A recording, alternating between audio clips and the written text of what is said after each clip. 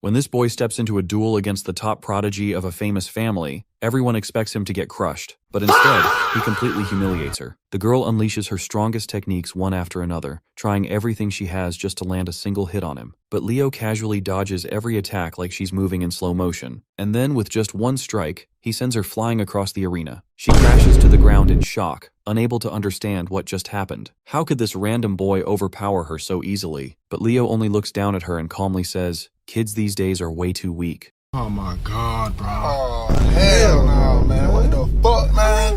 Get your ass on, boy. You get your goddamn ugly ass on.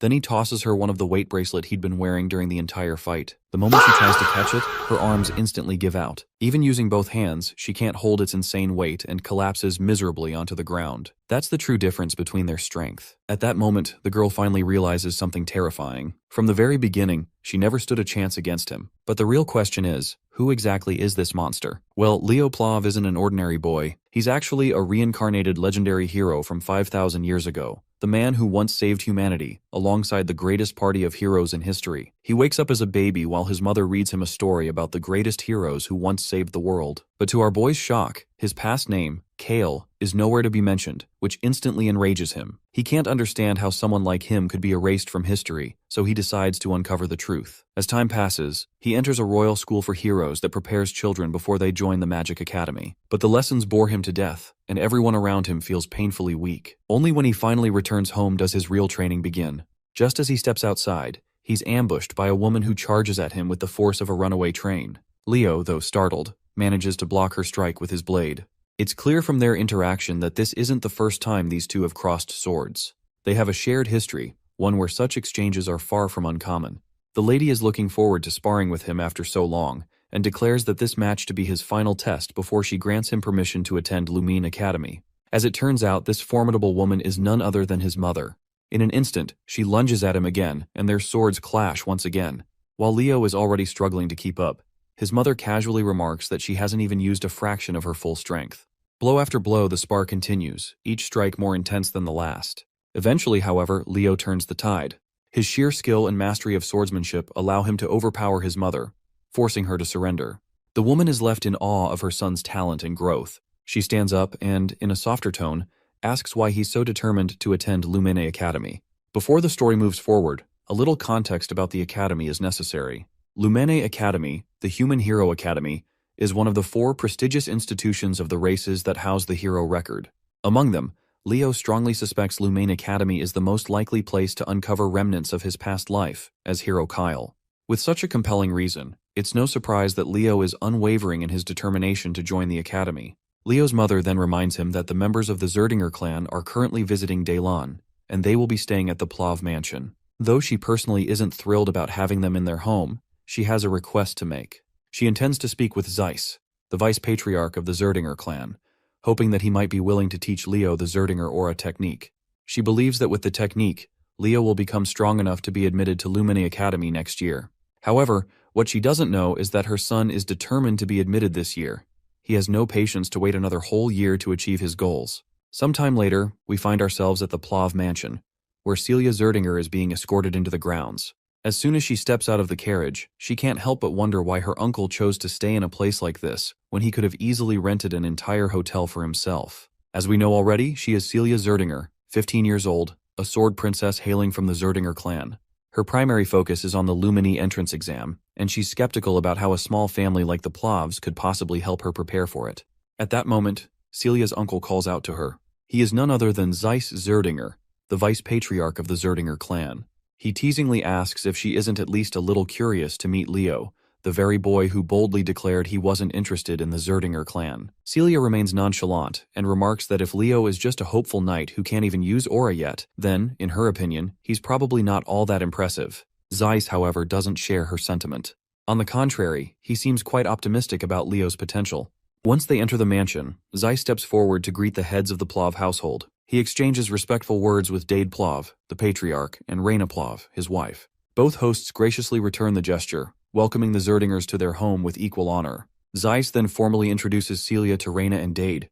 The young lady promptly reciprocates their hospitality with a courteous introduction of her own. She expresses her gratitude for being hosted in their home, Reina steps forward and takes a moment to observe Celia. She notes that Celia closely resembles her father and uncle, both in appearance and behavior. Celia, in turn, takes note of Reina's striking black hair and red eyes. It doesn't take long for her to realize that Reina is part of the Zerdinger family, which also makes her Celia's aunt. Later, Zeiss and Reina, who share the bond of being brother and sister, sit back and begin catching up. During their conversation, Zeiss mentions their recent visit to the Royal School of Delan, where they had hoped to catch a glimpse of Leo. However, they were disappointed to find that he had already left the school as he was uninterested in meeting anyone. Reina apologizes on behalf of her son, acknowledging that his behavior may have seemed disrespectful. Zeiss then curiously questions his sister about Leo, asking what kind of person he is. Reina speaks highly of him, claiming that Leo is unbelievably talented.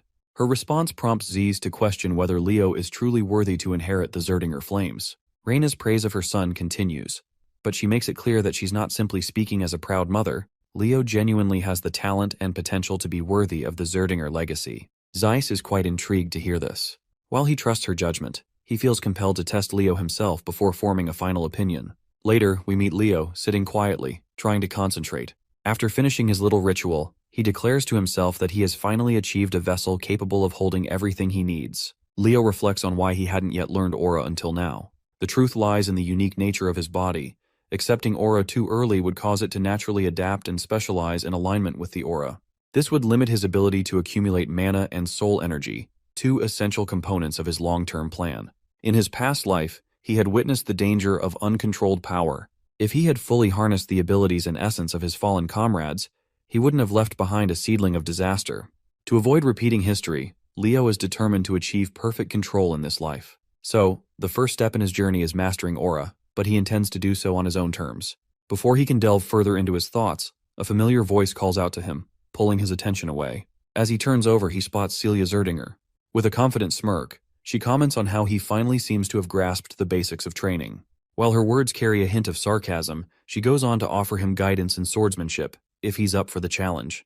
Meanwhile, our boy has no idea who the hell she is, so she introduces herself as Celia Zerdinger, the world-class sword princess, if she has to be specific. With the introductions out of the way, Leo gets straight to the point. Although he's feeling quite honored that she thought about him, he has no intention of receiving any guidance from someone he considers less skilled than himself. Needless to say, the girl's annoyed to hear this because his remark comes off like he's trying to suggest that he's stronger than her, to which Leo clarifies that in a death match, she's probably stronger, since he can't use aura himself. However, sparring with only swordsmanship is a whole different game, and he's certain he can handle her like it's no big deal. Celia feels challenged by his statement, so she looks around and grabs one of the swords from the plethora available. She wants to prove that what he has is nothing more than misplaced confidence, and she plans to do that by defeating him in a duel. In her mind, even if Leo learns aura, there's no way he could possibly defeat her. She just wants to teach him a harsh lesson in reality. She further claims that if she wins during her week-long stay here, he will become her servant. Leo isn't fazed at all by the term she's thrown at him, and in response, he asks what if he wins. To make things fair, she throws back that if he wins, she'll become his servant instead. Now that the bet is set, Leo grabs a practice sword and dives right into the sparring session. He tries to strike her with his unexpectedly impressive speed, but she easily outmaneuvers him. However, she can't help but notice that his speed is actually quite concerningly good. However, Celia is sure that this won't be enough for him to win. As they both charge at each other again, Leo lands a brutally heavy strike, and the sheer strength behind it overwhelms her. She quickly steps back as the force becomes too much to handle, and when Leo's sword collides with the ground, it shatters instantly. But he doesn't stop there. He charges at her once more. The once arrogant lady is already starting to regret challenging Leo, and she's certain she can't possibly block the incoming strike. So she braces herself and takes the hit head-on. But, to everyone's surprise, she didn't take any damage, because she had used an aura armor in the last moments, even though this wasn't part of the spar, because this spar was purely meant to be about swordsmanship. This arrogant piece of work doesn't own up to the fact that she couldn't dodge his attack. Instead, she makes an excuse, claiming it was just a reflex. But Leo declares that he's already won, and it doesn't matter. Of course, this leaves her in disbelief, as she's not ready to hand him the victory that easily. Leo had expected this, so he throws off the magic weight bracelets he was wearing to hold off his physical strength. In the next hit, he literally shatters her barrier, leaving the girl completely boggled.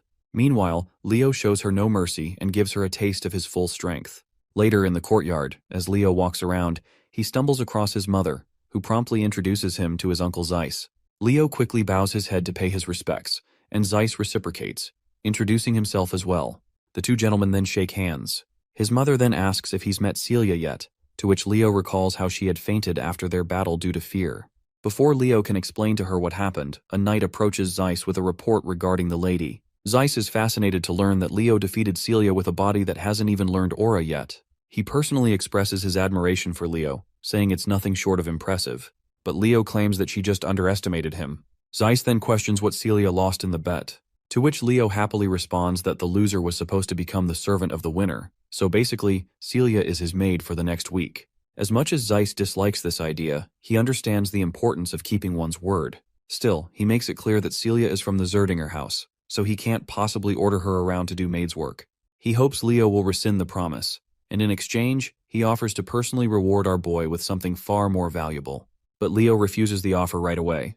He lets his uncle know that this was a wager between Celia and him, and as long as she retains the Zerdinger name, she needs to take responsibility. The uncle then questions him if he's also willing to let go of the opportunity to learn the Zerdinger's aura breathing method. Leo once again responds with a sassy jab. He believes that an aura breathing method given with the objective of preventing a niece from being humiliated holds no value in being learned. Since Zeiss has no other way around this predicament, he decides to get a little offensive. He questions the boy directly, reminding him that he just declared he would use the direct lineage of the Zerdingers as a servant, and that the Zerdinger aura breathing method is worthless.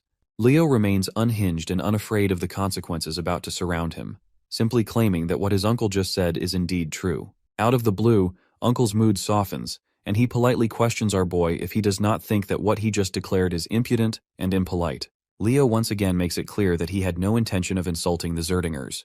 He claims that if he were being given the aura breathing technique as a reward for defeating Celia, he would have gladly accepted it. However, he has no intention of accepting it as a bribe just so she can escape the consequences of her loss. You see, if his uncle doesn't want to recognize Celia's defeat, it means they believe she is better than him and simply lost the duel by mistake. But Leo makes it clear that even if Celia had sparred against him in earnest, he still would have won. This leaves Leo's mother even prouder. Her brother is equally fascinated to hear such judgment from Leo.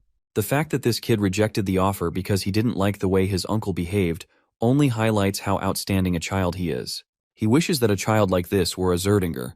Zeiss then gestures to his knights and orders them to send Celia to the maid's quarters. He turns to Leo and grants him the right to address his uncle without any honorary titles. After that short conversation, Leo parts ways, and Zeiss turns to his elder sister, proudly telling her that once he gets back home, he'll make sure to convince their elder brother so they can teach Leo the mighty technique, Phoenix Breath. Later, the scene switches to Leo's room. The first thing we notice is Celia's totally embarrassed face. She's going bonkers with embarrassment as she claims herself as Celia the maid, who will be in charge of Leo for the next week. Leo is literally enjoying the heck out of it when she calls him like that.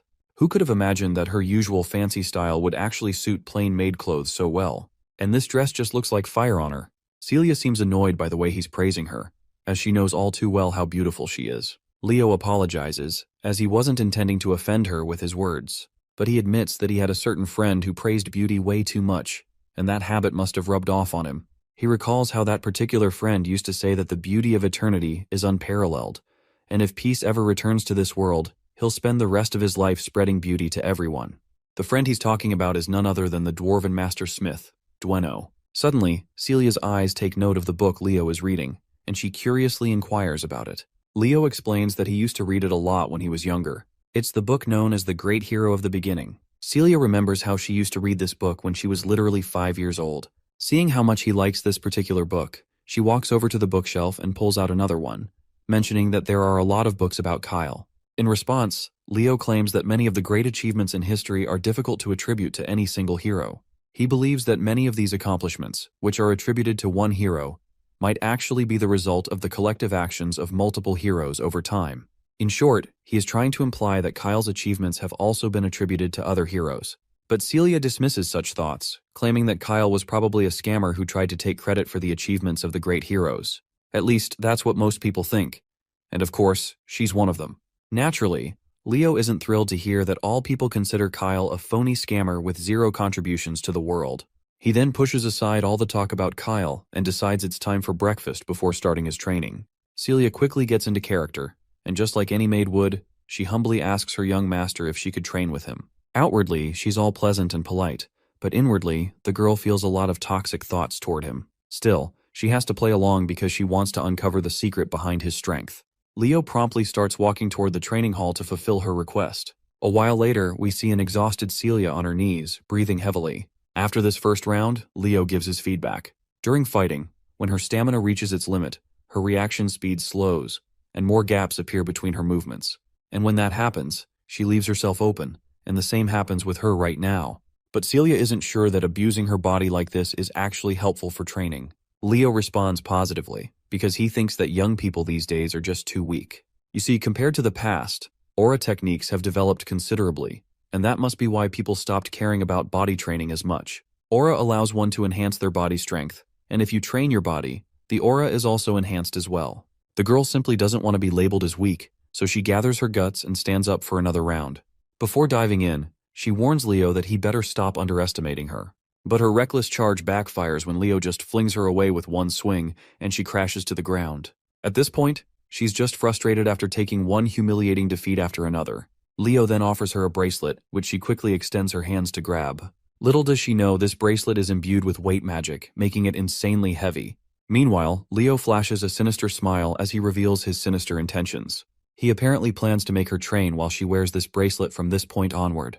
The next day, we see Zeiss also watching them both train. After seeing how much Celia is struggling, the uncle is sure this is going to be a good experience for her. Before going to Lumerne, it might be good for her pride to crumble at least once. He then calls out to Leo and gives him some good news that he's thinking of asking the Patriarch to allow him to inherit Phoenix Breath. The mention of Phoenix Breath catches Leo off guard because, as far as he can recall, that's basically the Zerdinger family's origin for the aura technique. He's heard that only people who are recognized within the family can inherit it. Celia also raises her opinion that her father won't allow it that easily. But it looks like Zeiss has figured this much out already. He proposes a condition to Leo. If he passes the Lumerne entrance examination, he'll be allowed to learn the technique. Of course, this remark doesn't sit well with Celia because, in her eyes, Leo is just a brat who can't even use aura. And since the Lumerne entrance examination consists of actual fights, it's going to be very dangerous for him. Well, Leo doesn't shy away from claiming that he doesn't have any real fight experience. But we all know that's only the case if he doesn't take his previous life into account. Zeiss awaits for Leo's opinion, to which our boy quickly agrees, as long as his parents are okay with this decision. A week passes by and the day of the Lumerne entrance examination finally arrives.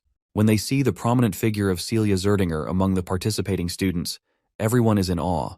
Meanwhile, Celia throws a jab at Leo, asking if he's feeling nervous. It looks like after spending so much time being a personal maid, Celia has lost herself in the character because she's still referring to Leo with the master title. As they stand there, Gullivan's unmistakable voice catches their attention. He's actually here to see Celia, but he's a little shocked when he notices that Leo is with her. This piece of work throws shade at Leo since he believes that our boy does not belong here, since he doesn't even know how to use aura. At the same time, he tries to greet Celia politely. However, the poor guy is totally ignored by the duo like he doesn't even exist. He gets awkward and tries to remind Celia that he's Gullivan Tratton, and he had greeted her when they met last time. But to Gullivan's dismay, Celia doesn't recognize his name and quickly grabs Leo's hand in order to leave the scene. Suddenly, they're called by someone else. It's actually two siblings gracing the scene. The taller one is Abad Llewellyn, hailing from the Llewellyn family, and he's 16 years old. And the shorter girl beside her is Chelsea Llewellyn, 14 years old, and she shares the same family name. While Celia seems to recognize these two, Leo has no clue who they are. Celia explains that they're the Llewellyn siblings, hailing from the same heroic lineage of the Lordran Empire, the children of the Llewellyn family. Celia is particularly fired up because she's not thrilled to see these two. She warns Leo that the Llewellyn siblings will be partaking in the exam with them, so they absolutely can't lose to them. She definitely can't have the Zerdinger clan lose to the Llewellyn family. But this isn't really Leo's concern, after all, he's from the Plove family, not Zerdinger. Anyway, when the two greet Celia, she doesn't have any reason to decline their greetings and reciprocates the gesture. She also makes sure to introduce Leo from House Plove, a noble family within the kingdom of Dalad. Hearing that Leo doesn't have a fancy title attached to his name, Abad Llewellyn dismisses him as insignificant. The two siblings promptly twirl around and proceed to walk away, throwing out the warning that they'll surely be in the top spot. It goes without saying that Celia doesn't like the Llewellyn siblings' guts, and is looking forward to thoroughly crushing them in the upcoming trials. Suddenly, someone representing Lumerne Academy steps onto the podium, immediately commanding the attention of everyone present. The man introduces himself as Albi Zeron, a professor at Lumerne Academy. While Celia's expression shifts to one of shock upon seeing this prestigious figure, Leo seems unimpressed, mostly because he has no idea who this guy is. Celia is visibly annoyed that Leo doesn't even recognize someone of Albi's stature. She takes the opportunity to educate him and explains that Albi Zeron is listed in the hero record, a distinguished list of individuals considered heroes of the current era. Leo takes a moment to observe the professor carefully and notices something peculiar: immense mana concentrated in Albi's left eye. Professor Albi then proceeds to address the gathered students. He begins to explain the format of the entrance examination. According to Albi, the trials involve two main components: one-on-one combat and monster subjugation. Traditionally, participants would take turns completing these tasks. However, Albi immediately clarifies that he finds such methods tedious and wastes no time proving his point. In an instant, he burns the sheet of paper he was holding, as if discarding the conventional exam structure entirely. And up next, he pulls out a thick, ancient-looking book. As he opens it, the teacher summons forth the first chapter titled Prologue, The Wild Forest. In that moment, a massive enchantment circle begins to glow under the feet of the entire student body. The scene is set, and no one has a clue what the professor intends to do next.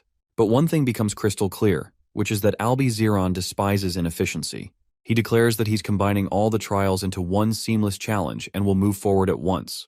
To understand what's happening, we learn that the hero record isn't just a historical record. Its real value lies in its ability to manifest the hero's world, which contains the experiences of past heroes. By accessing this world, one can inherit the power of a previous hero. Simply put, it's almost like a hero training system. All the students have been transported into this hero's world, known as the Wild Forest. The professor announces that their one and only objective is to survive. Whether they join forces or eliminate each other, they can do whatever it takes to stay alive. Those who want to quit can break the orb they're holding and return. That's all there is to it. After looking around for a few minutes, it doesn't take our boy long to recognize the place. It looks exactly as he remembers. You see, this used to be an elven forest before it was taken over by the witch queen, Silatna. Meanwhile, some students just want to go back, especially since they think that this place is nothing more than an illusion. But our boy doesn't share the same thoughts. As far as he can tell, while this world might have come from the examiner's memories, everything that is going to happen here will be real. The deadly hazards here could seriously kill someone if they're not careful enough. With the mention of danger, Leo notices someone's presence and is soon attacked by an arrow that literally shatters the ground beneath him upon impact. Thankfully, he's safe, but when he looks in the direction of the arrow's source, he sees it's the girl from the Llewellyn family, Chelsea. It looks like she has mistaken him for a member of the Zerdinger family, and because of that, she's determined to eliminate him. But Leo quickly makes it clear that he's a member of the Plove family. Chelsea, however, becomes more aggressive, thinking he's lying since she had seen him with Celia earlier. Without hesitation, she casts her magic Windsickle. Leo seems impressed as he watches her chant a spell that didn't exist in his past life, but he also notices that the basics of this spell are not much different. Meanwhile, Chelsea is frustrated by how calm and composed he is while facing her. To shake him up, she unleashes her impressive ability at him, but Leo just effortlessly blocks it with a single swing of his sword, and the mana blade she sent at him simply falls away. This leaves Chelsea unsettled. From what she can tell, he didn't even use aura, so how has he blocked her attack so easily? Our boy just rubs salt in her bruised ego by casually claiming that her attack was too simple. He invites her to form an alliance as it will be beneficial for her. He reminds her that the one who survives the longest earns the most points, so as a sorceress, she should at least try to pass one test before getting eliminated. I don't even have to tell you what her response is. She quickly fires back and boasts that she is not your typical sorcerer, she's a battle mage. She's offended by his comment where he called her attack simple. Feeling the sting of his words, she channels all her power to crush him on the spot, just so she can prove she's not the weakling he thinks she is. But all of her attacks end up being pointless, as Leo isn't even standing in the direction where the blades are heading. What's worse is that she can't feel a trace of mana anywhere, so she can't even spot him where he is. But her eyes soon meet Leo, who's right in front of her with his fist balled up. We don't get to see if that punch lands on her terrified face or not, but one thing is clear: her knees lose the strength to hold her up, which is a clear sign of victory for our boy. Leo, however, once again reminds her that the offer to join forces is still on the table if she changes her mind. Before we can hear her response, the scene cuts to the faculty of Lumerne Academy, who are watching the show through a digital window. They're thrilled to see that the battle is finally heating up. Back to Chelsea. It looks like she's getting no mercy. Leo has tied her to a tree trunk, and the look on his face clearly shows he's not exactly having good intentions for this poor girl. He also makes sure to start a small bonfire since the night is settling in.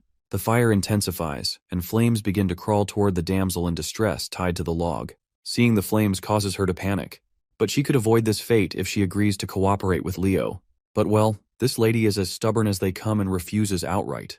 She makes it clear she needs no one to ally with her except for her brother. She tries to use some wind magic, but her efforts prove futile because Leo has already placed a skill that restricts magic. Though inwardly, he reveals to us that he doesn't have enough mana to maintain this skill, so it won't last much longer. The lady finally relents, thinking she doesn't need magic to get herself out of this mess. But that's exactly why Leo is here. He's more than ready to keep a close watch to make sure she's not trying anything tricky. Without hesitation, he cranks up the intensity of the fire, and soon the flames begin to catch on her. Even her clothes start to burn. Well, that's the last straw. The girl finally concedes and agrees to form an alliance with him.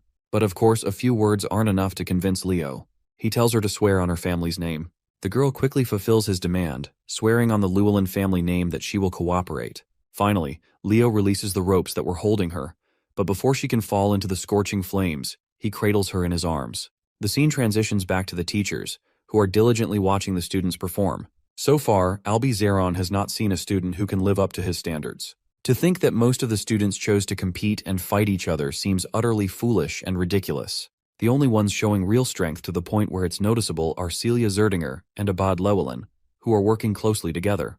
At least this gives him some reassurance that there is still hope for the students. Then, his attention shifts to Leo and Chelsea, who are also working together. His eyes are particularly fixated on Leo. Although the fire stunt he pulled on Chelsea was pretty immature, getting Chelsea Llewellyn to cooperate at least earns him a passing grade in Albie's eyes, especially since he doesn't possess the power or grace of Celia and Abad.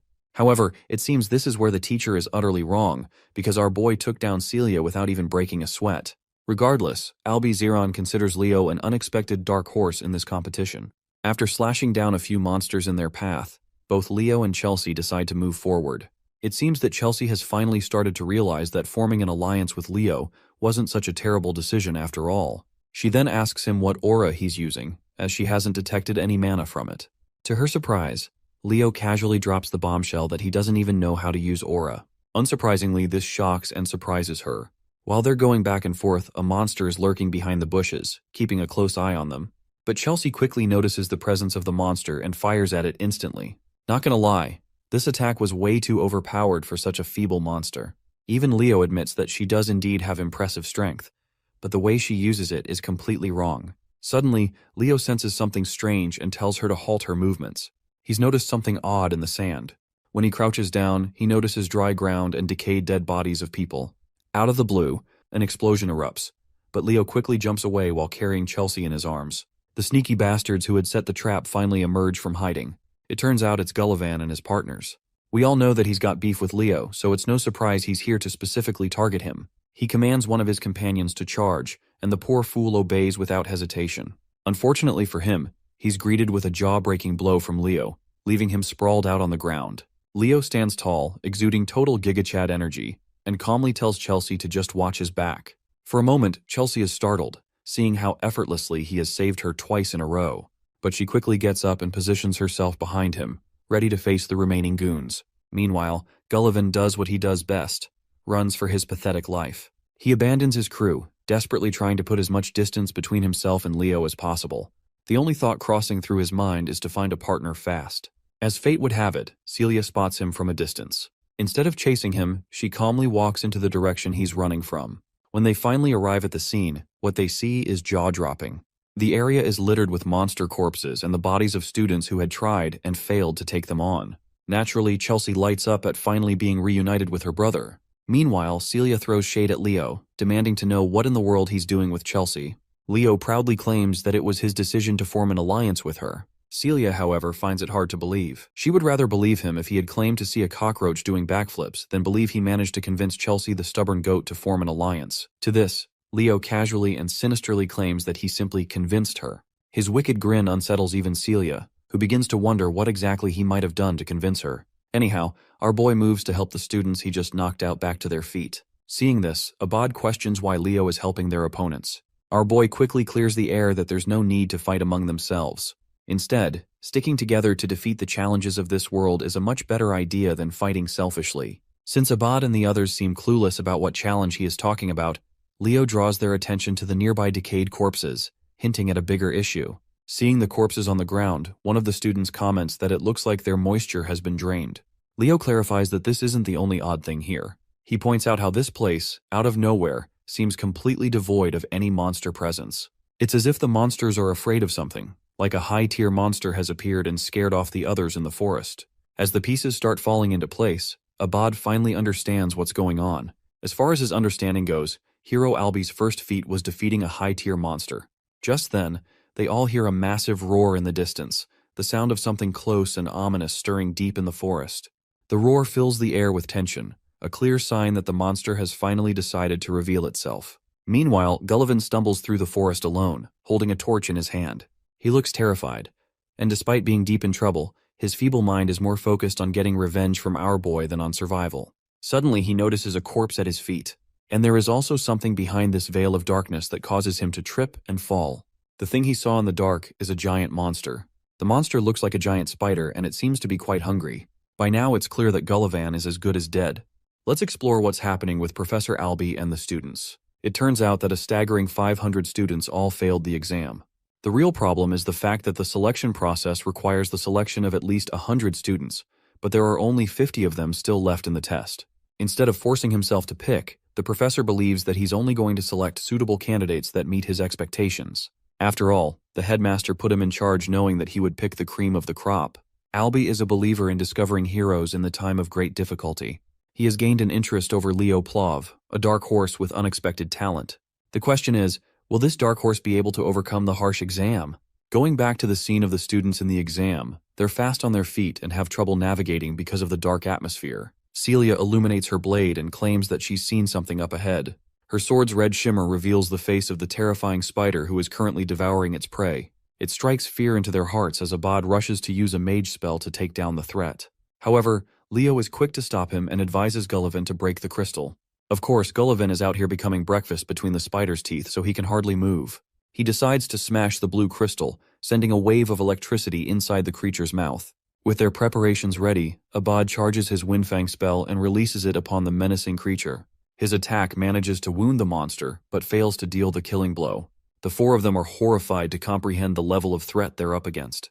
This creepy crawly is the Spider Princess Tarantula, and she's not cute. One student foolishly lunges in with the hopes of a melee attack. He's humbled too soon with a single strike to his body, sending him crashing to the ground. Next up is Celia, who is arrogantly assuming that she'll end the fight with a single attack. Activating the Prominence spell, she releases a sharp yet destructive beam of red, piercing the creature's body and sending it waves of pain. However, the spider is as durable as a tank and quickly recovers, making Celia's approach useless as well. Abad uses this moment to talk her down, claiming that a mage and a knight's destructive power is incomparable. He releases a wind spell, Raphael, to slice the spider in an endless spiral.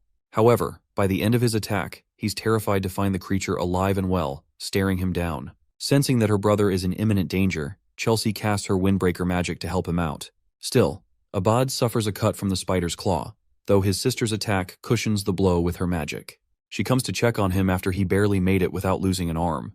They've tried everything against this monster, but its immensely fast regeneration proves them useless. Despair is setting in their hearts as the Queen Tarantula approaches to finish them. Leo comes in and explains that this creature is the daughter of Salatna.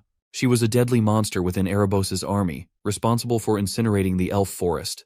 What's more, Leo reflects that the mana he detected in Professor Albi's left eye contains signs of the Fairy King's mana. The tarantula ruled over the cursed wild forest. Not only did she annihilate the forest belonging to the elves, but she also ate the most reliable comrade of the Fairy King who rebelled against her. At the time, Leo believed that Luna responsibly defeated Tarantula, but it turns out the reality is different. The tarantula survived thanks to devouring the Fairy King's assistant, who possessed the source of infinite life energy in the form of an invaluable artifact, none other than the Ring of Life. Abad is as stubborn as a log, and thinks that it's only right for him to take out the monster if it's a part of the exam. Both he and Celia decide to unleash consecutive strikes in the hopes of defeating the creature on their own. The tarantula endures their wrath, but Leo thinks it's all useless since the creature will just keep regenerating to no end. In fact, they'll be the ones to run out of mana first. In a last-ditch effort, Celia asks for his opinion on how they should handle the monster. Leo explains that it requires the teamwork of two, but his suggestion is immediately met with disagreement by Abad, who is selfishly hoping to overcome the monster on his own. The same goes for Celia too. With both of them acting like children, our boy comes and gives them a dear reality check, that if they don't work together to defeat the monster, they will all fail. His words finally get through. Abad amuses the possibility of them working together, and thinks that it will still consume some time to initiate a joint strike that kills the creature in one go. The thing is, since no one apart from them can stall the monster, it's going to be hard. Deciding to step up and contribute in their struggle, Leo expresses that he can buy some time for them. Celia thinks he's become a nutcase and reminds our boy that he can't even use aura yet. Leo confirms that he can hold out no longer than 5 minutes for them in his state. The magician Abad is afraid that their coordinated attack might still fail by then. However, Leo is absolutely certain that it will work and picks up a weapon from the ground.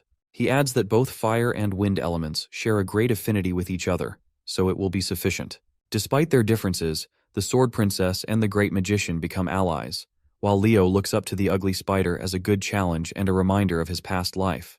The fight begins with our boy impressively slicing off the creature's limb with a sharp swing, shocking the other two students. He goes on to annihilate the creature's face, and finds himself satisfied to find the monster of Tartaros. Exploring a flashback of the past, we see an elven child running in frightening tears. Unfortunately, the monster Tartaros captures him with its webbing. With the boy completely immobilized in the creature's net, there's just no chance of escaping anymore. The spider quickly arrives, ready to consume him whole. The boy begs for his mother's help and awaits impending doom, until one radiant being appears as a savior, a being of light that stops the creature from hurting the child.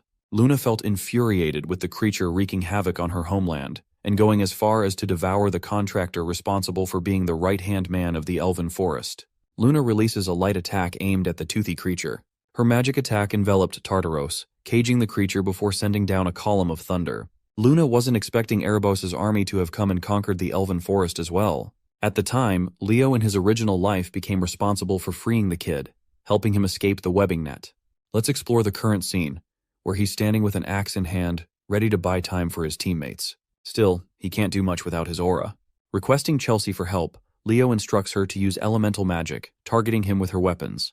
He evasively dodges a strike. Because of his immense speed, Chelsea is concerned that he might get caught up in the attack at this rate. However, Leo emphasizes that he's going to be just fine so long as she hurries up. Chelsea activates her magic, ready to mold any kind of weapon for him. Leo is fine with anything as long as it works. She manifests a weapon for him, while he guesses that she's preparing a scimitar and a bastard sword. With both weapons in hand, Leo unleashes his fury of slashes, cutting down on the spider. With each weapon breaking, Chelsea sends another one in his direction. He catches a dagger and a battle axe. Leo's shocking and overwhelming physical capabilities have shocked Chelsea to the core, so much so that she thinks he's an expert in martial arts. Even Abad can't help but think of him as strong. Still, it's not like he's invincible, as a sharp cut grazes his face. Leo thinks that if he can't even stop a stupid spider here and now, then his friends will never stop mocking him in the afterlife. He ramps up the intensity and cuts down the spider, requesting for another weapon. Unfortunately, Chelsea is all out of weapons in her disposal, which comes as a shock to him. Thankfully, however, Celia has already finished preparing her ultimate strike.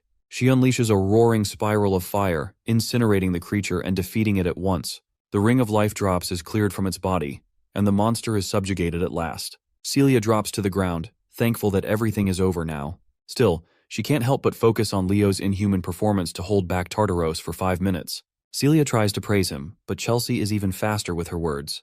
She's become his #1 fan and thinks that his performance just now was comparable to the heroes of the legends.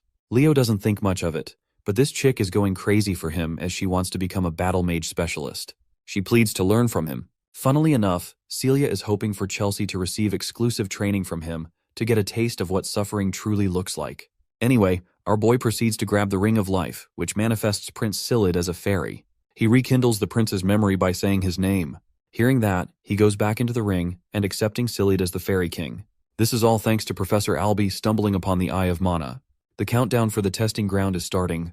Clearing Tay stage has earned them the reward of the Fairy King's pledge. Before they're transferred, Leo recognizes someone from his past life. Fast forward to Kalian Badian, the principal of the academy, who is reviewing the exam report of the Western Territory. His assistant wonders how many students Albie ended up passing because of his strict requirements. The headmaster is rather surprised to see 40 students coming clean from the exam, which still isn't a high number. The headmaster isn't too disappointed because this dude thought he'd only see 10 students passing at most. This is still a great achievement. Celia and Abad seem to be the top candidates in his expectations. The headmaster heard that there was someone who was recommended as the representative for the year. It's shocking enough that Albie of all people recommended a student. They're almost certain it has to be either the Zerdinger or Llewellyn candidate. But as it turns out, this candidate is someone that no one's heard about before, a name that exceeds both Celia and Abad in performance. We come to Professor Albie's side of things, who is sharply assessing the boy's abilities. He recommended the student Leo Plove as the representative of the Night Division. The headmaster expresses shock for the professor to speak highly of this brilliant student. He specifically described this candidate to boast the talent of a hero. Now that the examination is all done and settled with, our boy is enjoying a hot sauna all to himself, relishing in its warmth. The reward for clearing the exam is the Fairy King's pledge. Now when it comes to clearing a hero's living world, there isn't supposed to be a typical reward, but strangely, he was given one as the exception. Leo doesn't understand why and sees his mother standing in front of him. She confronts the boy, questioning if he knows why she was expelled from the House of Zerdinger. In an effort to rescue an ally, she ended up losing control and unleashed the flames of Zerdinger. But she hasn't come to regret her decision, not even now. Fixating her attention to her only son, she wants the boy's incredible talent to be steered in the right direction. Also, she's most delighted to congratulate him on being accepted into the academy. Stepping foot in the glorious Lumeria city, the students are requested to collect their belongings before stepping foot outside the gate. Lumeria is the centerpiece of the world, and its most prized institution is the Lumerne Academy. With Leo finally having arrived, his uncle comes to greet the boy and shares his congratulations for passing. Leo wonders what he's doing here, and learns that the House of Zerdinger is currently busy resolving an unending debate that has been going on for at least a month's time. He quizzes the boy, asking if he knows the reason for the conflict. Leo wonders if it has anything to do with the inheritance of the Phoenix Breath. His uncle confirms that it's exactly the case, and while his older sister isn't a part of the Zerdinger clan, Leo is inevitably her son. Then there's the fact that the elders of the clan are highly impressed by the boy's clearance of the Western exam, notorious for being extremely difficult. Leo is handed a special subspace key, which he decides to use at once by chanting a command. It unlocks access to a special book. His uncle then instructs him to stain the pages of the book with his blood. Leo follows his instructions, biting his thumb and releasing the splattering drops on the page. Now that he's shared his blood, he has access to the information inside the book. No one else will be able to know. And while it isn't easy to master the techniques of the Zerdingers, his uncle is confident in the boy's talent and believes he will get used to it in no time. With this, he officially welcomes him to the House of Zerdinger. After their meeting, Celia requests to meet Leo in an unknown location. Suddenly, a girl randomly bumps into him, causing the both of them to crash. Glasses girl over here quickly gathers her books, apologizing for her careless rushing. She goes away when Leo notices her card.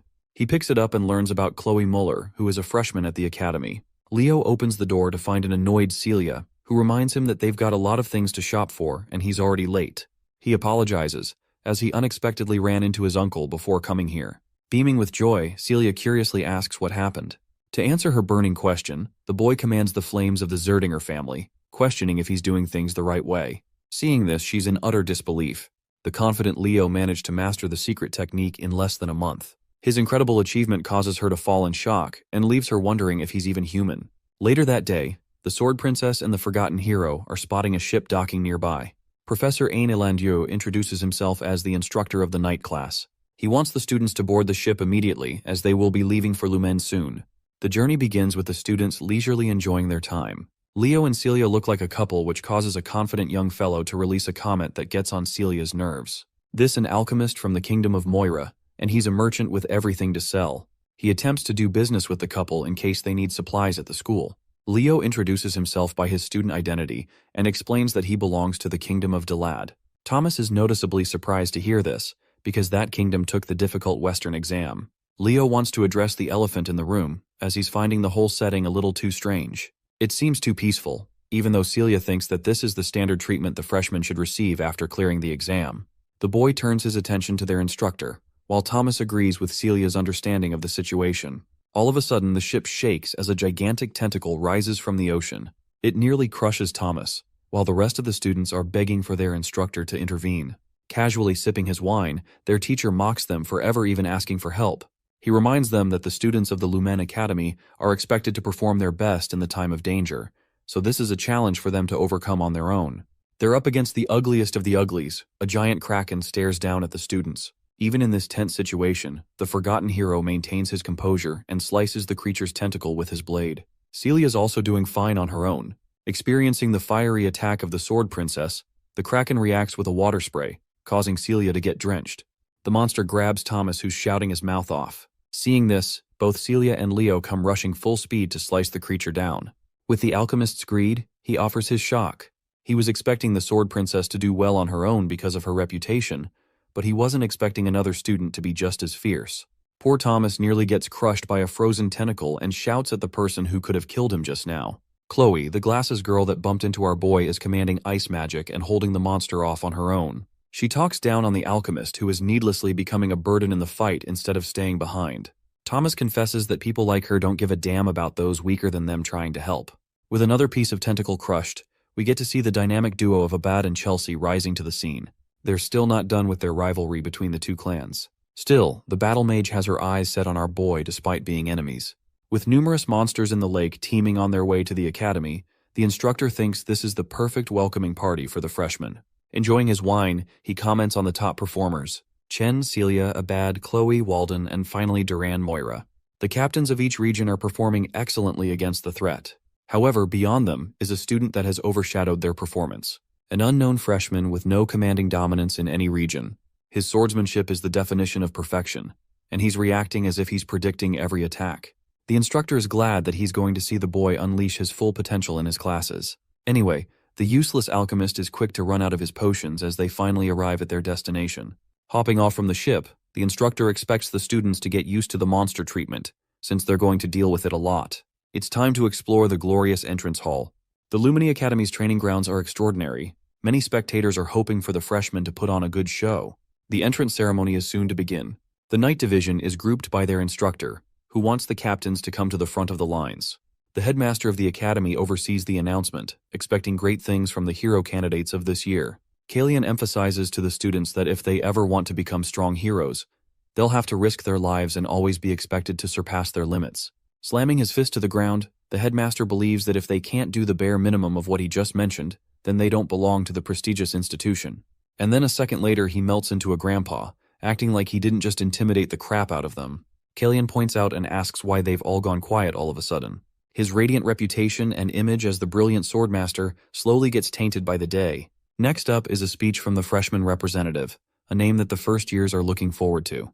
It's not Celia, Abad, Chloe, or anyone else. Only Leo Plove's name is chanted, coming as a shock to even him.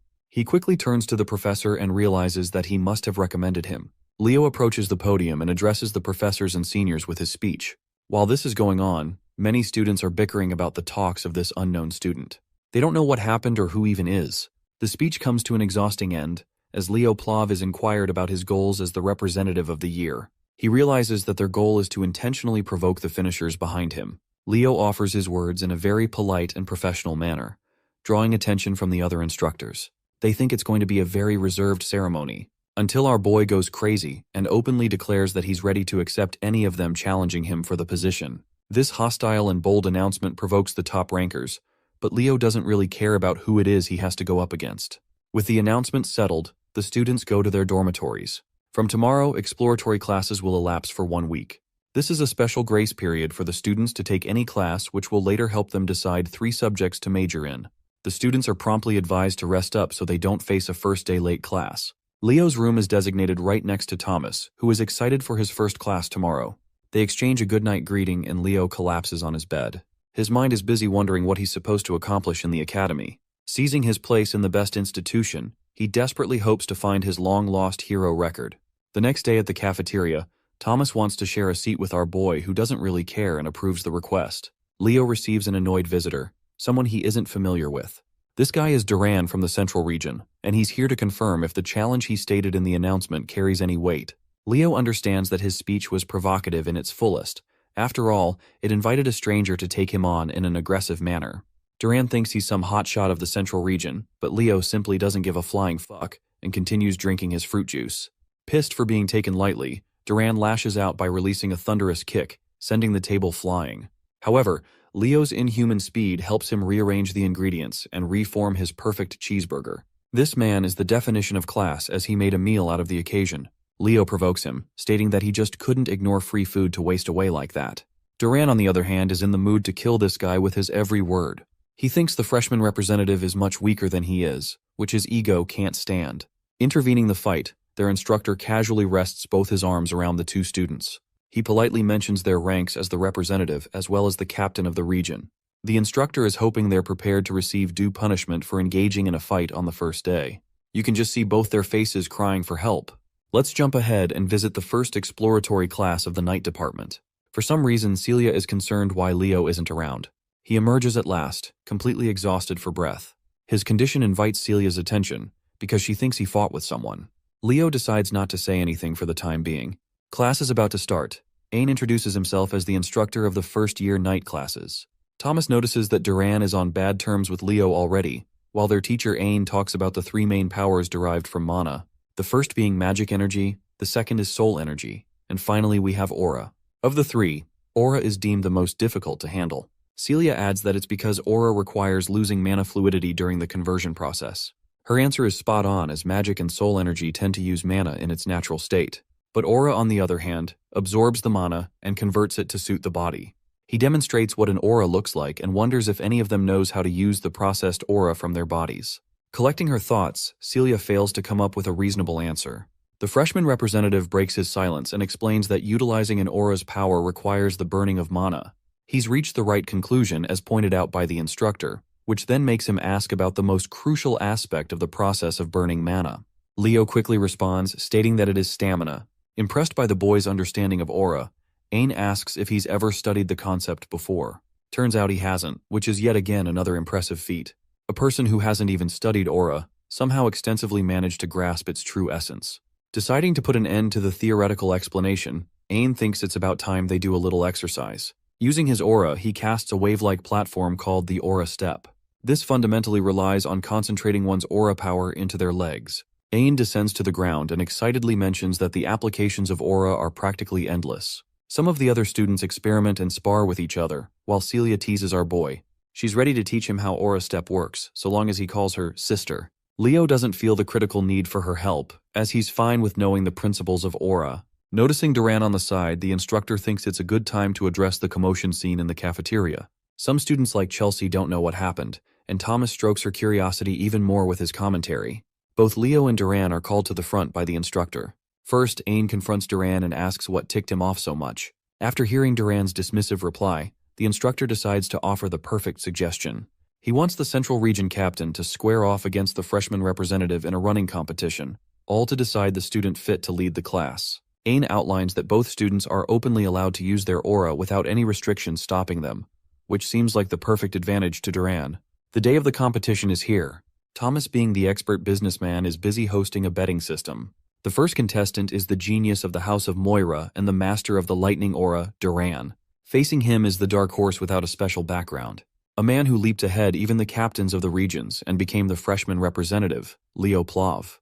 The students are expecting great things from the freshman representative. After all, they're extremely underwhelmed to find that he can't even use a simple move like Aura Step.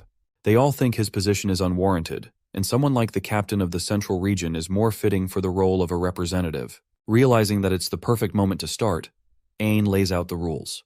The first to hit the finish line will win, and their opponent will have to accept the results of the outcome without fail. The race is about to begin.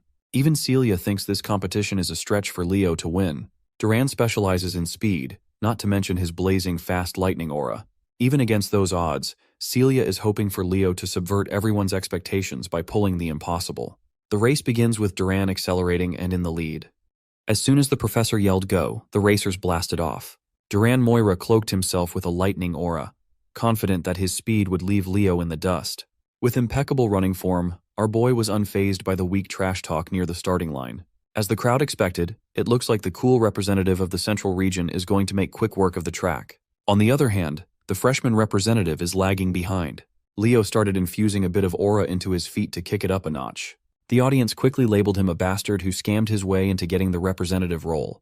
In the midst of the crowd, which unanimously opposed him, a lone flower is cheering on Leo. Chelsea Llewellyn's passionate shout of support stood out. Focused on crushing the opposition, Duran continuously lived up to his family's signature attribute.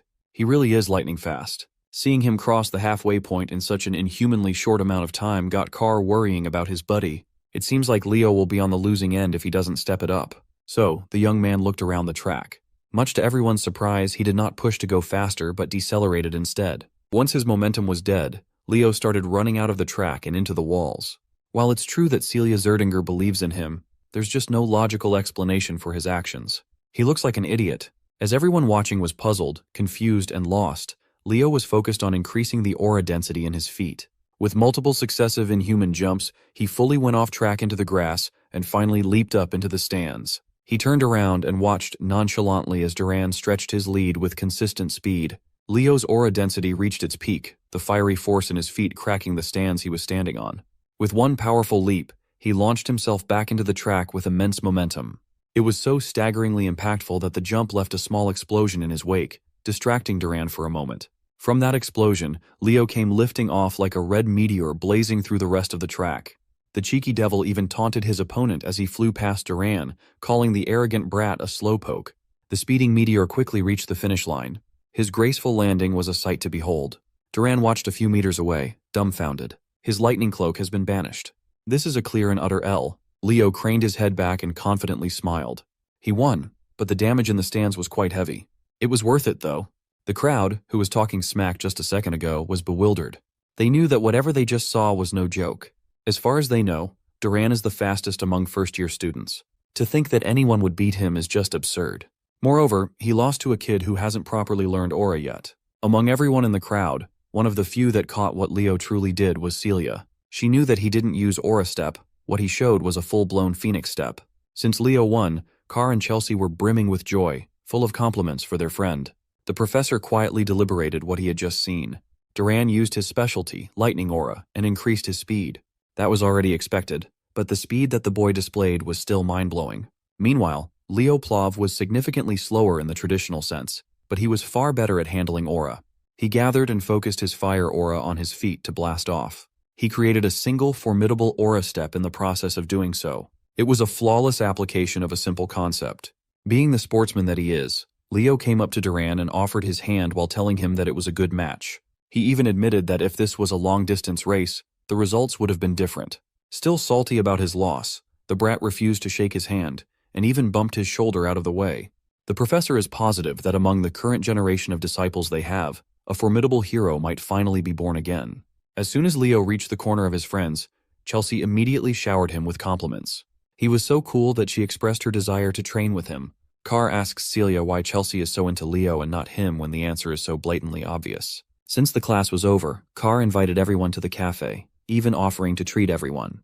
Leo apologized as he couldn't tag along for leisure. Without saying another word, he quietly walked away from his clique. When asked where he was going, he simply answered that he was going to listen in on summoning classes. Confused, his friends asked why a night student would sit down in a summoning class. As usual, the reason is for research purposes. There's still something Leo can't wrap his head around. Why did the Fairy King give him the pledge as a reward?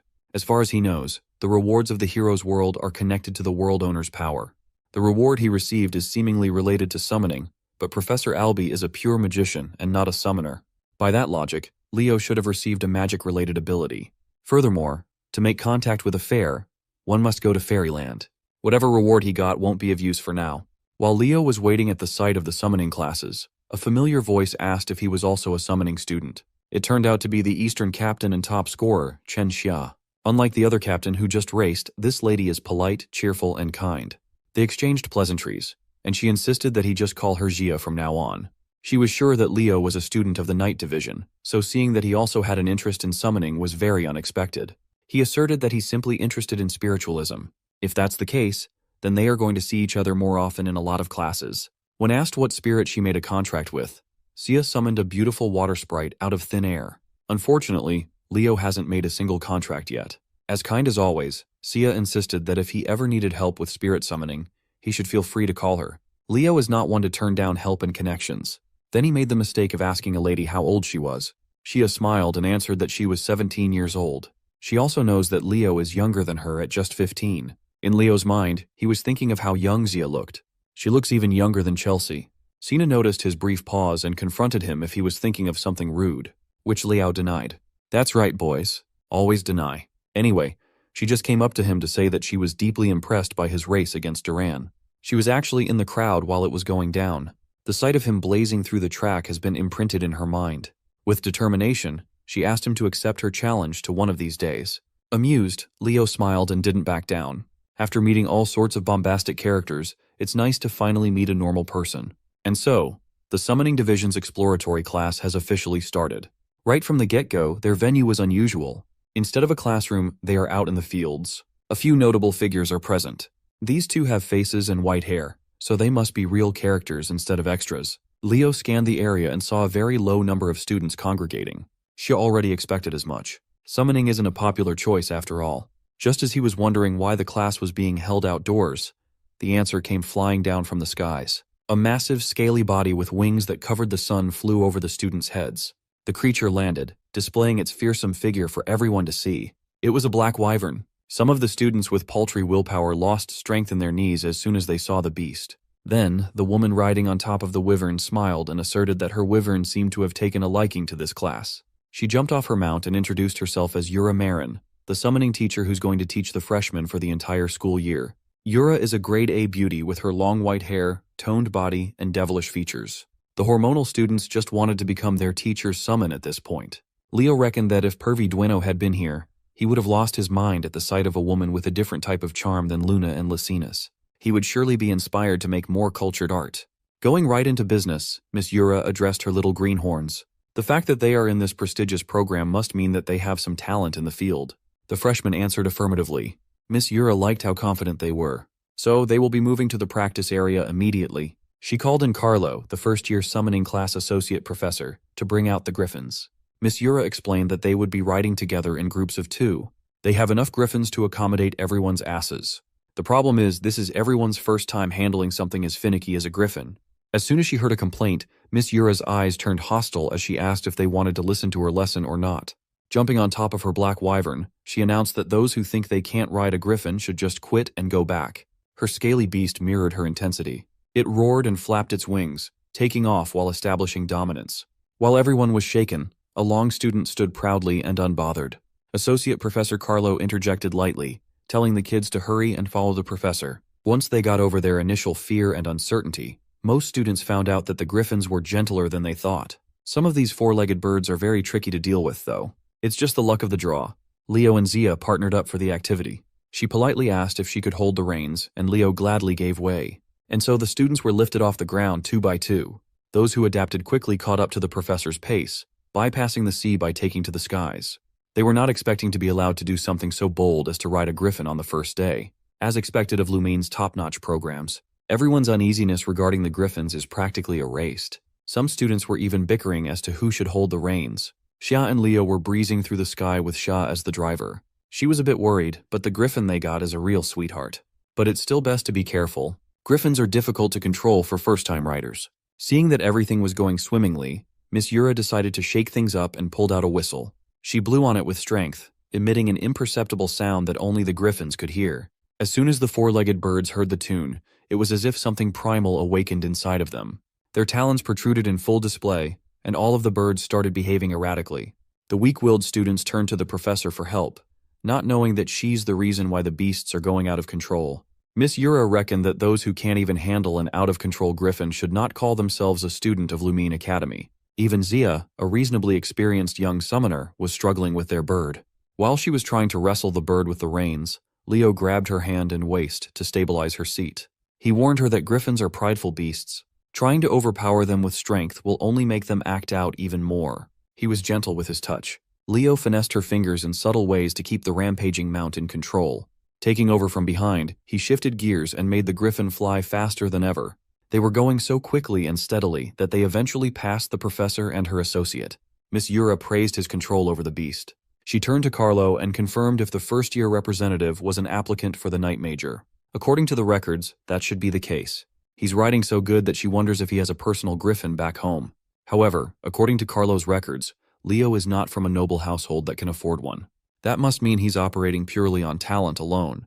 It's still early in the class, but Miss Yura is optimistic that she might have just found a hidden little gem. After that sky debacle, every student eventually reached the island of summons, every summoning major's practice grounds. A lot of the kids were throwing up on the beach after such a nauseating wild ride. On the other hand, Leo is just roaming the white sandy beach in search of a suitable fruit. When he finally found one with the right size and ripeness, he motioned to pluck it off the tree and saw a burnt feather. His mind started racing with possibilities, but he kept it to himself for now. After grabbing the ripe fruit, He fed it to the griffin as a sign of gratitude for bringing them to the island safely. With everyone accounted for, Miss Yura called everyone to gather up. From now on, they will be taking a practical exam on the first day, no less. Some of these kids just wanted to check out the exploratory class period, but now they're facing an impromptu exam. Miss Yura explained that compared to the other two majors, the path summoners must walk goes much further. Everyone should already be aware of that. For summoning, just having control over mana is not nearly enough. In order to make a proper contract with a suitable spirit, one needs the proper spirit affinity. To command your summons adeptly, adequate taming ability is a necessity. The path is hard and complicated. That is why the number of summoner heroes is vastly lower than that of the other two traditional classes. However, compared to other heroes, summoners who rise to get the title accomplish much more than the vast majority. Great summoners have deeply etched their names in history. That is the allure of being a summoner. Every student here wishes to become that sort of legendary figure in their own right. Eliza Hergen, from the renowned summoner hero family of the North, the Hergen clan, stepped up to the challenge and asked the professor what sort of exam they must face. Miss Yura explained that, as the name suggests, the island of summons is full of beasts and spirits. Since a summon is considered a form of weapon for summoners, the exam will test every student's taming ability. With that in mind, the contents of the test are simple. They just have to tame a summon in the forest and bring it back to the beach. After taming and making a contract, they are free to keep the summons. The students erupted in celebration.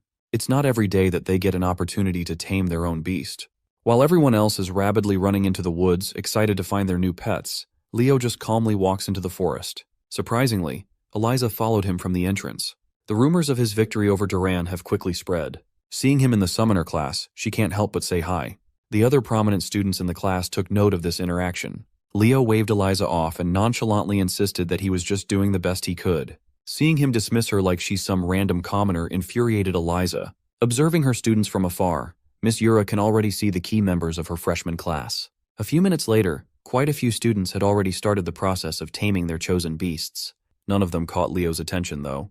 Some of the students noticed that the freshman representative was going a bit too deep into the forest. Some were praying for his downfall, thinking that he'd fail to tame a summon, receive a 0, and run back to being a barbaric knight major. Unbothered by all the hubbub, Leo followed the trail as deep as he could. His guiding light is the feather he saw from the orange tree earlier. A few minutes ago, its tip was burnt badly, but now it's back to pristine condition. He found a clearing in the middle of the woods, and after making sure that he wouldn't be interrupted, he summoned the Zerdinger fire inside him and scorched the feather into ashes. Feeling an oppressively burning sensation coming from behind, his suspicions were confirmed. Back in Leo's hometown, life had slowed down now that the kid had flown off the nest. Reina is cooking some Ghibli movie quality food outdoors. Even so, she's still worried about her little boy. It's technically his first day of school, so there should be no need to get so worried and riled up, right? If Reina could see what her boy was getting into, then she would know that getting worried was not unreasonable. She tried to assure herself that Leo would be fine. He's a strong boy. Meanwhile, that boy is being cooked by the most intense heat one can imagine. He's being surrounded by the fire from one of the 3 great summons, the legendary Phoenix. With a voice that commanded flames, the Phoenix was confused to see a mere child using the flame of Zerdinger. The legendary beast only showed up when smelling Reina's flame. Hearing his mother's name, Leo asked the Phoenix how he knew his mom. It seems like the Phoenix showed up just in time then. The legendary beast is surprisingly acquainted with Leo's mom. It asserted that it owed Reina a great debt. This is Farina, one of the 3 mystical summons, the elusive Phoenix. She properly introduced herself, giving Leo the respect worthy of Reina's blood. Leo Plove returned the respectful introduction with one of his own, and asked Farina to elaborate on her relationship with his mom. The Phoenix confessed that Leo's mom saved the life of Farina's summoner, Ellen Lunda. Hearing the name made him jump in fright. Ellen Lunda is a proper hero. The incident happened while Ellen was clearing a dungeon in Siren. She had lost all her comrades and was in danger of losing her own life at that time. Then, Reina Zerdinger came in scorching hot to save her. She was a dignified knight, but in the process of saving the hero, Reina lost her blazing aura. If it hadn't been for that event, Reina would have surely reached the coveted seat of the heroes. It's Leo's first time hearing the whole story, but his mother always said that she did not once regret what she did that fateful day. Farina laughed, knowing that Reina really was that kind of knight. Changing the subject, Leo asked why a legendary phoenix would be in Lumerne. Unfortunately, she can't tell her the reason. Farina was also confused as to why a little knight would be on the island of summons. When he professed that he was also taking summoning lessons, Farina was prompted to take a closer look at the boy. After seeing such a rich aura inside of him, almost as though he's not a child, Farina roared in laughter, deeming their meeting as fate. She can finally repay the debt that she owes his mother. Farina urged Leo to reach his hand out and hold her flame. The fire danced around his palm and eventually took the shape of an egg. Inside was the child of a phoenix. Farina hopes that one day, when he becomes a great summoner, Leo will make a contract with her child. It's unfortunate that the summoner was arranged to receive the egg, but Farina prefers Leo. When the young man asked if it would be possible to hatch and tame it now, the phoenix almost dropped to the ground in surprise. Before she could stop him from trying to initiate the process, a fiery light had already appeared around the boy's body. Farina tried to warn him that it was far too early to do this. If things go wrong, he might even lose his life. With unshakable concentration, Leo reached the point of no return. Farina was forced to accept that his willingness to challenge the impossible without even flinching is a trait he got from his mother. All she can do is bid him luck. In the process of hatching the egg, it was as though it was only him and the fire inside it existed in the world. Leo reached his hand out, enamored by the beautiful blaze. As soon as his palm touched the little fire, it grew into an unstoppable wild flare. Leo panicked and pulled his hand away. The heat is starting to make it impossible to breathe. This is the caliber of Phoenix Flame. This trial must be a way for him to experience what the mythical beast goes through. As a result of burning their bodies to emit powerful flames, a phoenix must endure unbearable pain every day. They live with burning flesh for an eternity while continuously regenerating at a monstrous rate. Even if just a little, Leo can understand their pain now. So he stopped fighting the pain and accepted the fire. It swallowed him whole as he joined the phoenix in its pain. The blaze reached its tipping point, rampaging all around his body. Suddenly, the egg in his hand started to crack and shatter. Leo opened his eyes, a newfound wisdom and acceptance for the agony imprinted in his soul. The fire that burned his flesh slowly coalesced around the egg, hastening the hatching process by a lot. Farina curiously asked if he had succeeded, and he confidently replied that he did. She smiled and stamped him into a true genius for pulling off such an insane move. If a phoenix tells you that you will be the world's greatest summoner, you better believe that shit. Before the egg can completely hatch, Farina is already congratulating the young man for making a successful contract. The eggshells burned to ashes, and what remained was an adorably tiny little chick named Fiora. Farina was so excited that she transformed into her human form as she entrusted her kid to Leo. By all accounts, Fiora just looks like an ordinary red chick. She's really cute, though. By midday, the majority of the students had already returned to the beach. Almost all of them brought back inoffensive summons that can be easily found in the outskirts of the woods. Miss Yura turned to her associate, Carlo, and asked how much time the rest of the students had left. Well, those who haven't returned only have 5 minutes remaining to do so. And as she expected, the only ones left were the 4 standouts she singled out. From deep in the woods, a rumbling can be heard. A giant fucking bear came running out, bulldozing the trees and everything on its way. On the back of the cuddly predator was none other than the scruffy Chen Xia. She managed to tame an aqua bear cub as a prospective knight. That is an impressive feat. Her entrance was quickly overshadowed by the shadow cast over her tamed beast. The quiet dude bagged a shadow crow as his summon, and is now aura farming by riding one of its talons all the way to the beach. Even famous summoner families would find taming a shadow crow difficult. He only managed to tame one but hasn't made a contract yet. He is up to par with Miss Yura's expectations, though. He has done more than enough. A minute later, the students started freaking out at the sight of a flawless white serpent crawling onto the beach with Eliza riding on top. Eliza haughtily asserted that she went ahead and contracted this Gorgon snake just because they don't have one in their family yet. She's just farming for the Pokedex. Carlo finally called time, signaling the end of the exam. Thankfully, the last student reached the beach at the last second. Compared to the previous grand entrances of the other 3, Leo just casually strolled onto the beach with a little chick nesting on his head.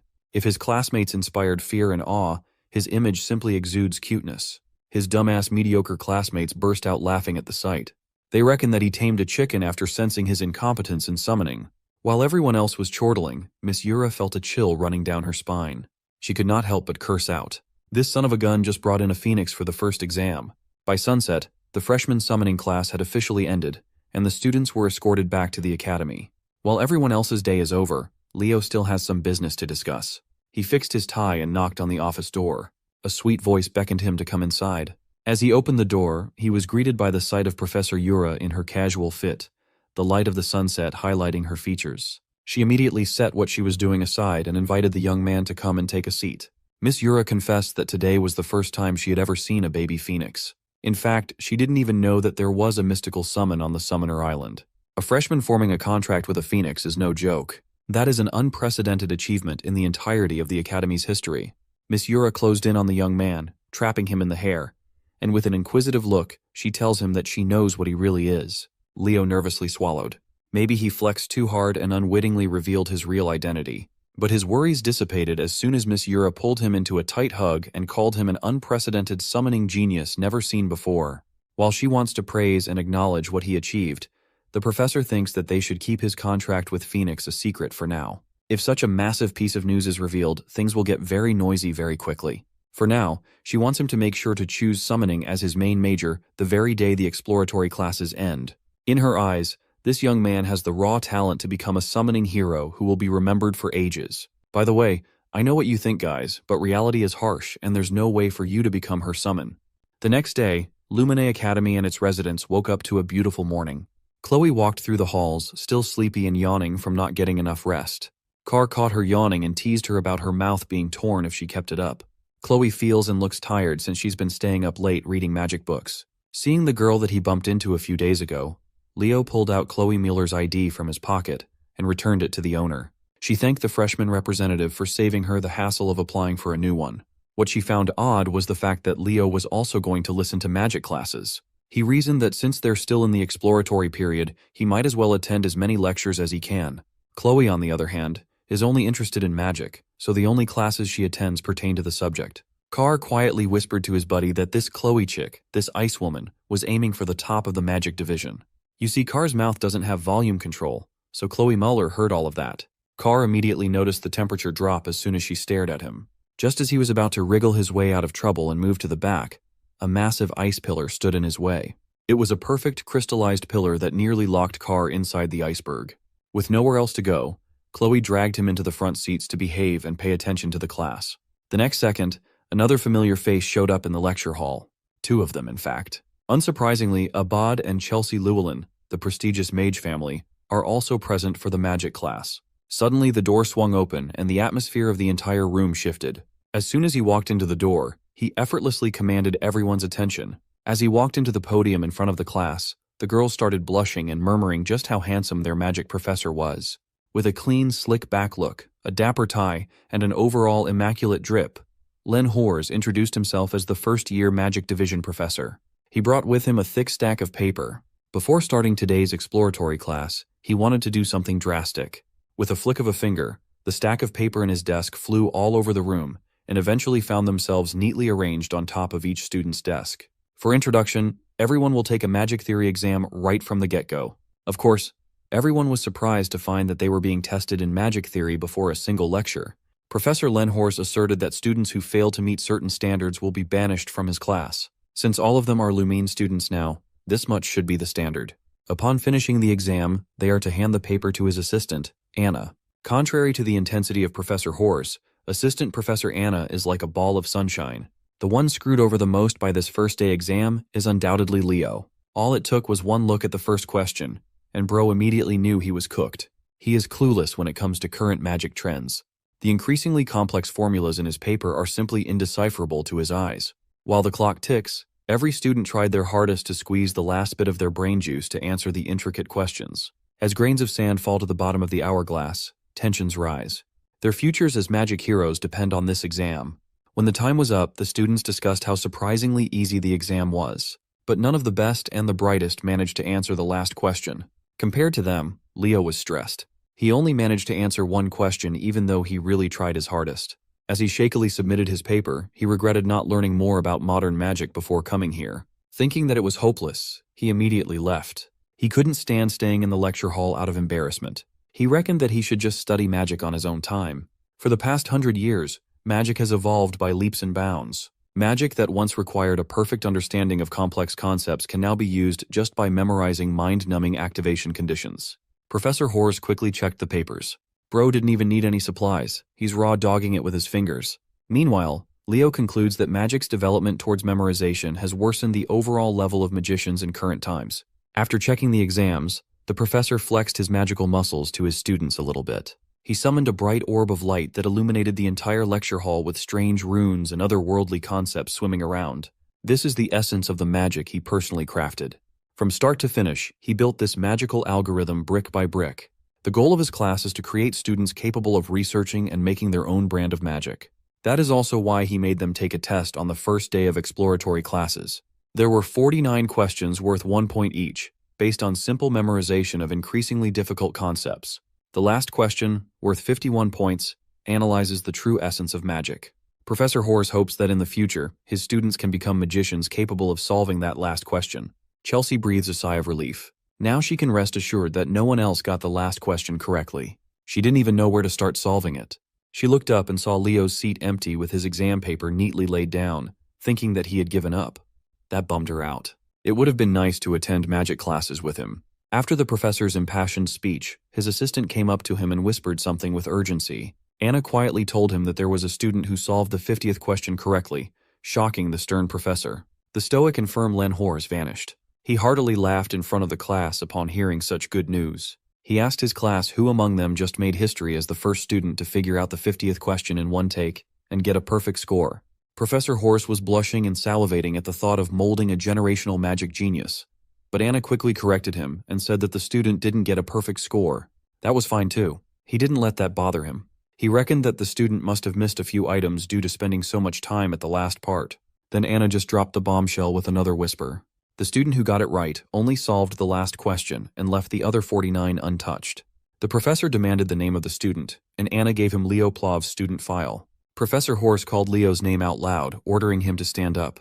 But it was too late. Even his friends didn't notice him slinking out of the classroom after shamefully submitting his work. To break the awkward silence in the room, Chelsea carefully raised her hand and explained that Leo left right after finishing the test.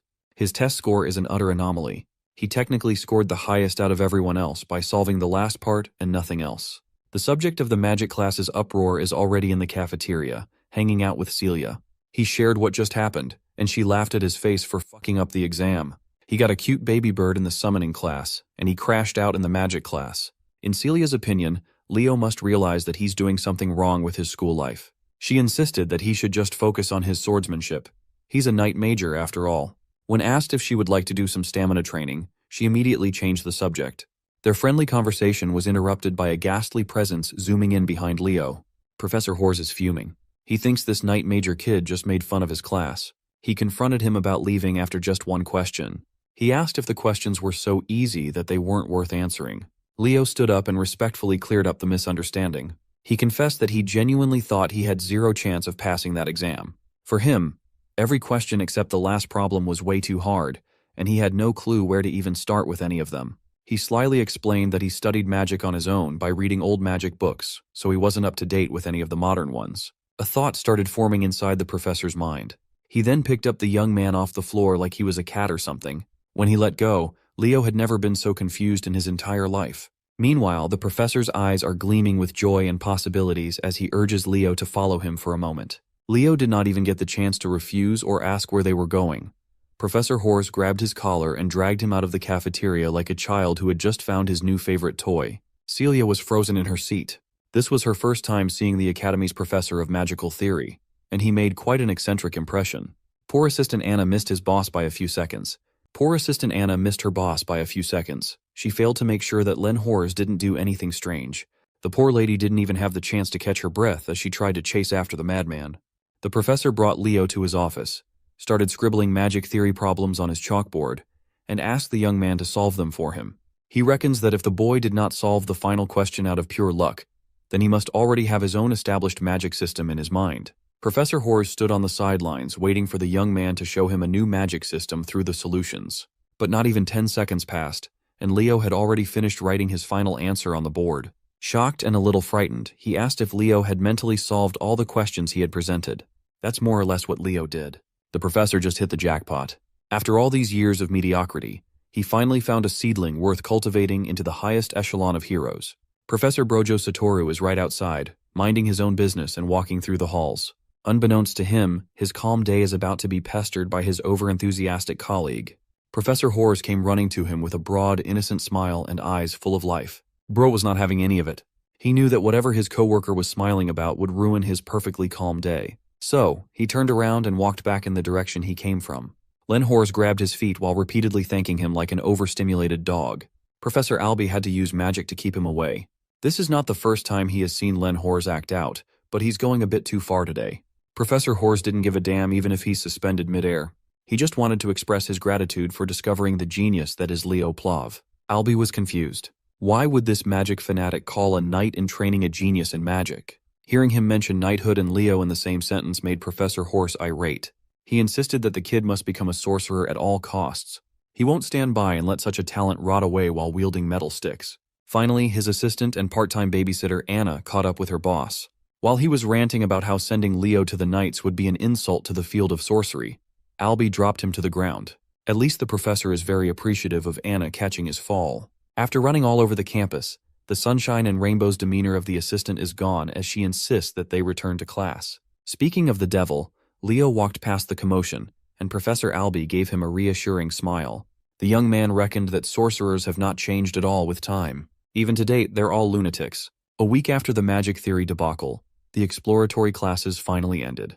Leo is just chilling on the roof, reading his book away from any drama and over-the-top commotions. As usual, he is researching his own legacy. Today, Kyle, the supposed hero of the beginning, is widely known as a fraud. Seeing how the world moved without him and the change of perception is still weighing on his mind. While he was quietly contemplating the passage of time on the rooftop, the first-year professors were running around the campus halls. Without even knocking, they barged into the principal's office with complaints. In Professor Elan's hand is Leo Plove's application form. Listed on the kid's major course are knighthood, sorcery, and summoning, all three of the major hero disciplines. After seeing the kid's untapped potential in every field, the professors are engaged in a war to get him to their side. Moreover, a student taking on every major discipline is unprecedented in any hero military academy. They think that their students must devote themselves to a single major. Principal Badian just laughed at their squabbles, saying Leo reminds him of that fictional hero from all those grandiose storybooks. Hearing the principal made the professors pause their chaotic debates. Principal Badian cited that the fifth great hero, also known as the hero of the beginning, Kyle, is the only person who allegedly mastered all classes in history. Meanwhile, Celia and Chelsea are currently panting in exhaustion as they run around the track. Carr found Leo lounging under the shade of a tree and asked why the girls are training so heavily on a weekend. Chelsea asked Leo to train her, and he obliged. That doesn't explain why they're just running circles, though. Leo simply answered that, above all, even more important than weapons, a hero must possess unlimited stamina. This cardio exercise will enable that. Even Chelsea has completely bought into the idea that stamina is the most important aspect of a battle mage. On break, the girls flocked to Leo as he handed them water bottles to hydrate. Surprisingly, Chelsea seems to like training her stamina on the weekend. She wants to run with Leo.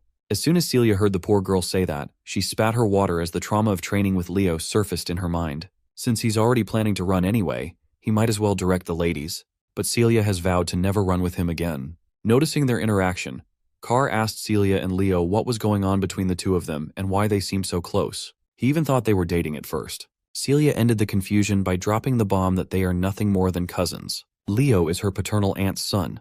The revelation that Leo has Zerdinger blood running through his veins utterly shocked Carr and Chelsea. Leo finally got off his ass and started stretching to join the ladies for the next round of hellish cardio. Not one to waste his time training, Carr made his exit. He's planning to explore Lumeria City a little bit more. Celia tried to tag along with him in the blissful city, but Leo had already grabbed his cousin by the hair. Today is a training day. Carr could not help but think that every noble in his circle doesn't have an ounce of dignity. Time passed, and the much-awaited class assignment day finally arrived.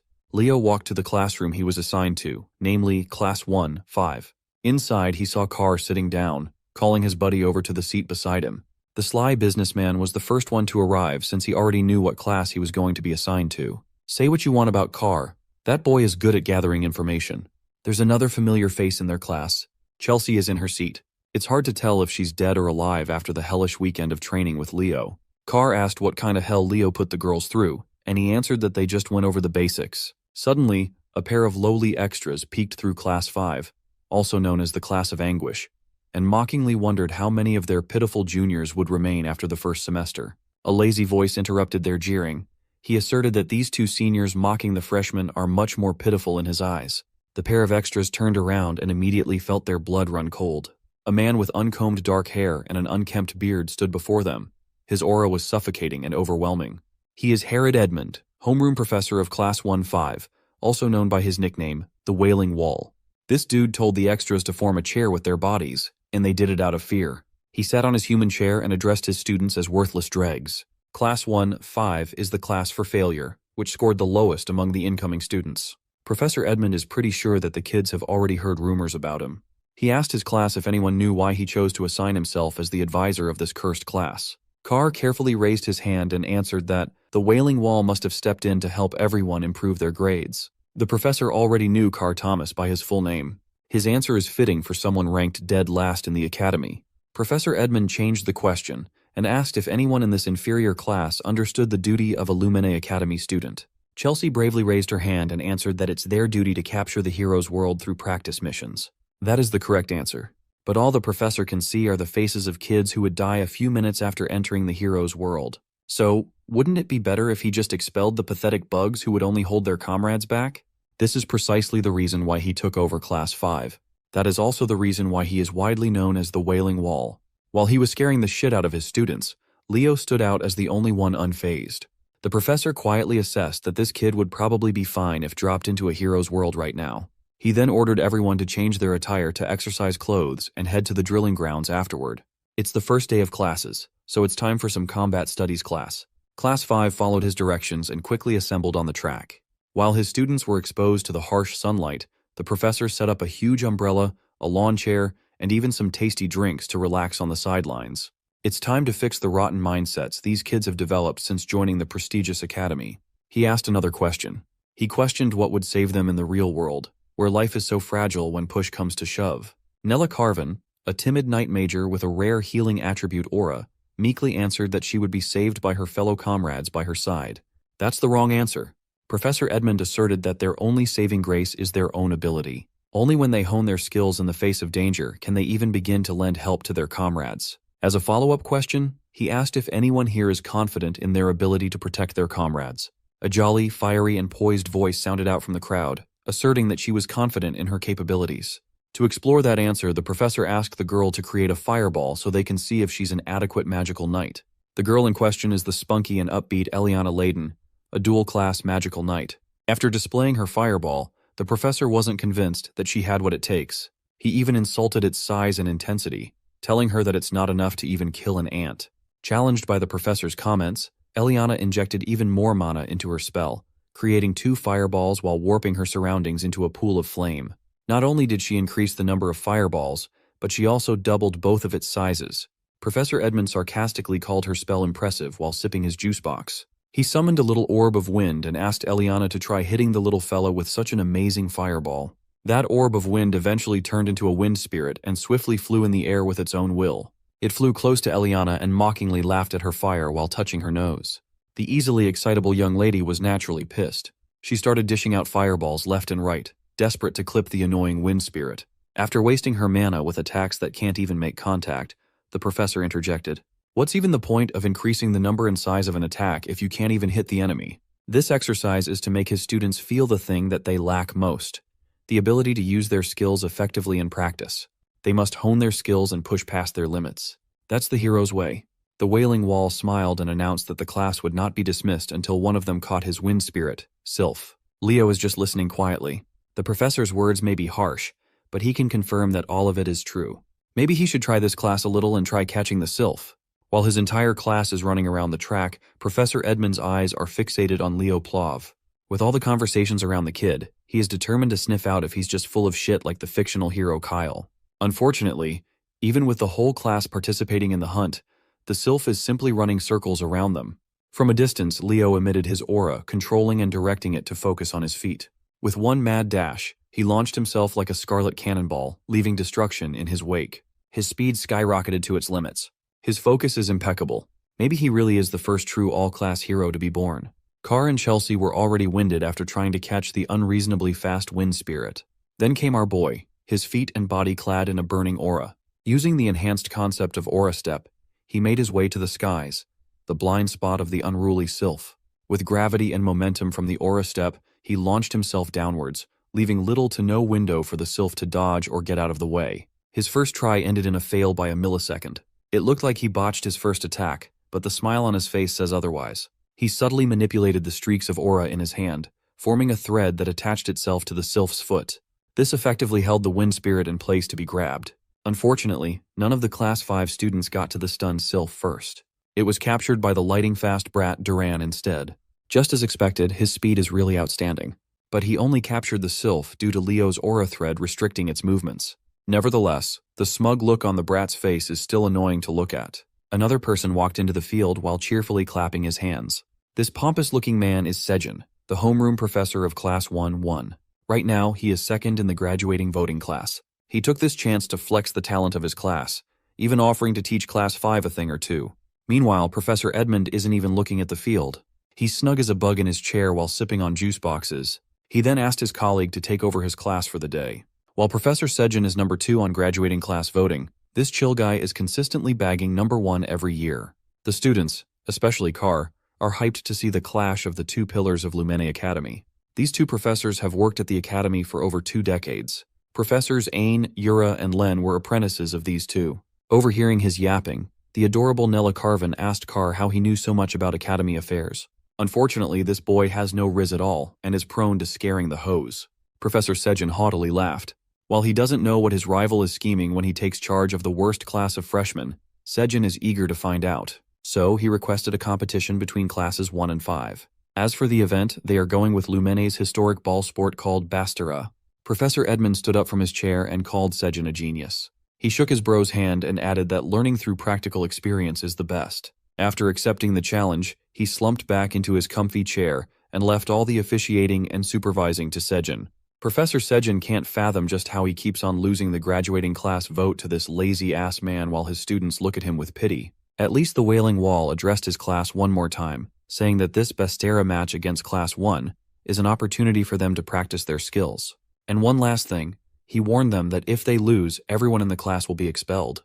Hearing that, even the students are shocked since it's their first class ever with him. Not to mention that their opponent is Class 1, a class with 3 captains on their side. Herod doesn't care about their excuses and tells them to try even harder in that case. Also, he thinks there's very little for them to worry about when they've got the freshman representative of all people in their class. He instructs Leo to choose 6 candidates for the competition. Contemplating his teacher's request, Leo is certain that he's being tested for some reason. It's not coming through a place of disgust. Rather, the kids in his class have all lost their spirit after just 1 week of enrollment. With their spirits crushed, Leo thinks that Herod wants to use him as a means to lead the defeated students of Class 5, since they've lost all hope already.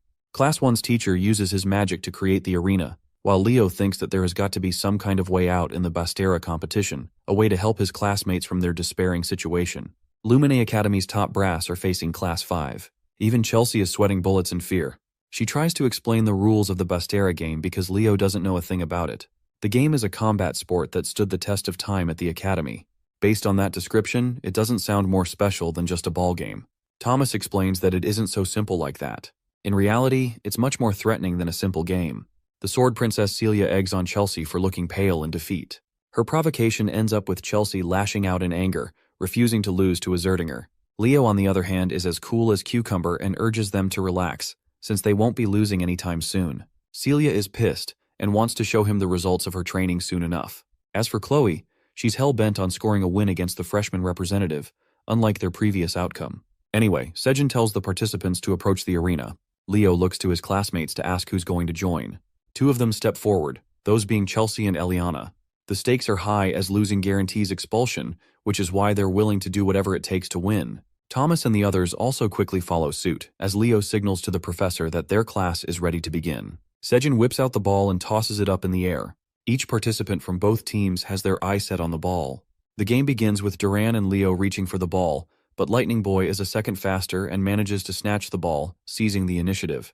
The game has literally just started, and this man Leo decides that now would be a good time to learn the rules. Turns out the rules are quite simple. All he has to do is infuse the ball with aura, shooting it into the goal without using one's body. The first team to reach 11 points will win the game. Duran is on a rampage and releases the ball at a thunderous speed, causing Leo to evade it at the last second. As for Thomas, he couldn't even see the ball as it cut past him and scored right into the net. The first goal has been secured by Duran of Class 1, and has already caused even greater despair for Class 5 students. Tide is feeling the pressure and thinks they're all going to be expelled at this rate. So now, Leo wants to know about how one could acquire the ball. There are basically 3 ways to do that. They can do it if the ball goes out of bounds during their opponent's turn, or if someone can catch the ball. As Tide is about to explain the final method, their conversation is interrupted with Eliana getting brutally taken down by Celia's explosive throw. The Sword Princess mocks them for carelessly talking when they should instead be focusing on the match. The situation is really bad for Eliana. Players can't directly attack or block opposing players, so the third way is to cause the participant unable to continue. The only way to do that is by attacking others with the ball. Leo has heard enough and seizes control of the ball, believing that it's the right time for them to fire back. Eliana is rendered unable to continue, leaving Class 5 with one less classmate to fight with.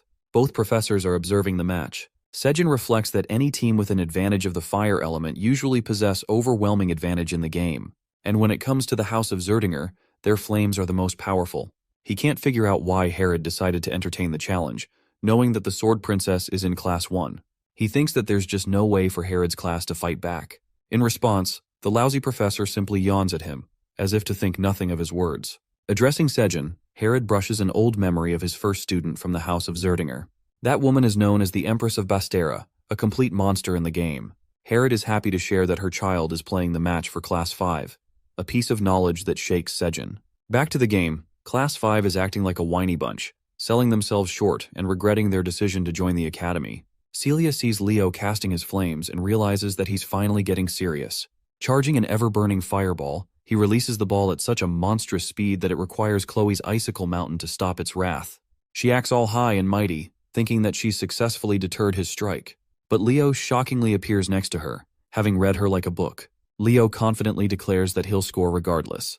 He jumps up and punches the shit out of the ball with his fist, causing Chloe's barrier to tear away like butter. Even Sejin is impressed by the boy's impressive battle IQ. Class 5 cheers in support for the freshman representative. The professor of Class 1 understands now that the true game has just begun. We then see a bunch of goals scored, causing the number to jump up to 9 against 10. Many players were even incapacitated during the match. Finally, the lightning-fast Duran releases his strike, hoping for this throw to end the match. But in the end, Thomas sacrifices his body, putting his everything to stop the ball from scoring. He manages to catch the ball at the brink of mana exhaustion. In the end, Thomas collapses, causing both classes to stand at an equal footing. However, Class 5 only has Leo left, while Class 1 has all 3 of its captains intact. It seems like a great disadvantage for their class in terms of numbers alone. Ice Mage Chloe is ready to exact her revenge after her crushing defeat in the previous exam. She forms numerous copies to further increase their defenses. Leo is about to take his one final leap against Celia and Duran. His feet arched from the ground. He blitzed with inhuman speed, shocking the 3 captains with how fast he vanished. Leo flash steps at such an incredible pace that he dribbles past Celia without her noticing. He has no intentions of taking them head-on, which means he's aiming for the goal. This leaves everything to Chloe to defend. She's trying her best to locate the real Leo among his own copies. Just analyzing this level of magic leaves her winded as Leo zooms past her.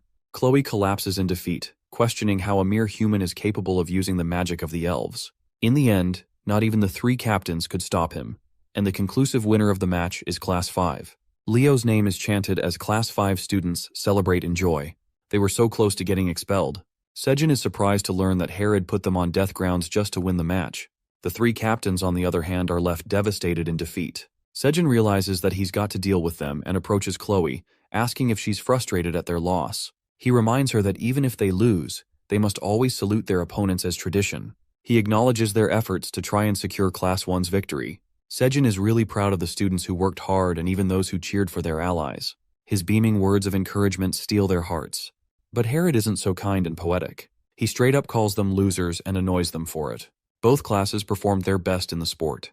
Class 1 managed to show off their talent, while Class 5 boasted perseverance and fought hard until the end. Sejin emphasizes that their ability to break past their limits allowed them to take the win. He hopes for both rival classes to learn from each other. In earnest rivalry, they shake hands. Celia pisses off Chelsea, who returns the insults in her own way. Thomas, on the other hand, is overly cheerful with his handshake against Duran, who is staring at him like a pale ghost. Chloe is sent to the brink of tears and shame. Leo extends his hand, praising her for her performance. He thinks that with just a little bit of effort and experience, she could really become someone of amazing stature. She takes his words as mockery at first, but seeing the boy's sincere expression, she changes her mind. Chloe hopes that she'll overcome Leo one day and shakes his hand. A month has passed since then. Our trio is enjoying a meal when Thomas curiously asks about their club selection. Instead of joining a club, Leo is interested in making one, causing Thomas to lose his damn mind. Chelsea being his #1 supporter, she's willing to join it immediately. The club he's wanting to create will be called the Hero Research Society. It's a strange name, but Leo has an ambition to investigate the forgotten hero, Kyle, who is considered a fictional character with no real relevance in history. Thomas thinks that no one will join that kind of club, but Chelsea is seriously a real one with how ready to join she is. There's some kind of commotion going nearby, which makes Thomas suddenly remember the special thing about today. Today is the day the 5th-year senior classmen mark their return after clearing the dungeon. Since the fragments of the hero record are scattered across the world, occasionally, they are responsible for creating dungeons on their own. These are called the hero dungeons. The senior students of the academy clear the hero dungeons and retrieve the fragments. They're supposed to leave for at least 2 weeks, and oftentimes even months. Leo thinks that his mother must have gone through similar dungeon raids before. Chelsea sees the senior classmen and realizes that they're the best of the best in the academy. Introducing the muscular Easterner, Lee Jamua. The southerner beauty next to him is Torua Yan, and finally the comfort clothing enthusiast is Ulta. Still, one guy seems to be missing. The strongest person in the academy, the council president Reese. Thomas is about to explain about him when all of a sudden, our boy is nowhere to be found. The feds took him for being too OP. Just joking, Celia hurriedly rushed him outside. It turns out that Reese, the council president himself, has requested a private meeting with our boy. Leo is perplexed and asks why he's being asked to meet him all of a sudden. Celia thinks he's a dumbass when it comes to anything school-related. She thinks he'll understand why when he gets there. So he goes there, sitting in a place that strikes odd to Celia. And then we see the sword princess jumping to hug her brother. Yeah, you heard that correctly. Reese is her brother and thrilled to meet Leo, who is aiming for all class. They share a dumpling meal together, but for some reason, Celia is nervous because she's never tried them before. She takes a bite and finds herself delighted by the taste. The big brother has been meaning to take her to this restaurant ever since she came here. More importantly, he's intrigued to meet Leo, whose mother used to boast a high reputation in the family.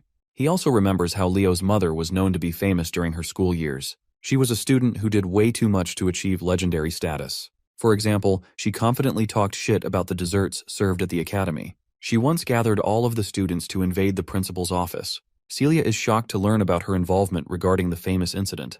The brother-sister duo talk to each other in joy, while Leo is impressed by Reese and thinks that he's worthy to be called the best of the best at the academy.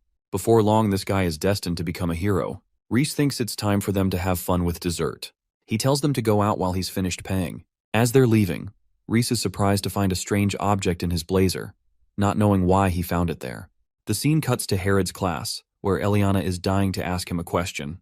This guy straight up calls her question pathetic before even hearing it. He's got no chill. Eliana wants to know why they've yet to choose a class representative for Class 5, since the other classes have already decided.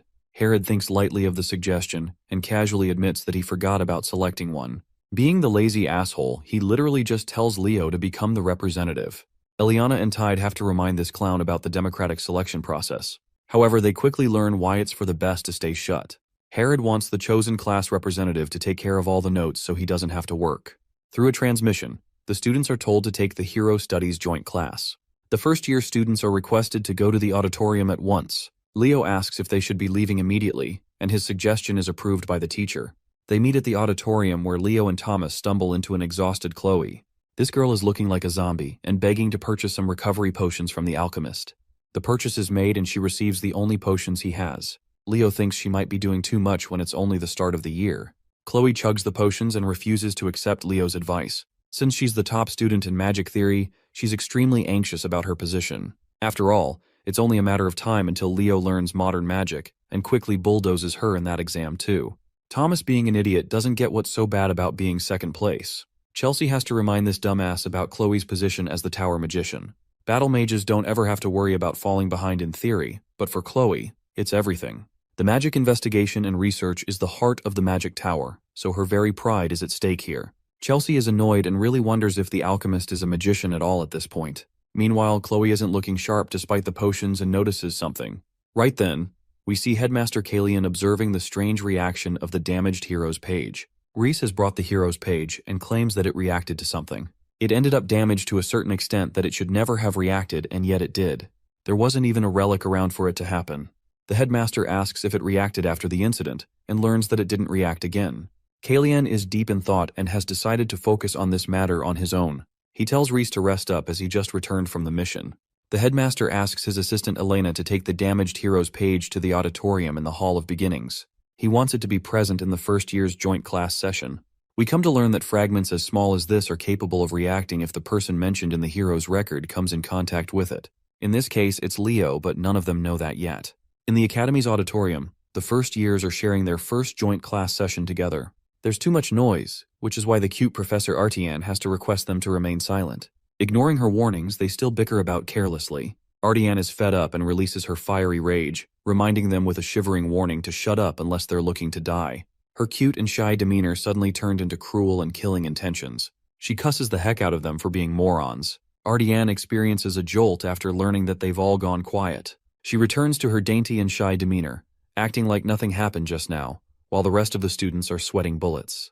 They've simply come to accept that she's scary as hell when she needs to be. Leo has observed her powers and regards her as a spiritualist, which were extremely rare even in his previous life. Artian initiates the class session with a dagger in hand. She talks about the appearance of the hero record and what caused the hero clans to appear in the first place. In order to open a hero's world, an object holding sentimental value to that hero is required. Basically, a medium of some kind. That's why it's much easier for the hero's descendants to open a hero's world without much difficulty. It's also why the Academy reserves the hero's records, treasuring the relationship built between their families. To give it a perfect analogy, it's kind of like the relationship between a key and a treasure chest. Leo's impressed by the explanation and is all ears to hear what's next. Artian continues to emphasize the importance of hero studies, which is crucial for uncovering clues about a hero's world and increasing their understanding. As the students advance through the years, they'll end up choosing a hero to draw strength from and clear their pages.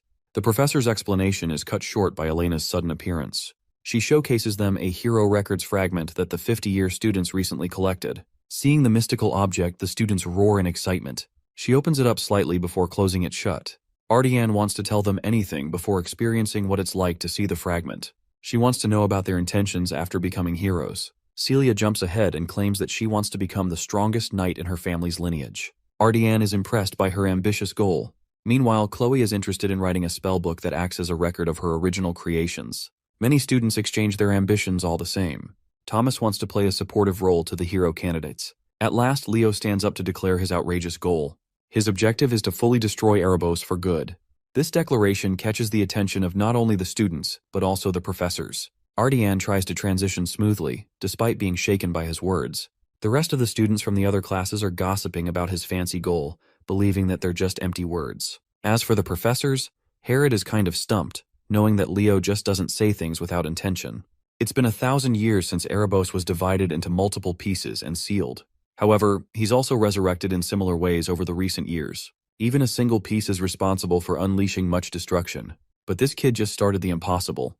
He doesn't just want to eliminate one piece of the demon, but the entirety of Erebos itself. Artian wants to help explore the hero's record at last. She wants to give each class a chance to guess the hero's page, before moving on to her explanation of how one can clear a hero's world. She also advises them in the case of unexpected situations, reminding them that the professors will always be monitoring them, so they shouldn't be messing around carelessly. The students are excited and stammered to finally experience the joy of touching a hero's record. Artian thinks it's only right to call the representatives of each class to step forward. Celia from Class 1, Leo from Class 5, then Abad and Chen from the remaining classes. There were actually 2 fragments retrieved from the dungeon, but for the purpose of their lesson, they'll only be using one. The second piece is quite small in comparison, but it's still here to show them the different shapes. First up is Leo, who proceeds to interact with the piece, prompting the hero record to open. The hero's name and chapter are both hidden, but even the professors are worried that the record is reacting harshly. All of them are transported inside the nameless hero's world, baffled to discover an environment of chaos and destruction. The class representatives and the professors have been transported to a different world. What greeted them was a mountain of monster corpses littered all around what can only be assumed as a battlefield. Trying to get on top of the unexpected development, Professor Edmund warned everyone to brace themselves as they were now inside a hero dungeon. Professor Sejin, with his quick thinking, found a landmark they could use to figure things out. A fortress wall situated away from their spawn spot. Oddly enough, Leo Plove recognized the place from the Age of Catastrophe, the last line of defense for the last city, the walls of Gardaslan. If his line of thinking turns out to be correct, and the timeline is right, then Leo is the only one who knows what is happening. From a distance, he heard a familiar voice calling him by his old name, Kyle. The voice apologetically admitted that her unfulfilled wish was indeed a foolish one. The voice belonged to a woman that the modern times hail as a legend, one of the original heroes and Kyle's comrade, Lycinas. As foolish as her wish was back then, she wholeheartedly believed that they would eventually save the world. And they did. Seeing a friend who existed thousands of years ago stirred all kinds of emotions inside Leo. Facing Lycinas on this crumbling battlefield was outside of his wildest dreams. Her smile lit up the entire hero's dungeon, shattering reality and knocking everyone back to the real material world. This quick and bizarre event stemmed from Kyle grabbing the little piece of unknown hero's record, which was solely meant for display. Chensha worriedly asked the professors what had just happened, but none of them knew what to do. With an exasperated look, Professor Edmund hurriedly declared that classes were suspended. He urged everyone to stay calm and exit the auditorium in an orderly manner. While everyone makes their confused exits, Leo stays at the podium, still holding the tiny piece of ripped paper, deep in thought. He was certain that what he was holding was his own page. Kyle's page. In his hand is the biggest clue for his mission, a fragment of his own record. Seeing Leo in such deep contemplation fascinated Professor Edmund. Once the hubbub died down, the students scattered to find empty classrooms to hang around since the rest of the classes were suspended for the day. In one of the classrooms, Leo explained that they briefly saw the legendary Lycinas, the King of Wisdom. Thinking that the Academy unearthed Lycinas' hero record, Chelsea's eyes sparkled as this marked a historic event. Eliana pumped her fist in frustration, regretting that she did not fight for the class president's seat harder. If she did, she would not have missed such a massive opportunity. Carr gave her a look as though she did not stand a chance in the race. Picking up on the mockery, Elian rightfully rained down punches on the poor boy. Hearing the commotion, Professor Edmund entered the room to scold them for being so noisy. He gave them a choice between self-study or expulsion. With his eccentric ass, it's hard to tell if he's joking or not. When the professor exited the room, the students did not dare cause another ruckus just to be safe. Deep in thought, Leo asked himself why his hero record had been reduced to a complete mess compared to other records. It was in such a state that even he had a hard time recognizing whose world it was supposed to be. The opening prompt also hid the name of the world and the chapter of the record. It was almost as if someone intentionally destroyed his record to possibly erase his legacy. Since hero records are relics of the past that make it possible to inherit a hero's power, sabotaging one indicates that someone does not want to see the birth of a new hero. The only feasible suspect with the motive and means is none other than Erebos. He might be shattered into multiple little pieces, but his power knows no bounds. This incident just lit a fire in Leo's ass to investigate why his hero record had been reduced to such a state. After the hero record debacle, a whole month of uneventful school life passed. Let's turn our attention to the magic department class. In there, the absolutely dripped-out Professor Horse is explaining the contents of their midterm practical exam assignment. The first years are tasked with creating their own original magic. Hearing the mention of unique magic struck fear in the hearts of the young mages. Original magic is a type of magic that distinctly showcases a magician's individuality, creativity, and power. In today's era, where activation techniques have become mainstream, magicians rarely strive to create spells of their own. However, original magic can become one's secret technique to use in critical situations. This stems back to the star magic that every elf learns. As a matter of fact, star magic is also a minor copy of original magic. There had only been one person in history who wielded the true and complete power of star magic. That is none other than its creator, the founder of Nebula and one of the founding heroes, Luna. Hearing the professor emphasize the importance of the upcoming midterms made Chloe lock in. Sitting beside her, Leo could not help but notice an odd book on her desk. Simply being near the book gave him the heebie-jeebies. It emanated an oddly dark and familiar feeling. Seeing Leo taking an interest in her book, Chloe hurriedly hid it away inside her bag. If he's not mistaken, that was a grimoire. As if on cue, Professor Horse dismissed the class and wished them luck with the formulation of their own spells. As the first years slowly trickled out of the classroom, Leo ran after Chloe and grabbed her by the hand. Surprised, she shot her with an indignant look. Leo smiled and invited her to have lunch together. Of course, he did so with ulterior motives. He saw how sketchy she acted when she hid that grimoire, and he wanted to know more. Forcefully swatting his hand away, Chloe turned his invitation down, citing that she did not have time for such nonsense. Her mind is preoccupied with the thought of beating Leo in the upcoming practical exam. Just in time to diffuse the tension in the air, Carr interjected with his upbeat energy. He called Leo a rascal for daring to challenge the top spot in the Ice Queen's magic studies. Chloe is still taking her loss against Leo in terms of techniques. However, when it comes to pure magic, she refuses to let anyone surpass her spot. With clenched fists and commanding determination, she vowed to win the midterms no matter what. Leo knew that if he backed out or phoned it in, it would be disrespectful to Chloe's convictions. So, like a true sportsman, Leo offered his hand and gracefully accepted the challenge, promising to prepare well. Chloe shook his hand with an empty look in her eyes. I've never seen anyone more locked in than the Ice Queen.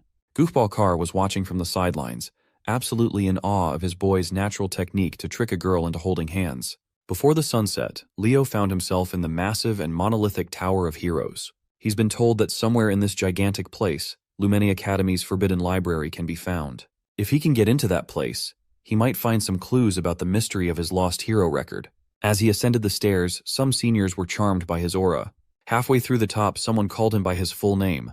It was a senior with tanned skin, curly hair, and big round glasses. Dare I say, an absolutely baddie. Blowing her bubblegum, she asserted that she's been hearing a lot about the young prodigy from Professor Len Hors. This baddie is Torua Yan, a 5th year in Lumine's Department of Magic. Leo politely bowed and extended his greetings, not thinking much of the interaction with the senior.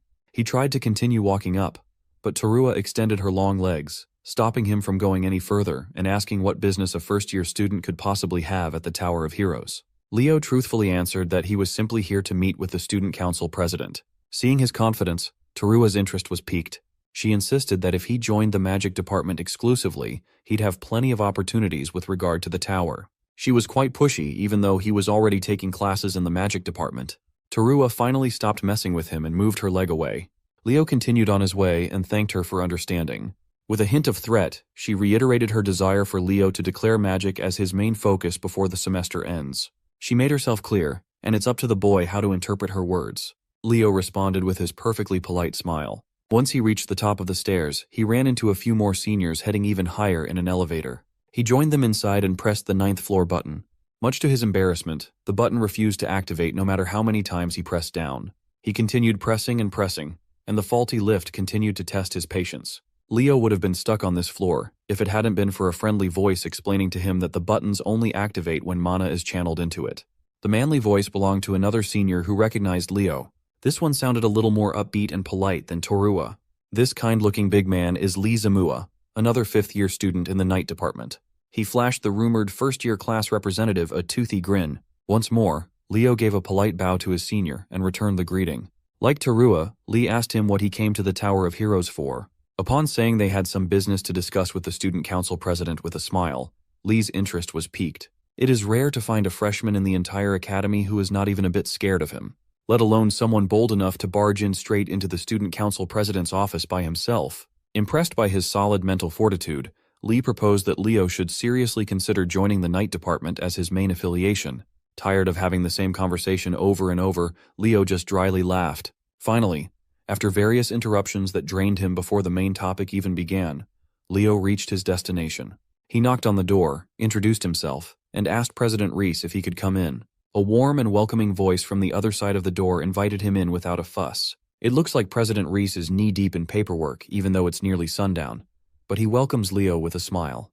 Without wasting the president's time more than he already has, Leo got straight to the point. He asked to have access to the Academy's forbidden library. Hearing such a request shifted Reese's mood to become more serious. He knows that Leo is not the type to mess around, so he gladly explains the gravity of this request. You see, there are only 2 ways for an ordinary student to access the sacred forbidden library. The first and most straightforward way is to conquer a hero dungeon, which is easier said than done. Upon a successful dungeon run, it is customary for the conqueror to personally return the retrieved pages to the hero record stored in said library. Knowing that he was far off from getting access through that method, Leo asked for the second way in. President Reese leaned forward, and with a wily smile, he promised to spill the secret of this second method once Leo finally joined the student council. A few days after getting cornered by seniors and the student council president, the day of the night department's practical exam arrived. For the first day of this monumental practical exam held in the Academy's open track stadium, a lot of people, students and faculty alike, have come to watch. Being the natural businessman that he is, Carr brought out a whole popcorn cart to peddle his goods to the audience. His sales talk was pretty straightforward. One can't watch the upcoming matches without munching on some popcorn, right? Seeing their friend bust out the big guns, Chelsea doesn't know whether to be impressed or embarrassed. Eliana, on the other hand, felt like Carr would have already gotten filthy rich if he wasn't stuck in Lumerne. Leo lined up with his freshman night department peers and scanned the audience. Sure enough, Chloe did not come to watch. Professor Ain stood on the track, mean-mugging his students to instill the seriousness of this upcoming assessment. Without further ado, he called on the first pair that will be sparring in the first and opening match. The first one is Class 1's Hall Snafe, a snaky-looking young man with eyes and a smile that cannot be trusted. His opponent is none other than our boy, Class 5's Leo Plove. The combatants stepped onto the stage, hyping the whole arena up. In the stands, Carr is busy looking for more customers, and his eyes are locked in Professor Sejin's direction. He cheerfully ran towards the grumpy professor, eager to earn some more dough. With samples in hand, he asked Professor Sejin if he would like to buy some popcorn and drink combo to go with the match that was about to start. Being the snob that he is, he harumphed as if the idea of eating popcorn was below him. He believes that only slobs like Professor Edmund Harlan would buy such a thing. Sensing that he was not going to break the professor so easily, he looked in Class 1's direction for an assist. Thankfully, Celia was there. One look was all it took for her to understand what Carr needed. Using her secret technique, she turned her cutesy charm up to 11 and asked if the professor was buying the whole class some delicious popcorn. With the trap set up, all that's left for Carr to do is egg on the rest of Class 1 to cheer for their professor's generosity. Seeing his kids chant his name with such vigor, Professor Sejin's defenses slowly crumbled. He might be a snob, but he's also a hard-working professor who just wants his students' affection. The great professor caved in and asked Carr to hand his students a popcorn and drink combo, but strictly limit it to one per person.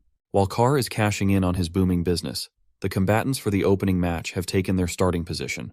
With a confident, bordering on a cocky smile, Leo called his opponent lucky to be the first victim. Hall Snafe could sense that the first-year representative did not see him as a real opponent at all. He is determined to make Leo regret that.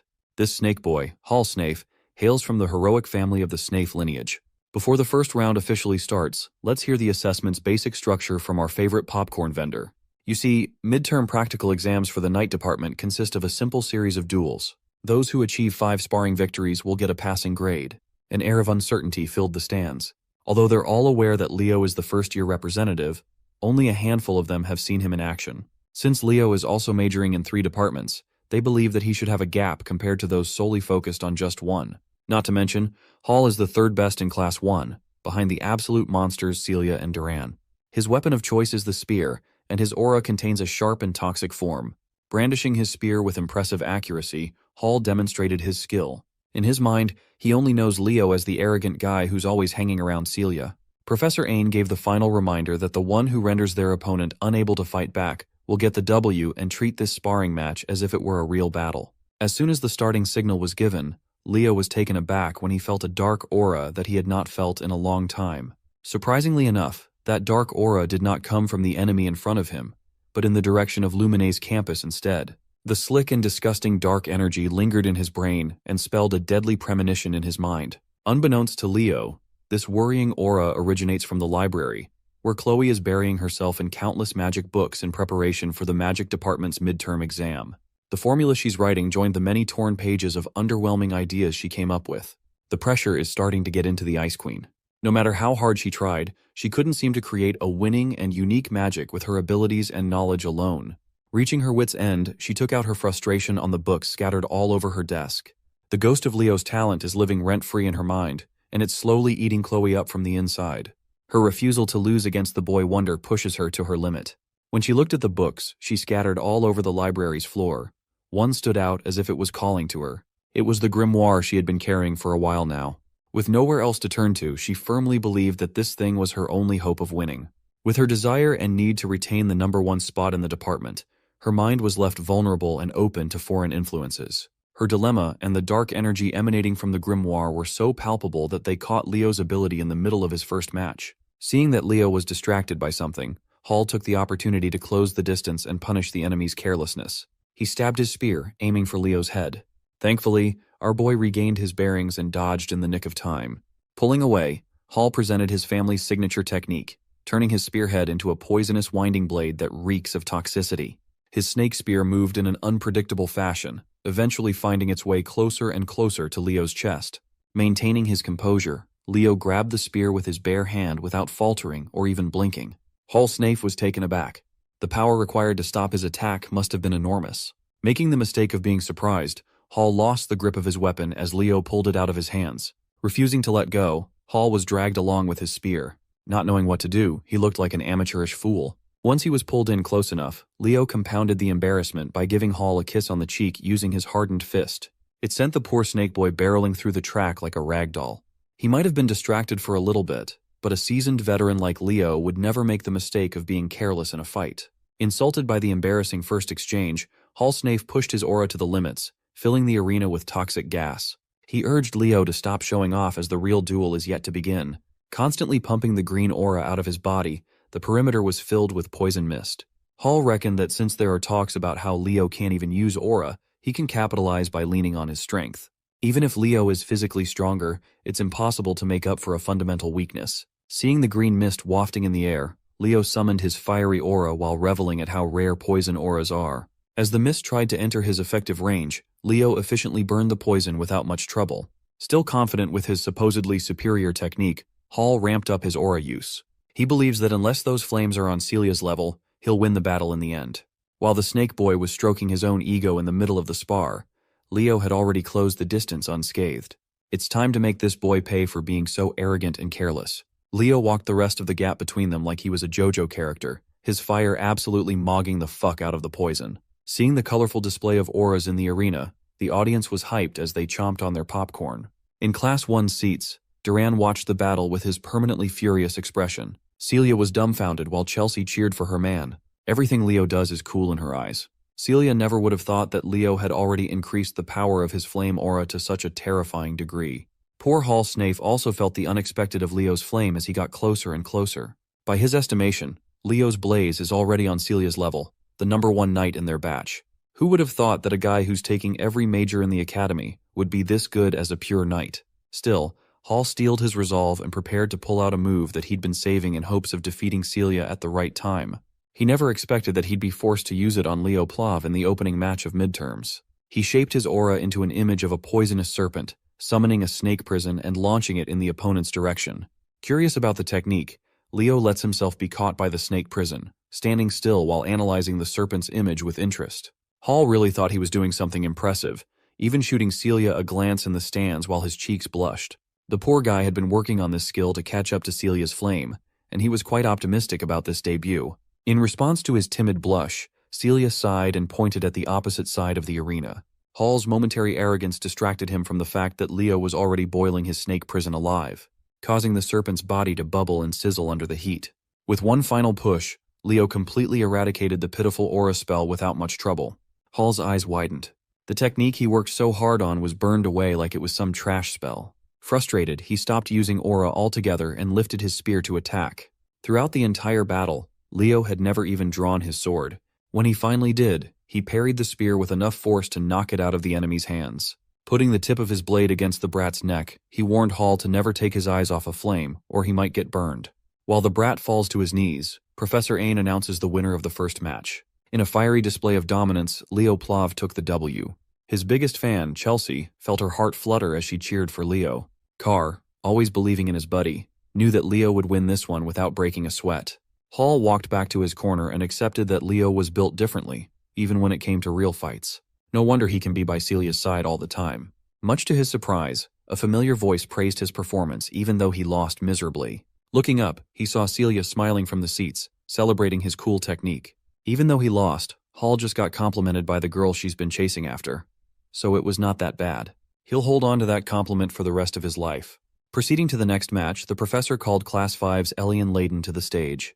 Jumping right into the fray with his fiery energy, Eliana demanded to know who her opponent would be right away. When Professor Ain called Chenxia of Class 10 to the front, Eliana's pumped-up energy was dashed. She was so hyped to whoop some ass, but she drew the short end of the stick, and now she has to fight one of the Knight Department's top 3. The ladies took their position, standing opposite one another while waiting for the go signal. With a smile, Chenxia wished her opponent good luck with a serene bow. Even her politeness felt powerful. Still, Eliana is not one to back down, even if the odds are against her. She returned the polite greeting with a determined smile. As soon as the starting signal sounded, Chenxia's hand gracefully moved to summon her water aura. The waves danced around her body like a serene ocean. In contrast to her vibe, Eliana's fiery will took the form of wildfire while she held a rapier in her hand. Leaning into the strength of her blade, Eliana pushed her speed to the limit with a stab. Chenxia prepared to receive the attack by surrounding herself with a water sphere. Watching from the stands, Leo can tell that tanking that rapier would hurt like a bitch. But so is running at full speed and bumping into a solid shield made of water aura. Eliana was too hasty. She tried to end the bout in one attack and was punished quite heavily for it. Chenxia's water sphere wasn't just a purely defensive skill, it could cook her enemies too. For the second match, her serene power grabbed the W handily. Eliana stood up and wiped off the pain of getting clobbered in one exchange. Despite the embarrassing loss, she believes that she didn't do too badly. Leo had already expected this result. It was a horrible matchup to begin with. Still, the battle could have lasted much longer, and it could have gone better for Eliana if she had fought with a level head. For the third match of the day, Professor Ain called the Night Department's leading figure, Celia Zerdinger, of Class 1. Much to everyone's surprise, the third match would be a blockbuster matchup that no one expected this early. Celia's opponent will be none other than Duran Moira, who will perpetually be in second place in Class 1. Celia looked at her grumpy classmate and smiled. She can already tell that this fight would be fun. Contrary to her smile, you can tell Duran is taking this spar with utmost seriousness. Back in the stands, Carr somehow managed to get a 3D glass while he got high on his own supply. He shoved the whole bucket to his seatmate, Leo, to share. Everyone's gaze was fixed on the stage. It's not every day you get to see the clash of titans. The vibe did not disappoint at all. The stage started heating up, and the energy was electrifying. Both of their offensive-oriented auras roared. With both blades drawn, the fight to determine the de facto top student of the Night Studies department is about to commence. As soon as the starting signal sounded, Grumpy Duran made the first move with his lightning-fast first step. His whole body and his sword looked as though they melded together in a thundering form. But Celia is a talented swordmaster in her own right. She had fast enough reflexes to parry the first few attacks without a problem. To most of the first years, this is their first time seeing the top scorer's combat power. Completely engrossed in the nail-biting battle on the stage, Carr asked Leo who he was betting on. Casually shoveling handfuls of popcorn in his mouth, Leo shared that Celia would lose if the bout continued at this pace. Carr was surprised by Leo's callousness. Still, he's not counting his cousin out just yet. Even from the stands, he can see the calm and collected look in her burning eyes. He reckoned that this girl must be hiding something up her sleeve and waiting for the right moment to dazzle everyone. Picking up the pace, Duran increased his speed to another level and continued his relentless assault. Caught off guard, Celia almost got nicked in the neck if her instincts didn't take over to move ever so slightly to the side. Confident that he could start overwhelming Celia, Duran entered a close combat showdown with his #1 rival. That was a big mistake. Celia raised her ornate blade and summoned a flame that eclipsed any blaze shown today. It burned so wildly and brightly that the arena's protective barrier started flickering, struggling to contain the power. Most of the freshmen had never seen a fight of this level before. Leo praised Celia's patience and timing in bringing out a brilliant move perfectly. Carr was confused, so Leo elaborated. You see, the freshman sparring field is fairly small and contained. Celia must have figured that since she can't keep up with Dura's raw speed, she can just turn the entire field into her own burning stage. Even the playing field. With home court advantage, she essentially forced Duran to a tough spot, forcing him to be more mindful of his movements unless he wanted to get burned by the blazing fire. On top of that, the heat will make it naturally harder to see. Celia was already a great fighter, but she had gotten even stronger and craftier in using her abilities. This lady just opened his domain expansion. With the heat slowly frying the grumpy blondie, Celia took advantage of the lapses in his defense and seemingly blinked behind Dura. Her fiery slash could have ended the fight if it wasn't for Duran's pesky reaction speed. Pushing himself to the limit, Duran gritted his teeth and brandished his sword in an act of desperation. Losing his calm in a spar against someone as competent as Celia is a death sentence. She completely neutralized his blade by grabbing it with her bare hands. Right when she covered the entire arena with her blaze, she's been absolutely dominating #2. Her immaturity and savagery showed by ending the bout with an unconventional attack. Instead of her blade, fist, or legs, Celia bashed her head against Duran's and knocked the grumpy blondie out cold.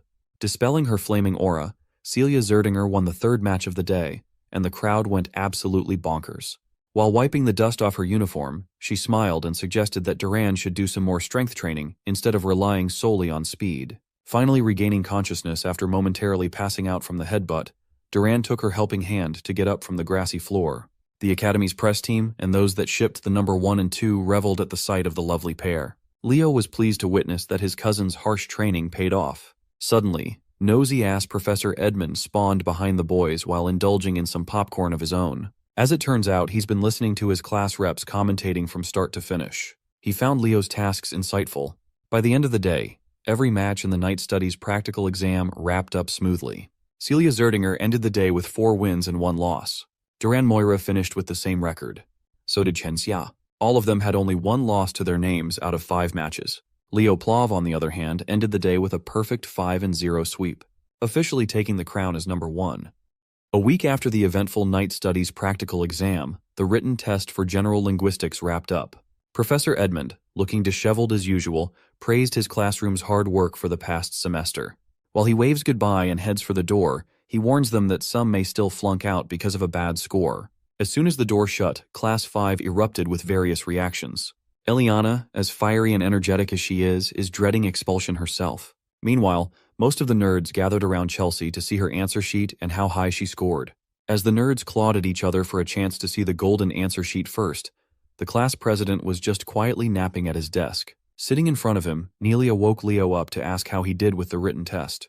He says he didn't do too badly, but his expression betrayed him. Nelia was amused that the all-powerful class rep could look like a normal student too. She added that if he has any aches or pains, she'll be one call away to heal him with her magic. Overhearing the generous offer, Carr interrupted, claiming that his shoulders and back had been feeling really stiff lately. Before he could scam his way into free healing, Chelsea gave him real pain to endure with a bonk to the back. After getting rid of the distraction, Chelsea turned to Leo to ask about his practical summoning practice. She heard from Tide that Leo hardly ever shows up to practice at the summoning field. Well, that's because Leo has been diligently practicing out of everyone's sight. Knowing Leo, it felt on character for him to do so. Chelsea eagerly asked what rank he'd be aiming for in the upcoming exam. That's a dumb question. If it's Leo, of course, he'll be taking first place. On the day of the summoning practical exam, a lot of seniors and faculty staff gathered to watch this year's traditional event. The biggest event of the first semester for all first years is the summoned creature race. Today, Rumba Tess, a third-year student from Lumerne's summoning department, will comment live. Seeing all the pageantry, Celia asked her student council president's brother if this was really a test. He explained that the summoned creature race had become a long-standing tradition in the summoning department. Moreover, it's one of the chosen events during the interdepartmental exchange, making it a constant hot topic. If there's an event, Carr always smells customers and the possibility of making money. So he busted out his popcorn and cola business once more. The race hasn't even started, and he's already selling out like crazy. The crowd is making a lot of noise and having fun.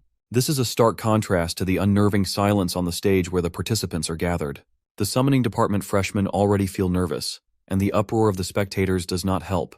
Meanwhile, the top dogs of this race, Leo, the white-haired lady, the white-haired dude, and Chen Xia, are concentrating on the challenge ahead. Eliza Hergen, the white-haired lady from the renowned summoner hero family of the North, came up to Leo to praise his exceptional display in the Night Studies practical exam. Then, she prodded him about his preparation for this summoned creature race, seemingly unconvinced of his skills.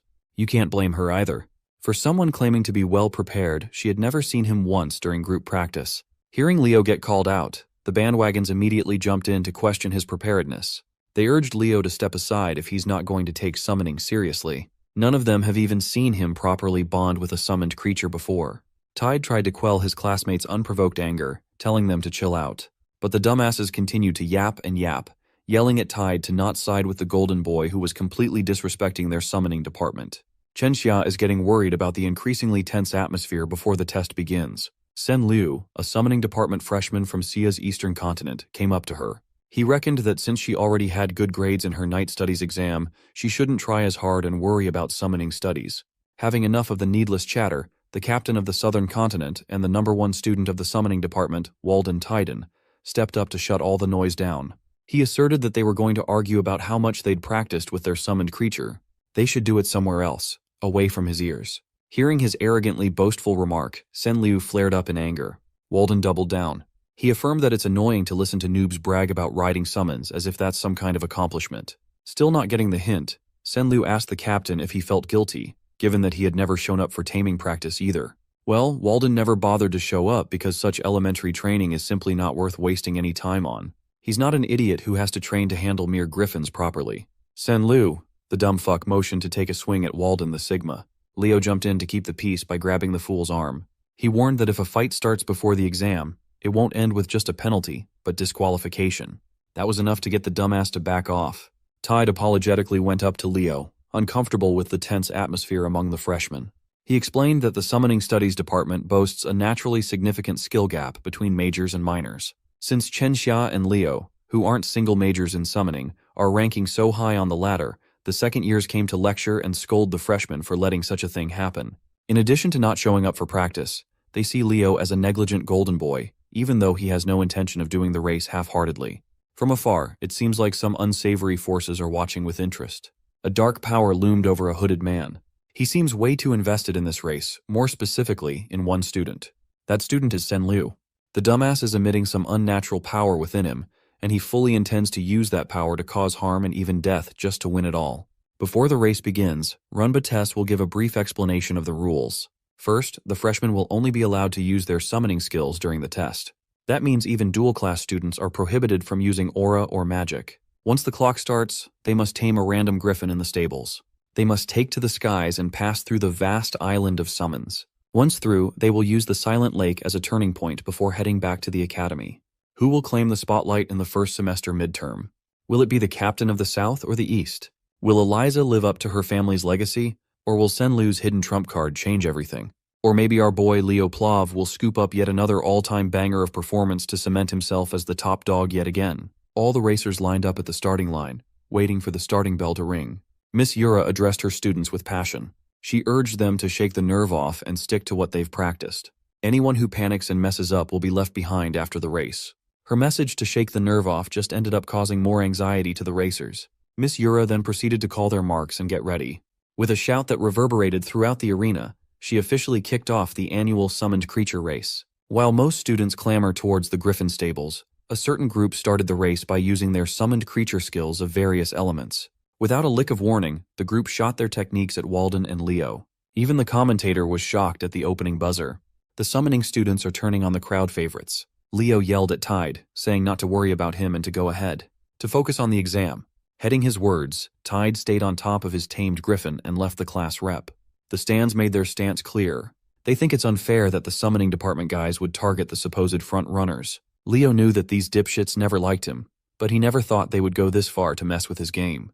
Rumba claimed that even while the crowd is jeering, this is still a somewhat valid strategic move. Moreover, Walden quickly dispelled the elemental magic by brute force in just a few seconds. With traces of elemental magic still lingering around his body, he calmly strode over to the griffin stables. He quickly tamed one without much effort and mounted the beast. He turned to Leo and offered help if he was having a tough time. Leo dismissed his offer, knowing that this child's play was not much of an issue. Without uttering another word, Walden took off flying with his trusty steed, quickly accelerating to the skies faster than anyone else. Leo was left as the only racer still stuck on the stage instead of roaring in the skies. Chelsea watched her man surrounded and trapped by elemental magic with eyes filled with concern. Miss Yura looked at the field with furrowed brows. It looks like the rift between the freshmen is deeper than she expected. They went as far as openly ganging up on the top student. As far as she knows, Leo's main ability isn't in spirits, but in summons. Freeing himself would be immensely difficult. But she thought wrongly. A dazzling light filled the arena, demanding everyone's attention. Leo closed his eyes and steadily chanted a rhythmic script to beckon elemental spirits to break his chains and open a path forward. Immediately, sylphs of different elemental affiliations heed his call. Nowadays, it's rare to know a few words from the ancient spirit language, let alone a whole chant with utmost fluency. The gift of surprises known as Leo Plove just keeps on giving. Miss Yura looked at the young man's determined eyes and heaved a sigh of relief. She was worried for nothing. One thought emerged in her mind. She needs to lock this kid into the summoning department. While Leo is still at the starting line, the others have already covered quite a bit of distance. The bastards who trapped Leo and Walden laughed as they talked trash about their victims, confident that the best of the South would get last place. When the goons asked Eliza what she thought, she argued that she could have beaten Leo Plove and Walden Titan without any underhanded tricks. She's also worried about the public image of the summoning class. The goons just wanted to let the geniuses taste a little bit of humiliation. Done with their stupid drivel, Eliza sped up and warned the goons to think before they acted in the future. Sen Liu heard her holier-than-thou attitude, and his anger crept up. At the current pace of the race, placing second behind Eliza shouldn't be a problem for Liu. Other than her, he's the best when it comes to controlling flying summons. As he was lost in thought, a speeding griffin cut through the flock of goons. Riding on the saddle was Chenxia. Instead of riding, surfing might be a more accurate description of her style. Whatever she's doing is working. Her speed was peerless, even without using soul energy to strengthen the summon. Threatened by Zia's appearance, the goons, led by Sen Liu, turned their targets on the eastern representative. A girl summoned a spirit of light and launched it to Xia. The aerial acrobat sensed the incoming attack and shifted her position forward, riding one of the griffin's wings. When the light spirit got close enough, Chen Xia jumped in midair and performed a graceful flip in the skies. The poor noobs seeing her parkour out of harm's way were taken aback. After making her landing, Chen Xia's leg became as taut as a bowstring before launching herself away from her mount. Her destination was the girl who attacked her with the light spirit. Using her momentum and body weight, she delivered a staggering kick. The girl fell from her griffin as she panically protested that Chen Xia must have cheated. She's just dumb. Chen Xia didn't even use an ounce of aura. She just attacked using pure martial arts. After dealing with the immediate problem, she focused back on the race and sped up. On the way, she greeted Sen Lu. They came from the same region, so they've been acquainted before. He returned the greeting with hostility, claiming that making him an enemy was a big mistake. While it's true that Xia is a bit disadvantaged in real aerial combat, Sen Lu has bigger problems to deal with. She can sense that a person who was pissed off by the starting line mischief is coming in hot. Suddenly, a massive fiery explosion painted the sky hot red. Walden is frying chickens in midair with his terrifying spirit manipulation. It looks like he's the type to seek payback in full with interest. He eliminated the bastards who put the childish plot into motion in vain hopes of slowing him down. This aerial massacre is just a little something he cooked up in return. Seeing their comrades fall one by one, the goons scattered like headless chickens. But Walden was persistent and incredibly skilled. Each spell he unleashed claimed another griffin, effectively disqualifying their riders. The clouds burned. Back in the starting area, the commentator continued focusing on Leo's attempt to catch back up to the rest of the class. The first-year rep is in danger of having a horrendous race performance. After freeing himself from the spirit lock, it's time to tame the last remaining griffin in the stables. If he fails in this part, it's over. Leo gave the bird one good scan and found a nasty wound on its left wing. With how fresh and deliberate it was, it's easy to conclude that the goons who trapped him did this too. For aspiring heroes to play such cruel tricks is unforgivable. Leo grabbed the reins, and the griffin immediately started losing its marbles. It's widely known that it's not wise to forcibly mount a guarded griffin like this without establishing trust first. The Zerdinger siblings were watching from the stands. She's worried, and he's curious to see Leo's plan. It looks like the young man is just going to brute force his way through the taming and mounting process. While he knows how angry and scared the griffin must be, he has to expedite the process as fast as he can. He looked the rampaging bird in the eye and struck fear in its heart with a cold glare. Leo ordered the griffin to kneel. Feeling like its life was on the line, the bird stopped resisting.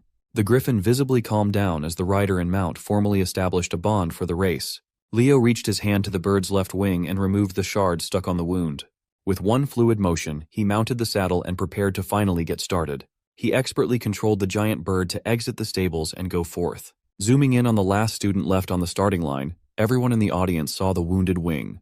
The commentator is starting to toy with the idea that the first-year representative might get last place. Leo quietly empathized with his mount. He can feel that this big guy has been enduring a lot of pain. So, in accordance with the contract, he commanded his sole contracted beast to appear. Fiora the Phoenix manifested herself in midair, as adorable as always. With a thought, Leo ordered the little chick to help with the wounded wing. Phoenix flame surrounded the clueless bird. Not knowing what was happening, it tried to resist. Celia watched what was happening on the screen and was surprised that she couldn't identify the flames. Her big brother quietly ascertained that it wasn't Zerdinger flame or an aura flame. It's an entirely different force. Back in the front lines, most of the goons had been severely injured, and those who survived tried to speed up and steer away from crazy Walden. They're all just trying not to get last place at this point. Unfortunately for these kids, the real main event has been unlocked, and he is fiercer than ever. Clad in Phoenix Flame, Leo's griffin soared like it never had before. Now that he can see traces of competition, it's time to test out the speed limit in this bad boy. But just as he was aiming to go ahead and win it all, someone pulled up with a freaking dragon in the skies. At least that's what it looked like.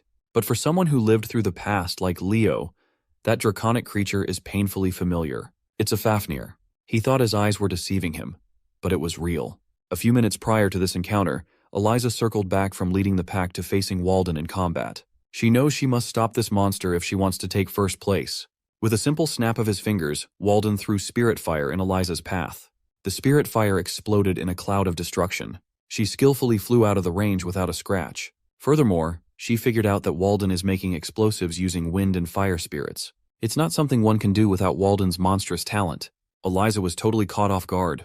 Riding on his griffin, Walden looked like an impenetrable wall capable of crushing everything on his path. Still, Eliza is a proud heir of a prestigious summoning family. She has a few tricks up her sleeves too. No matter how strong or destructive the attacks are, they're all useless if they can't make contact. So, her brilliant plan was to rely on her speed and reaction time to weave her way through the onslaught of attacks. Seeing her expertly maneuver the griffin out of harm's way, Walden tried something else. He ditched the fire and wind spirits to manipulate an entirely different element and form ice spears. The icicles were massive, sharp, and numerous. Each of them was visibly enchanted by another elemental spirit. Eliza just harumphed at the sight of it all. She started stimulating her mount's latent potential, making the bird beast grow bigger and more vicious. As if it's a Pokemon battle, her griffin unleashed flamethrower to neutralize the icicle spears. She steadily manipulated the raging fire to melt everything before reaching her position. Walden's attack was suppressed thanks to Eliza's fortified summons. Watching this boss fight, the commentator was cheesing on his booth. But as the top students were locked in a clash against one another, Chenxia took advantage of the situation and slithered right past them to take the lead. Eliza wasn't about to let this girl get ahead without paying the price, though. Using a purple magical rope, she caught Chenxia by the neck and dragged her close. With her mobility literally tied up, a flicker of flame appeared out of nowhere. She knew that a disaster was about to fall on her if she doesn't scram. Chenxia and her griffin managed to parkour their way out of harm as soon as Walden's spirits combined to produce another massive explosion. Still in midair, she forcefully destroyed Eliza's magical rope. Calling to her mount with perfect timing, Chenxia regained the lead with sly maneuvers. Instead of feeling fear, she was actually hyped to experience the might of the summoning class aces. Up ahead, she saw a silhouette of an odd aerial beast. Chenxia was confused upon focusing her glance on what looks like a black wyvern. Riding it was Senlu, who's slowly losing his grasp on reality, his mind filling with killing intent. Chenxia tried to remind her fellow Eastern student that riding a summon other than a griffin is against race rules. But he doesn't care anymore. His hatred for talented jerks sitting at the top of the ladder is at an all-time high. Eliza and Walden finally caught up upon sensing an odd presence. With her extensive monster knowledge, Eliza was confident that this is not a black wyvern, but an irregularity. It was at this point that Leo Plove had finally caught up to the frontrunners with his flaming griffin. His speed was top-notch, and the phoenix flame bolstered it further. Senlu doesn't care if he has to fight against 3 or 4 geniuses. He's confident he can kill them all. Leo simply called out to everyone with a chilling tone. He looked down from above, demanding to know where this stupid kid got the lizard. Senlu laughed, thinking that Leo must be jealous. He asserted that he tamed and contracted the beast with his summoning skills. Leo looked at the dumbass who doesn't even know that he's sitting on top of a Fafnir. It was a monster the magicians of Tartaros used. It's also supposed to be one of the monsters that Kyle and his party hunted down to extinction during the Age of Despair. If that was the case, how can a snotty brat from the academy summon a supposedly extinct demon? Calling Fafnir a black wyvern, Senlu ordered it to attack. Its laser breath tore through the skies with immense power. Leo and Walden managed to stumble their way out of the laser's trajectory, while Eliza was forced to awkwardly spin out of danger. But none of them were the main target. The laser beam is homing in on Chenxia. Leo tried to warn her. Xia hurriedly summoned her aura shield in hopes of defending herself. But it was too late. She couldn't manifest the whole thing fast enough. The laser smashed through the flimsy shield, its destructive power spreading cracks all over the protective field. Finally, the shield completely shattered. Chenxia's griffin was grievously injured, losing its consciousness. Both of them barreled down from the skies, skydiving without a parachute. Leo quickly jumped to action with his speed. Catching up to a free-falling Chenxia was pretty simple. Right now, his priority is to get the young lady to safety. He took charge of Walden and Eliza, asking them to land on the ground for now. Trusting his judgment, the arrogant top students followed suit. Meanwhile, the Fafnir surveyed the skies like a hungry predator. Something is starting to get a hold of Senlu's mind. He can finally feel what it feels like to look down on people, and he likes it very much. According to the commentator, the contestants on the lead went off the path and left the recording's field of view. The last thing the audience saw was Senlu summoning a black wyvern and attacking the department aces.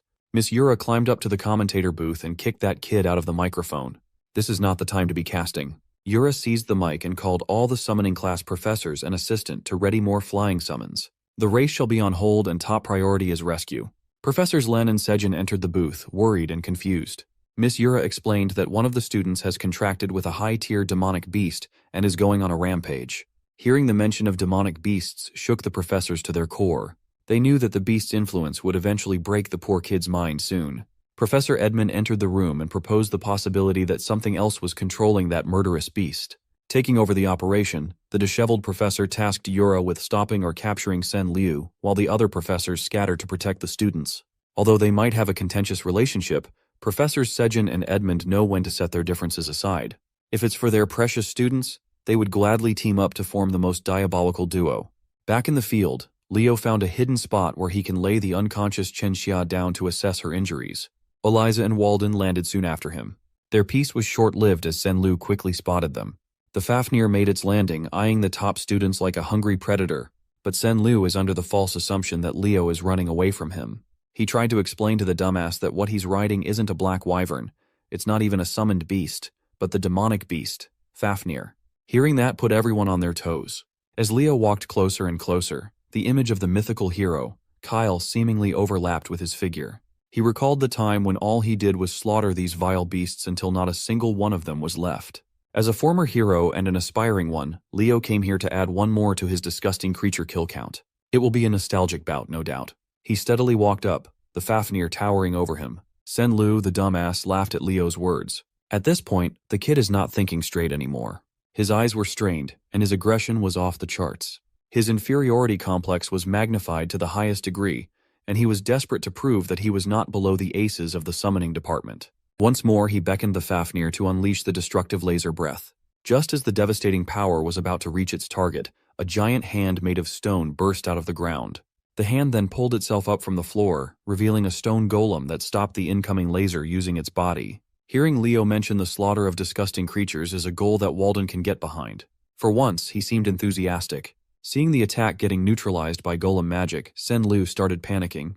Eliza formally teamed up with Leo too. She knows what's at stake and resents Walden for acting cool. And so, the three aces drafted their plan of action. They have to knock that bum off the demonic beast first. Walden's golem won't be able to hold much further. Before it breaks apart, they must be ready to attack. Seeing Eliza and Walden bicker while in the middle of a life-or-death scenario painted a nostalgic smile on Leo's face. Heroes are oddballs in every millennium. As the golem slowly but surely crumbled, Sen Liu regained his arrogance, daring Walden to summon something stronger. Once the golem turned to nothing but loose boulders, the trio was nowhere to be seen. Eliza kicked off the offensive with her magical purple rope. It twirled and stretched according to her whims, ultimately entering Sen Liu's range. While she was taking care of crowd control, a finger snap kicked off the damage. Sparks of fire appeared all over the Fafnir's body as it reloaded for another laser beam. Walden strategically placed the detonators in critical areas and detonated his spirit bombs all at once. With his part out of the way, it's time for Leo Plove to pull his own weight. As the smoke of the explosion cleared up, Leo closed the distance between him and Sen Liu in the blink of an eye. He grabbed the bum by the hair and delivered a full-powered kick across the face. He nearly knocked Sen Liu out of the Fafnir, but something else has taken over the kid. Whatever or whoever has possessed. Sen Liu praised Leo's idea of getting the boy away from the demonic beast. But with a proper vessel, whatever this thing is has already taken over. Sensing the increasing danger, Leo was whisked away to the skies in the back of the demonic beast. Walden and Eliza were left on the ground. The possessed bum asked if Leo was starting to feel fear right about now. He simply replied by clocking the spirit of a demonic beast handler for Tartaros possessing Sen Liu's body. The handler had never experienced something like this. No one had ever seen through his real identity before. Leo's disturbing calmness in the middle of a stormy situation reminded the handler of the heroes from the past. Of course, that also means he can't let Leo develop and flourish even further. He's a massive threat. Using a more refined spirit technique, the handler swiped Leo away with ferocity. He couldn't establish a proper foothold and began free-falling from the skies. Still, he remained calm and summoned Fiora to bail him out. Phoenix Flame danced in the skies as Leo joyfully manipulated a flame orb. This whole situation reminds him of the old days. He was Kyle, the hero of the beginning, but he'd be the first to admit that he was good at everything but never mastered a single discipline. Jack of all trades, master of none. When talking about aura, Aaron and Dueno had him beat by miles. In magic, he was admittedly inferior to Luna. As for summoning, Lucina's was a different beast altogether. That being the case, being an all-arounder allowed him to combine abilities and explore ideas that had never been explored before. Using aura, magic, his bond with Fiora, and everything he knows about summoned beasts, Leo cast a powerful spell. Aura, magic, and soul energy are distinct, unending paths. However, when combined with one another, it can result in some overpowered outcomes. Fiora, the little chick, is gone. In her place was an adolescent phoenix. Mighty and graceful, her flaming red feathers lit up the world as she caught Leo with her talons. Seeing the transformation, the demonic beast responds to the phoenix's energy with agitation. The handler seemed more serious when he asked Leo who he really was. He playfully responded that they could exchange information. He just wanted to know where Sen Liu got the Fafnir. But this anomalous student is way too knowledgeable about the Age of Despair, someone that can't be allowed to live. Anticipating the Fafnir's attack, Leo drew his sword and manipulated the Phoenix Flame to coalesce at the tip. Luckily for Leo, Zerdinger's secret sword technique is tailored for Phoenix breath. As a result, his secret technique, Prominence, can reach a higher realm. The Fafnir's murderous laser beam and Leo's mythical fire collided. It was a Dragon Ball fight. Leo held his ground, not letting up for a single second. Sen Liu, on the other hand, looks like his brain is scrambled from the possession. Fafnir stumbled in the air, groaning in pain and knocking the handler out of balance for a moment. Leo did not miss the opportunity to press his attack, seeing as the demonic beast's soul energy was starting to weaken. He screamed and poured every bit of power he had stockpiled to overwhelm the enemy. All the handler could do was curse the young man. Phoenix flames entered Fafnir's body, wreaking havoc and burning the demon from the inside until the fire exited from every orifice.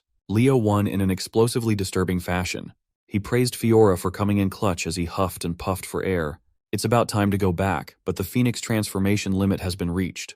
Leo realized that he must have miscalculated, and now he's on track to fall to his death. As he screamed on the way down from thousands of feet, the real body of the demonic beast handler for Tartaros continued his meditation, hidden in the woods. Just as he was about to pull another bullshit attack, a radiant light enveloped the entire forest. Next came an overwhelming pressure that pushed the handler down to his knees. Professor Sejin has arrived and successfully sealed the perpetrator's movement. Alongside him was Professor Edmund, who emanated darkness around his body. The handler immediately recognized the two pillars of Lumerne. Knowing that he couldn't handle all that smoke, the handler opened a rift in space and bid his farewell. It's disappointing that he failed, but he'll have to wait until next time to cause some chaos once more. From the rift in space, a smoke creature with countless eyes and mouths filled with sharp teeth burst out. The creature turned to the man who summoned it and slammed its unfathomably heavy body against the handler. Once the smoke dissipated, the rift in space and the handler were gone, leaving only a few loose rocks and some nasty vape clouds. The professors feared that the forces lying in the dark were starting to move in earnest now. Sejin retrieved some of the remnants for examination. The two pillars of Lumerne knew better than anyone that the academy might no longer be a safe place. Back to Leo, he's still falling to his death. Grabbing the small phoenix, he urged Fiora to go back to the summons realm instead of accompanying him in this fall. Thankfully, a scaly-winged beast grabbed Leo before he became meat paste splatted on the ground. Sitting on the black wyvern saddle was none other than Miss Yura. The smile of relief on her face was glorious. She thanked the gods that she had arrived just on time. They softly landed on a prairie, the black wyvern still holding Leo like a cub. Mr. Demonic Beast Handler has retreated to a cave in God knows where, the headquarters where he performs all sorts of fucked up experiments. His supervisor stood over him, his eyes filled with disgust and embarrassment. The fool was taken down by a measly hero candidate. The handler, clutching his wounds, argued that what he faced wasn't some normal hero candidate. Upon hearing that the kid had a phoenix as his contracted beast, the supervisor's ears perked up with interest. But upon hearing that the kid knew of Fafnir's true identity, transformed that interest into caution. With a sly smile, the handler's supervisor licked his lips, looking forward to what that interesting hero candidate had in store for them.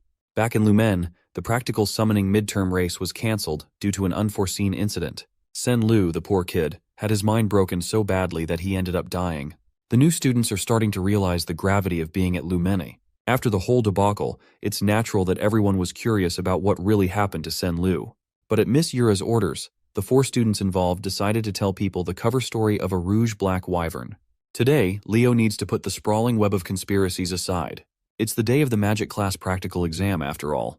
Professor Len stood in front of the class, waiting for everyone to pour into the lecture hall. Carr and Chelsea were already inside. Looking at the entrance, they spotted Chloe walking in.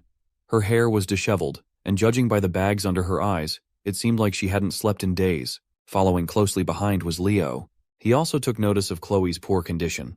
After a few more minutes of waiting for everyone to arrive, Professor Len finally spoke up. His gravitas made the reality sink in that this exam won't be a simple one. The professor expects everyone to showcase their original magic and display their own personality. He deemed it a waste to be the only one to witness the amazing magic of the next generation, so he called for some help. Professor Len asked 3 people to join them in class today.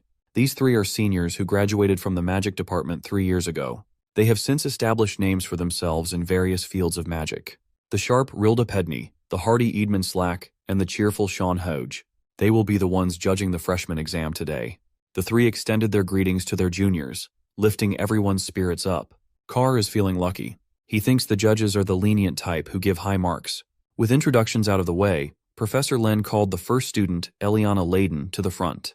With an optimistic smile, Eliana jumped to action. She confidently stood on the stage with his head held high. She turned up the cuteness up to 100, her eyes shining like stars as she extended a formal greeting to the seniors. Hearing her introduce herself like a charming, prim, and proper young noble almost made Carr hurl in disgust. He knows this girl is trying to play a character. Moving on to the demonstration, Eliana summoned a beautiful light show inside the lecture hall. She can conjure up something this shiny due to her rare affinity to the light attribute. But the light show was just the first part. She figured that adding the flame attribute would create some interesting results. As fire and light fused together, Eliana was surrounded by the winding flow of scorching rays. Combining two of her best elements, she can emit some powerful thermal ray magic. Sean Houge looked at the display with wonder. Then she commented that this thermal ray magic is no different from the basic laser-type magic that anyone can learn. Eliana thought her demonstration was going well, but the judges were already penning her grade without further questions. The three diligently considered the criterion of judgment to give an appropriate score. After a short deliberation, they handed the final assessment to Professor Len. Hooge and Rilda gave Eliana a C-, while Slack was a little more generous with a C for an overall score of C-. Seeing that Eliana Layden's impressive showing got such a low score, the students tensed up. One after another, magic department students were called up front only to be disappointed that their hard work only amounted to a C and C-. There were some exceptions though. Surprisingly, Carr Thomas scored a B+ thanks to his impressive display of manipulating metal and gold. As expected, Chelsea Llewellyn scored the highest thus far. She received an A for her breathtaking wind magic. The fox and the cat celebrated their back-to-back win. They were relieved that the exam was a massive success. Unbeknownst to the freshmen, the judges are actually quite disappointed by all the performances. Professor Len lured them to participate in this exam with the promise of remarkable students, but no one has stood out in the crowd just yet. Looking at the pile of papers, there are only 3 remaining students to be judged. Eidman Slack can tell that these 3 are the real deal, the cream of the crop that the professor arranged for last. Next up on the stage was Abad Llewellyn, Chelsea's brother. The moment he stepped up to the plate, the ladies couldn't help themselves. If they were judging, they would give him A+ just for his face alone. Contrary to the ones that came before him, Abad didn't start with a flashy performance. Instead, he went in-depth on the theory behind the spell that he created. After laying out the theoretical framework, he announced the name of his original magic, the Tempest. Professor Len was pleased, and the judges were fully engrossed in Abad's explanation. The magic genius claimed that once completed, his Tempest would reach an estimated rank of top class. You see, Abad has been preparing for this exam for a while now. Back in the Llewellyn family territory, he performed countless experiments, continuously refining Tempest. He had to enlist the help of family elders to create a protective perimeter in case something went wrong. With utmost concentration, the Abad family magicians held strong. In the middle of the perimeter, Abad was free to tweak and unleash the terrifying power inside him. Launching his body off the ground and softly floating in the air, the initial stages of Tempest showed itself. With a bloody roar, he stimulated every bit of power in his cells to beat the wind itself to submission. The wild winds eventually coalesced into a destructive storm that can erase everything in its path. The Tempest held so much power that even the protective perimeter manned by 4 capable magicians couldn't contain it. When Abad opened his eyes, he saw the Tempest lifting an innocent animal up to the heavens. He panicked. He doesn't want his lack of control to endanger an innocent life. The desire to save that little animal gave him the last push to completely bend the will of the wind to his whims. Abad is a great guy, perhaps the most fitting hero candidate aside from a certain someone. Back inside the lecture hall, Abad showed the judges a compressed version of Tempest. Summoning its full form might destroy a portion of the academy after all. A magic that intensifies the wind's power to the utmost degree. It sounds simple, but the judges knew that it was rooted in a difficult system of high sorcery to use. As a result, Abad Llewellyn walked back to his seat with the first unanimous A+ score, the highest thus far. Chelsea quietly and supportively bragged that her brother is just built different. Speaking of built different, Professor Len's face lit up at the thought of seeing the next student showcase his talents. Of course, it was none other than the golden boy, Leo Plove. Our boy stood and spoke with conviction as he addressed the judges. The high sorcery he will be presenting is a no-attribute sorcery system. He won't say it out loud, but it's the same system that he used back when at the top of the world as the hero of the beginning. Leo stood on the stage and announced his no-attribute high sorcery system. The panel of judges has never heard of such a thing. Curious, they asked him to elaborate. Leo gladly expounded. It is common knowledge that every single basic magic spell has a base attribute. It is a necessary condition for any type of spell. His thesis is simple. He created a high sorcery system that will streamline the entire spellcasting process to a higher level. Hearing this, the panelists had a mixed reaction. Some were skeptical and some were shocked. To clarify, they asked him if he was really going to create a whole new system for spellcasting. While the 3 seniors refused to believe such a ridiculous idea, Professor Len was practically smiling from ear to ear, his eyes shining like diamonds, overcome by the desire to recruit Leo as an exclusive mage. Idman Slack thinks Leo is just bullshitting and was disappointed. They are here to judge magic with sound theory, not to listen to fantastical stories. Contrary to his bitterness, Professor Len couldn't help himself and chimed in to beg Leo to write down the system's theory. Since the professor himself was enthusiastically open to seeing this through, the judges had no choice but to keep an open mind. Leo Plove picked up a chalk and started writing down the theory on the board. For a while, the room was absolutely silent, apart from the sound of chalk tapping and sliding on the board. Rildapedni asserted that only a single mage in the entire history has ever used an entirely different casting system as their high sorcery. Leo casually answered that he was well aware of that fact. Only the poet of the stars, Luna, had ever succeeded in doing such a thing. Sean Houge wasn't happy that this little freshman was basically implying that he was planning to stand on the same level as one of the most celebrated heroes in history. Leo humbly dispelled that idea. Of course, he's not planning to do that. He can't ever compare to Luna when it comes to magic. He clarified that one does not need to be a monstrous genius like her to make a new spellcasting system. All the panel of judges have to do is look at what he wrote on the board to see how. Much to their surprise, every line of spell theory seemed airtight. The kid wasn't just making it up and trying to look cool. From what the spell construction indicates, it's a system that can utilize any magic attribute without penalties. Chelsea, who's pretty confident with her theoretical knowledge, can't even interpret what Leo wrote down. On the other hand, Carr has given up trying to read what Leo has written since the first line. Throughout the whole process, Chloe never took her sunken eyes off her rival. Now that the judges have a rough idea regarding Leo's genius, they ask him what his reasoning is behind developing such a magic system. The answer was pretty simple. He just wants to be able to freely use any magic in existence. Idman's disbelief had turned to interest in the crazy freshman. Now, he understands why the professor insists that this year's batch is special. When asked what this system's name would be, Leo grinned, raised his hand, and summoned an incandescent thread of mana that lit up the lecture hall. The incandescent mana coalesced and formed an unfathomable orb of pure magic. Leo dubbed this system as the Bible. Sean Hooge was taken aback. Digging through her extensive knowledge, she knows of only one person in history who has used that term, the allegedly fictional hero, Kyle. She's looking forward to what Leo will do in the future. Maybe the kid will prove that Kyle really existed. After the shortest deliberation of the day, the panel of judges handed their scores to the professor to announce. As soon as Professor Len saw what was written on the cards, he smiled. As expected, Leo Plove got an A+. Walking back to his seat, Leo thought about failing to complete this magic system during his years as Kyle. This time things will be different. He will make sure that it will be. Finally, the last student to present their personal magic stood from her seat. It's Chloe's turn to wow the judges after Leo blew their minds. Before sitting back down, the concerned Leo asked if the locked-in Chloe was fine. She certainly doesn't look like she is. Chloe Muller stood on the stage with her back straight and solid. The panel of judges was informed ahead of time that Chloe is the reigning top student of this year's magic class. They have high hopes for her showing today. As soon as Chloe started her presentation, her demeanor changed.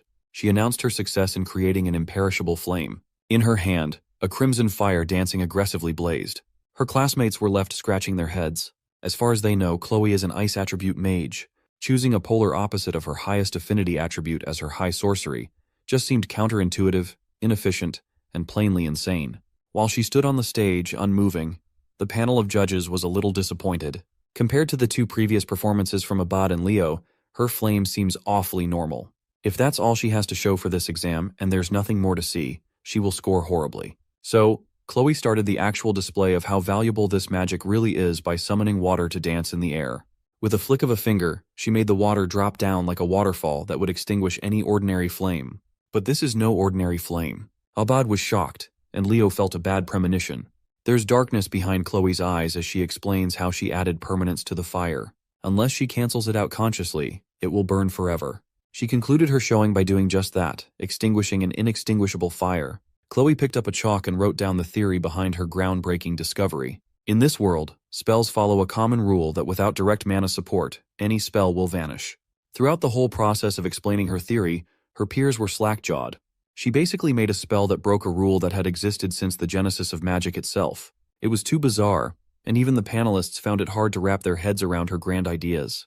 Chloe Muller dubbed her high sorcery as the Eternal Flame. Out of everyone in the room, Leo was the only one certain that this thing should not be possible. Still, her theory seemed sound enough, and her demonstration left a powerful image in everyone's mind.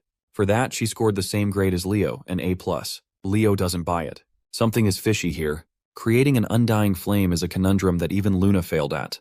As far as he knows, only a single being has ever used such a flame. The Cataclysm himself, Erebos. The moment the exams concluded, Leo tried looking for Chloe, but she was already back in her dorm to sleep. That girl hasn't slept since the test was announced days ago. Her test prep was insane. Leo kept his questions to himself for now, letting Chloe get some rest. Celia then raised some concerns of her own. Over the past few days, she noticed Chloe getting more and more sensitive. She fought with some of the kids in their class a couple of times. Celia also heard rumors that she's been hanging with some of the delinquents from the Magic Studies program. Mulling over his thoughts, Leo went back to the empty lecture hall. He summoned Fiora for the first time since the race. She's back in her Phoenix chick form now. The mythical beast and the tamer were both glad to see each other again. However, Leo also called someone else to consult about his suspicions. In the middle of a swirling flamestorm appeared a beautiful woman who embodies the very essence of fire. She's none other than Fiora's mom, the guardian phoenix, Miss Farina. Literally the hottest MILF out there. Sitting haughtily and with full poise, Miss Farina asked Leo to get straight to business, asking why he had called for her through Fiora. Leo curiously asked why she's been staying at Lumerne for an extended period of time. Given that the phoenix stands as the total opposite of demonic beasts, there must be a deeper reason for why she's still hanging around the academy. Miss Farina confessed that 5 years ago, there was a horrible terror attack in Lumerne. 2 students and 3 staff perished in the incident, and the culprits were never identified, let alone found. In the end, the desperate headmaster, Kalian Badian, called in a favor and left the Phoenix in charge of searching the school for any clues. Since then, Miss Farina has been looking for any trace of the culprits. If that's the case, she must have heard of the demonic beast handler appearing during the recent summoning exam, resulting in the death of yet another student. When asked if she thought Tartaros was involved, Miss Farina regrettably clammed up. She's suspicious of the evil organization, but that is all she can tell Leo for now. Since he's not going to get any new info from her, Leo just left her with a tip to convey to Headmaster Kalian. He put forth the possibility that Sen Liu may not be the only student Tartaros has influenced. The next day came, and the gauntlet of exams continued. This time, every freshman gathered for the Heroics and Combat Studies joint practical exam. Supervising the exam was none other than the laid-back Professor Edmund. Since every student is accounted for, he dumped the job of explaining the contents of the exam to the class representative, aka Leo. Leo gladly stepped up to the plate and informed his peers about this Heroic and Combat Studies joint practical exam. Today is about forming teams and raiding a hero's world. The world they will be running is the infamous Chedmer incident. As soon as they heard that name, every student anxiously froze in fear. The only one who hadn't heard of the Chedmer incident was Eliana, even though it was part of the written exam. Seeing that the joint class was getting rowdy, Professor Edmund's voice boomed to silence his students. He demanded that they show respect and pay attention to what Leo had to say. Leo continued detailing what they will be tested on today. Everybody will enter a hero's world from 30 years ago. It was an incident involving a group of first-year Lumerne students who went on a mission to the central Chedmer forest. They were unexpectedly attacked by Tartaros. Professor Albi, the sorcerer of the magic eye, a second-year student back then, was dispatched with a rescue team. Thanks to his efforts, they prevented a complete massacre. The goal of this exam is to rescue the injured students and exterminate hostile demonic beasts, while assisting the image of second-year Professor Albi. Professor Edmund added that this is not an average midterm. They will have to learn to be more cautious and alert, to stay sharp at all times. Anyone who is judged to have no heroic potential by the end of the exam will be immediately expelled. Hearing such a harsh punishment for doing badly worried those who weren't too confident about their practical application. Softening up at the sight of his worried students, the professor assured them that they'd all come so far and had become strong enough for this challenge. They just need to trust themselves. He might look like a bum, but Professor Edmund really knows how and when to give the carrot and the stick. Proceeding with the test, it's time to begin organizing the teams. Everybody was asked to come forward one at a time, starting from Class 1. It seems like they are not forming their own teams. They might have to work with people they haven't even met before. A random draw might determine whether you get into a stacked team or a horrible one. When it finally came to Leo's turn to draw, he pulled out number 11, the very last team in this exam. With the teams set and acquainted, Team 1 was called to stand before the summoning portal. Led by Celia Zerdinger and Chelsea Llewellyn, Team 1 looked perfectly balanced. It's time to show all these other nobles the strength of the Lordran Empire. Making this exam possible was, of course, Professor Knockoff Gojo himself, Albi, the Aura Farmer. With a wave of a hand, he opened Albi's world, prologue chapter, the Chedmer Incident. A sweeping torrent of bright magic swallowed Team 1 whole, transporting them to a vision of the past. A giant magical screen was set up on the field as a recording device followed the team's every move for everyone to see. Everybody was impressed. Even though Team 1 had just got in, they were already blazing through the hero's world. With Chelsea's magic and Celia's tenacious swordsmanship, they were practically speedrunning this exam. Children from prestigious hero lineages really are built different. Sitting next to Professor Edmund was his bothersome rival, Professor Sejin. Since Celia is Sejin's student, he naturally talked her up as Team 1's X-Factor. Edmund argued that Chelsea's actions are even more impactful. The two pillars of Lumerne just can't resist battling each other every chance they get. Interrupting their bickering, the headmaster made his entrance while praising Team 1's outstanding pace. They are truly worthy of being called rising stars. The headmaster must have known that the two pillars were going to fight like children, so he pulled up a chair between them. He just wanted to see how much the first years have grown. Turning to Professor Albie, the grizzled old man apologized for using such an unpleasant memory for the exam every year. Albie asserted that he should be taking Headmaster Kalian instead. He vowed never to forget this incident, and he needs this yearly reminder to stay on track. Finally, Team 1's raid came to a swift and bloody conclusion as Chelsea and Celia tag-teamed a beast. The headmaster took note of the Zerdinger and Llewellyn girls. They worked impeccably together despite how heated they usually get. They really are the pride of their country. Team 2 didn't do anything too impressive, while Team 3 blitzed through the hero's world in a dominating fashion. They let the two strongest first years, Abad and Duran, stand vanguard while the rest of the team played supportive roles. The headmaster approved of their fast and efficient methodology, which led to victory. Team 4 surprisingly entered the upper echelon too. Nella Carvin's healing aura is definitely special, but what carried the team was Chen Xia's abnormal movement. The headmaster made a mental note of the girl from the east. Team 7, led by two of the most promising summoners, made quick work of the hero's world too. Headmaster Kalian and the professors couldn't take their eyes off the live feed. While there are a lot of exceptional students who showed what they're capable of thus far, the most promising one has yet to take his turn. Finally, Team 11 was called to come forward. Aside from Leo Plove, there was another familiar face in the last squad, Chloe Muller. Headmaster Kalian was lost in thought. Watching the kid makes him feel nostalgic for his heydays, back when he was a young and valiant hero taking on missions with Miss Farina herself. Team 11 stood on top of the magic circle. Leo and Chloe stared into each other's eyes. Professor Albie flicked his magic book open and opened his hero's world for the 11th and final time. Albie's World, Prologue.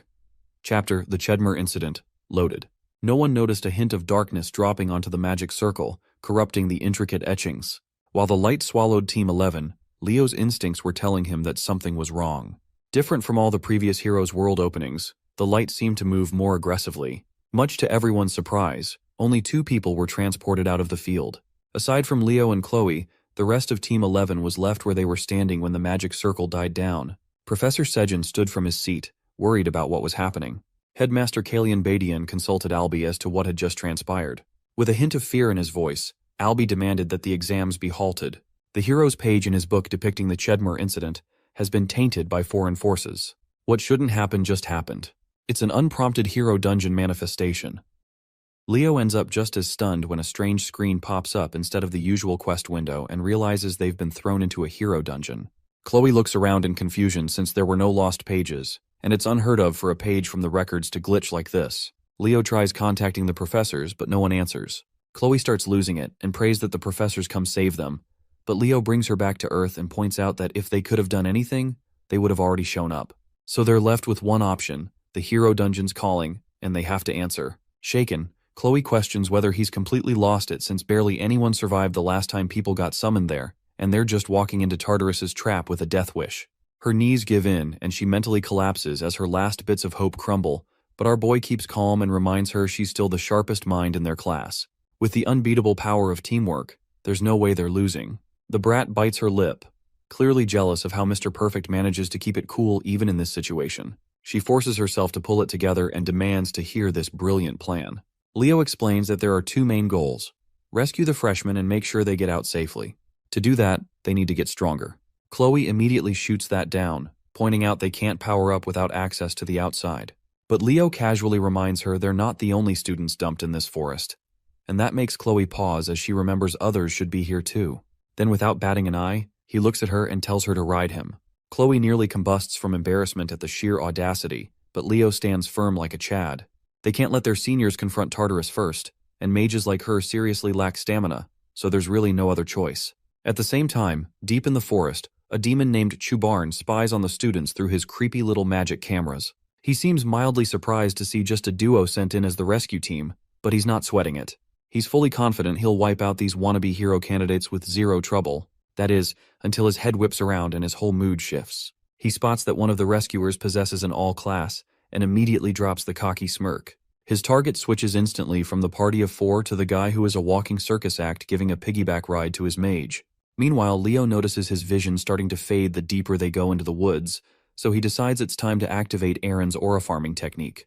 By wrapping his body completely in aura, he forces his senses to max out and heightens every instinct.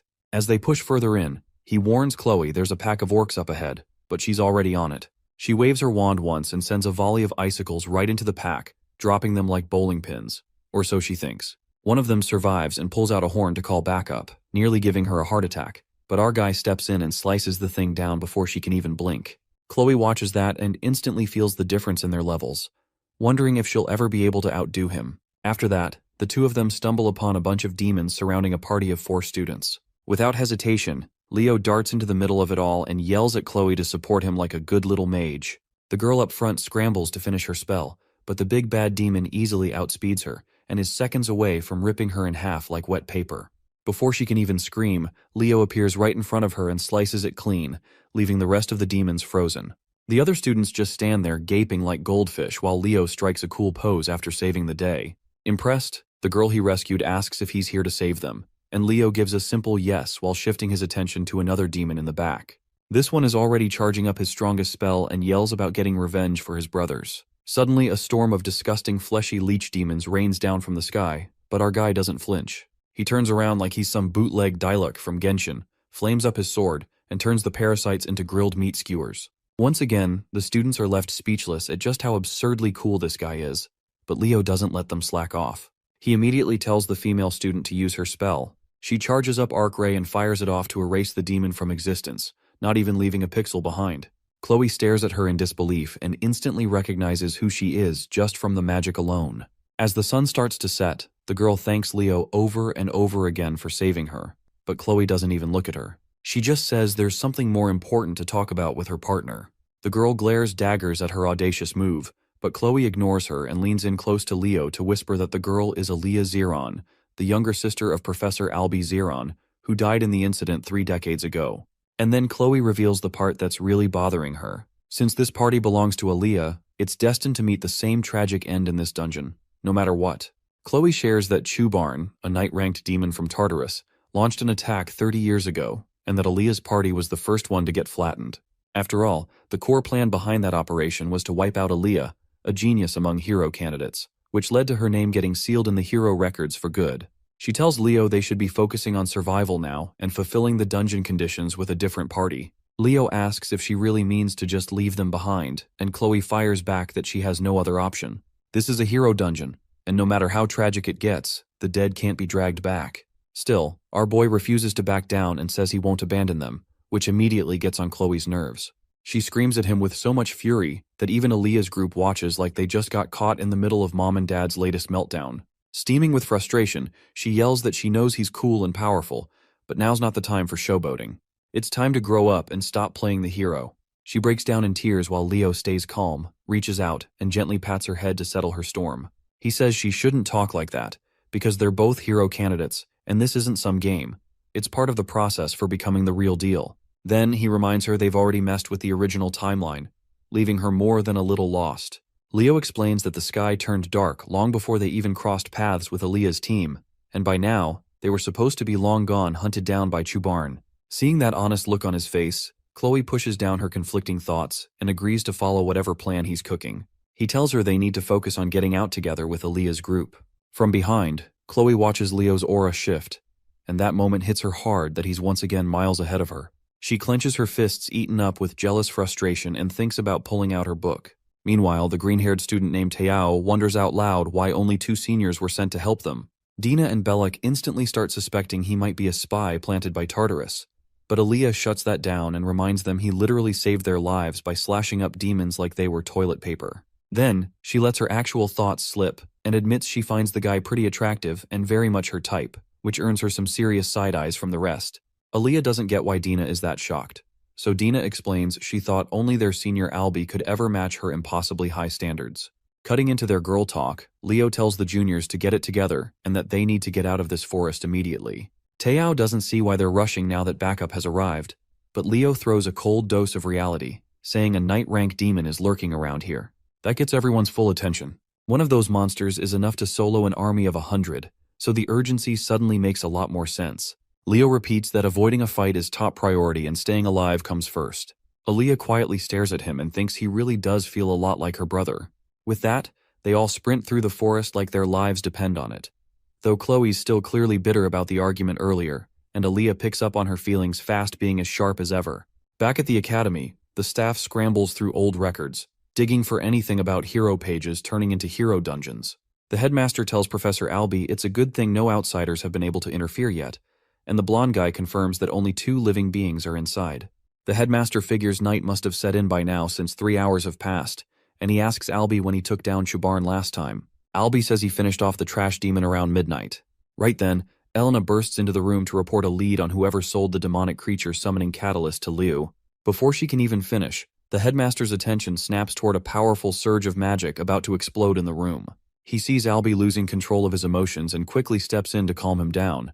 But Albie jerks his arm away and says he needs to step out for some fresh air. Elena quickly figures out what's really fueling his rage. His hatred for demons runs deeper than Sasuke's grudge against Itachi, and it's no surprise since he lost his sister in that incident, and not even a trace of her body was ever found.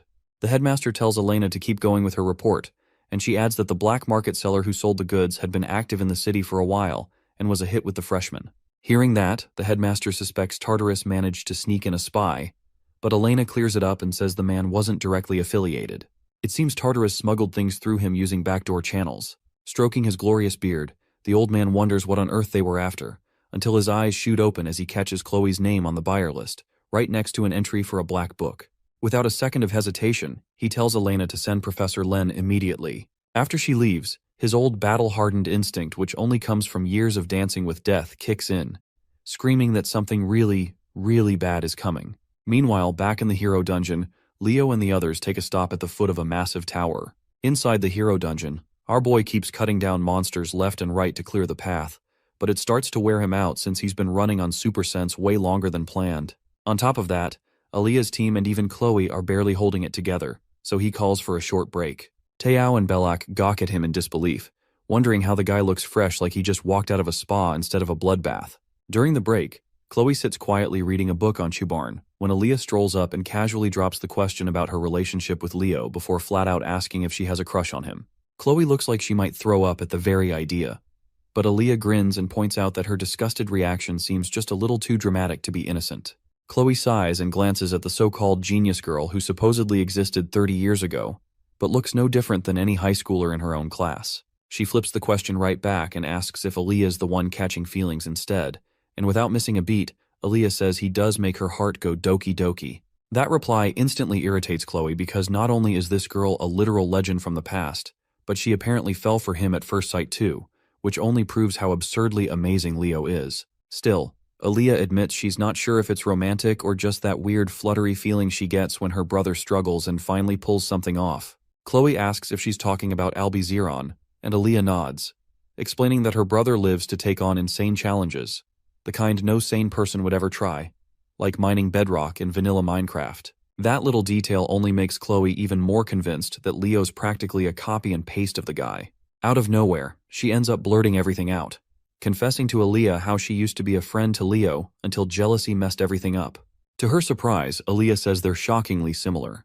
The genius girl reveals she's always been jealous of her own genius brother, since he looks like a clown but still stumbles his way into making groundbreaking discoveries. She admits her own unique magic is really just a rework of a system her brother came up with since she kind of sucks at inventing original stuff. Then she stuns Chloe by laughing about the time she failed the entrance exam twice, which only deepened her complex and made her hate him more. Eventually, those toxic feelings turned into full-blown admiration, and Chloe realizes that's exactly what happened to her too. Before she can process it, Leo suddenly stands up and warns everyone to get ready since their escape route just got shut down. The terrified students grab their weapons and brace themselves, but our guy reminds them they're all future heroes, and fear's not part of the curriculum. Still, Aaliyah's party starts sweating bullets as a massive demonic figure steps into view, and announces he's finally found the seed of a great hero, then fires off a blast of destructive magic right at Leo. As he dodges, Leo remembers that this guy was supposed to crush potential heroes before they could bloom, yet now he's using the word great for someone like him, which doesn't sit well with our boy. Even so, he calls out to Chloe, who already has a magic circle ready, and she summons a massive iceberg to block Chubarn's attack. In the meantime, our main guy charges his sword with magic, slips behind the Night Rank demon, and delivers a deep, satisfying slash to the vile monster's girthy neck built like an F1 racer. The girls hold their breath thinking it's over, but their hope dies quickly when Chubarn's disgusting flesh transforms and stitches itself back together like it's made of cursed jelly. Seeing that, Leo tells everyone to get back fast as the demon activates cursed magic that nullifies all attacks like a black hole called Void. Tayao and Aaliyah start panicking, wondering how anyone's supposed to win against something so broken, but Leo stays sharp. He knows Void isn't absolute and there's always a limit on the user. Chubarn taunts Leo, mocking the idea that the remnants of a hero think they stand a chance, but our boy shoots right back that if he's so mighty, why's he losing sleep over a mere sprout? He calls for everyone to launch a coordinated strike, and while they all do their best, it's Aaliyah's unique magic that really hurts him as she rains down a cluster of stars on his head. Chubarn starts to believe his mistress Lady Salatna was right to order him to destroy the hero seeds before they grow too dangerous. Surrounded, he suddenly lifts his weapon and forces Leo to back off. The moment our guy sees what's coming, he yells for everyone to get down. Unfortunately, one of the spikes slices through Belak's side, so Leo grabs him and falls back behind an ice wall Chloe quickly raises. He checks on everyone and tells them he can stop the bleeding with his aura, then tells Chloe to line up a finishing blow. With that, he rushes off to buy her the time she needs to prepare an attack strong enough to push through Void's limits. Chloe opens the black book she's been holding onto this whole time, and as she flips through the pages, she realizes it holds the perfect spell to roast that ugly demon alive and erase him for good. All the freshmen watch in stunned amazement as Leo blitzes around Chubarn using afterimages to smack him from every direction at a speed no one can track. The demon swings at one image only to whiff and get clocked from another side. Seeing the chaos, Tayao wonders if he'll ever pull off a move that cool, though Dina shoots him down without even pretending to be nice. Meanwhile, Aaliyah stands frozen, both impressed and confused, because the magic Leo is using clearly is magic of the stars, which means he's no ordinary guy and hiding his true identity. Before that bomb can even settle, Chloe yanks all the attention with a sudden rise into the air, summoning a sinister black magic circle. With a wild grin that honestly makes people question who the real demon here is, she claims she's about to erase this monster from existence. Aaliyah panics and yells at Leo to get out of the blast zone because there's no way anything nice is about to come out of Chloe's hands. Chloe throws in a quick warning that she won't be held liable for property damage and fires a blazing death ray straight at Chubarn, which sets off alarms in Leo's head since this is supposed to be an ice girl, not a pyromaniac. Watching the demon get absolutely wrecked, Chloe laughs like she's fully lost it and boasts about her undying flames, telling Chubarn to go burn where he belongs. As the fire swallows him whole, the flames shift into a black fire like it is Amaterasu, which sets off alarm bells in Leo's mind, and he yells at her to shut it down before things go wrong. But she flat out refuses and insists trash like Chubarn doesn't get mercy and deserves to suffer properly. Seeing that she's clearly on the villain arc now, Leo charges in and swats the cursed book right out of her hand like it's the kind of book his mom found under the bed. A short while later, Chloe finally comes back to her senses, so Leo calmly asks her to be honest if she really created that endless flame magic, or if she picked it up from somewhere. She admits she's no genius and confesses the spell was straight out of that book, confirming as he suspected that it is a copy of the Flame of Erebus. Chubarn starts regenerating from the flames, so Leo quickly lets Chloe know that the spell she used is black magic, and the book is actually a disguised sorcery machine. The news makes her feel sick over what she's done. With a sad look, she mutters that she is way too corrupted now to be called a hero, but Leo snaps her out of that negative spiral. He explains that even he didn't know Chubarn had the Void Curse until now, which means the demon must have used it during his battle with Aaliyah and her friends. Back then, they were just students who got outmatched in an impossible fight, but still refused to back down. He reminds her that their academy's motto is to go even further beyond like Goku, and that's when it finally clicks. Chloe realizes she doesn't resent Leo for always being ahead. Rather, she admires him because he's got way too much swag to even compete with. After that, Aaliyah steps up and tells Chloe that she believes in her, giving the blonde the final push she needs. With the Void Curse now gone, Leo gets ready to end the fight once and for all. Just before that, he senses a powerful surge of magic, and it turns out to be Chloe, finally breaking her limits to become someone who can stand beside him without feeling like a shadow. Backed by a new waifu candidate, Leo's memories of his past life come rushing in as he recognizes her magic, which reminds him of the allies he once fought beside. The familiar light fills him with a fresh wave of courage. Chubarn suddenly lunges forward and smashes Leo with a finisher strike. Leo blocks the first hit, but the demon sneaks in a second blow that breaks his guard and launches him straight into a tree. As he struggles to stand, Chubarn saunters up and declares that it's time for the so-called remnant of a hero to take another nap. But right then, a snowflake drifts down in front of Leo, and the whole forest begins to freeze. His fear melts away as he stands back up and fires back that demons like Chubarn never beat him before and they're not starting now. The demon stares at him, confused what kind of high-quality copium he's smoking, unaware that Chloe is behind him and about to drop the biggest spell of the night. She silently thanks Leo for helping her reach the breakthrough she needed and unleashes her original magic, a spell called Ice World, that covers the battlefield in a chilling wave of pure power. With a wave of her staff, the whole field below her locks up in ice so thick it deserves all 3 seas. Chloe floats in the air and calls down massive crystalline lances meant to wipe out anything unlucky enough to stand below. But Chubarn doesn't even flinch, since he stays frozen solid like a cursed popsicle that forgot how to breathe. Leo walks up to the ice-covered demon, and the moment he places a hand on it, its soul fades into a pure black smoke. Right after that, he finds the black magic book, channels fire magic into his sword and drives it straight through, triggering a violent burst that scorches it to a crisp. System notifications roll in congratulating him for both saving the freshman mid-crisis and taking out Chubarn. But what really gets his attention is how Chloe totally stole the spotlight by pulling off a whole new magic type on the spot. It turns out to be field magic, which is something he wouldn't even think about copying unless he suddenly lost all survival instincts. To his surprise, Chloe says she's planning to come clean and wants to risk it all, even if it means getting expelled. He reassures her right away that someone as amazing as her wouldn't get kicked out over one mistake, and that she's more likely to end up as a full-blown hero. Aaliyah and Dina rush over to the duo and hype them up with praise for their insane rescue, not holding back on how heroic they both looked.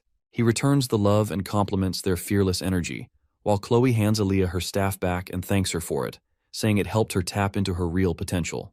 But then Aaliyah throws a curveball no one sees coming and tells Chloe to keep the staff as a reward for saving them, while Dina hands her sword to Leo as a solid thank you gift. Our guy takes it with zero hesitation, and just as things start to settle, they hear voices from a rescue squad calling out that survivors have been located. That's when Albie shows up out of breath, dripping with sweat and pure panic for his little sister. Chloe nearly breaks down when she sees her professor looking like her classmate, and both of them get slapped by the fact that they're just trapped in an illusion from 30 years ago. They watch the big brother lose it over his sister, and Aaliyah tells him about the heroes who saved her, saying one of them is almost as cool as he is. That's when Albie's version of the world starts flickering and slowly fading out, and Chloe stands there feeling proud she gave everyone a second shot at life. Aaliyah tries to show her brother the mysterious hero who saved her, but by the time she turns around, they're already long gone. The hero dungeon crumbles bit by bit, and right before it all disappears, Leo catches a system window telling him he scored a new reward. The last thing he sees before blacking out is a young Albie breaking down in happy tears, thanking him for saving his sister. The scene shifts to a hospital room where our boy finally wakes up and sees Albie again, this time the real one. Cool as ever, the professor gives him a heartfelt thank you for saving his little sister and tells him to pass the message along to Chloe once she wakes up too. With that, he strolls out of the room like it's just another day, and right after, the headmaster steps in. The sharp-looking old man asks Leo how he's holding up, and then moves straight to the point, saying he already knows about the black magic book Chloe had on her. Leo is low-key stunned that this walking relic figured it out, and the man explains he's got receipts from the place where Senlu bought the summoning catalyst, and where Chloe ended up retrieving it later. The headmaster admits he was floored to learn that a sorcery machine somehow slipped into the academy unnoticed. These cursed devices are forged from pieces of Erebus, originally meant only for demons, and when anyone else uses them, their mind starts to rot from the inside like they are watching Coco Melon. Leo decides to lay it all out and gives him a full rundown of what went down, which makes the Grandmaster start wondering whether the Black Book itself caused the whole mess. Leo agrees, saying the world snapped back to normal the instant he destroyed it. At that moment, Chloe suddenly bolts upright in bed, totally thrown off by the sight of the headmaster standing there. He tells her to stay calm and then calls for Elena. His ever-efficient secretary walks in carrying a big and long object wrapped in a cloth, which turns out to be the sword and crystal Dina had handed over earlier as well as Aaliyah's staff. Chloe's eyes go wide as she watches Aaliyah's staff suddenly materialize in the real world, and the headmaster shoots Leo a suspicious look, asking how in the world he managed to receive a reward that shouldn't even be possible. Our guy realizes from Chloe's reaction that he was the only one who got rewarded and remembers how this is just like what happened during the entrance exam.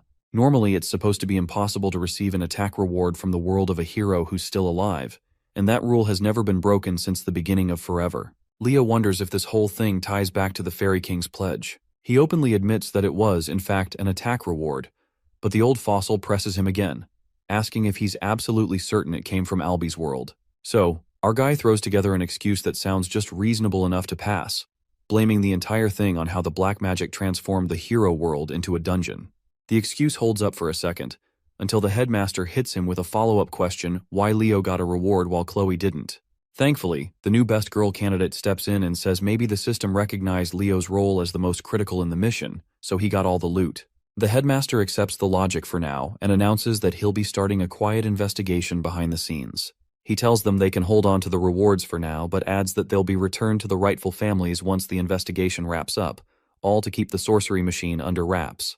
Chloe looks confused and shocked at the same time, asking why he's covering for her, to which the headmaster flashes a smile with his majestic mustache and says that not every threat comes from outside the academy. After dropping that subtle bomb, he tells them to get some proper rest and takes his leave for the time being. As soon as he's out, Chloe's whole vibe shifts like a character flip, and she starts twirling her fingers like she's about to write a love confession in cursive. She nearly confesses her feelings to Leo right then, but Anime Jesus silences her confession with 3 girls barging into the room looking extra worried about him. To make things even more chaotic, the old geezer slides back in from behind because he apparently forgot to mention that there's a celebration party for the cadets tomorrow and they better come prepared with some formal drip. In celebration of everyone making it through the midterm exams alive, the academy decides to throw a party for the students. The announcer looks like he's living his best life as he hypes up the arrivals and wonders whether it'll be more pretty girls or charming guys this time. What shows up instead are the NPCs from Class 5, who start acting like royalty the second they step in and act like the midterms were a breeze. As the crowd builds up, more people start pouring in to enjoy the food, and just as quickly, the gossip starts flying around from every corner. The duo attacks the food like starving orcs, but then Carr pauses between bites and wonders why their class hasn't arrived yet. Right then, the announcer's voice blasts out again, revealing the next pair of heroes making their grand entrance, which catches the two completely off guard. Nella and Eliana step in like they just walked off a runway, looking absolutely breathtaking in their dresses, which instantly turns the boys into drooling messes. Meanwhile, the girls waste no time roasting their suits, asking if they borrowed it from their dads. The announcer continues hyping it up and announces the Llewellyn siblings who enter looking stupendously sharp in formal wear, while the crowd loses it completely. Carr points out how quickly they're surrounded while Eliana shrugs that it's no surprise given their celebrity status. The announcer cuts in again to tease a couple making their entrance next, as Celia and Leo walk in side by side, giving off strong power couple vibes. Celia looks visibly stiff about walking in together, while the class rep flashes everyone a playboy smile bright enough to cause blindness. Nella jumps up in surprise, and Carr and Eliana can't help but cheer for their dashing class rep. The mic somehow ends up in the hands of the spirit-possessed girl again, who excitedly asks the crowd how they're enjoying the party. Carr immediately turns pale seeing her again, though thankfully some students yell out that they're having fun, which keeps her from snapping.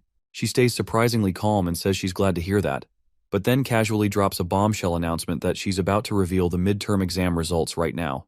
The energy in the hall dies instantly, and Carr mutters that dinner's officially ruined now.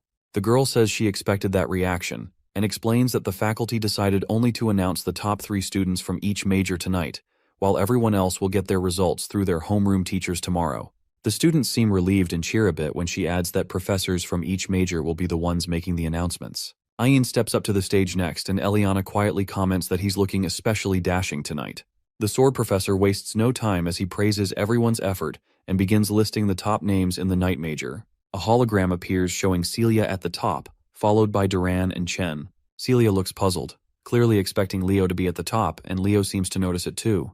The professor from the magic major comes up next and announces Abud, Chelsea, and Emio as the top 3. Chelsea looks uneasy now that Leo's name still hasn't shown up, but Leo reassures her that stuff like this happens, and she shouldn't worry about it too much.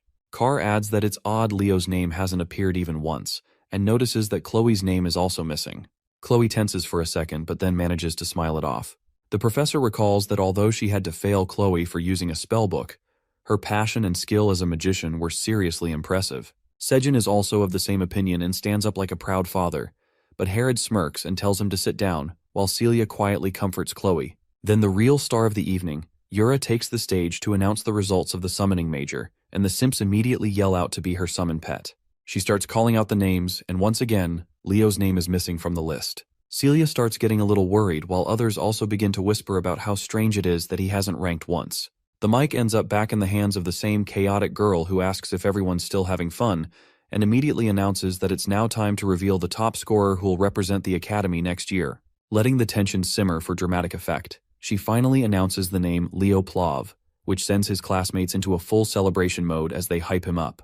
The applause is short-lived though, as a student suddenly speaks up with an objection. Emio questions how Leo could possibly be the top scorer when he didn't even rank in any of the majors, saying the whole thing seems suspicious. Leo admits that he's just as surprised and turns to the announcer, who now starts fumbling over her words, trying to piece together some sort of justification. Then she snaps as her other personality kicks in and takes over and starts yelling at the students with insults that would get anyone expelled under normal conditions. She growls that she's only going to explain this once, so they better listen carefully and stop yapping.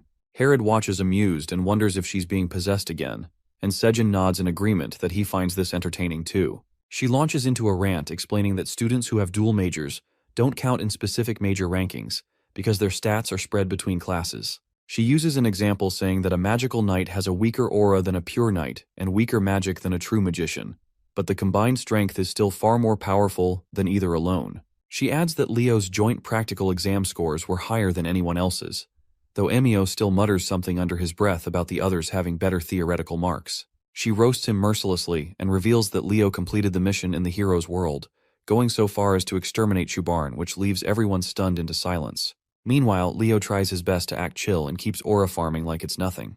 The other students just look at Leo in stunned silence, while Eliana and Carr both blurt out how in the world he managed to clear that dungeon with only one other person. Leo stays perfectly composed and does not even bother to respond as the announcer girl slips back into her awkward personality and begins stuttering again, though Sejin casually mentions that her part's done now anyway. She ends her speech by telling everyone to enjoy the party, which immediately shifts the mood as gossip fills the room. Yura takes a break from her meal and turns to Len, asking what the rankings would have looked like if dual-class students had been included in the major scores. Len answers without hesitation that the entire result board would have seen a massive shakeup. He calmly states that everyone's ranks would have dropped by 1, and when Yura asks if that means Leo placed first, the magic professor confirms that it was indeed our boy. Yura is visibly surprised and states that it would have been the same for the summoning major, while Ain also confirms that it applies to his department as well. Yura tries to wrap her head around it, though Ain mentions that Leo's all-class goals suddenly seem far more realistic now. Len cuts in again and declares that regardless of all this, Leo's future path will definitely be sorcery. Yura doesn't take that quietly and insists that she wants Leo in the summoning major instead. Meanwhile, the Glacial Knight listens to their yapping and calmly declares that Leo seems like a natural-born swordsman, making them yell out profanities, while the assistant professors exchange a very concerned glance in the background. The next morning, Carr is completely wiped out from overdrinking, and Chelsea mentions that she's never seen anyone chug 2 whole liters of orange juice before. Professor Herod walks into the classroom and tells everyone to quiet down. He brings up a world map and announces the destination for their upcoming class trip, revealing that they're heading to the land of the elves. The students instantly light up, knowing that this trip lets them choose where they want to go, and they start fantasizing about various destinations. But Herod quickly points to the map and announces they're going to El Salbekia, which instantly crushes all their enthusiasm. The place is infamously cold, so it is no surprise that everyone starts complaining. He shuts them down by revealing that the decision was made by the class rep, which catches everyone completely off guard. However, Leo wears his most innocent face while Carr turns to him and demands to know why he picked such a hostile location. Leo simply tells them to quit whining and start packing already, so they better buy their supplies quickly. Eliana dramatically sobs and declares she's buying gloves, while Chelsea is just excited to try out all her winter coats. Meanwhile, Leo dives into deep thought and recalls that while people believe El Salbekia is nothing special, it's actually the hidden home of the fairies. He gets a bit nostalgic as he wonders how Silrod has been doing all this time. When they arrive in the city, Leo tells Nella he'll take care of getting the food and equipment while she should handle the potions. After a bit of intense bargaining, he finally scores a solid deal and sets off with the supplies. Leo is completely worn out from the errands, but just then he snaps to attention when he senses something off in a nearby alleyway. He realizes this is the 13th block and heads toward a specific building, recognizing it as the same place where Sen Lu and Chloe had bought their sorcery machines. Dropping his bag, Leo steps inside and finds the shop completely empty, aside from one cute little teddy bear sitting awkwardly in the middle of the floor. Nothing seems out of the ordinary, which makes sense if the investigation team already swept the place. But something feels off. His mind catches up a moment later as he realizes that the teddy bear shouldn't be there at all because Lumerne should have collected everything, and the shop had been sealed. He immediately goes to slash it, but the bear suddenly spins midair and spits out some black goo that Leo instantly recognizes as a demonic entity. This one isn't a standard demon either, as it's dripping with high-level curses and foul energy. As the twisted lump of darkness begins solidifying into a form, it tries to speak. Leo narrows his eyes as the voice seems oddly familiar. The demon mocks his sharp senses for catching the curse so quickly, and locks eyes with him, and he finally recognizes that it is the witch queen Salatna, who is one of the 3 Legion commanders the heroes failed to eliminate back then. However, this body is not her real one. The demon questions whether he's a magical knight and taunts him that his heightened senses will now lead to his downfall. It lunges forward, and Leo barely manages to dodge the attack as it grazes his arm. Our hero realizes that he doesn't stand a chance against her like this, while she slowly slithers forward, and thanks him for such a delicious offering. Just as she prepares to finish him off, Leo cracks a smirk as a flash of light erupts behind him. A holy blast slams into the demonic creature, knocking it back into the ground hard. As it tries to crawl away, it shrieks out the name of the sorcerer of the magic eye, while Professor Albie just stands there at the entrance like he is some kind of anime protagonist. The demon hisses in frustration but decides this is even better, claiming that having an audience always makes things more fun. But when it tries to sneak up on Leo again, Albie's already one step ahead as he throws out verbal abuse like confetti and activates a massive glowing spell circle, calling the demon nothing but a steaming pile of cursed trash. Huge beams of light blast out, slicing the giant demon's head clean off as she gets called demon trash. It tries to lunge at Golden Boy and hisses about how it'll devour those juicy fairy eyes, but he snaps back that he's not into some knockoff clone garbage like her and yells for her to just die already while firing off a massive Miko Miko beam. The thing gets obliterated into nothing but scattered teddy bear bits. Meanwhile, Leo remembers that Professor Albie's other name is the Decimator of Tartarus. Rumor has it he only became a Lumerne professor to get clearance beyond the borders so he could hunt demons. Leo takes a breath of relief and feels thankful to this era's hero, but Albie just stares him down and asks what the hell happened here. Leo explains that the demon appeared during his investigation and was hiding inside the teddy bear using a high-level curse. Albie grabs the teddy's head and says the investigation department is definitely taking the blame for this mess. He turns back and says he'll let the solo investigation slide this time, but tells Leo to ask for backup next time if he needs it since he still owes him for what he did. That catches Leo off guard, and he picks up his supply bag as he quietly thinks that House Zeron is one of the 3 great families, so he might just lean on Albie to access the Forbidden Library. Heading back, he finally spots Nella, who looks thrilled to see him, only to instantly panic when she notices he's injured. She hurries over and casts healing magic while asking what went down. However, Leo is lost in thought that this incident pretty much confirms Salathna's the one behind the demonic beast and that cursed book of sorcery, but he still can't figure out what their endgame is. A week passes, and the students gather before a massive gateway portal as Leo goes over the checklist with his class to make sure they've got all the essentials. Celia strolls over and asks why his group's headed to El Salbekia, and he tells her it's like a summer vacation to escape the heat. She grins and says she hates the cold, then tells him to have fun before leaving with her own class. He sees her off and then turns back as he tells the students it's time to move. Chelsea looks fired up while Carr groans that he hates the cold too. Leo turns around to check if everything is set, and finally steps through the portal into the elven domain. Meanwhile at Siren Academy, 2 elves are ganging up on another student, mocking his outfit and questioning how someone like him could belong at the great Siren Academy. They call him a half-blood while the boy just lowers her head in shame until someone else steps out and tells them to quit bullying and act like actual students. The bullies try to twist it and ask if she's not bothered by a half-breed dressing like that, but she's already had it and starts cursing them out. She yells that if they don't like his clothes, they can strip and give him theirs instead. The 2 are stunned by the language and tell her to act dignified, but she fires back, asking if they're not ashamed to gang up on one innocent kid. She tells them to scram while they grumble about her acting like a rabid dog. Turning to the boy, she asks why he's dressed so thin. He says someone stole his clothes and introduces himself as Luca Inaris. Runia instantly starts fuming at the guys, while Luca keeps trying to give her the scarf back, feeling a bit shy, but she brushes it off and tells him not to worry. He notices she seems weirdly happy, and she admits her contractor finally hatched.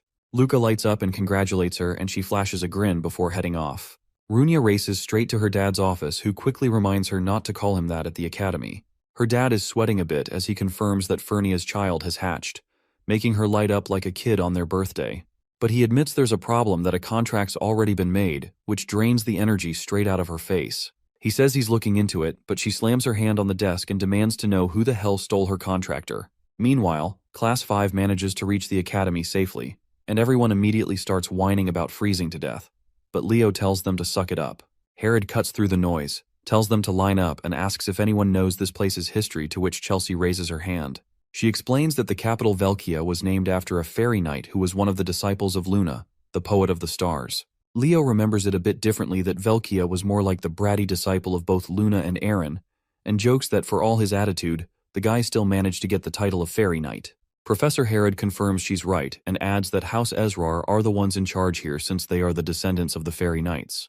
Just then, someone begins to approach from the fog, which Herod notices as the group starts to come into view. Carr immediately panics and asks if they're thieves, and the professor says bad people can be anywhere. But even he's caught off guard when a familiar voice greets him and asks how he's doing.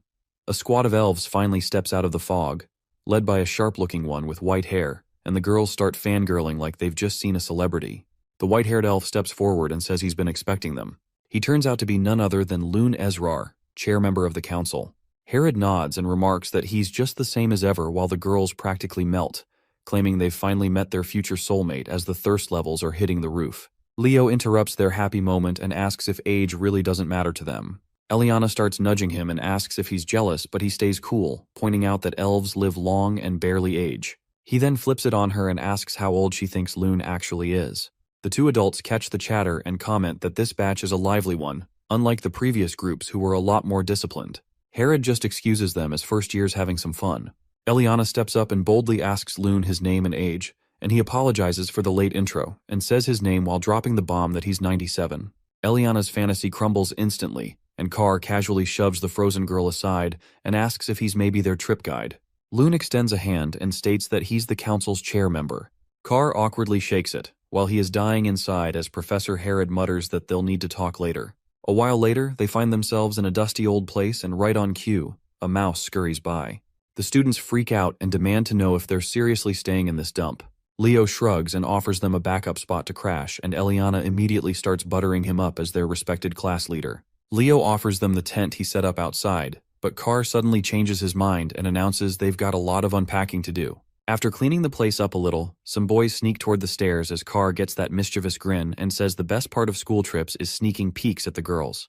But at the top, they freeze because Chelsea's already standing there, looking beyond pissed. She doesn't waste a second and launches a gust of wind magic that blows them off their feet as they scream for mercy. Leo watches in amusement and says it seems like everyone's enjoying the trip and figures he might look around too. Before he gets far, a voice refers to him as Lord Leo as he turns around to an elf in uniform who informs him that the head of the house wants to speak with him. Moments later, Leo steps into Lune's office, and the chair member barely glances up from the mountain of paperwork and tells him to come in. He apologizes for the wait and asks if he can hold on a bit longer. But instead, Leo asks if he can look around as the office seems to have some interesting stuff, which Lune is more than happy to let him. Leo walks over to the weapons mounted on the wall and notes they look pretty old. His eyes narrow when he spots one in particular, Urquint, as that name instantly draws a reaction. Lune looks surprised and asks how Leo could possibly know about it, since its history is only passed down to the heads of House Ezrar. Leo starts sweating but plays it off by saying he read about it in the ancient library of Lumerne, which Lune eats up without question. As Leo touches the blade, he senses the infusion of stellar mana, but quickly realizes it's not the original and is just a copy. His thoughts drift into a flashback from his past life as hero Kyle. His companions had been hyping up a new weapon back then, and Luna proudly showed it off to Kyle as she asked his opinion, but roasted her instead that she looked like a goblin thief, which set her off instantly. The real Urquint had originally belonged to Luna, but was later handed down to her student Berkia. However, it was lost before the expedition to Tartarus. Lune comes up behind him and explains that Urquint was retrieved by his ancestor who conquered Berkia's hero world. But weapons from hero worlds can't be used by anyone except their original conqueror.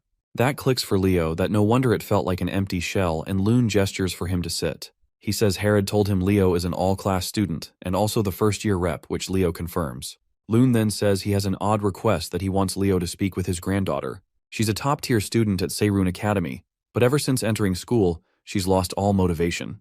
Lune figures that someone like Leo, being of a different race, might shake her up a little. Leo walks up to her room, questioning if it was really okay for Lune to hand him the key, but he still knocks and enters, only to be met with what he calls the mother of all messes. He coughs and comments that the room's dusty as hell, then starts noticing the posters and figures that she must be a fan of the great heroes. He's seen kids collect this stuff before, but this is next-level obsession. He spots a uniform hanging up and guesses it belongs to Seirun Academy, but just then, the girl walks out and assumes it's her grandfather in the room. She starts ranting about how it's not okay to barge into a grown girl's room, only to freeze in pure shock when she sees Leo standing there instead. Her face turns bright red as she screams that there's a human in her room and immediately dives under the covers. Leo introduces himself and says her grandfather wanted him to meet her, but she stays silent, wrapped like a burrito in her blanket. Not getting a response, Leo casually picks up a book and comments that she's collected almost as many on Hero Kyle as he has, and he's curious how the elves portray him. As he flips through the pages, he's genuinely impressed by how neatly she's organized the notes and praises her for understanding Kyle's achievements so well. Finally, she peeks her head out and asks softly if he likes Hero Kyle too. She asks him about the Battle of Darnos, and he explains it was where Taberka was defeated and was the first battle where the heroes fought side by side. Her eyes light up as she quickly follows up, asking if he knows where Commander Zerga's forces were crushed, to which he answers without pause that it was Edvelik. She nearly bounces with excitement as she is impressed that he knows what most people overlook about the great heroes. In her eyes, Leo suddenly shines like a knight in armor, and she looks down shyly as she introduces herself as Aaron and asks if her nerdy rambling scared him off. But Leo reassures her and says that the great heroes would be thrilled to know someone out there is still enjoying their stories. She continues on that she believes Kyle is an undocumented fifth hero. Leo agrees and says he believes Kyle's a true hero too, and even plans to join a club that researches his legacy. That perks her up until the mention of school sinks in and her mood dips again. Leo notices her quiet and reserved nature and gently asks why she doesn't want to go back. She admits she doesn't think she belongs in a place like Seirun Academy, as everyone there is aiming to become a hero, and someone like her with a weak heart doesn't deserve to stand among them. Leo notices that her uniform is well maintained and figures out that deep down she still wants to go. He tells her he's not the only human around here, and that his classmates would probably love to meet her and hear her thoughts. She's surprised, but he adds that other schools that train heroes from different races also exist. He tells her with a smile that if she's curious, she should come see for herself, and with that, he takes his leave. As soon as he steps outside, Lune is waiting with starry eyes and the sudden appearance startles Leo. But Lune leans in and excitedly whispers if he was really talking to Aaron this whole time. He wipes a dramatic tear, overwhelmed that Aaron managed to hold a full conversation for once and now wants to reward him with a magic item. Leo agrees, since it would be rude to reject a gift, and Lune leads him to the treasury, telling him to choose anything he likes. Nothing really jumps out at first, but then Leo spots something odd. He picks it up and Lune casually says it's just a jewel imbued with fairy power, though he thinks of it more as decorative. Leo simply says it's fine and that he wants this one, to which Lune agrees happily. However, our boy realizes that he's certain the fairy inside isn't carved and is alive. Later, Class 5 stands in the hall as Professor Herod explains their new schedule. Starting tomorrow, they're waking up at 6 for personal training, followed by mission practice in the afternoon. Eliana tries to object and points out they already train non-stop back at school, but Herod shuts it down that this trip isn't a vacation. Instead, it is meant to sharpen their weak points. Then he casually drops the bomb that this entire schedule was planned by their own class rep, and instantly, everyone glares at Leo with looks of pure betrayal. But Leo beams and says this place is perfect for combat training, to which Eliana gaslights herself into believing he must have noble intentions. Herod wraps up the meeting, telling them to enjoy this final day because it'll be their last bit of free time. Later that night, Leo sits in his room studying the jewel and comes to the conclusion that it contains the Fairy King's magic. This makes it understandable why Lune regarded it as just a decoration, as after all, the Fairy King's contractor vanished after the Age of Calamity, and no one has used that magic since. But Leo knows it well that this is Silrod's power. He pours his own magic into the jewel, which causes it to glow. It's finally time to activate the pledge of the Fairy King he received before, and with that the jewel starts to crack and open up. A small voice stirs, asking if Father has broken the seal at last. But when the fairy spots Leo, confusion takes over as he demands to know why a random human is standing there, to which Leo simply asks who he's supposed to be. The fairy gets offended and declares that he's Kirin, the firstborn of the Fairy King Silrod. He starts ranting like royalty, but Leo calmly preps his fingers and tight as Kirin smugly says his name. Leo flicks him on the forehead. Kirin freezes as he tries to process this human's audacity, But Leo's expression shifts, and he says that even Silrod treated him with respect, making him wonder who the hell this brat thinks he is. Kieran gets enraged and starts hurling racial slurs, but as he keeps going, Leo keeps flicking his head one after another like an angry mother. Eventually, Kieran summons some manners and stares at Leo in awe, realizing that he must be the pledged one his father spoke of. Leo leans in and warns him again that if he's got a problem he should speak up. But Kieran backs down, deciding that a pledge with a human might not be so bad. Leo pats his head, casually noting that for Silrod to take all 6 of Kieran's wings, the kid must have been a royal pain. Kieran's surprised Leo knows that, but before he can say more, Leo tells him to go summon Silrod already. Kieran looks smug again, saying he can only summon his father after reclaiming all 6 wings, and adds that the first one is nearby in the forest. Leo smiles, calling it fate that they crossed paths, but then gives him another flick for good measure. The next day, the class heads into the forest under icy winds. As they push forward, they all freeze again, this time in shock as Chelsea just got wiped out by wind magic. Leo helps her to her feet and smirks as he tells her she'd better train harder if she wants to keep up. A few minutes ago, Aliana blew up when Leo claimed she can't harmonize her swordplay with her magic, which is why she assumes he's off training solo. Leo doesn't bother answering that part, and instead shifts focus, and tells the duo their summoning needs serious work, which sets them off since that's the one thing they thought they had down. Then Chelsea jumps in, saying he told her something similar during the entrance exam, that she lacks a proper understanding of wind magic. Drawing her weapon with a smile, she challenges him to see what he's really got, and Leo gladly accepts. She thinks his performance so far has gone above and beyond, and she's curious what else he's been hiding. But she doesn't give him a chance to prepare anything as she fires off her windbreaker spell without warning, sending a massive gust roaring toward him. Leo doesn't even blink and casts his own windbreaker in response, which cancels out her spell, leaving her stunned. Eliana is shocked to the core since high-speed casting was supposed to be Chelsea's edge, but Leo just matched her pace exactly. Chelsea keeps pushing and activates Wind Chain, but Leo only sighs and reminds her that when they first met, he warned her not to use wind magic that way. Then he fires off Wind Bolt, an absolute monster of a spell that rips straight through hers and barrels toward her, catching her wide open. The impact sends her flying into a tree, and like nature adding insult to injury, a pile of snow falls on her head right after. Leo walks up and points his sword at her as he calmly declares his win. Chelsea still looks dazed as she questions if that was real wind magic. Carr throws in that he didn't expect her to lose, and Eliana can't wrap her head around how their class rep got this strong. Professor Herod gives his 2 bits that while Chelsea isn't weaker in raw power, but the real gap lies in their understanding and control of wind magic. Leo pats the grumpy cat's head as the professor continues, explaining that even as they learn new skills in higher grades, they shouldn't neglect perfecting what they already know. He wraps up by telling everyone to sharpen their abilities under the class rep's lead, which immediately triggers a bunch of complaints about the freezing cold. Later on, Leo walks alone through the snowy forest gathering herbs for a mission. He remembers how the others completely tapped out and promised they'd do their missions later and smirks, thinking they're probably still passed out back at their inn. Out of nowhere, Kieran zips in and proudly announces he's collected a huge stash of herbs. Leo gives him a pat on the back for doing good work, which has the little guy all puffed up and glowing in his tiny fairy pride. With that, Leo decides the haul is enough and stashes the bag away. He starts wondering if it's time to get serious about investigating the forest, and states that the hunt for Kieran's wings officially begins now. As they move ahead, he suddenly stops and asks when Kieran was exiled, which the fairy answers it was around 100 years ago. Leo narrows his eyes, telling him to look closely because there's illusion magic at play here, which Kieran quickly picks up on and confirms it's the Fairy King's magic, but not his father's. Leo pieces it together and figures the spell belongs to Silrod's father, the Fairy King during the Calamity era. It's been a century since the magic activated, so judging by the timing, the energy fueling the spell must be Kieran's wings, as he somehow repurposed into an ancient formula. Suddenly, a voice cuts through the air that he heard something valuable is hidden nearby. Both of them go on edge as a nasty aura floods the area. The stranger steps closer and asks why humans are wandering around elf territory, but Leo flips it back, saying it's weirder that the undead are hanging around here. The nasty-looking skeleton roars that this land has long been under Tartarus's influence, but Kieran shoots back and shouts that this place is a fairy sanctuary. The skeleton laughs and mocks him that how could a weakling like Kieran could even call himself a fairy.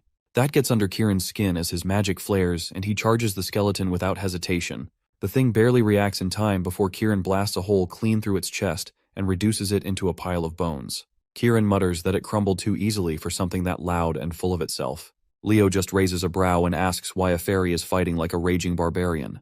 Kieran stretches and says it worked out since fairy and undead powers naturally cancel each other out. But then he freezes as the skeleton starts speaking again, admitting that while Kieran may be low level but he's still a fairy, and begins reforming right in front of them. Kieran holds his nose at the rank stench and charges in again, vowing to crush the thing properly this time. But mid-attack, something feels off and Leo yells at him to get out of the way. The skeleton slams its sword into the ground, releasing waves of that foul aura. Kieran dodges at the last second and crashes straight into Leo. Our hero steadies the dazed fairy, who asks what in the world that thing is. He answers that it's an ancient monster from Tartarus known as Death Knight. The skeleton stands tall and finally introduces itself as Kargor. It declares its loyalty to the Lich King, and just like that, it lunges toward them again. Leo steps up and tries to counter with his blade, but Kargor vanishes and reappears behind him like Houdini. The Death Knight lifts his sword and coldly announces that he's here to lead Leo straight to his end. Thinking quickly, Leo activates spectral form and forms a barrier just in time to block the Death Knight's strike, the clash echoing through the eerie silence of the forest. The monster steps forward, and is surprised that a human could pull off an aura shield in such a short time, then gives a crooked smirk and swings again. However, this time Leo successfully blocks the attack. The Death Knight mocks his efforts and calls it futile as he begins to press Leo back with brute strength. Kieran panics and rushes in to help, but gets blasted into the ground without effort, groaning as he rubs his forehead and mutters that he is already drained of power and bitterly wishes he had his wings back. Without wasting another second, Leo begins chanting and is soon engulfed in red flames, which catches the Death Knight off guard. Suddenly, phoenix wings burst from his back and their brilliance lights up the dark woods. Kieran watches in awe as he realizes Leo must also be a contractor. Our hero then delivers a swift and precise strike that slices the Death Knight clean in two. The tiny phoenix lands proudly on Leo's shoulder, followed by Kieran, who immediately starts fussing over the fiery fluff ball. Kieran tries to shoo it off and the annoyed bird puffs up, but before the squabble escalates, the Death Knight's voice bellows once again as he swears that none of them will leave this place alive. He drives his sword into the ground, unleashing a curse that opens a dark pit and summons an army of undead from beneath. One by one, skeletal warriors start to rise with weapons drawn, and Leo realizes it's a curse that endlessly revives the dead. He lowers his shield, which makes Kieran alert, who asks if he's giving up, but Leo only smirks his response as he strikes a confident pose and says that he finally got a hold of Kyle's mana. Without hesitating, he casts Earth Ripple, which sends shockwaves bursting outwards and causes the undead to lose their balance. Leo charges forward as he slices through them with ruthless efficiency, using his Vortex Slash, and ignores the Death Knight entirely. The monster roars in frustration and demands that Leo face him properly, but our hero simply calls him out for hiding behind his summoned horde. Using a jump boost, he propels himself high into the air, while the Death Knight screams after him. Eventually, Leo stops running and figures he's gotten far enough, though he can't shake the feeling that something is off about a Death Knight showing up in a fairy forest. As he tries to make sense of it, a skeleton stumbles out of the trees. He readies his blade and assumes it's a straggler, but before he can act, the creature is shredded into pieces. An elf appears who raises his sword to Leo and demands to know if Leo was the one who summoned it. Leo calmly explains that he's just a Lumerne student with no involvement. Leo identifies him as a Seiren student as he recalls Aran's uniform, but the elf doesn't buy it and lashes out. Leo sidesteps with ease and knocks him down using the base of his sword. A voice interrupts and asks him to stop as a red-haired elf steps in and apologizes for the other's rudeness. She introduces herself as Runia and assures Leo that not all Seiren students behave like that trash bag. He accepts the apology and asks what brings her here, to which she replies she's on field training, while Leo explains that his class is here on a school trip. He excuses himself to report the incident to his professor, and Runia sees him off, though he pauses for a moment as he tries to remember why her name sounds familiar. Meanwhile, she's already yelling at one of her students for messing up and calls her an idiot sandwich. Back at the academy, Lune seems sus about the whole Death Knight situation, and says while monsters have been appearing, things haven't gotten that extreme. Professor Herod backs Leo that he wouldn't lie about something like this. Just then, someone calls out to them and states that misunderstandings can be caused by ignorance. A dark-haired elf steps out and scoffs at the idea that a first-year candidate met a Death Knight. He introduces himself as Professor Herdium, and Lune motions for him to speak. Herdium goes on to suggest Leo likely mistook a skeleton knight for a Death Knight since the real thing would have killed him instantly. He questions if Herod genuinely believes such a story, but Herod firmly replies that he does because Leo is the all-class representative. That surprises Herdium, who now considers that Leo might be worth keeping an eye on if he can really change the way Seiren students see things. He then asks Leo if he's skilled in magic as well, and proposes a joint class between Lumerne and Seiren. Sometime later, all the students are enjoying themselves at a party, while Carr wonders how grand this event is, but Chelsea adds that it makes sense since the Emperor himself is hosting it. Eliana and Nella buzz with excitement at the thought of experiencing Seiren's teaching firsthand, though Leo remains a bit sus, and figures Herdium is the type who only believes what he sees with his own eyes. His thoughts are interrupted when Runia shows up again and asks if he wants to dance. They move in sync as if they've done it for years, and she gets thrilled to learn that he knows the elven dance to which Leo tells her he learned it long ago. She realizes that she never asked his name and asks what to call him. The moment he introduces himself, her mood completely shifts, and she grabs him by the collar and yells that he's the one who stole her contractor. Her grip tightens on his collar as she declares that she is going to end him on the spot, though Leo doesn't even flinch. Just then, our hero recalls what the Phoenix Lady said about someone else being chosen to become Fiora's pact-bearer before him, and figures Runia is that person. Her body starts trembling with rage as she glares at him and calls him a shameless thief, but Leo only smiles and tells her that Fiora is doing well, which pushes her further over the edge. She screams at him to die and lunges forward without thinking. Sometime later, Runia lowers her head and apologizes for her outburst, while Leo doesn't make a big deal out of it, and forgives her on the spot before walking off with Professor Herod. Meanwhile, Herdium immediately begins scolding Runia and warns her never to make such a careless mistake again, especially since she is the first-year representative. Runia looks dejected and nods that she understands, but the professor continues that they now have to prove Seiren's superiority over Lumerne, and starts shaking her like a blender. He loudly declares that they must rise above all other hero academies, but then suddenly panics that maybe he overdid it. However, Runia starts yelling with renewed fire that she will absolutely crush that nasty thief for the sake of Seiren's pride. The next day, the joint class finally begins, and Professor Herod introduces himself to the students from Seiren while explaining that today they will get a first-hand taste of how things work at Lumerne Academy, which instantly sparks their curiosity. He calls on Carr, Eliana, and Thad to step forward and instructs them to lead the class, which clearly surprises the trio. Herod calmly explains that they are among the top students who have survived so far at Lumerne, and that it is now their turn to show what they have learned, which practically melts their hearts. Chelsea quickly realizes that one student from each department has been selected to teach, while Leo just suspects the professor is trying to avoid work again. The three begin teaching everything they know about their respective magics, and their enthusiasm easily captures the attention of the elf students, while Professor Herdium smiles faintly and notes that exposure to other races can sometimes unlock entirely new approaches to magic. However, he wonders to himself why the class representative hasn't stepped forward yet. Chelsea cheers them on while they take a bow, and the elf professor compliments their efforts, saying he can sense how much devotion each of them has poured into their training.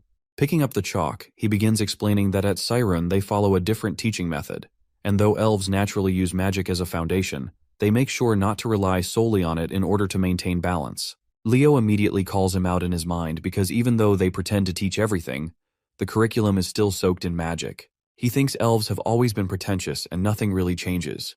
As the professor starts explaining a complex spell theory, Leo starts yawning from boredom, and Herdium silently notes that not only did the boy claim to fight a death knight, but now his attitude in class is absolutely trash. Deciding to switch gears, he abandons the theory and forms a glowing golden star in his palm, which he calls the essence of Seiren, and even Leo starts to show interest. He continues explaining that elves are a race born from magic, and then sends the star into the air, where it explodes into countless smaller stars that scatter toward the students, who react with wonder.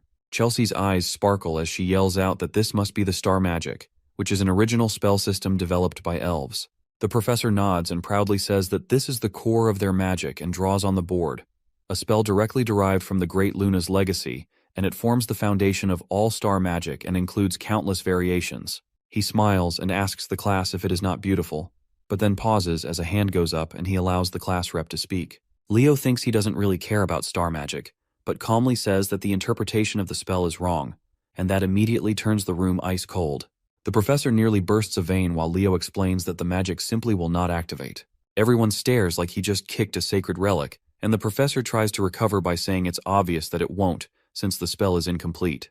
He explains that their ancestors deciphered the progenitor's records and managed to restore the spell to its current version over time. Leo quickly pieces it together that this is one of Luna's lost spells and figures that most people wouldn't know, because Luna originally created this magic just for Kyle when she developed the star magic system. The professor doesn't take the comment lightly and throws down a challenge, asking Leo to demonstrate where their interpretation went wrong. Professor Herod tries to step in and defuse the situation, but freezes when Leo actually walks forward. Meanwhile, Leo is already thinking that the magic elves are using now is just a watered-down replica, because he received the complete version directly from Luna, but died before he ever got to pass it on. He stares at the board and wonders if fate brought them back together like this. Herod starts sweating bullets since he knows how important star magic is to the elves, and tampering with the progenitor's legacy could be a disaster. However, Leo moves without hesitation and begins rewriting the formula using his own magic, while the elf students whisper in confusion since none of them have seen anything like this. After a few moments, Leo announces that it is ready, and the newly formed formula begins glowing intensely.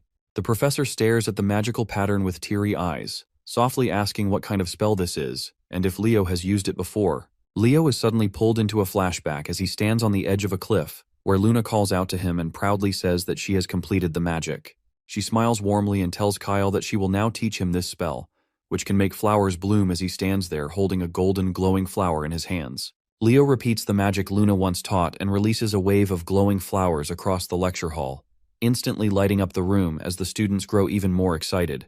Eliana turns to Nella and wonders if the class rep just pulled off something wild again, and Nella nods without saying a word. What grabs Runia even more is the professor's stunned reaction, and she starts to question if Leo really just cracked the founder's legacy in front of everyone. The professor drops to his knees in disbelief as he holds a golden flower in his hand, and mutters that he can't believe the magic they've all been using is just a flower-blooming spell. Leo calmly corrects him and says it's not that simple. He explains how flowers nearly vanished during the Age of Calamity, and suggests that they probably meant something important to the founder of the nebula. Back then as Kyle, he remembered once telling Luna that this kind of useless magic wouldn't help them survive battles, but she told him that flowers were beautiful, and that someday she wanted to see a world blooming with them. The professor agrees that the founder must have embedded a deeper truth in the spell, and as the flowers start fading, the students begin whispering as they try to figure out who this guy even is. Leo quietly tells the professor that he learned the magic on his own through ancient texts, and that he's a dual-class natural-born mage, but has no elf blood. Professor Herod steps in to apologize for Leo's behavior, and offers to end the joint class for the day. He reasons that it's still too early to judge Leo without any official stance, but before he can finish, Professor Herdium interrupts and grabs his hands out of nowhere. He asks directly if Leo can be transferred to Siren Academy, completely catching Herod off guard as the whole class erupts in chaos. Later on, they return to their lodgings where Chelsea proudly serves a mysterious soup that looks more like a one-way ticket to the afterlife, while Eliana presents a risotto that's just as lethal. The boys immediately start weighing which dish will end them faster, but Eliana doesn't wait, and force-feeds Carr a spoonful. He freezes for a second before barfing it up with no hesitation. Loon walks in and finds the whole thing hilarious, but Herod doesn't waste time and pulls Leo aside for a private talk. Loon informs him that the Grand Assembly has reached a decision regarding the Death Knight incident. Meanwhile, Nella sneaks off to eavesdrop as Loon reveals that there have been multiple sightings of undead creatures, and even a Death Knight within the fairy forest. He says a formal investigation is being planned, and a joint search party will be formed. As the others secretly listen in, Loon adds that the mission will be too dangerous for first years, so they'll be teamed up with Seiren seniors, but Leo then asks if that's the only reason Loon showed up. Loon shakes his head and says he actually came for Leo since his granddaughter wanted to see him. Erin steps forward shyly, asks how he's been and says she came because he said she could. Leo turns to introduce her to the others, but the girls immediately dive in and start fangirling over how adorable she is. Erin gets overwhelmed and runs upstairs while apologizing to everyone. The girls wonder if they messed up somehow, and Loon informs Leo that he's counting on him. Without a word, Leo heads upstairs and finds Erin curled up silently on the balcony. He puts his jacket around her, which surprises her, and she quickly tries to hand it back, but he tells her not to worry about it.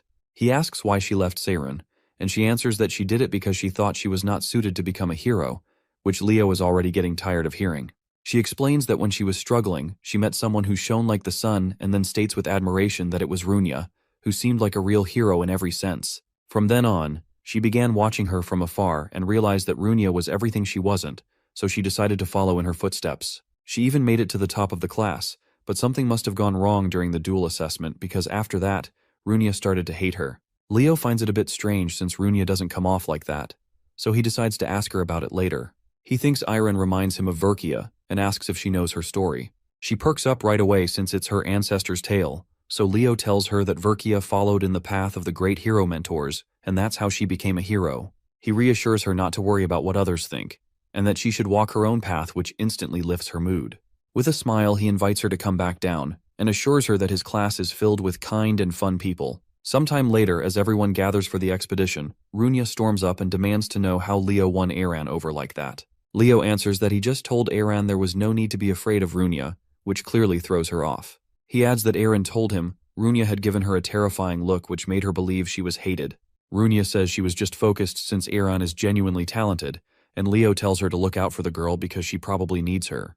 Just then, Professor Herdium calls out to someone who grabs their attention as a group of third years approaches. Lauder steps up to greet him, and the professor says he's impressed with the work Lauder submitted before. Leo glances at Runia and asks who that guy is, and she says he's her senior who suddenly jumped from 0 to hero this year, which Leo finds a little suspicious.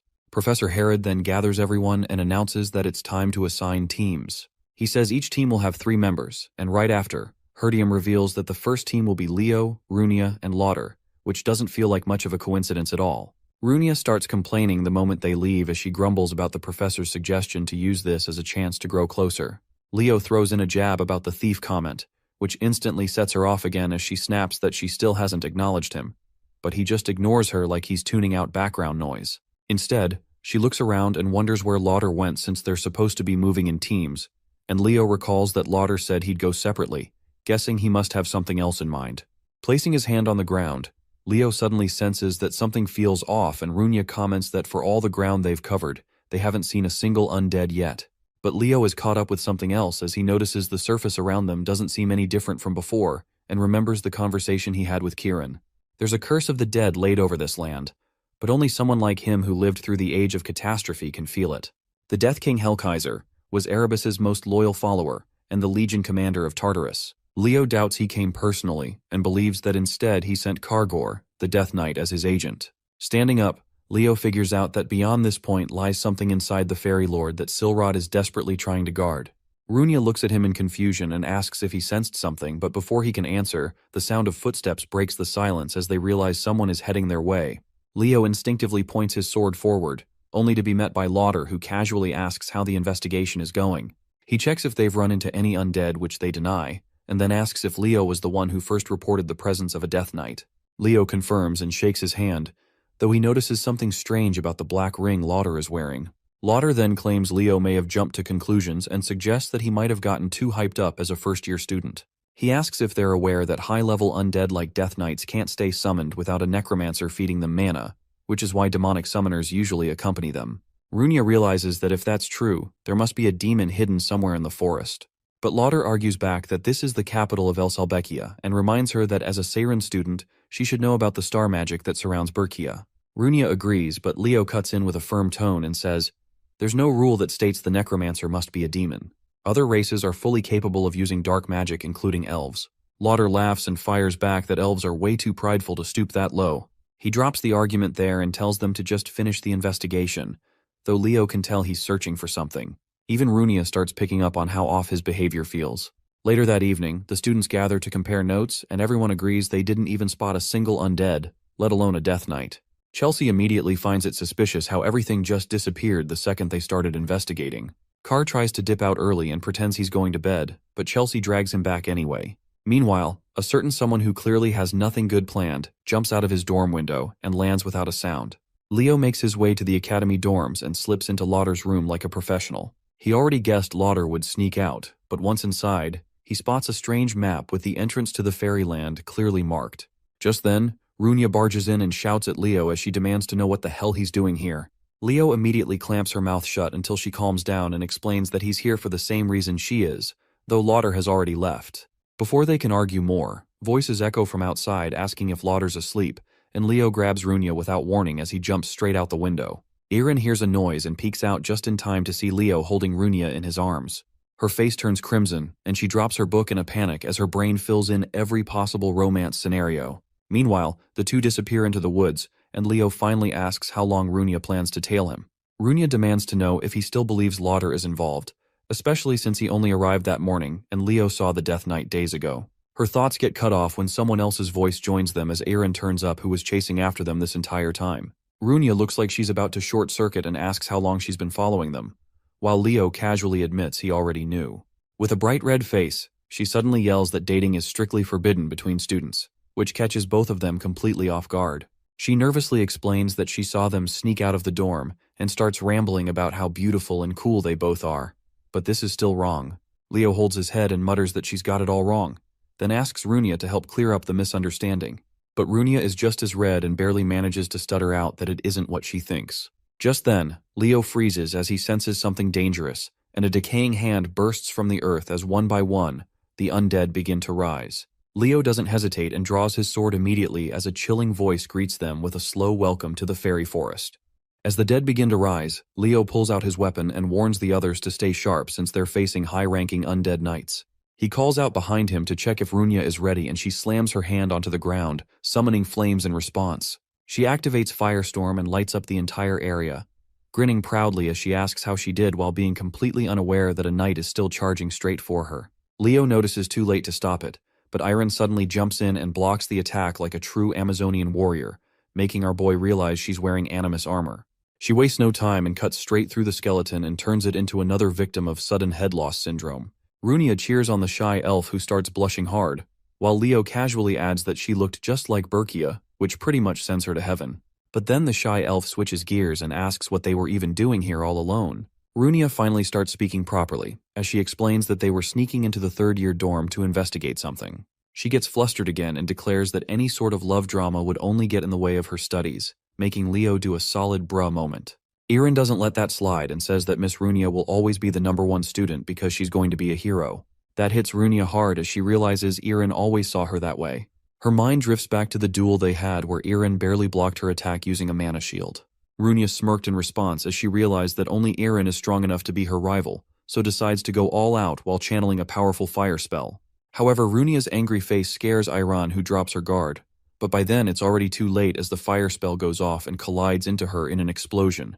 And now she finally realizes what Iran's look meant. She lets out a sigh as she realizes it was her fault that Irin stopped showing up, to which she tells Irin that she wants her to come back to school because she is her friend.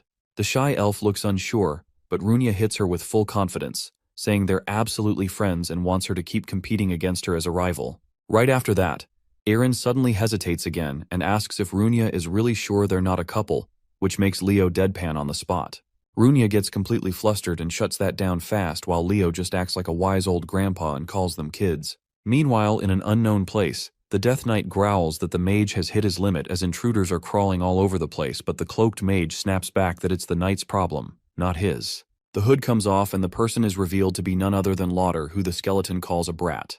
Getting annoyed, the skeleton steps forward and demands to know why he's being treated like some low-tier servant, despite being a Death Knight of the Great Lich. Lauder doesn't flinch and just flashes his ring as he taunts that the Great Lich chose him instead.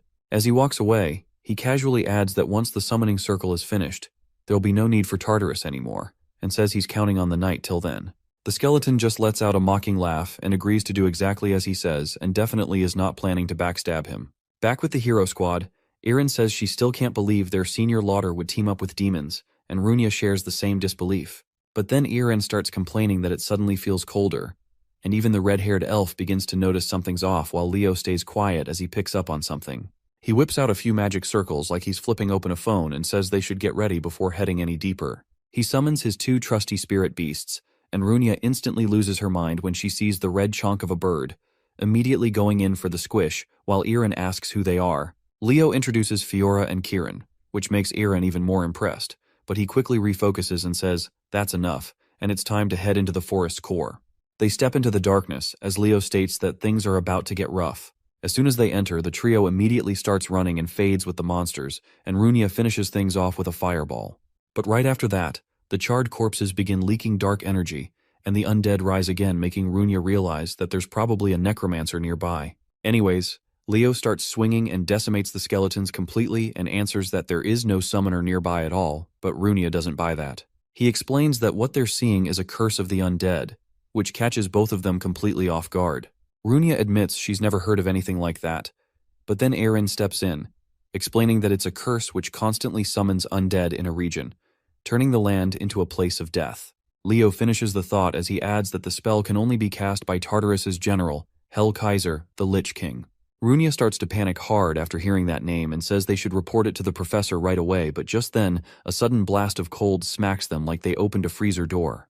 A sinister voice welcomes the hero candidates to the land of the dead, and the Death Knight makes another appearance as he rushes in and clashes swords with Leo. It starts laughing like a lunatic while claiming there's no way out, but Leo doesn't even bother with a reply and blocks the attack with zero effort. The Death Knight starts taunting the students while the undead march toward them. Leo steps forward and declares that he will take care of the Death Knight while the girls handle the undead. The monster laughs at him for actually fighting this time as they clash swords. He blocks another blow and activates his family's secret technique called Providence. With the technique, he forces the knight back with ease and cuts off one of its horns. The skeleton retreats and asks if that was Phoenix Fire, but Leo keeps the pressure on and adds that he mixed it with Zerdinger's Flame Aura. The monster looks shaken as it studies the melted blade in its hand. Another strike sends the knight flying back where it lands among its undead soldiers. The Death Knight stares at him, wondering how a kid could become this strong and have such a wild look in his eyes. Before it can react, a massive flaming ball drops from the sky. Runia smirks as she activates her blaze skill and roasts the entire group of skeletons like nothing. She throws a proud victory pose while Iron is too stunned to speak since the girl just scorched half the forest without blinking. Sometime later, Kieran asks Leo if the redhead is really an elf because she acts way too violent to be considered one. Leo stops walking when he sees a track in the ground and says that the battle is not finished yet.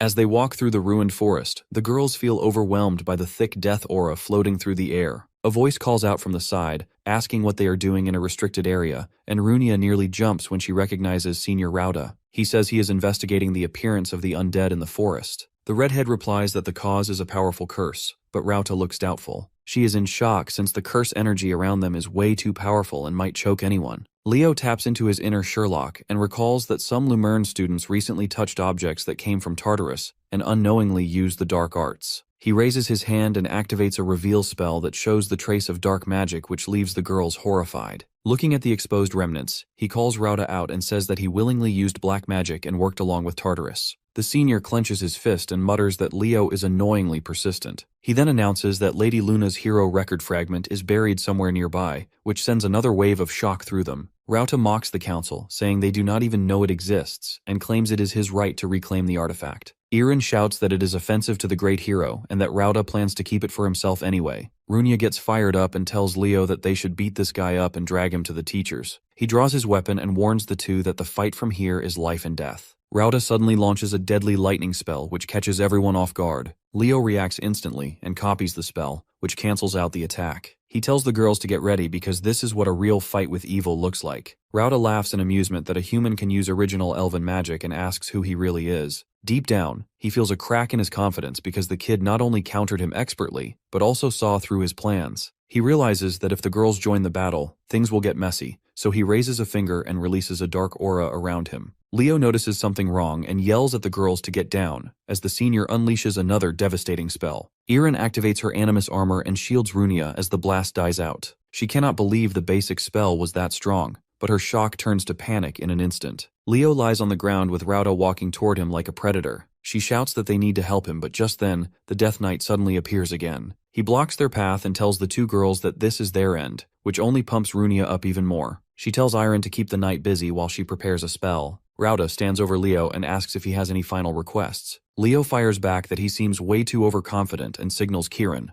The fairy darts in and hits the purple energy orbs around Rauda, which makes them explode and sends the elf flying. Leo gets up with his sword ready while Rauda struggles to sit upright. Looking at the cold look in the kid's eyes, he starts begging for a chance, but it is too late, and he loses the right to keep his head attached. Kieran cheers that they can now finish off the Death Knight, but freezes as Rauda's body twitches again. A blast of magic hits the fairy, and the elf rises while placing his head back on his neck like he is fixing a toy. With a twisted look, he tells Leo that he cannot wait to be the one who sends the shining prodigy straight to his grave. The elf starts monologuing that once he adds Lady Luna's power to the skeletal knight's power, he can crush talented bugs like him without effort. Leo notes that the demonic ring has started to seep into his mind and watches the elf hurl another dark magic spell. He deflects it with a clean swing of his blade while thinking that the mind control is not complete yet, and the guy is still holding on. Like a lightning bolt, he moves in and slashes off Rauda's arm, then drives his sword into the elf's shoulder. Our boy mocks him that people like him never worked on their combat skills and only know how to rely on borrowed power. He tells him to keep regenerating so he can cut him apart till he dries out. The ring whispers in Rauda's mind again and taunts him for struggling against a kid,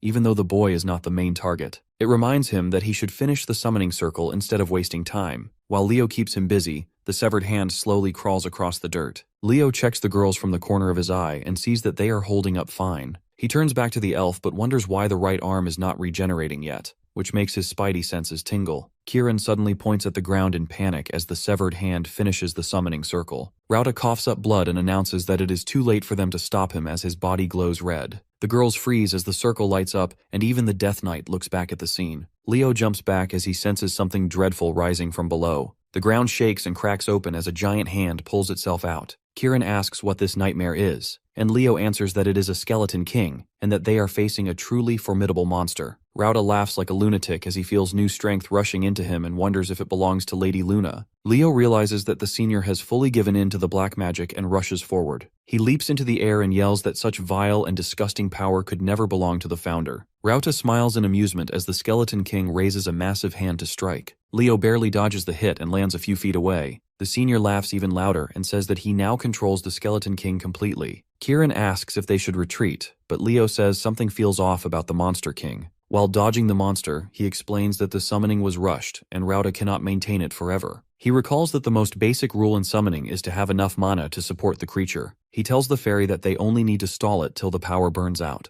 He pushes some mana into the fairy and asks him to back him up. Kieran shoots off to distract the creature while Leo blasts it with a light spell. The skeleton king barely shows damage, and its eyes glow red as it raises its sword for another attack. Leo jumps again and thinks that the gap between their powers is massive, but he only needs to buy some time. Rauta does not stay idle and fires another spell at Leo as he lands, catching him off guard. Just then, Runia leaps in at the perfect moment and raises a wall of fire that blocks the blast. She says she will keep the senior busy while Leo finishes the skeleton king. He asks if Aaron can handle the Death Knight alone, but she reassures him that Aaron is not some fragile girl. The scene shifts to the shy elf as she blocks the knight's sword with her shield, but the force sends her sliding across the ground. The monster mocks her for choosing to fight him alone. Kargor swings again, sensing her presence approaching him, but she ducks and avoids the blow. She tells herself that she must push through or her friends could get hurt, and drives her sword through his body. The Death Knight laughs as the blow does nothing and sends her flying with a brutal kick. She struggles to stand while he taunts her that she is a beginner noob, and that he will take her skull as a trophy. She counters the monster, saying that great heroes were always supported by people who believed in them, and then stands back up. Irin taps into a power inside her and says that her ancestor Berkia also followed the hero's path and made a vow to never waver in her belief. She then raises her sword with renewed resolve. The Death Knight starts sweating since the energy looks like fairy magic and charges at her. She grows confident and tells him that this is a secret technique passed down to the fairy knights. As the Death Knight closes in, she activates the skill Evergreen and slices through the skeleton with fierce determination. After taking the full Gojo treatment, the Death Knight starts fading away, unable to accept that it was a kid who defeated him. Irin tries to stay on her feet and tells herself she has to help the others, but her vision turns blurry and she drops to the ground. Back to the main fight, Rauta asks Runia if she is ready for some more. He fires a lightning dragon spell, determined to end her right there and then. Runia summons her fire turtle at the last moment and uses its shell to deflect the spell. The senior's eyes stretch open as the lightning shoots straight back and drills through him. Runia mocks him and asks if he thought she would just stand still. She fires another blazing strike that engulfs him in flames. Rauta drops to the ground, smelling like charred meat, while the redhead turns away. Her expression twists in shock as he suddenly fires an attack that sends needles through her body. Leo calls her name and breaks focus, letting the Skeleton King close in. The monster slaps him so hard that he gets blasted away in an explosion. Far from the battlefield, Leo drags himself out of a cracked tree trunk and holds his arm while Kieran circles him in panic. The fairy asks if he is alright and points at the injury. Leo tells him to calm down since he is still breathing, then starts walking back. He stops mid-step as the Skeleton King unleashes a curse skill that makes the whole field spin. To counter it, Leo summons Fiora and tells her to make some noise. The baby phoenix lets out a sharp cry that breaks the curse and heals both Runia and Iran. Asking for her help again, Leo lights up like a Super Saiyan and focuses on the enemy. The Skeleton King swings with another massive strike, but Leo pulls back right in time. Watching him fight, Runia realizes the boy has zero fear of death and moves with the heart of a real hero. She recalls the flame turtle and praises it for doing well. She then fires another burning attack that hooks onto Rauta's hand. He mocks her again and says her flames are as useless as she is. She reminds him that her house has always been linked to the phoenix, and her ancestor swore to reduce Tartaros to ashes, along with every demon in it. Rauta tells her to stop spouting nonsense, but then senses something wrong. The flame on his hand refuses to die, which puts him on edge. Runia continues that as long as she lives, the oath lives with her. She reminds him that his left eye is demonic, so the flames will not stop till he is a charred brisket. She closes the distance and tightens her grip on his arm, making the flames rise even higher. She reveals that the technique also burns the caster. Rauta calls her insane, but she has already decided to take him with her. Out of nowhere, the flames vanish without warning, which makes him relax for a heartbeat. He tells her he will return the favor, but his ring goes berserk. A vortex opens and starts dragging him in while he screams at it to stop. The ring devours him whole, and he disappears from sight, leaving Runia collapsing in disbelief. She wonders why the Skeleton King is still here even though its summoner is gone. The ring then starts glowing with a different aura, and Leo tenses up as he senses a familiar, terrifying presence. The Demon King orders the Skeleton King to continue the mission, and the monster raises its sword again. Leo braces himself while thinking that the energy feels exactly like Hell Kaiser, who is now using the ring as a vessel. He guesses that the Demon King is aiming to break the barrier protecting the zone.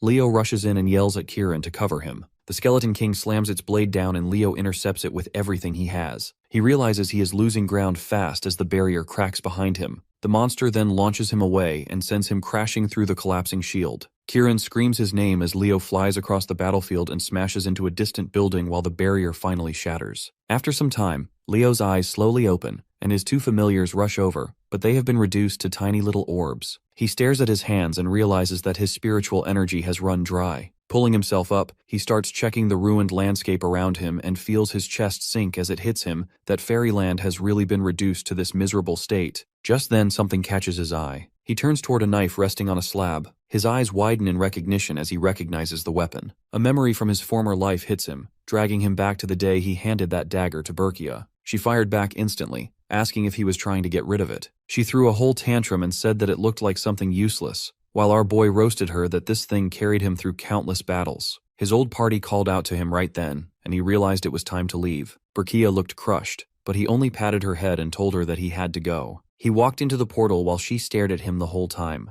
Snapping back to reality, our hero picks up the dagger and calls Berkia a gremlin. He remembers perfectly how she said she never needed the stupid weapon. Suddenly it glows bright, which catches him by surprise. A ridiculous amount of mana bursts out of the dagger, and it responds to its true owner, Leo. Feeling the charge shoot through him, he wonders what spell he should throw at the Skeleton King. He then looks at a fire spell that smacks the monster in the face and realizes the girls are still fighting. Runia and Aran can barely stand as the creature focuses on them. Iran's eyes widen when she senses a massive shift in magic somewhere behind them. A bright golden light blasts out of a nearby building and they brace for impact. Runia then states that if the guy really did make a contract with the Phoenix, then he should be able to pull something like this off. Changing into a Temu version of Alien X, Leo claims that the spell is still nowhere near the original version, but it should do fine. He figures the girls will enjoy it, and quite literally makes stars rain from the sky. The duo is thrown into shock while Iran instantly turns into a walking Wikipedia and explains that she read about this in the ancient texts. This is Finale, the strongest spell ever recorded. The raining stars crash into the Skeleton King and wipe it out of existence. Leo strolls out like he is just taking a walk and summons Kieran. The fairy pops up ready to fight, but Leo breaks it to him that the battle is already over. He then tells Kieran to go get his wings back, and the fairy zooms away instantly. The girls call out to him and he asks how they are holding up.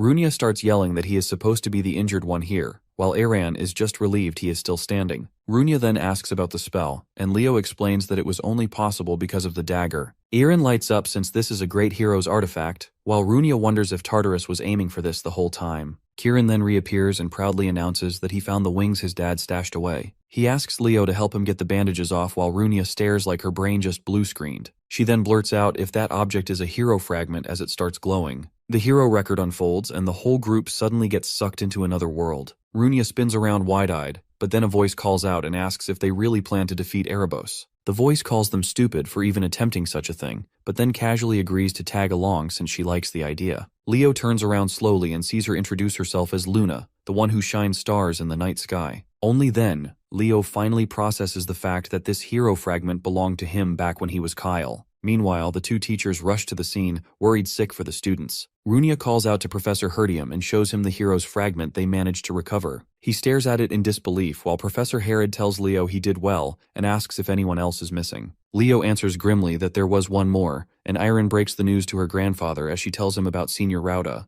The group walks away while Leo glances back one last time, remembering Luna again. The scene then shifts to the final day of the visit as the students gather in front of the portal. The professors exchange goodbyes and shake hands before parting. Runia tells our hero that she is going to get much stronger and demands a rematch the next time they meet. Just then, a voice calls out as Iran rushes toward him at full speed. She announces that she has decided to return to her classes, which makes him smile. He ruffles her hair, tells her they will meet again, and then starts heading toward the portal. Back at Lumerne Academy, Kieran is more excited than ever now that he has finally reclaimed his wings. He uses the baby phoenix as a moving target practice and zips after her, but she dodges every single attack with a perfectly timed glare. She gives him a bombastic side-eye while he looks ready to launch round 2. He tries to corner her as she lands and warns menacingly that he will show her true fairy magic. Just then, Leo plucks the fairy straight out of the air and warns him that he will confiscate his wings again if he keeps acting up. A voice calls out, and Fiora's form begins to shift. She transforms into a young girl and introduces herself properly. Our boy figures that it is Kieran's magic causing the change. He crouches down and tells her there is no need to act so formal. Meanwhile, the fairy immediately tries to attack her again, which only irritates her further. She grabs him tightly in her fist and tells Leo she wants to show this form to her mother. He agrees and opens a portal, telling her to take the fairy along. Kieran protests with everything he has, but it is useless, and the two vanish into the portal. Our boy finally relaxes on his bed for the first time in a while. He had to hand the dagger and the hero fragment over to Siren Academy. First, it was the Queen of Monsters at Lumerne, then Hell Kaiser at Siren. He thinks that it seems pretty clear now that Tartarus is trying to wipe out every trace of the great heroes. There are still hidden moles inside Lumerne Academy that need to be rooted out. Just like Rauda, there must be direct traitors lurking within the academy. He figures Lumerne needs to identify them as fast as possible. The scene then shifts to the main academy hall as the night department's head announces that the headmaster will arrive shortly. Meanwhile, the students whisper among themselves, confused as to why everyone was gathered according to their field. The headmaster steps onto the stage and asks if they enjoyed their vacations. He then announces that he gathered them here for the upcoming event, the department tournament. The students finally understand why they were divided like that. This is the major event that decides the top department for their grade. The old man explains that the professors will guide them and that they have invited special lecturers for the event as well. Chelsea is thrilled while Carr yawns, completely unbothered. Just then, someone calls out to him and says she read his magic report. Torua roasts Carr on the spot, saying his report was complete trash. She loudly announces that she thinks all the first years are trash in general. She calls them out, saying she knows they only wrote their magic essays just to pass and nothing else. Emio then asks if she read his report too and nervously wonders what she thinks of it. She recalls perfectly that it was 17 pages and says it was still just basic common sense. She launches into a long rant, but the students zone out instantly, unable to follow a single part of it. She gets cut off as Senior Lee walks in and introduces himself. Flexing his muscles dramatically, he lays it on thick that knights overcome problems with their bodies and that training is the only path to success. The students immediately flock to him, fleeing the lecture at full speed. Another senior shows up by the name of Ulta, who asks the crowd what the most important thing for a summoner is. The students try guessing one after another but fail miserably. Ulta then reveals that the most important thing for a summoner is love, which earns a collective deadpan stare from the room. The principal continues and announces that these top students of Lumerne will guide everyone for the upcoming event. The old man then suddenly freezes in confusion and asks why Leo is standing there all alone. Everyone turns toward him, not understanding what is going on. However, Leo just smirks and declares that he is standing in the all-class zone. Meanwhile, Torua asks what he means by that and if he is feeling all right in the head. The principal explains that this is an interdepartmental competition. All the departments immediately try recruiting him one by one, but the old man smiles and says that maybe he is right. He then tells him that this is a rare chance to get special teachers, to which our hero answers that he does not plan to waste the opportunity. He continues, explaining that he intends to take all the classes. However, the principal grows serious and asks if he realizes that he will have to face off against all the departments alone, but Leo does not back down. After a brief standoff, the old man admits defeat and asks for a little time. Meanwhile, Torua and the magic professor focus intently on getting him on their side. On the other hand, Lee observes him standing alone like an alpha and comments that he is perfect for the night department. Yura suddenly appears and puts Ulta in a headlock for not being more involved with the students. The principal then resumes his speech and announces that this year's competition will be a battle royale, every department for itself. In his office, the teachers are not in agreement with the idea since fighting each other could damage their unity. The principal counters that fighting together strengthens bonds instead. Professor Len persists, arguing that such a thing has never been done before. The principal then reminds them that this year they have a very unique student. At first, everyone was surprised that he was an all-class student, and the teachers thought he would reach his limits soon. However, against all odds, Leo continues to defend the top spot. He then reveals that the Academy's board has taken a personal interest in him, which surprises the teachers further. The night professor asks if the board seriously wants Leo's name to go down in the hero records as an all-class. Yura looks uneasy, recalling the board members and realizes that they are the ones who are backing our boy. Professor Len is overjoyed for his student, as it also means a future generation could inherit the all-class status. The principal interrupts these thoughts and says that eventually Leo will have to choose a department. The scene then shifts to the training grounds, where everyone starts complaining about the cold. Professor Ain calls them to attention and explains that he created the ice wall to help teach aura skills. He then calls Celia forward, who looks surprised. He challenges her to see if her flame aura can break through the ice wall, which excites her. She gets confident and unleashes her fire skill, releasing a massive attack that causes a huge explosion. Meanwhile, Leo hits a JoJo-style pose in the background. However, to Celia's surprise, there isn't even a dent in the ice. Professor Ain then reveals that he will be teaching the aura technique known as Hero's Breath. He walks up to the ice wall and explains that it was derived from the beast people, and it was modified for humans to use. Celia is caught off guard as the ice professor suddenly unleashes a flame aura and launches an even more powerful attack. The students start sweating as the ice shatters into pieces, wondering if that special breathing is the reason behind his aura's power. One student shouts in disbelief that the professor is an ice user, but the blonde explains that the teacher once conquered dungeons and must have gained a new power. The professor confirms that Duran's theory is spot on. He explains that despite being opposite to his innate ability, the strength is greater than Celia's because it amplifies his aura. He then announces that the training session officially begins, while Leo stares at him, dumbfounded. He quickly realizes that it was Arian's technique all along. Sometime later, everyone is busy practicing the technique. The professor smiles, thinking that the students are progressing quite well. Eliana collapses to the ground after the session. Chen offers her a tissue and she lights up, saying that she really is a good person. They then notice Leo, who is deep in concentration, and wonder why he is struggling. The professor smirks, thinking it is rare to see Leo like that since he hasn't manifested the skill yet. He figures that this is a perfect opportunity for him to focus more on his night studies. Just then, Ain's eyes widen in surprise as he realizes something about his breathing. He then walks up and asks the boy who taught him that breathing technique. The professor reveals the truth that Hero's Breath originally came from a beastkin who studied at Asnia Academy. He modified it so humans could use it, but Leo's breathing style closely resembles how a beast person would wield it. Our hero confirms that this is correct. Professor Ain then asks if Leo can shift the point in his body where aura manifests, and charge mana from there.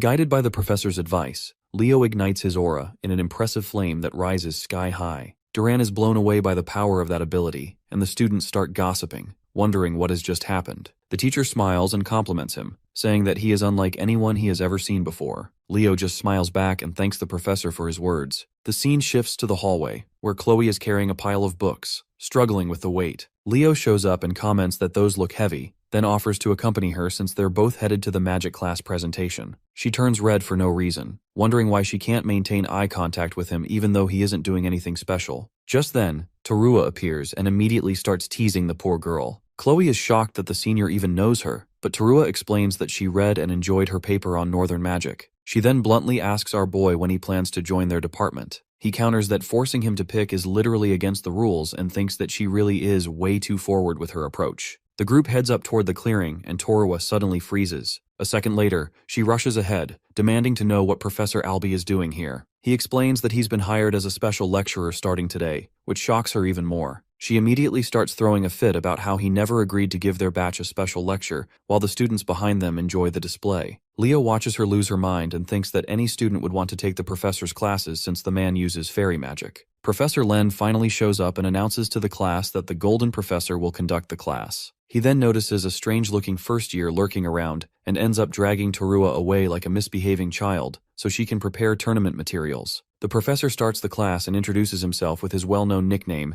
the Evil Eye Magician. Many also call him the Tartarus Destroyer, considering the number of demons he has blasted into the afterlife. He then asks the students what they think is the most important element in a magic battle. Emio confidently claims it's mana quantity, but gets shut down on the spot. Chelsea suggests chanting speed, but her answer gets rejected too. Carr guesses that it must be the type of spells, which also gets tossed aside. Leo raises his hand and the professor calls on him. Leo answers that mobility is the most important factor, and the Golden Professor immediately agrees. Still salty, Torua mutters that she obviously knew that already while Professor Len tells her to keep enchanting. Emio argues again, saying that mobility doesn't matter anymore because it has been surpassed by magic. Professor Albie asks if he is referring to wing magic, and the other students murmur that it should indeed be enough since everyone has it. Diving into lore mode, wing magic is actually a levitation spell that surpasses the fly spell with sheer speed. It can even lift objects through the air. The professor then calls both Emio and Leo to the front. Emio shoots daggers at our boy, who wonders what he even did to deserve that stare. The Golden Professor asks Leo if he thinks Emio is right, and Leo instantly says no. The professor then tells them to test their theories to see which one is correct.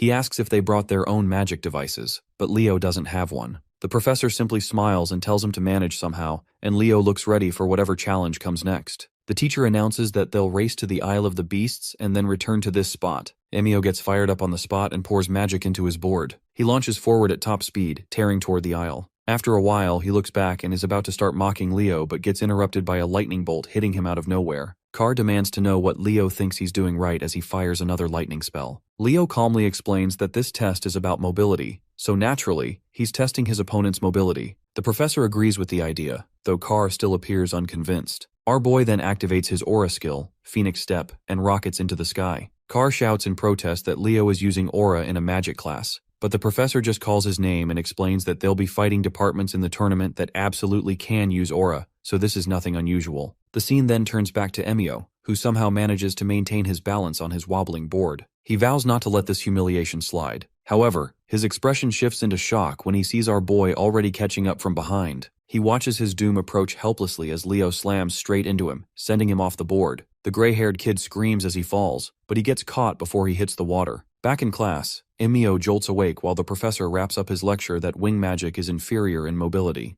The fly spell is superior in every way, and wing magic was derived from it. However, the newer spell lacks control. Professor Albie then instructs the students to focus on the fly spell from now on. The demonstration hypes up the students, and everyone immediately starts practicing. Leo approaches the professor afterward and directly asks if he can enter the forbidden archives. Professor Albie tells him it's forbidden even for teachers, but Leo calmly clarifies that he's asking a member of the Geron family, not a lecturer. While staring at the class, the evil eye magician asks why he wants access. Leo answers that he's searching for a document about an unknown hero. The professor agrees to prepare a recommendation letter for him. He then tells our boy that to actually enter, Leo will need the permission of the head, his brother, Altek. Leo remembers that Altek is known as the Infinity Mage, famous for memorizing countless spells. The Golden Professor then lets him know that the head is away on a mission, so Leo will have to settle for the representative. Leo asks who that is, and Albie reveals that the representative is his senior, Elena Geron. The scene shifts to the summoning island. Leo overhears whispers that the other departments have already started their special sessions, and even Professor Albie dropped by for the magic class. He then recalls the conversation he had with his friends about Elena. Chelsea explains that the girl is basically campus royalty and also the third-year representative. At only 18, she already sits at the top of the magic department as the current rank 2. Car jumps in and says that she is also insanely hot, which is why people call her the Queen. She has crowds of followers,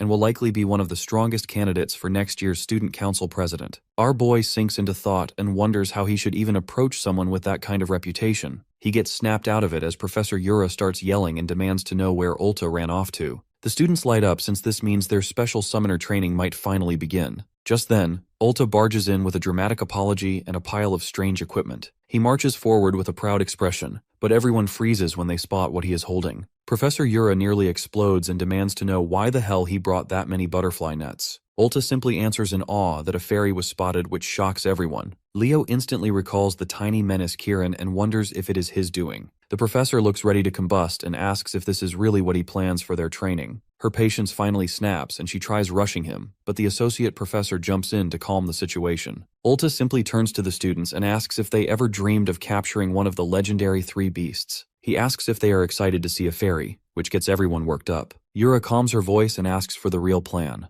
Ulta reassures her that it is not only about fairy hunting. Then he asks the students what he told them earlier about the most important quality for summoners. Eliza answers with tolerance, but he corrects her and repeats that it is love. He explains that true summoners must love not only their contract beasts, but every creature in nature and must learn to move alongside them. He says that is the real essence of summoning. Leo sighs and thinks the guy is still weird, although his message makes sense. Professor Yura adds that they must also learn to connect with beasts that are not their own. She tells them they will be staying here for 3 full days for the special lessons. Ulta adds with a threatening smile that he already submitted their dorm papers, so they have no reason to leave. Students panic at the idea of surviving out here and complain that they had other plans. Eliza is not that bothered by the situation, but Ulta quietly puts a butterfly net into her hands, which makes her surprised. The twist then lands that they are forbidden from using their summons, aura, or magic. They must survive the forest with their own strength, which makes the entire class panic. Ulta then leaves, but students create a ruckus that the forest is full of danger. One of them tries to reason with the professor, but she tells him that summoners are different from the other departments.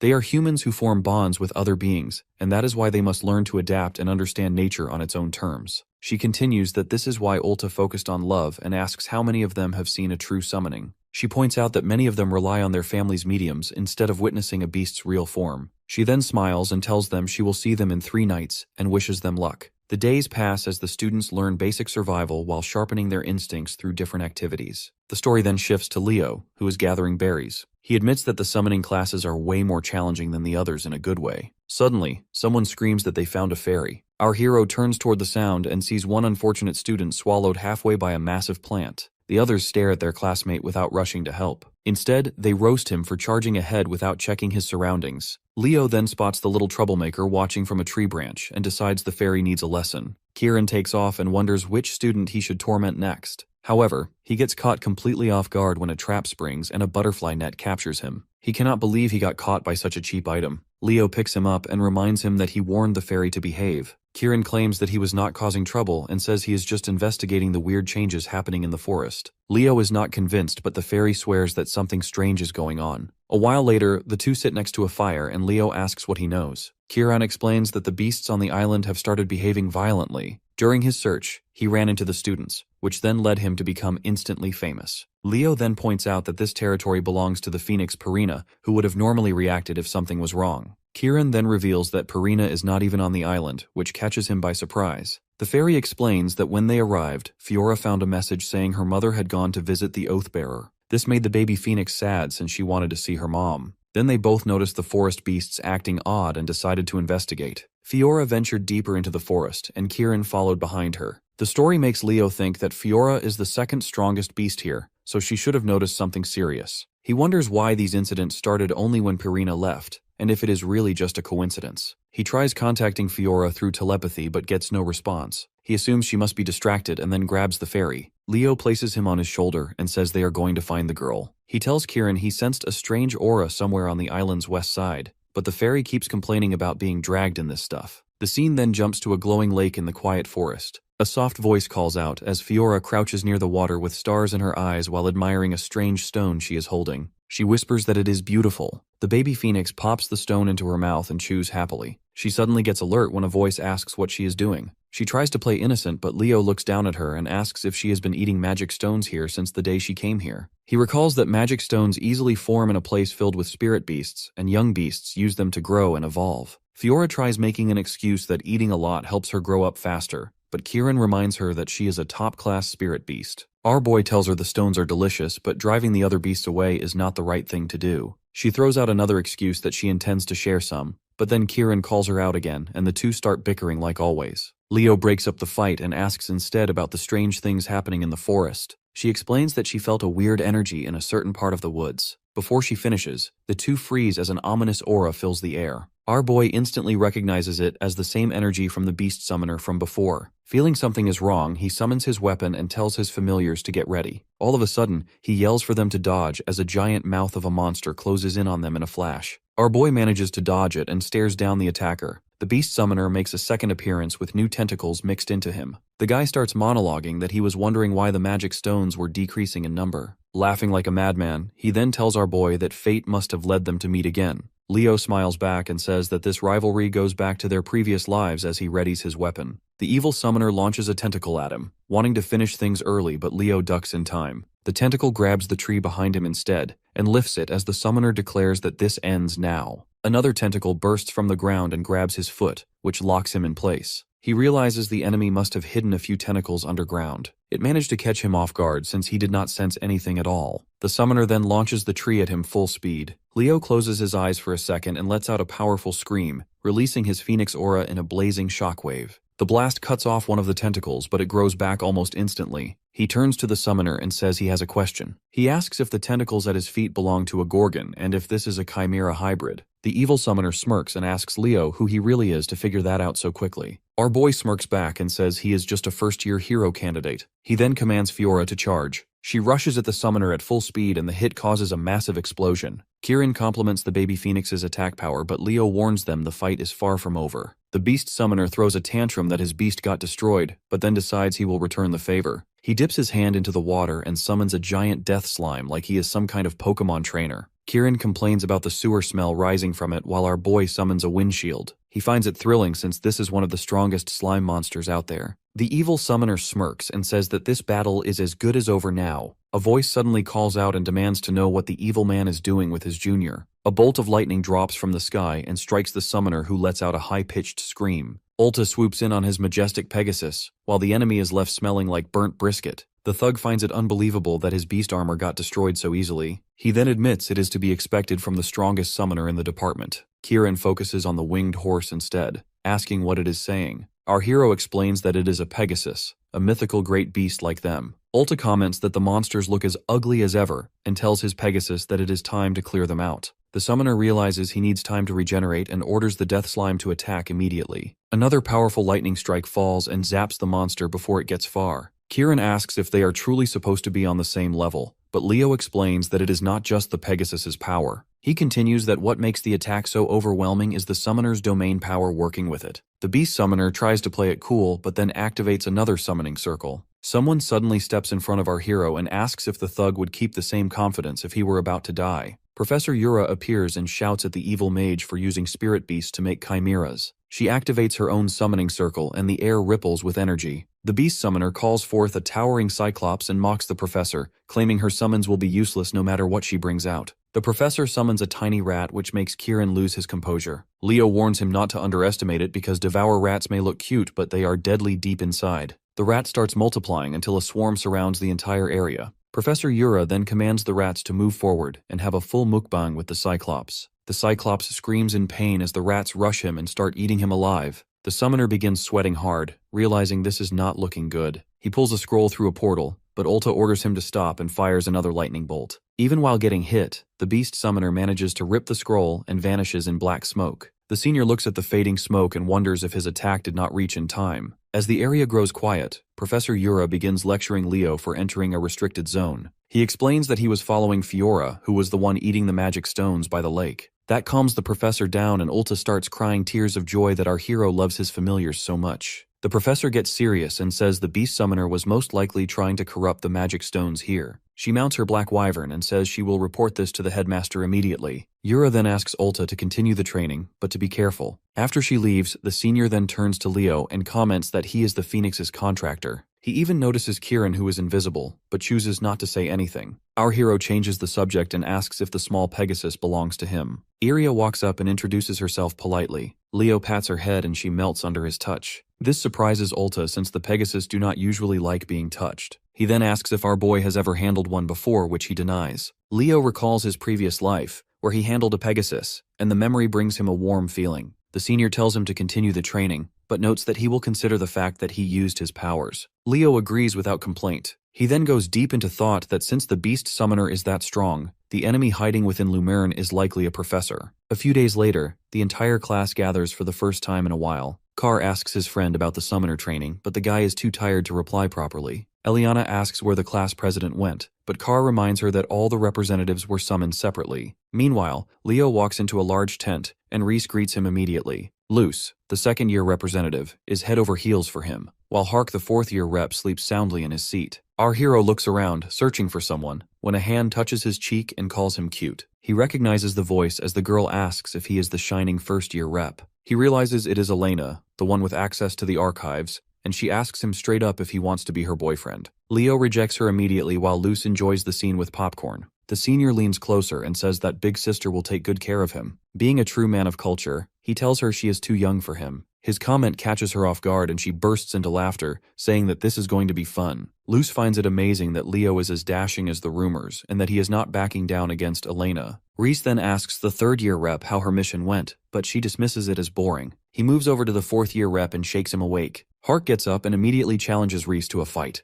Reese just smiles and tells him he will deal with him later. Elena begins trash-talking him for wanting to fight the moment he wakes up. The fourth-year rep fires back that a faction mascot like her would not know what a real fight is. The two begin bickering non-stop until Luce interrupts them and warns that they will get in trouble. Reese asks Leo what he thinks of the representatives, and he nervously replies that they seem like good friends. Fast forward to the gathering. The principal enters and greets all the students before explaining why they were summoned. He announces that from today onward, all academy staff and students will be cut off from the outside world until the competition ends. Everyone will be placed under strict lockdown without further notice. Leo grows tense and realizes the principal must be planning to catch the traitor. The scene shifts to the classroom where Eliana and Chelsea complain about being cut off from the city. A student suddenly calls out that the location for the battle royale has been chosen. It is a restricted place named Negrang. Carr looks up the details in a book and reads that it is a city in the southeastern area that was destroyed by a stampede from the hero dungeon. Even though the dungeon was conquered, the land became cursed and no one could live there afterward. Nella looks worried about going to such a place, but Chelsea reassures her that the rumors say it is not that dangerous. She brushes it off and reveals that only mid to low tier monsters are scattered around, but that still frightens the students. Leo studies the pictures and realizes the place looks familiar. He starts sweating a bit as he recalls that this is where he teamed up with Lycinas to defeat a Legion commander for the first time. Going to the library, Leo digs through documents like a man on a mission. He finds out there are 5 lakes inside the restricted area, and starts wondering which one is Urdia. He wants to find the lost Oathkeeper of Lycinas, the Spirit of Radiance, Luminous. The scene then jumps straight to the day of the tournament. The announcer starts his dramatic speech about the first years while parents in the stands worry about their kids. Meanwhile, the principal and Yura overlook the whole place and talk about how dangerous it was to invite a crowd this big. The professor wonders if the lockdown should have stayed longer, but the principal reassures her that their defensive forces are back. Purina flexes her flames in the background while Yura silently fangirls over the phoenix, dying to talk to her. Just then, Sejin steps up on stage and announces that he will be the overseer of the competition. He confirms that the battle royale will proceed as planned. The students will put everything on the line until one emerges the victor, and that student's department wins the whole thing. He then reveals that each student gets a bracelet that monitors their body. If it senses that a student might die, it will teleport them to safety immediately. Sejin then drops the bigger news that this tournament also serves as their final exam, which shocks everyone. He explains that surviving the longest won't be enough because if they hide the whole time, they get low marks. All their actions will be recorded from start to finish by the bracelets. The professor continues that a person who fights early and gets eliminated can still score higher than someone who camps throughout the match. He then wishes them good luck. Leo smirks, thinking that if someone takes one for the team, then that student's exam score is basically toast. The announcer declares that the department tournament starts now as a golden light wraps around every student. Carr opens his eyes and realizes they have been thrown out of the Fortnite battle bus and are now free falling. Students panic as they fall victim to gravity, but our boy doesn't react at all. He assesses the area and sees curses spread all over the land, activating and dispersing on their own. Leo senses the only clear spot devoid of curses sits at the center of the map. He figures everyone will rush to that safe zone, which makes it perfect for him to slip away and search for the lake. Students start adjusting to the fall and begin activating their powers. Suddenly, Prince Duran and Eliza come face to face and size each other up. They decide to fight right there, but then out of nowhere, Leo flashes past them with his Phoenix aura. He ruins their aura farming moment, which ticks them off. They yell his name out in unison, but he is already too far to hear them. Landing beside a wrecked building, he remembers that Lycinas sealed Luminous somewhere around this area. Then, a curse washes over him and dulls his senses. However, he manages to overpower it. Just as he thinks that the others will struggle with it, Chen drops down next to him. He tells her that the ruins are in the opposite direction. She says she knows that, but she has unfinished business with him. She takes her stance and asks for a one-on-one battle. Leo teases her for dropping that out of nowhere. Chen says that from the moment they met, she wanted to know the difference between their strength and rushes forward. She activates her water martial arts skill, but Leo hardly reacts. She compliments him for using his flame aura to cancel her water attack at that moment. Then she tightens her posture, and Leo senses it instantly that she has a high-ranking water spirit. Chen launches another attack, but he summons a flame in his hand. A massive wall of fire cancels her attack, but then he realizes that it was only a distraction. Feeling for her presence, he catches her coming from behind and blocks her cleanly. Chen slides back, surprised that he countered her last attempt. She knows she has lost the element of surprise, but she refuses to back down. Leo then lectures her that water is a force that can take any shape. Marching forward with his flame sword, he tells her that her movements are too rigid. Chen sweats as she knows a direct hit would end her. She summons a water shield, but then her eyes widen in surprise. He appears right next to her with a fireball and tells her again that her movement needs work. When the smoke clears, he points his sword at her throat and says that he has won. She admits defeat and says that he fights like a seasoned veteran, but then he tells her to head back. She is shocked he is not eliminating her, but he says it is his choice. Walking away, he then tells her to deal with the two who are heading towards them. Chen hesitates, but then realizes what he means as those two powerhouses from earlier rush toward them at full speed. Duran and Eliza rush past while arguing over who gets to fight Leo, both acting like children.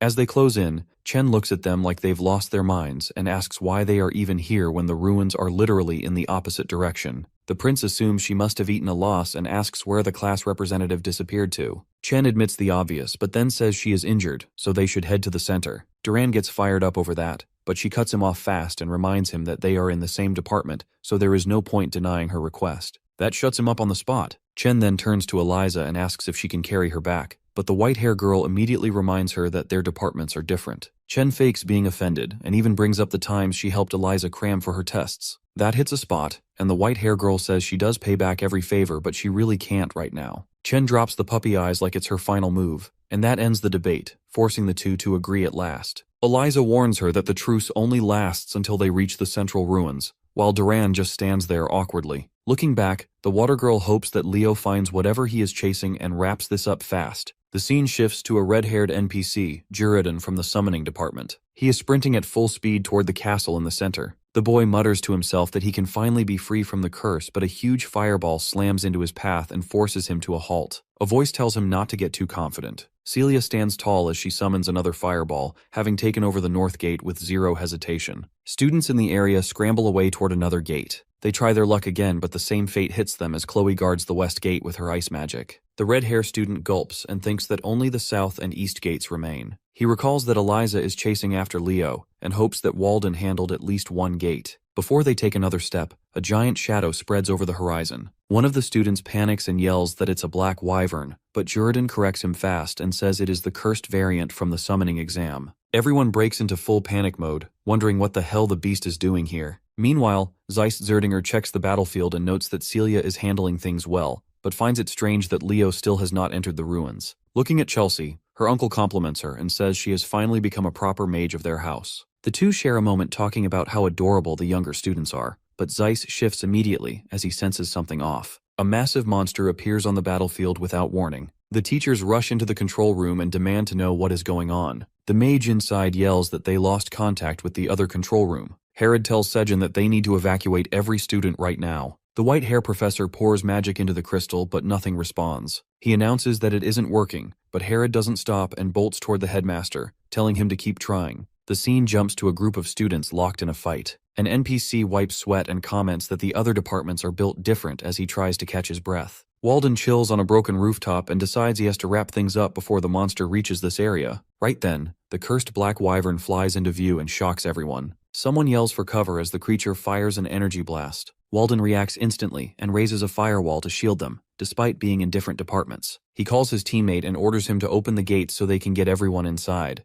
The guy gets cocky and says he doesn't take orders from him. Walden casually chokes him out with one arm and says that time is limited. He declares himself captain and repeats the order to open the gate with no room for debate. Somewhere else, Leo is busy crossing out lakes one after another as his search still comes up empty. He figures that everyone must be fighting by now and thinks he should join them soon. Just then, his eyes widen as a nasty aura spreads across the land. He notices that this curse of severance doesn't match anything in the local area. It hits him that he last felt this curse during a fight against Tartarus. He activates his Phoenix aura instantly and rushes forward at full speed. Leo recalls that the curse doesn't attack people directly, but it cuts off every form of outside communication, trapping them in a giant net. He wonders if the traitor inside the academy finally made their move. Zipping across the terrain, he tells himself he needs to find the others as fast as possible. In the central ruins, Nella tries to heal Carr while telling him not to fade on her. Another NPC trembles and asks why the bracelet didn't activate to teleport them away. Meanwhile, Chelsea refuses to back down and takes on the Minotaur at the east gate alone. Out of nowhere, the monster swings its axe down on her and catches her off guard. Someone blasts the Minotaur back before it can land another hit.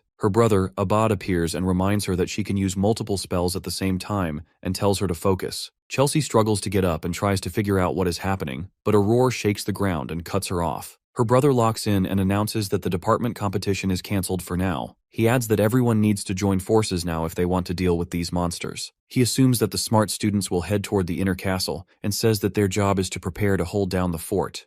From afar, Eliza, Sia, and Duran closed in on the castle as soon as they caught a glimpse of the rally signal. They had no idea what was going on, but it was an abnormal situation to say the least. Duran decided to lead the charge, while the ladies offered support. Using his potent lightning affinity, he made quick work of the monsters along the way. In the inner castle of the central fortress, those manning the watchtower signaled the opening of the gates for the last group coming in. Eliza, Chenxia, and Duran cut it close, but they made it. Celia Zerdinger thought Leo would be with them, but that dude broke off from the pack and headed to the outer area. The rookies knew better than to theorize about his reasoning. They were also certain that the class representative would be fine out there. But for those present, exchanging relevant information was the highest priority to better grasp the situation. First, they have found that the artifact bracelets have stopped working. Those with fatal wounds aren't being teleported out. Moreover, beasts are spawning around and even inside the castle. Aside from the basic curse on Negrung, Chenxia sensed some sort of communication blocker. To sum it up, they are isolated and trapped, besieged by monsters, with only the castle walls to defend themselves. While the top rookies were discussing a plan,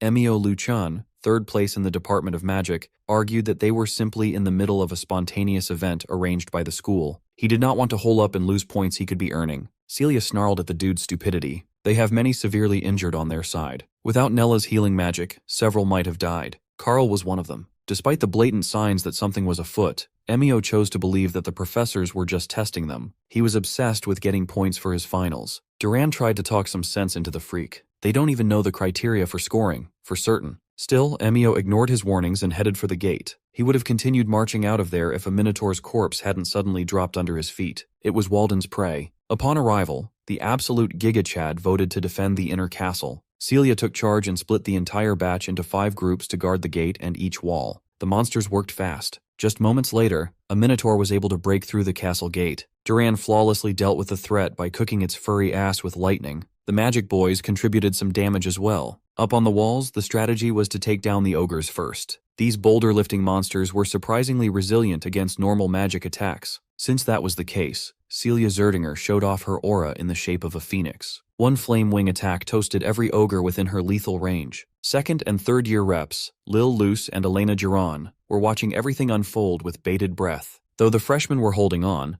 Elena reckoned that the situation would continue to deteriorate. If the enemy went through all the trouble of tampering with a Lumerne event, they won't stop with just a few scares. In the worst-case scenario, everyone inside might die. The next phase had already started. The sky was torn open by a magic circle, and a gigantic furry hand emerged from the spell. They've discussed this possibility in the classroom. That time, they covered the hero record of Hermelin's Spear Knight, Battle of Bjorn Field. In that battle, heroic forces were terrorized by a 15-meter-tall anomaly. It was a monster known as Gigantes. One look was all it took to plunge the inexperienced crowd into despair. The Gigantes was fast, muscular, and ready to charge in. While the rest were just watching the monster in a daze, Chloe Mueller put some new holes in the creature's body using ice. Her actions woke up the useless sitting ducks. Chloe added that the Gigantes in front of them weren't in full form. Thinking rationally, most scrubs would rather just run, scatter, and wait for the rescue team. Chloe had bigger balls than these fools. She admitted that she was scared, but that doesn't matter. To make matters worse, the Gigantes showed off its uncanny regenerative ability, healing gaping wounds in its body in just a few seconds. While the noobs skedaddled out of fear, Chloe stayed. Someone recently taught her that a hero stands tall in moments of crisis. No matter how hopeless the fight might seem, Chloe Mueller will deliver, because that's what heroes do. She was so focused on icing out the Gigantes that she neglected defense. Celia ran to her side, but she was too far. She won't make it in time to pull Chloe out of the Gigante's claw.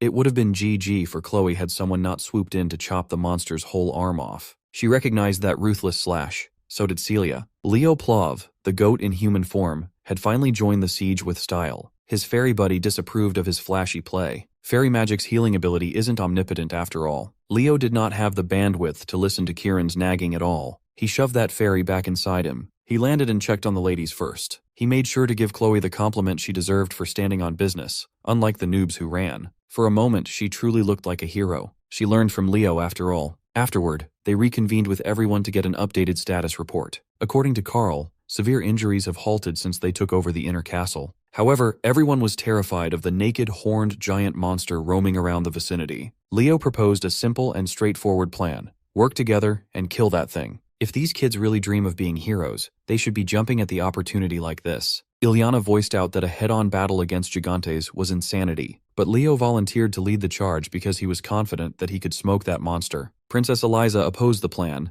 but Walden was surprisingly open to having Leo as shot caller. The guy was normally arrogant and stoic, yet he knew when to set aside pride to defeat a fearsome enemy. Since Leo was confident in his chances, it's only right to let him lead. Chen Xia was already on board with the plan. Eventually, Eliza softened up and joined in. Chelsea had seen the same thing happen in the entrance exam. Leo loves throwing himself into impossible fights. Leo personally invited Duran to cooperate, but the prideful young man insisted on being the one to land a heavy blow on the beast. Out in the real world, concern turned to hype. With such an incredible batch of promising prospects, victory might be possible. Elena Duran felt what happened the moment Leo showed up. That kid changed the group's atmosphere. There are many great heroes in the world, but she could tell that Leo Plove is on a whole other level. He's the type of man who can turn despair into hope, the light in the darkness. In other words, that boy is goated. Within the length of the group's discussion, the monster had reattached its arm. This time, Eliza and Abad formed a surprising airborne duo. She handled the transport, wowing Abad with her flying skills. Finally, they successfully baited a ranged attack straight out of the monster's mouth. Eliza swiftly pivoted her summoned spirit out of the way, while Abad wound up a spell. Using the pure destructive power of Tempest, he put that gigantes in a giant blender. Despite the brutality, the monster survived. The next wave of attacks immediately followed. This time it was fiery and spicy. Celia scorched the skies and landed on top of Eliza. With 3 people aboard, a wind wyvern's mobility drops. Even so, Abad couldn't stop rizzing up the hot-headed Zerdinger. Bro was talking about how well wind and fire go together. From the castle walls, Chloe Moeller walked out clad in icy mana for a second-round bout against the ugly bastard. She silently chanted another big spell, and the Gigantes did not want to let her finish. Her icicle spears were formed and active. They will be the perfect companion to the duo up next, Duran and Zia. Zia's water spirit was versatile, perfect for opening a path for Duran's serious damage output. Her sparkling fluids could coil around the enemy and harden into restraints to bind them. Once the Gigantes were sufficiently under control, Duran could finally go apeshit. His lightning attacks gained a perfect pathway through Zia's water. It was a combination attack that was equally striking and inescapable. After inflicting some diabolical damage and momentary paralysis, the next guy up joined in.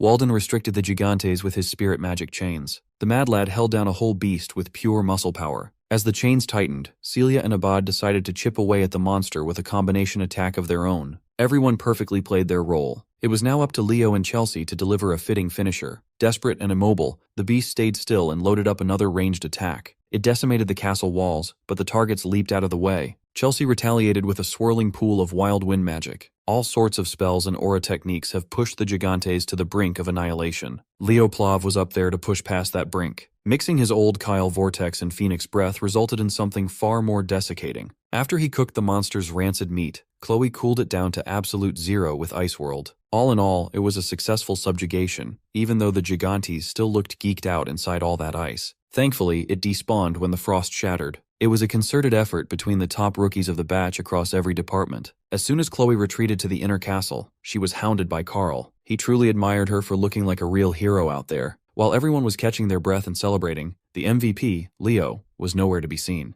Right after annihilating a giant naked bullman, Leo Plove went right back to his real mission. He found the spot Lycinas hid from the world and fulfilled its activation condition. It had been a long time since he had seen someone from his old life. The spirit known as Luminous had been awakened. Thanks to his prior knowledge, tapping into the seal wasn't an issue. At first, Luminous failed to recognize the man who woke him from slumber, so Leo introduced himself by his previous name, Kyle. Luminous quickly adjusted to the fact that his old friend had changed appearance and asked where Lycinas was. Leo had to break the unfortunate news that their comrade was dead. Luminous scanned his surroundings and saw an unfamiliar blue sky up above. He must have slept through the Age of Calamity. 5,000 years passed, but the spirit had only started grieving those who were lost. Even though Kyle and his friends brought light back into the world, Luminous could still feel an unsettling power lurking in the land. To protect the peace that he started, Leo will fight again. Eager to help him in his mission, Luminous passed him a special jewel hidden by the great spirits of light for generations. It wasn't especially powerful, but it would secure equal treatment to a great spirit from any spirit of light. Leo was just happy to get a bonus gift. His real reward was sharing the view of the beautiful sky alongside an old comrade.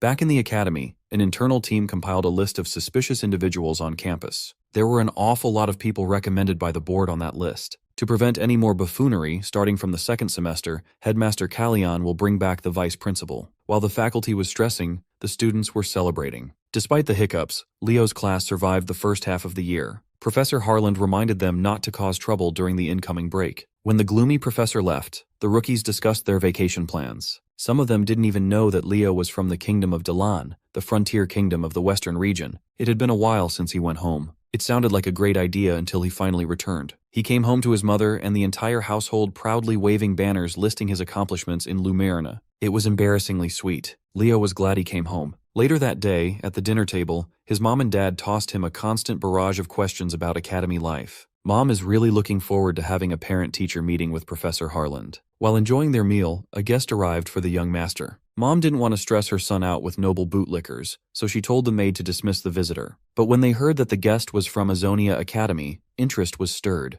The messenger spirit guest let himself in and addressed Lady Raina Zerdinger. He approached Leo and handed the young master a letter. It was a formal letter offering him a recommended admission to Azonia. As far as he knows, Azonia is a Beastman Hero military academy in the middle of Aztec, the city of Beastmen. Unlike other schools, they hold the entrance ceremony during the summer. Azonia is known as the toughest academy to get into. When Leo's mom was young, she assisted them with some stuff. As a token of gratitude, they promised to recommend her son for admission. She was out there signing contracts recklessly. Since Leo's attending Lumerne now, the best Leo can get is a field trip. He's heard about the infamous Azonia entrance exam, a deadly marathon across the desert. Naturally, a Beastmen Academy worships strength and instincts above all. Curious what kind of hero candidates the Beastmen have, Leo put on a disguise and started his field trip. Kieran helped him by using polymorph to appear as a mixed-blood Beastman. According to the letter, the exam venue was Aztec's Colosseum. On the way to the Grand Arena, he came across a monument in honor of Aaron, the warrior of indomitable courage. The statue was fire, but the text was a bunch of bull. Leo knew Aaron as a scaredy cat quivering before every battle. When he entered the Colosseum, Leo saw a bunch of beastmen waiting for the program to start. It did not take long for a bunch of asshats to crawl out of their hole to mess with the newcomer. Due to his mixed-blood disguise, the racist furries saw him as unfit for the glorious Azonia Academy. They kept calling him a mongrel rabbit, but Leo was unfazed. These kids are acting high and mighty, even though they haven't even passed the entrance exam yet. When this fact was pointed out, the asshats immediately escalated the situation and laid hands on Leo. The moment he felt the tightening grip on his shoulder, he wrestled the asshat to the floor. When Leo left the commotion, the guy he slammed to the ground had changed his tone. 5 millennia have passed, yet beastmen still worship the strong. Unbeknownst to Leo, a bored Catgirl was watching him from the roof. Catgirl's interest was piqued. The preliminary exam started. The last group the instructor tested passed in 36 minutes, a solid upper-mid ranking. Instructor Berga, too, was unsatisfied with this year's Azonia hopefuls since he heard about Lumerne's stellar freshman batch this year. Still, he can't be too bitter since they have some impressive cadets in the mix, too. Instructor Berga's daughter, R2, is coming in as a freshman this year. He was certain that his little girl could easily be the class representative soon. While eyeing the examinees, he noticed a familiar-looking black rabbit boy in the crowd. He asked the deputy director for their file on the kid, but he wasn't on the watch list. As far as they know, the rabbit boy's name was Kyle, and he was a recommended admission. Berga looked into the boy's eyes and noticed their uncanny resemblance to an old friend, Raina Zerdinger. Leo was put in the final group for the so-called Beast Carnival. Alongside him was the prospect everyone was watching, R2, heir to the Two family. Since she's a rising star in a culture that reveres strength, Leo wondered if the Catgirl was worthy of inheriting Aaron's techniques. Other than that, Leo was confused by this whole Beast Carnival business. He thought he signed up for a desert crossing marathon. Naturally, he asked R2 about what's going to happen next, citing his mixed blood as an excuse for cluelessness. R kindly explained that Azonia's entrance ceremony is also one of the city's biggest festivals. The Beast Carnival is a very popular celebration and form of entertainment for visitors. For admission candidates, it was also a long-standing rite of passage. Amid the unending threat of Tartarus, this is their way of proclaiming that beastmen have arrived. Today, R is expecting Rabbit Boy to fight as well as she saw earlier. The beast assigned to them was a normal and pissed-off Cyclops. The monster single-mindedly charged forward, and the examinees scattered out of the way. This one-eyed freak made the error of focusing on Lady R2. She took to the skies in one giant leap, clawing away at the monster's flesh on the way back down. When she landed, R noticed another Cyclops heading towards the Rabbit Boy. There wasn't any need to fret. Leo's extended fist met with the monster's momentous punch. Suddenly, the poor Cyclops was reduced to a blood pulp, just blood, guts, and gore. Leo had gotten so strong that he was acting like One Punch Man with hair. Upon witnessing such an abnormal display of lethality, the crowd took note of the Black Rabbit as a promising candidate. The closest one to the scene, R2, saw something odd. Just now, that Black Rabbit Boy beast transformed. When the moon rises, it draws out beastly powers within beastfolk. Their ancestors studied and attempted to replicate that transformation for a long time to no avail. There was a singular exception to this limitation, the Beastman hero himself, Aaron. The Beast Carnival concluded smoothly. As soon as she had the chance, R2 tried to corner Leo for an interrogation. Unfortunately for her, the boys' performance attracted too much attention from their peers. Dion Den, a wolf beastman, casually approached Leo with a cheerful introduction. R2 inserted herself into the conversation to push the muscle-brained Dion out. She really wanted to ask the Black Rabbit about what she saw in that coliseum earlier. R didn't get the answer she wanted since Instructor Burga II, her dad, joined the candidates. He came by to inform them that tomorrow's exam needed no introduction. They will be crossing the Great Azurek Desert. The rules are simple. Depart from Azurek, cross the Great Desert, and finally arrive at Azonia. Beastmen know just how harsh this region of the continent is. Burga's only piece of advice was for everyone to never confuse recklessness with courage. Recommended admits who haven't attended the free Azonia lectures with everyone else are encouraged to introduce themselves. Normally, attending free lectures to secure a letter of recommendation is the standard. Recommended admits are special cases, prospects with overwhelming abilities who are exempt from lectures. The first two were R2 and the Black Rabbit named Kyle. There was Stea Rual, a mage, Rate Vega, a spirit summoner, and Dion Den from earlier, 5 special admits for the freshman class. The deputy director encouraged them to check the bulletin board for assigned lodging before being dismissed. While everyone else was filtering out of the room, Leo was halted by Instructor Burga for an interview. Without wasting time, the beastman asked him if he was Reina's son. Leo thought his disguise was impossible to see through.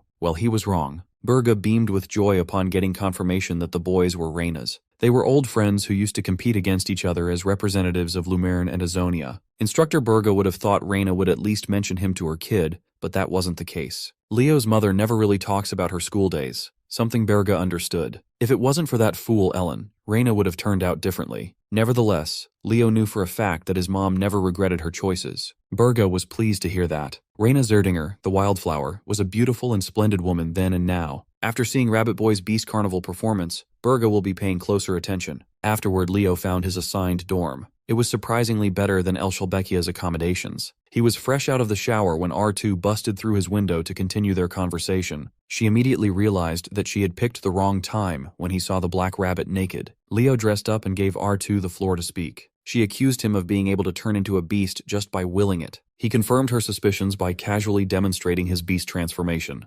Strangely enough, while polymorphed into a beast man, he could access Hero's breath. Of course, the drawbacks are severe if he activates the state for too long. Nevertheless, the last and only beastman in history to freely use the technique was Lord Aaron himself. Much to R2's surprise, Rabbit Boy offered to teach her how to do it herself. He might as well pick Aaron's successor now. He is going to need the power in the upcoming war against Tartaros anyway. Maybe this was the purpose of his reincarnation in this era. As long as R could prove herself worthy of becoming a true hero, he'd gladly bestow her with Aaron's legacy. She took his condition as a challenge. R's instincts were telling her that this boy was looking down on her from a mighty high place. The second day of the Azonia entrance ceremony kicked off merrily. Every admission candidate lined up for the Azurek Great Desert Crossing test. Among the spectators were Professors Ain and Yura from Lumerne, scouting the competition. One name stood out in their report, a boy named Kyle. Ain wondered if the boy would be Kyle the braggart or Kyle the hero of beginning. The topic of Kyle reminded him of Leo. When they saw R2 on the stage, she was huffing and puffing as she marched towards the competition. She just approached the Black Rabbit to remind him of their agreement. R could not sleep a wink from excitement,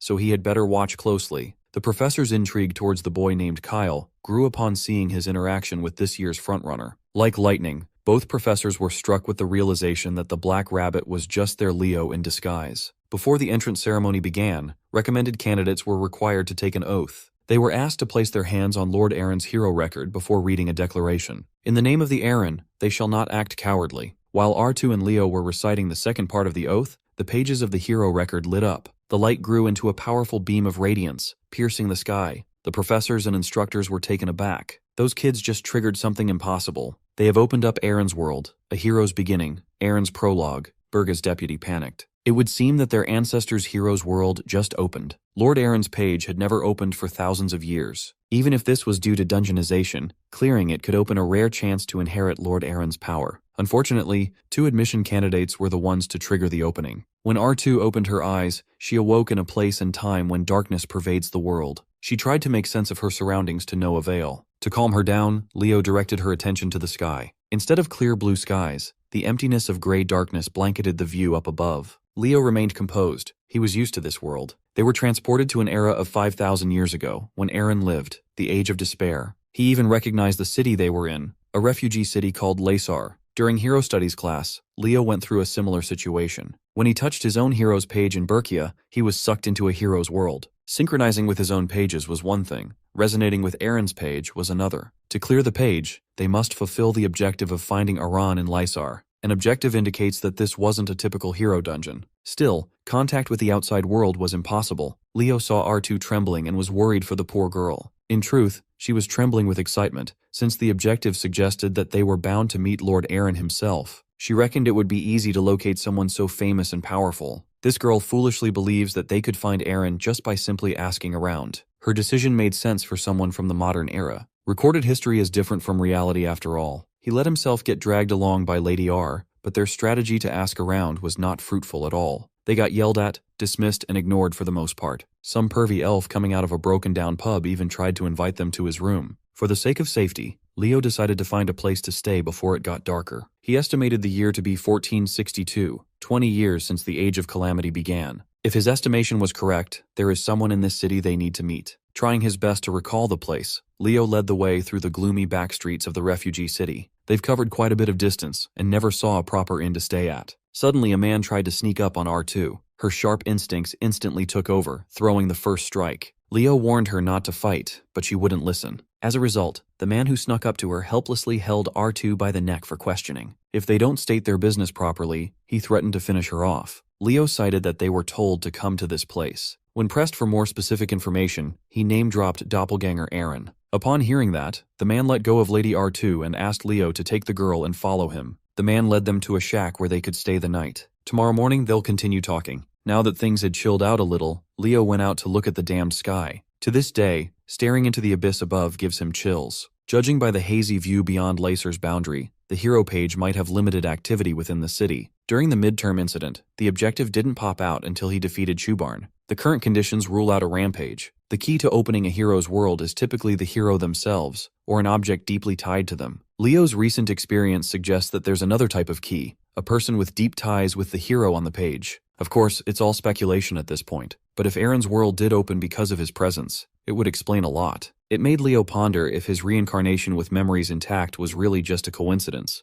If hero records exist for the next great hero to be reborn in the future, then the complete subjugation of Erebus might be possible. The night passed silently, and Leo was woken by his loud cat-girl roommate. She assured the Black Rabbit that her sturdy body was fine after last night's attack. He filled her in on the misunderstanding and the peace talks that happened afterward. Speaking of the devil, the man who attacked R2 visited them bright and early. His name was Aegon, guardian of the azure sky, a hero from the Age of Calamity. He was quite surprised by the girl's absurdly rapid recovery. Aegon also came over to apologize for what happened last night. He didn't see how young the two were in the dark. He prepared some breakfast to make up for his rashness. If he's kind enough to offer breakfast, then he's got to be a good person, right? Still, R2 had her doubts as they vigilantly followed the man outside. Leo knew who Aegon was during the Age of Calamity. He was a father figure to Aaron, a valiant hero they tried to recruit into the subjugation force. Unfortunately, for some unknown reason, the Aegon he met back then was a broken man. Compared to the empty shell of a man Leo met back then, the Aegon in this hero page seems fine. Something must have happened to him over the course of a month. The long walk with Aegon led R2 and Leo to a surprising sight. Street kids have gathered around their Uncle Aegon to get breakfast started. He introduced the pair of beast folk as guests and politely asked the kids to get them a meal. R2 passionately stepped forward and apologized for misjudging Aegon's character before mixing in with the street kids. Among Aegon's abandoned children was someone special. It had been a while since Leo last saw him. A mischievous force of nature was hiding among the kids. 5,000 years ago, a plague ravaged the refugee city of Lysar. When Leo's squad arrived, the ghost town had turned more ghostly with all the freshly dug graves. They found the guard of the azure sky in a miserable and unkempt state. Regardless, Lysinus gave him the sales pitch to join the subjugation force. Aegon slumped and rejected their invitation, defeatedly asking them to leave. Luna tried to push Aegon to reconsider, but Leo could tell that the man's will was already broken. There was nothing they could do. While a broken will can be revived, someone embraced by hatred can no longer save the world. Before they left, Aegon recommended that they look for his disciple, Aaron.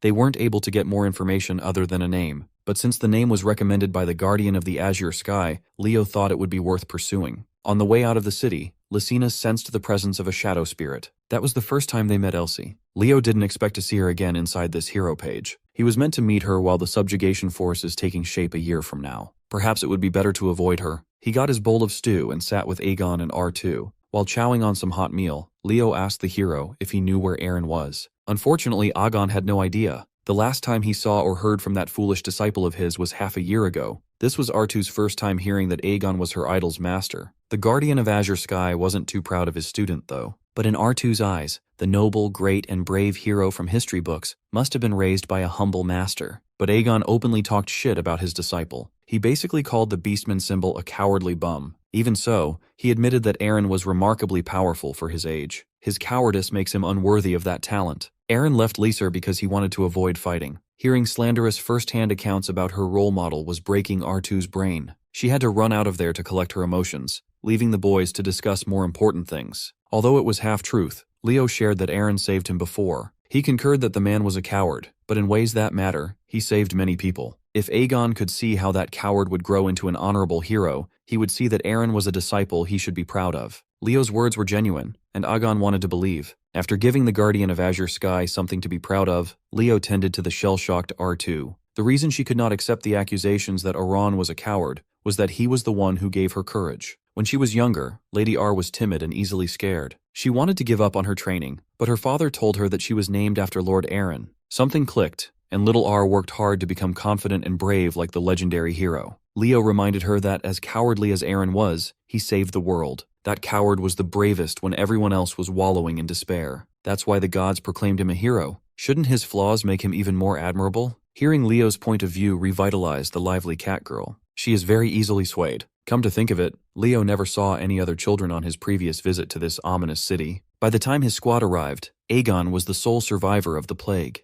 That means something will happen, and all the kids Aegon takes care of will die in a month. The death toll piled up too quickly to attribute the deaths to a plague, no matter how severe. Right then and there, a close aide of Lord Levite Lacer walked over with his head held high as if looking down on filth. In the Age of Calamity, not everyone fought against evil. The turbulent world was divided. Most times, the enemies within were more troublesome than external adversaries. Mr. Aide gave Lord Aegon a phony greeting. Leo had seen people like this before, trash who chased merits and played at being a hero. Today, Mr. Aide came by to try to convince Aegon to stop rotting away in this cursed land. They have been trying to end his long seclusion to make him join the Hero Legion. Every time they come, Aegon gives them the same answer. If the Lord guarantees the safety and well-being of the children, he will consider the offer. Mr. Aide promised to report back to his superiors. However, he is under strict orders to retrieve the sword that devours darkness, Shatten. Leo was familiar with said weapon. It was one of the strongest blades during his era after all. Eren never mentioned that his master was Shatten's wielder.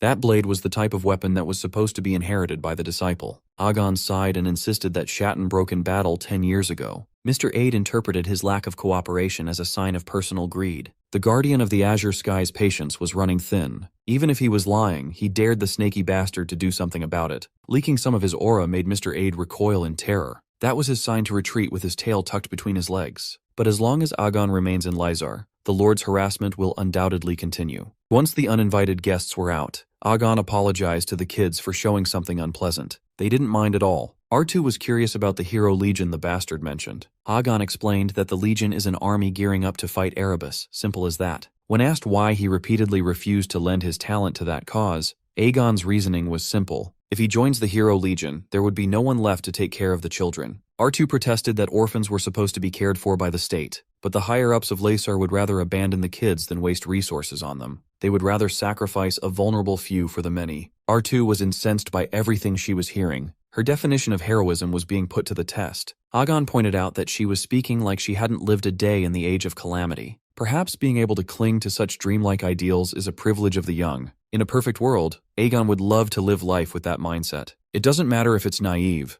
Leo believes that Aegon was already walking that path. He wouldn't be taking care of the orphans if he weren't a little bit of an idealist. Leo's words touched Aegon. The rabbit boy might look young, but his words carry depth and wisdom. Realizing that they hadn't introduced themselves, R took the liberty to introduce herself and her buddy, Black Rabbit Kyle. Aegon knew of a man who went by the same name, the one they call Surviving Hero. At that moment, R2 realized that the hero most people dismissed as a myth might have truly existed. Before she could derail the conversation with her endless questions, Leo snagged her tail and made her sit her ass back down. He whispered that straying away from their mission with pointless talk could ruin their strategy. Aegon had been living in the shade of the right path for too long. He welcomed the youngsters to stay until Eren returns. Even though his disciple had been missing for months, Lysar is still his home. He will return sooner or later. They must have triggered one condition that unlocked the strategy objective to meet Eren, who will return in 3 days. As expected, Leo's plan to go through Aegon was the right call. Unable to contain herself any longer, R2 chased after the ancient hero to ask more questions.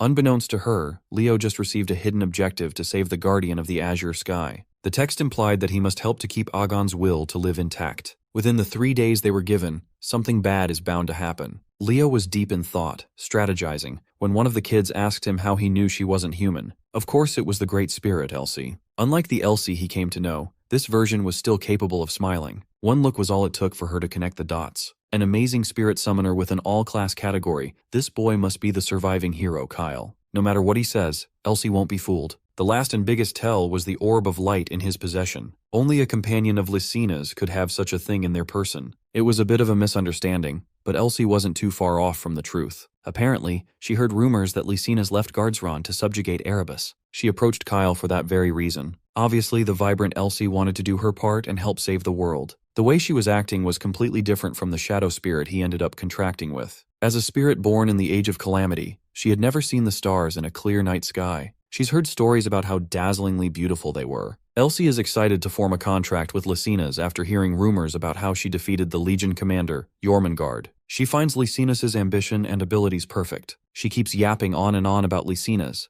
but Elsie ended up choosing Kyle as her contractor for some unknown reason. Stirring the pot further, she whispered a little secret in Kyle's ears. The sword that devours darkness, Shatton, is none other than her. In the Lysar Lord's castle, reports about Aegon's constant refusal were relayed to the man on top. These days, Lord Rodion often stresses over securing more power to protect his city. His aide brought up Aegon's soft spot for the orphans of the cursed land, riling up the Lord. Rodion took it as an insult that someone wouldn't follow his greater cause to the point of shielding trivial things. The aide pounced on his lord's displeasure and informed him about the plague spreading across the cursed land. If a breakout explodes among the refugees, the city will be shaken. But if they cut it off before the sickness spreads further, they'll have an answer to their homeless orphan problem. Naturally, Aegon won't just stand by. That's why Mr. Aide planted rumors about the plague's spread earlier. They were banking on the belief that a hero won't do something foolish and endanger a city full of people, no matter what. Lord Rodion was a dumbass, completely under the control of his corrupt aide, Levaton. After just a few words, he was ready to entrust full authority over Lysar's security. Levaton's silver tongue and ability to cozy up to his boss were a dangerous combo. After Levaton's last visit to Aegon's shelter, the paranoia about the plague seeped through the city. Meanwhile, Kyle was still thinking about the night he contracted with Elsie. After endlessly glazing Lysina's, she asked Kyle a serious question. Do you think the world is worth saving? Surprisingly, Kyle didn't give a concrete answer. He would rather think about that question once they are done saving the world. The Elsie he met back then was disillusioned with the world. She wasn't as bright as the Elsie hanging out in Aegon's shelter. Kyle was finally certain that the kids did not die from a plague. When he met up with R2 again, he asked her where the Guardian was. Unfortunately, Aegon has left. He was summoned by order of Lord Rodion. Once the shield was gone, the operation to purge the source of the plague ensued. The kids politely tried to drive away the soldiers deployed by the city. Their pleading was met with violence. These soldiers saw the orphans as nothing but plague-ridden rats. The situation could have turned bloody and sad real quick, but history won't be repeating itself. R2 swooped in just in time to save a helpless little girl from getting sliced apart.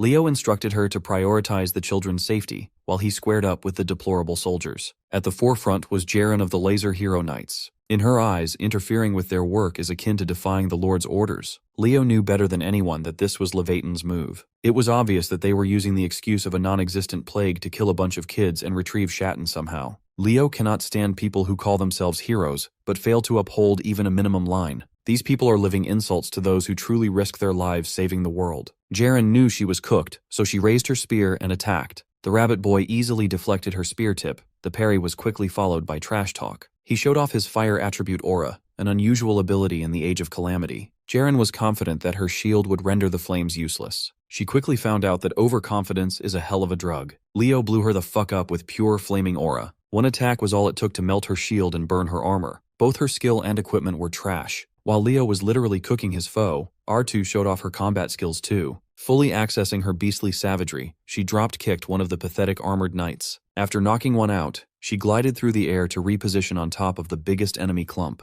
When her feet and knees dropped, the incompetent soldiers followed. Leo was very much impressed by R's proficient use of the elasticity aura. Now that they are fighting side by side, she's even more excited to take on Leo's flame aura soon. The burn victim leading the operation bitterly growled that Lord Levaton would avenge her. She even cursed at Aegon's kids for being filthy orphans. R did not like that at all. At that moment, Leo asked R to take the kids to safety for a bit while he dealt with the trash. She gathered the children and led them away, knowing that shit's about to go down. Jaren asked if the boy was ready to surrender and beg for his life. That could not be farther from what Leo had in mind. He just told R to evacuate the kids, because what he's about to do would traumatize any child who saw it. Jaren tried to beg for her life at the last moment before her head was separated from her body. The captain was beheaded, and the soldiers were damn near paralyzed from the beating. Still unsatisfied, Leo stabbed the fraudulent hero's body repeatedly. Elsie watched the gory scene all the way through. She respected Leo's decisiveness when dealing with evil. This Elsie is still young and inexperienced as a great spirit.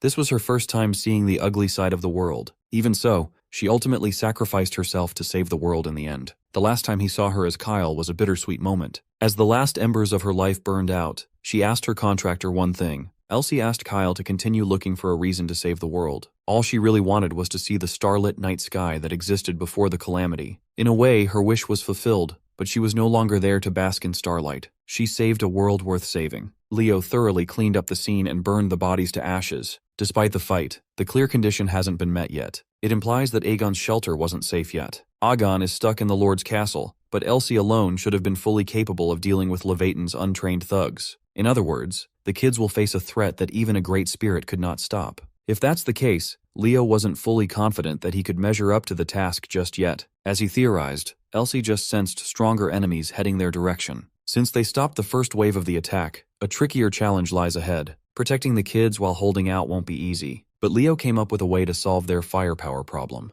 They need to find Eren. According to their clear objective, Eren won't reach Lacer for 3 more days, but Leo knew better. Last night, he confirmed the restriction zone of the hero's world. Surely the page owner had already spawned in. He told her to play it slowly while avoiding taking any more risks. Knowing the Black Rabbit, R2 doubted that he would stick to that safe play plan. She came to dream of being a hero because of Lord Eren the Brave. There was no way in hell someone like R would back down when meeting her idol was within reach. Furthermore, she doesn't want Rabbit Boy to hog all the glory. The revised plan is for Leo to head and search for the Beastman hero while R holds the fort. Back in Leo's subjugation days, Eren was notoriously strong yet timid. He could take down giants but was deathly afraid of the demon race. Even so, he's always had the urge to fight. One day, he decided to gather his courage at a place that overlooks his hometown, Lysar. Aside from demons, he was also terrified of heights. But that night, he was overcome with the desire to protect his city. Recalling that conversation, Leo headed for the highest peak within Lacer and climbed it. At the top of the concrete lighthouse, he saw a face he hadn't seen in 5,000 years.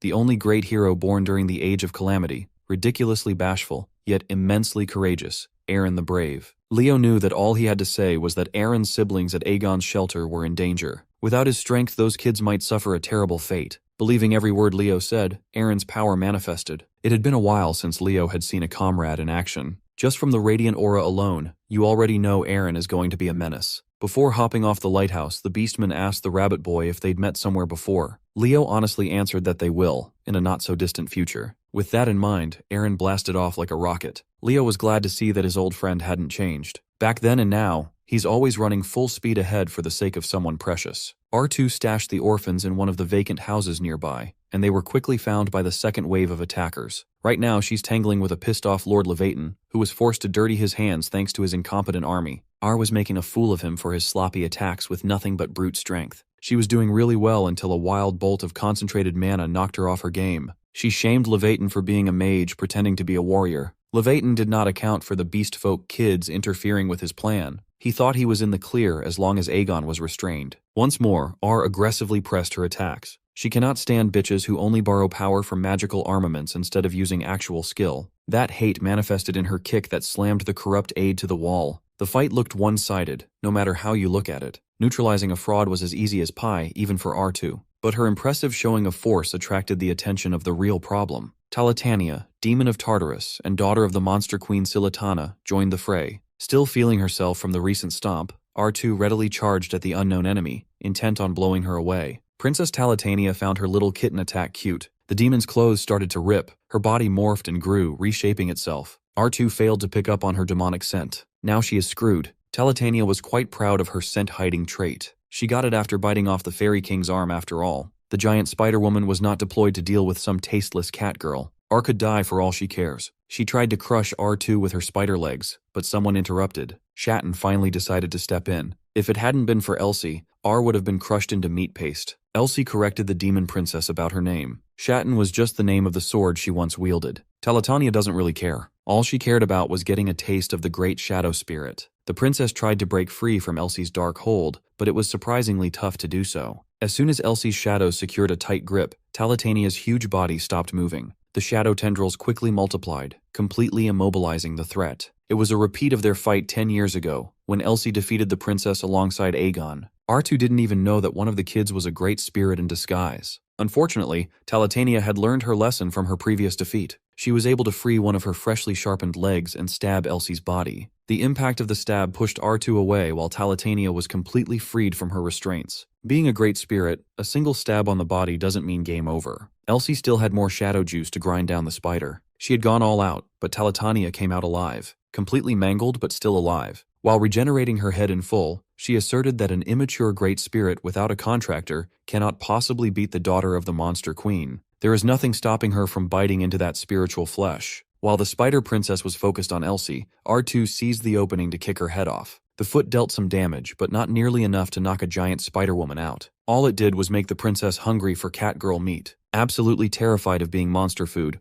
R2's mind wandered to the coward who saved the world. If she wanted to chase after Lord Aaron, this was her chance. She refused to stand, trembling in terror. She would rather try an attack than succumb to fear. R2 thought she could scratch her way to subjugate a named demon. She was horribly mistaken. All she was in Talatania's eyes was a juicy, furry dessert reserved for later. R's injuries were severe. She wanted to get up, but she couldn't. She prayed and forced her legs to move, but they didn't. She was in a miserable condition until the whole area was suddenly lit up with bright lights. At the epicenter of the light in the middle of the night was a younger version of the man that every beastman revered. Meanwhile, Elsie was reaching her limit from continuously swatting away the spider's attempts to consume her. Talatania stopped only when Lord Aaron stepped in to handle the problem himself. Right in front of R2, he used Beast Transformation, the lost signature skill. The princess was intrigued. She had never heard of a beastman transforming without the full moon's influence. With an appearance somewhere between man and wolf, Aaron menacingly walked towards the big bug. Princess Talatania swatted him away using a single leg, but it was blocked and held in place by Aaron's raw strength. Taking him a bit more seriously, the princess added more spider legs to the mix. Aaron breezed through her attempts like they were nothing. He successfully closed the gap and put the monster queen's daughter in a firm chokehold. In one flashy finishing blow, he forcefully made that spider eat concrete. After a one-sided beatdown, Aaron emerged from the dust with Elsie in tow. When she woke up, he gently asked if she was hurt anywhere. Elsie was fine, all things considered, but the spider princess was still breathing, and she was very pissed off. The great shadow spirit wanted the killing blow for herself, but Talatania refused to let that happen. Morphing into a more demonic form, she lunged at the beastman while looking like venom. Aaron won't just sit by and wait for her attack to reach completion, though. His body radiated once more. He used the bright lights swirling around him as deadly weapons. The light solidified, forming intricate columns with ancient engravings. The rugged pillars of light finally sentenced the foe to shut the hell up. Meanwhile, the man behind the shit show was fleeing to the southern region of Lysar. Lord Levaton had no idea that he was conspiring with a demon woman. Collusion with humanity's enemy is a crime punishable by death. In his desperate attempt to escape his offenses, he failed to account for another person. While running, one of his hands fell off without warning. His ugly stump squirted blood, and the pain made him halt his run. Leo wanted to be the one to pass judgment on this parasite. In the past, he had a particular way of disposing of traitors to humanity. Once again, he was being pushed to cut heads and kill bastards.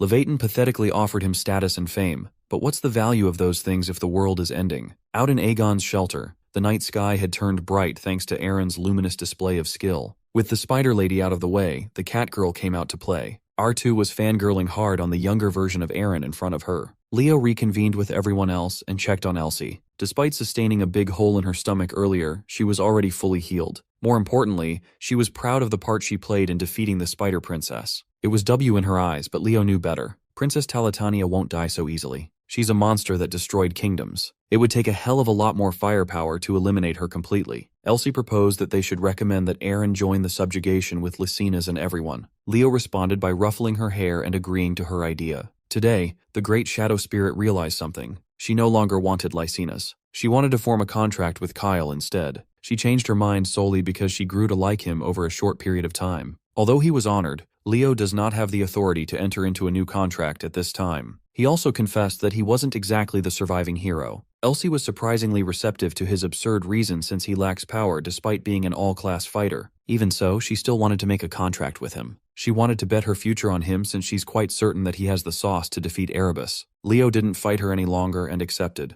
Spirit and human touched each other's hands as Elsie commenced with the ritual. It was faint, but her shadow seeped through his flesh, marking his soul. She vowed to be his sword and shield as long as the contract lasts. Leo assumed that the contract would likely break when the hero's world ended, but contracting Elsie felt strangely nostalgic. While he was reminiscing, R2 was shamelessly clinging to Aaron like a rabid fan. Aaron was too polite to push her away, but the arrival of a familiar figure stopped everyone on their tracks. Agan had returned and saw his wayward student after half a year of no contact. Leo and R met Aaron and saved the Guardian of Azure Sky. Mission objectives were completed. Agan welcomed his stupid disciple with a tight hug around the Beast Boy's neck. He didn't even pay proper respect to his master, and he should have said hi to his siblings. Now that the threats have been neutralized, the kids ran to the comfort of Uncle Agon's presence. Leo was satisfied just watching what could have been from the sidelines. It is a relief to see the past change, even for just a moment. Agan and Aran personally thanked Leo and R, while Elsie had already hidden herself somewhere. Even the Guardian of Azure Sky was quite disturbed by the young lady's attachment to Aaron. He thought she must have hit her head or something. Agan wanted to repay Leo for all that he had done,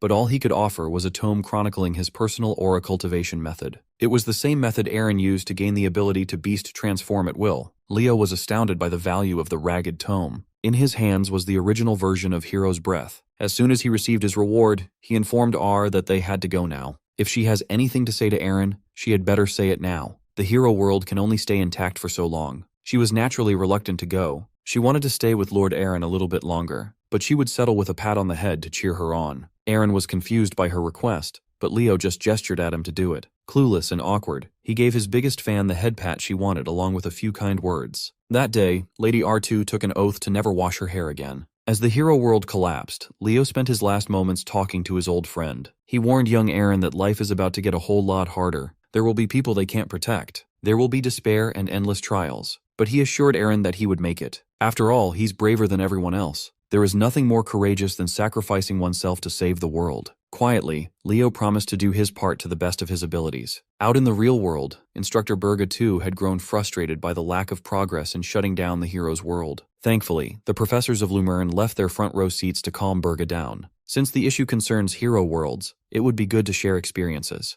especially these days when Lumerne just went through several unfortunate incidents the past semester. Professor Ain added that one of Lumerne's students is also involved in today's situation. Before he could explain further, the stone tablet's light covered the whole area. This type of reaction means either a hero world clear or the page is closed due to the challenger's death. Fortunately, this light signified the former. R2 and Leo were gently spat out by the page. Now that they're back, Berga ran up to his baby girl and enveloped her in a tearful hug. He wanted to know if she was hurt. Not only was she fine, but she also cleared Lord Aaron's world. While Berga was scolding his daughter, Leo fished something peculiar out of his pocket. He pulled out a pendant that wasn't supposed to be there. Inside was none other than the slumbering Elsie. R2 proudly credited the Black Rabbit Boy for the successful clear. Instructor Berga was glad to have another promising prospect entering Azonia. Regardless of the method, R and Leo cleared Lord Aaron's world. That alone proved that they are worthy of becoming heroes of Azonia. Before Berga could get carried away, Miss Yura interjected. With thinly veiled anger, she asked what in the world Leo was thinking. He tried to play dumb, pretending not to know his summoning professor, but Miss Yura wasn't playing. She grabbed him by his magic ears and scolded the boy relentlessly. Professor Ain had to explain what was really happening.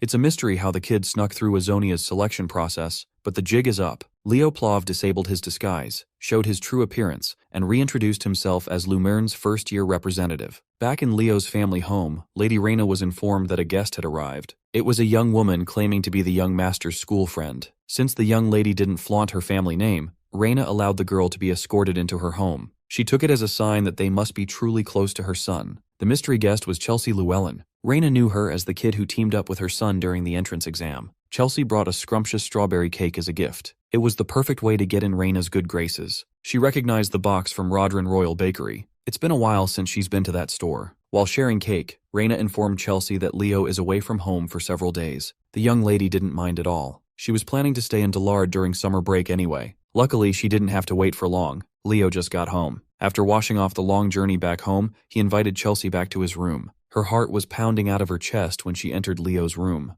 The tension she felt quickly dissipated when she saw just how plain and ordinary his room was. What really interested her was the story of how Leo sneaked into the Azonia entrance ceremony. He told her the story of how great hero Aaron's record suddenly came to life. Leo even told her about Miss Yura and Professor Ain's involvement. Hearing all about his adventures made her fired up, so she demanded a special training session from Leo. She was welcome to sleep over and do whatever she liked. At night, when everyone else was sleeping, Leo pondered the pendant he received. Lately, every hero's world clearly rewards him with things he could never dream of. But Elsie is supposed to be a being from the past. She wasn't supposed to cross from the page into reality. The only plausible reason for this anomaly is his connection to the past as Kyle. First, he wanted to check on the Great Spirit's condition. As soon as he opened the pendant, shadows and light exploded within his room. Elsie slowly opened her eyes and asked him where they were and where the rabbit ears went. Strangely enough, she felt stifled. Something was holding her back from using her full power. As expected, she's not in perfect condition. Still, the implications of her crossing from the distant past into the present were a mystery. Looking around the room, Elsie saw a moon that wasn't blood red through the window. She also saw the strange specks of light in the night sky. It was exactly like the starlight she had only heard about in stories. Leo took this chance to explain to Elsie that she's in the future now. Believe it or not, she somehow crossed over to a world 5,000 years after her era. He also told her that in this life, his name is Leo Plove, rather than his old name, the hero who survived, Kyle. Finally, he was able to truthfully share how he defeated Erebus and reincarnated into the current era.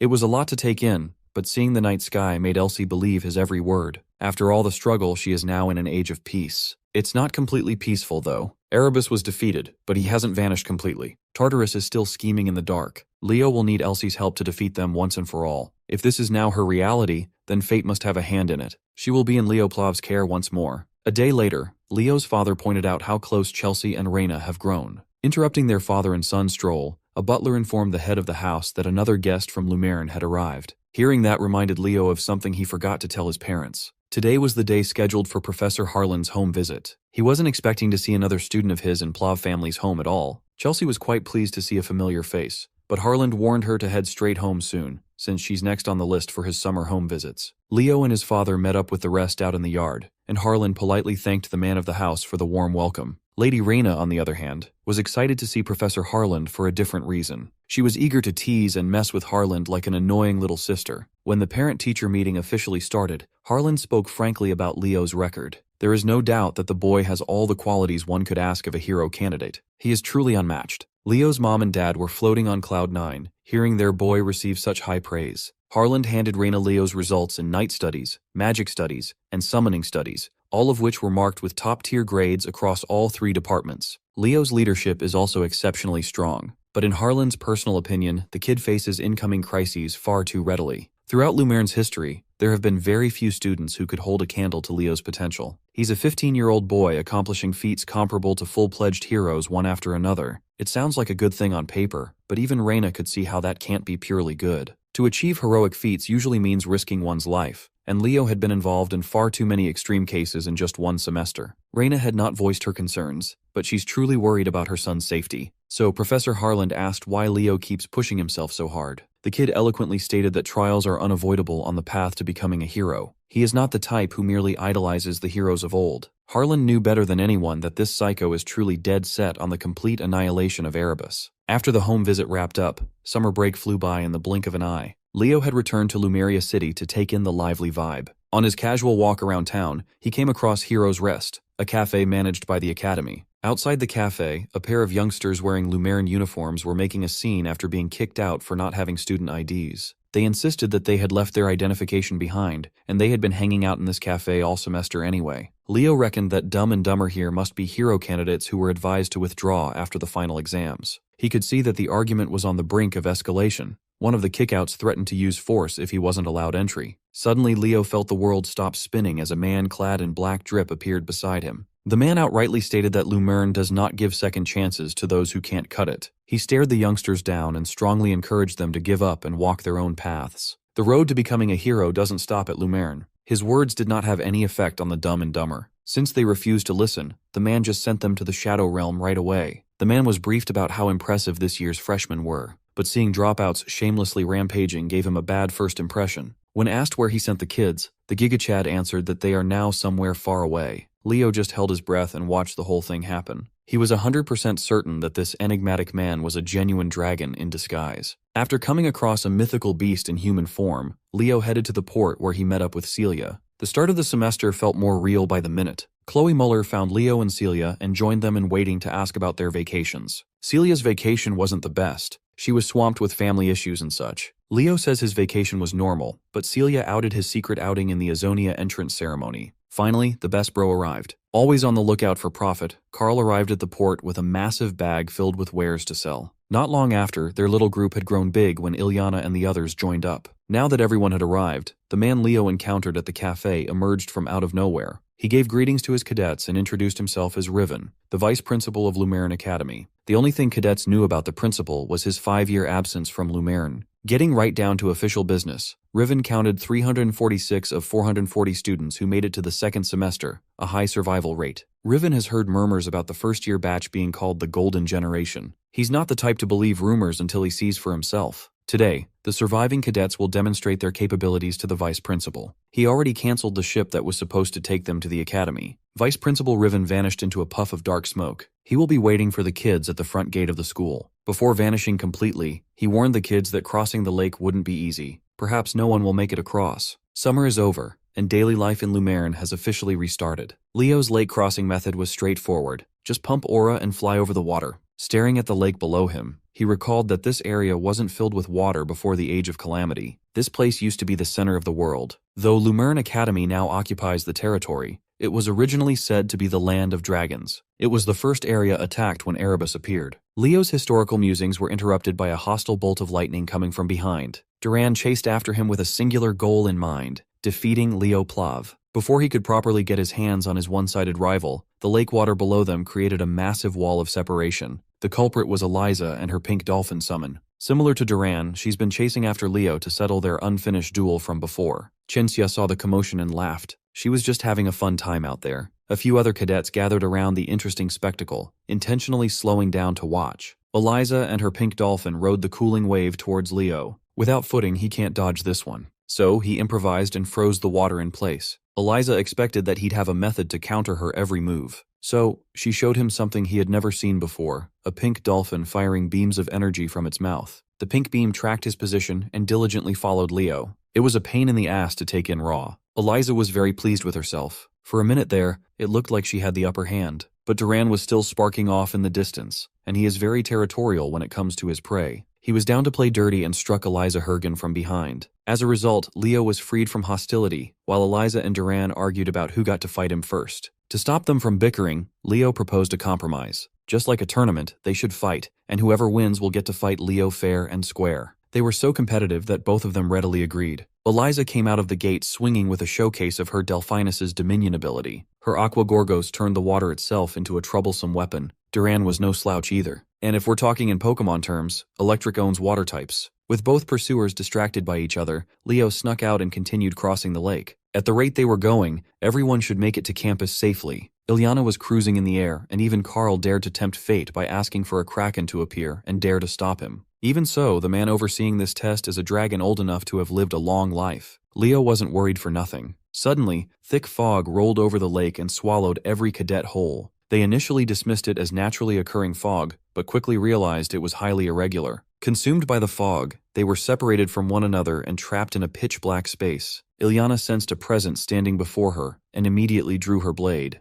In front of her was Professor Harland, but he looked a little off, a bit illusory. Leo was the only one who knew for sure what was happening. The fog was a type of dragon speech magic. Long ago, one of the powerful forces of Tartarus created a potent dragon clan curse. They called it Nightmare. This curse forces the victim to confront the last person they would want to fight. In Leo's case, as expected, his nightmare was facing off against his dear comrade, Lysinus herself. While he was stuck in the pitch-black curse, most of his fellow cadets were face down and out on the water. The academy arranged for dive teams to retrieve the unconscious freshman from the water. Riven's illusion magic was just too much. Most professors don't like the vice principal's inelegant method, but it was very effective. They were completely unaware that one of the cadets was having a tender moment with a great hero. Instead of absolutely smashing him to bits, the illusion of Lysinas let him out of the dark freely. Leo knew she would do something like that. He was very grateful. Vice Principal Riven, just like he said, was waiting for the cadets at the other side of the lake. While he was watching the water, Leo reached the finish line while criticizing the old dragon for making up an impossible test. Riven was legitimately shocked that one youngster pulled through. He asked Leo to sit down and have a chat with him. Riven has been serving Lumerne for a long time now. In doing so, he had seen many students become heroes. But no one dreamed of something beyond being a hero. The vice principal had grown bored of watching the world stagnate for so long. He overlooked Leo's potential, and for that, he apologized. With just the two of them sitting on the bench facing the lake, the old dragon asked the kid what his dream was.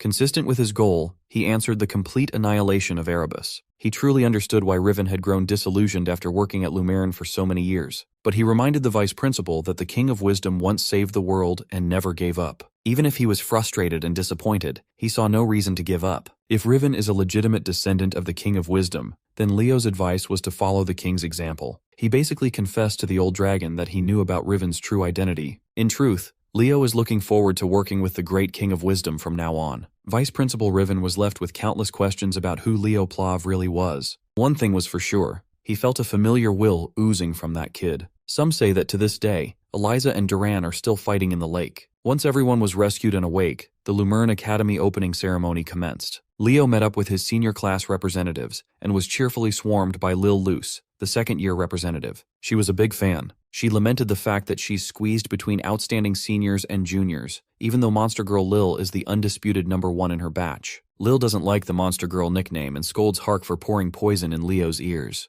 As far as Leo knows, Hark Ligward possesses the accumulation aura trait. He stores up power and pours it all out during battle. It's a rare trait that keeps him perpetually sleepy. While Hark naps, Lil tries to convince Leo to use her other nickname, Spirit Master of the Gale. Third-year representative Elena Geron arrived just in time to insist that Monster Girl was a better fit. She was also in the mood to finally grant Leo the favor he wanted to ask. But in return, he must promise to grant Elena a favor down the line. Hark heard her voice and woke up angry from his nap. He low-key hates her for real. Thankfully, the most senior representative arrived just in time to defuse the situation with a smile. He led the other representatives out of the tent, leaving Hark and Leo inside. Hark gave his junior a fair warning to be careful of Elena Geron. Ever since she was young, she's had a habit of treating the people around her like toys. Leo was aware of her willful personality. Everyone was. But the real problem comes when that girl finds a toy that she finds particularly special. Her eyes are on Leo now. He genuinely appreciated Hark's advice. He might be a bit rough around the edges, but Sleepy Boy was quite welcoming to his junior. Headmaster Kalian stood on the podium to address the whole academy. It was a pretty boring speech. During the yap session,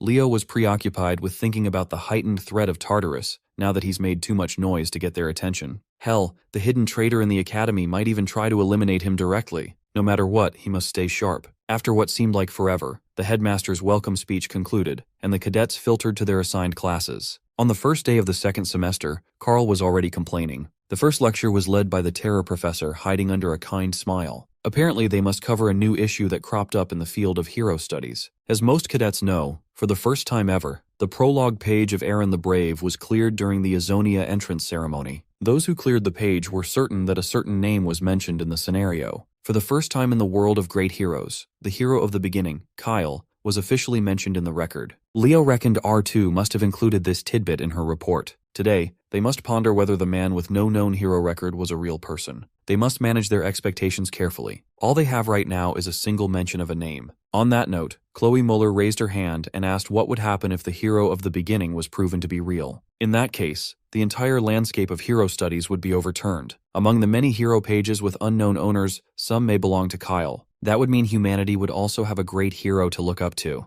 Leo felt a bit complicated, given that he was the topic of discussion. To this day, 5 races exist on the surface, namely humans, elves, beastmen, dwarves, and dragons. Among them, only the humans had no great hero to praise. For the past 5,000 years, humanity has lived with an inferiority complex toward other races. If his existence was revealed and proven, then humanity might finally be able to stand proud. According to the professor, there's a high probability that Kyle would have been an all-class fighter. After all, they now know how powerful an all-class can be thanks to a certain student in their school. The lesson about the hero of the beginning went on for far too long. By the end of the school day, Carl and Leo washed up before heading back to the dorms. Given the lecture earlier, Carl was quite curious why Kyle was labeled the surviving hero. It can be interpreted as a symbol of strength that survived many battles. That interpretation is partially true, but more precisely speaking, it was because he was the lone survivor while countless heroes were massacred. Before bedtime, Leo checked on Elsie, opening her cozy pendant. Even now, the great shadow spirit couldn't stop herself from admiring the bright night sky. It's about time for her to meet Leo's other summons. He also asked her not to tell them about his true identity for now. Free at last, Kieran stretched his wings while Fiora politely gave her contractor a practiced bow. They immediately noticed Elsie sitting by the window and turned to their master with questions. Leo explained the bare minimum and let his summons sort themselves out. Kieran immediately tried to make Elsie believe that he was the captain among Leo's summons,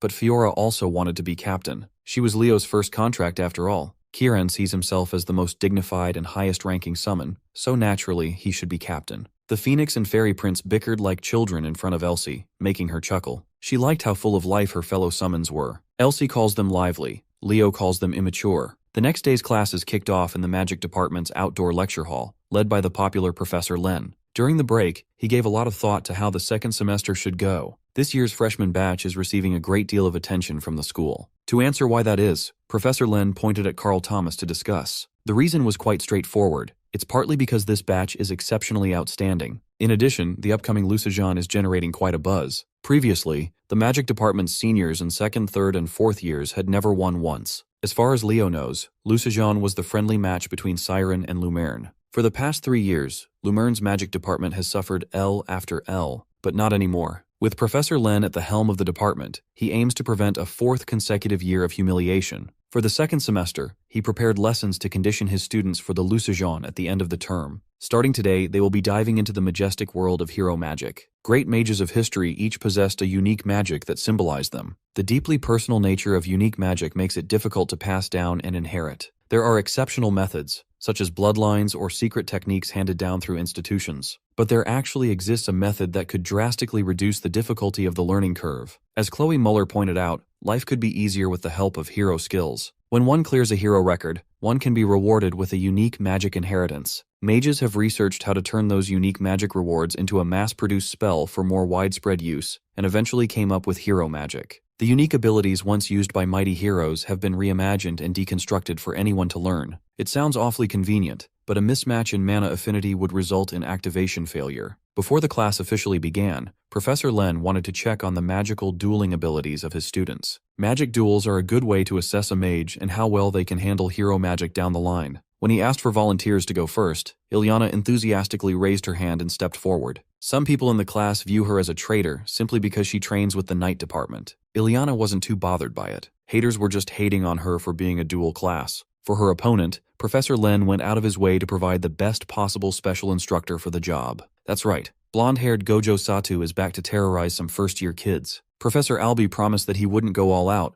but the cadets are free to go apeshit. Albi Giron is widely considered the strongest magic duelist in the academy. Just seeing him in action was a privilege. Believing that the key to victory was attacking first, Ilyana formed her golden magic swords as fast as she could. Shining blades surrounded Albi, yet he did not react. He just stood still and let the sword tips clash against his imperceptible barrier until they lost power. Carl questioned her ineffective method, but Leo told his buddy to watch a little bit closer. The blades of light that should have returned to mana are maintaining their form even in a shattered state around Albi's foot. If Leo could see it, the professor surely does as well. Ilyana Raiden's trump card is now in play. Recycling the broken blades scattered all over the field, she formed a massive attack right above Professor Albi. She's very proud of this unique magic she perfected during vacation. Professor Len was impressed. Ilyana had some overly extreme offensive tendencies before. She compensated for her weakness by doubling down on more offensive power. Chaining off shining blades, she summoned Shining Rain. Albi watched the drops of destruction heading his way, observing each one with great interest. Ilyana braced for impact as the downpour of Shining Rain devastated the field. The professor's response left Leo feeling uneasy. Limited by the limits of a human body, it shouldn't be possible for Albi to use the Fairy King's magic, Mirror Force, to clone an enemy. When the dust settled, there were 2 Ilyanas on the field. The clone flashed the original a cocky grin, and it was on. Ilyana couldn't stand being mocked by her own clone. Like everyone, she assumed that Albi was using illusion magic. To deal with an illusion, she reckoned blasting it with a big orb of pure energy should do the trick. But the clone matched her freak by casting the same spell, and it was slightly stronger. Seeing that she was growing more frustrated, Professor Albi reminded Ilyana to stay focused until the end. All it takes is a lapse of judgment for a single moment to turn the tide of battle. The clone casually used the unique magic she had worked on so hard. An even more powerful, colorful downpour of shining rain brought Ilyana Raiden to her knees. Even though she lost, Albi complimented her performance. Professor Len turned to his class to get the next volunteer, but Professor Albi had a better idea. Instead of beating up helpless kids, he called on Leo Plove to come forward. Leo didn't see any reason to refuse, so he readily joined Professor Albie in the ring. Albie has the Fairy King's illusion magic, and Leo has the Elven Star magic in his arsenal. Right away, the cunning professor used mirror force to clone Leo. The Fairy King's magic was designed purely for combat. Albie's clones draw out the copied target's power and amp it up to the limit. To test out how accurate Albie's mirror force was, Leo used star magic right out of the gate. Anyone who devoted their life to magic would know how rare and powerful elven magic was. Leo's magic, in particular, looked like he was summoning an entire constellation of heavenly bodies in the palm of his hand. The bright and overwhelming mixture of different hues was a product of casting multiple spells at once. Now that it's the second semester, Leo has grown a little bolder when it comes to showing off the extent of his power. On the other side, Professor Albie's clone of Leo casts the exact same magic as him. As the flashing stars fly toward our boy to absolutely cook him, Professor Wren gets chills from the sheer power of his senior's spell. You see, Professor Albie's cracked mirror force spell creates a perfect clone of whatever target he chooses, but the clone can only use the caster's magic, not the target's own abilities. In response, Leo defends himself with a double-layered barrier. Everyone watches as the insanely powerful magic explodes on impact and lights up the battlefield with destructive force. What shocks Professor Wren the most is that Leo can actually keep up with his professor. With skill like that at his age, there is no doubt in his mind this kid is destined to become a hero. He has the talent to leave a deep mark and carve his name into Lumerne Academy's history books. As the stars explode around him, Professor Blonde Gojo silently evaluates the skill level of his opponent. While he is not sure what words could describe him, he knows the first year dueling him is definitely no average NPC. Meanwhile, Leo prepares his counterattack by casting a barrage of fireballs to distract the clone for a short moment. Naturally, his balls are not average. They are boosted by multiple layers of magic enhancement spells to make them hit hard. Seeing that, the professor thinks Leo is a complete clown if he believes such simple magic will actually do anything useful. However, Leo reminds him that the clone was never his real target. The duel was always between them from the start. Fired up by the cocky little remark, Albie decides it is finally time to give this smug first year the beatdown of his life. Still, Leo already knows the best way to beat someone using mirror force is to distract the caster and attack when he least expects it. While his fireballs keep the clone busy, he rushes straight into its face, which forces it to defensively cast Firewall. That still is not a problem for him because our boy never skips leg day. He leaps right over the flames. Combining Cinder Explosion with Windstorm, he unleashes a combo attack that his clone definitely will not forget. Watching the entire exchange from afar, Professor Albie is left stunned. He quickly realizes Lumerne Academy's star student will overwhelm the clone despite their massive gap in experience. After the devastating combo spell lands, Leo finishes the duel by instantly closing the distance and grabbing the clone by the face and reducing it to ash. After that, he stands confidently face to face with his professor, casually telling the man that he knows elven magic too. Professor Gojo is impressed by how he did not try to cancel the firewall like a normal person. Instead, he blocked his vision and used a timing window tighter than Dark Souls dodge frames to dispel his clone.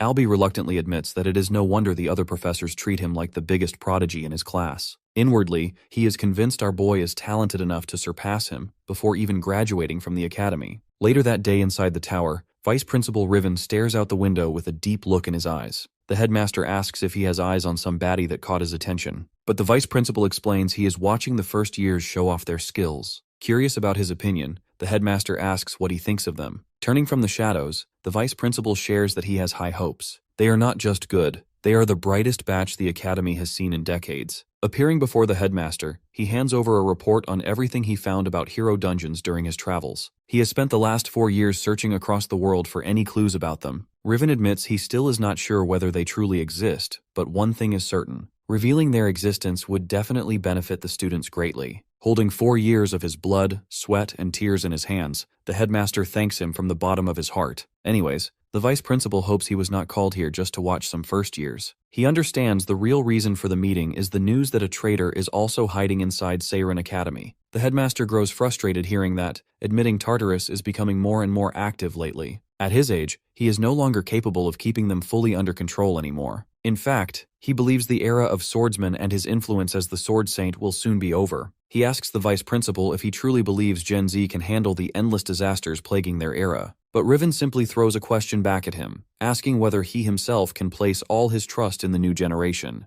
With a smile brighter than gold, the headmaster says there is nothing he trusts more than his proud students. The next day, Professor Harland announces to the class that their next event will involve training through a real mission. As future heroes, it is only natural they are expected to at least make a difference against the threats around the world. Of course, the Academy will cover every expense since this is only a training exercise. They will even earn credits from it, making it a win-win situation. However, he warns them not to get cocky and choose some mission clearly above their pay grade. On the battlefield, there are no save points or respawns. If they screw up, they die. That brutally honest statement leaves some students trembling in their boots. Right as class ends, everyone stampedes toward the bulletin board covered in requests. A crowd quickly gathers as the students search for the right mission to pick. Chelsea notices Leo there too, but she looks surprised that he plans to take a mission in some dogwater village sitting in the middle of Alabama. She comments that a bandit subjugation sounds like boring grunt work that will only become annoying. But he responds that he has always wanted to visit that place. Right then, the two freeze when they hear a snobby voice behind them.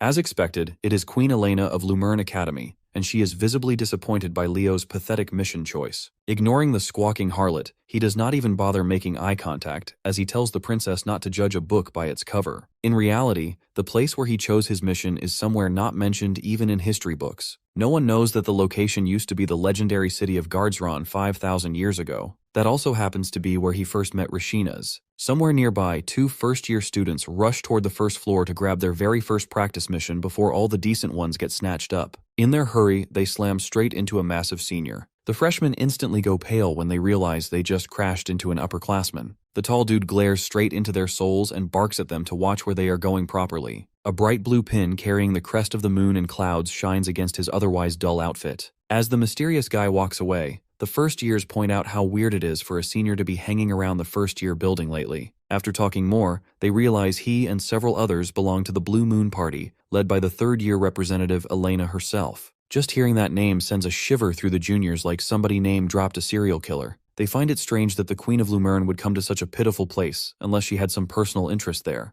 The scene then shifts to the first floor, where our boy is already talking with the Queen herself. Leo asks why Elena came to him out of everyone there. Elena bluntly replies that her party is going on a dungeon raid and wants to take our boy along personally. Without even thinking twice, Leo rejects the blondie on the spot, leaving her completely stunned, speechless. A pink aura spreads around them as the Queen asks him to repeat himself again, but her shock is immeasurable when Chad's answer remains exactly the same. Meanwhile, Carl and Chelsea secretly eavesdrop on the argument and are blown away by their classmates' audacity completely. Elena strengthens her ability as her eyes glow bright pink and her aura intensifies, demanding that he explains himself properly now. Leo slides a crisp paper toward the senior, saying he already picked his mission beforehand. He is afraid to share that Her Highness would never care about a backwards village, so the mission is meaningless for her. Without waiting for any reply, he strolls off with his friends and leaves the Queen of Lumerne hanging. Around her, the juniors completely lose it and start yelling at our boy just to earn Elena's approval desperately. Elena, however, smiles while staring at Leo like a middle schooler in love. She keeps thinking about how he resisted her subjugation ability without the slightest struggle whatsoever, making her even more interested in this junior now. Not long after that, news about Elena getting rejected spreads across the academy like wildfire through the school newspaper.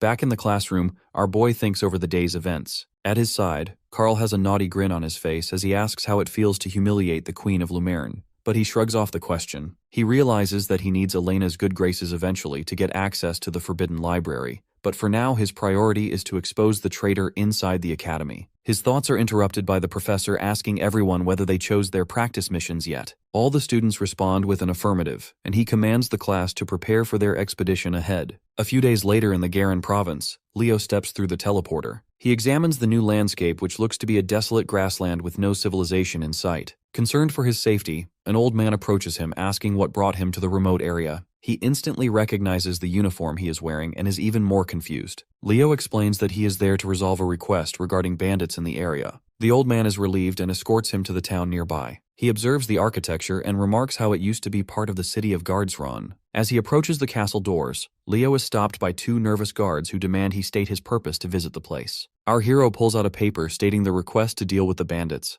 The two men almost faint from shock when they realize he is from Lumerne Academy. He smiles innocently as they allow entry without any check. Inside, he is seated in a lavish room and served a Gordon Ramsay-approved brunch. The manager urges our boy to rest at their lodgings, but he politely refuses. He gets straight to the point and asks where the bandits are, so the blonde pulls out an ancient map showing the exact location of the bandits. Mid-discussion, a servant bursts through the door demanding the attention of the manager. He states that more hero candidates have come to the castle. This news catches everyone off guard, prompting the host to ask our boy if he had other members with him coming along. The servant announces that the new arrivals are from Seirun Academy. Right on cue, several elves enter the room dressed in white and black uniforms. At their head is a tall elf with flowing black hair and a mean expression named Hadin Dirtian. Leo is at a loss at this sudden development, but the moment is interrupted by a red-headed elf, Runia, who recognizes him immediately. Blushing, she starts talking with our boy like they're best buds. Hearing his name from Runia, the others realize who he is. Tensions begin to rise as they remember he deciphered the founder's magic. Leo tells Runia that he is here on a mission to subjugate the local bandits,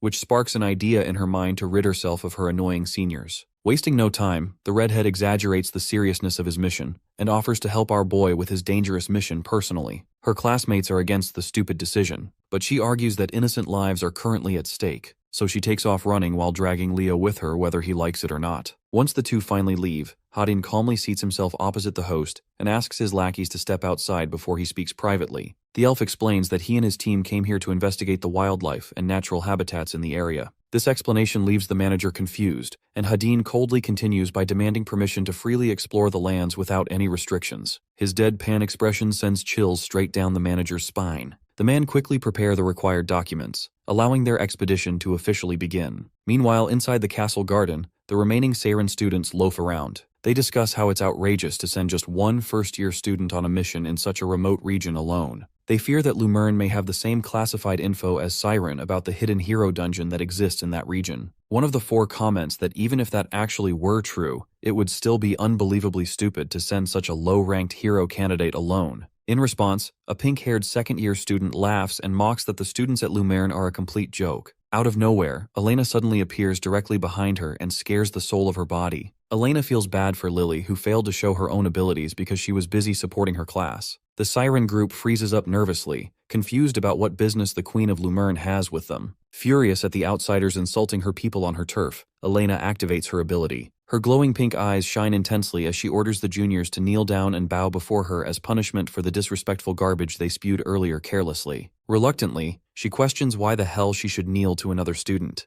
The Seirin student fires back that even a blind person could tell the Seirin second years are cooking Lumerne's team alive. Their cute little representative Lily should actually do something instead of sitting around like a pretty doll. The girl challenges Elena to prove her judgment wrong if she really thinks she has the skills. That blatant invitation to fight immediately gets Elena fired up. She steps forward and gives the fool one last chance to take back that filthy comment if they value their life. When they refuse her generous offer, she reminds them they were the ones who started it first. Suddenly, a loud explosion echoes throughout the academy, catching the staff members off guard. They rush outside in a panic to find the source of the massive boom. Seeing the Seirin students lying on the ground knocked out cold beside a cloud of smoke, they wonder who the hell did all this damage. Right then, one of them spots the shining golden hair of the Queen of Lumerne. However, Her Highness seems to be doing something absolutely unhinged in public. With her foot stomping on the poor girl's head, she degrades that clown and reminds her she is nothing. She has zero right to dump on her academy. At that moment, another Seirin student arrives on the scene who seems to know the cold-blooded queen.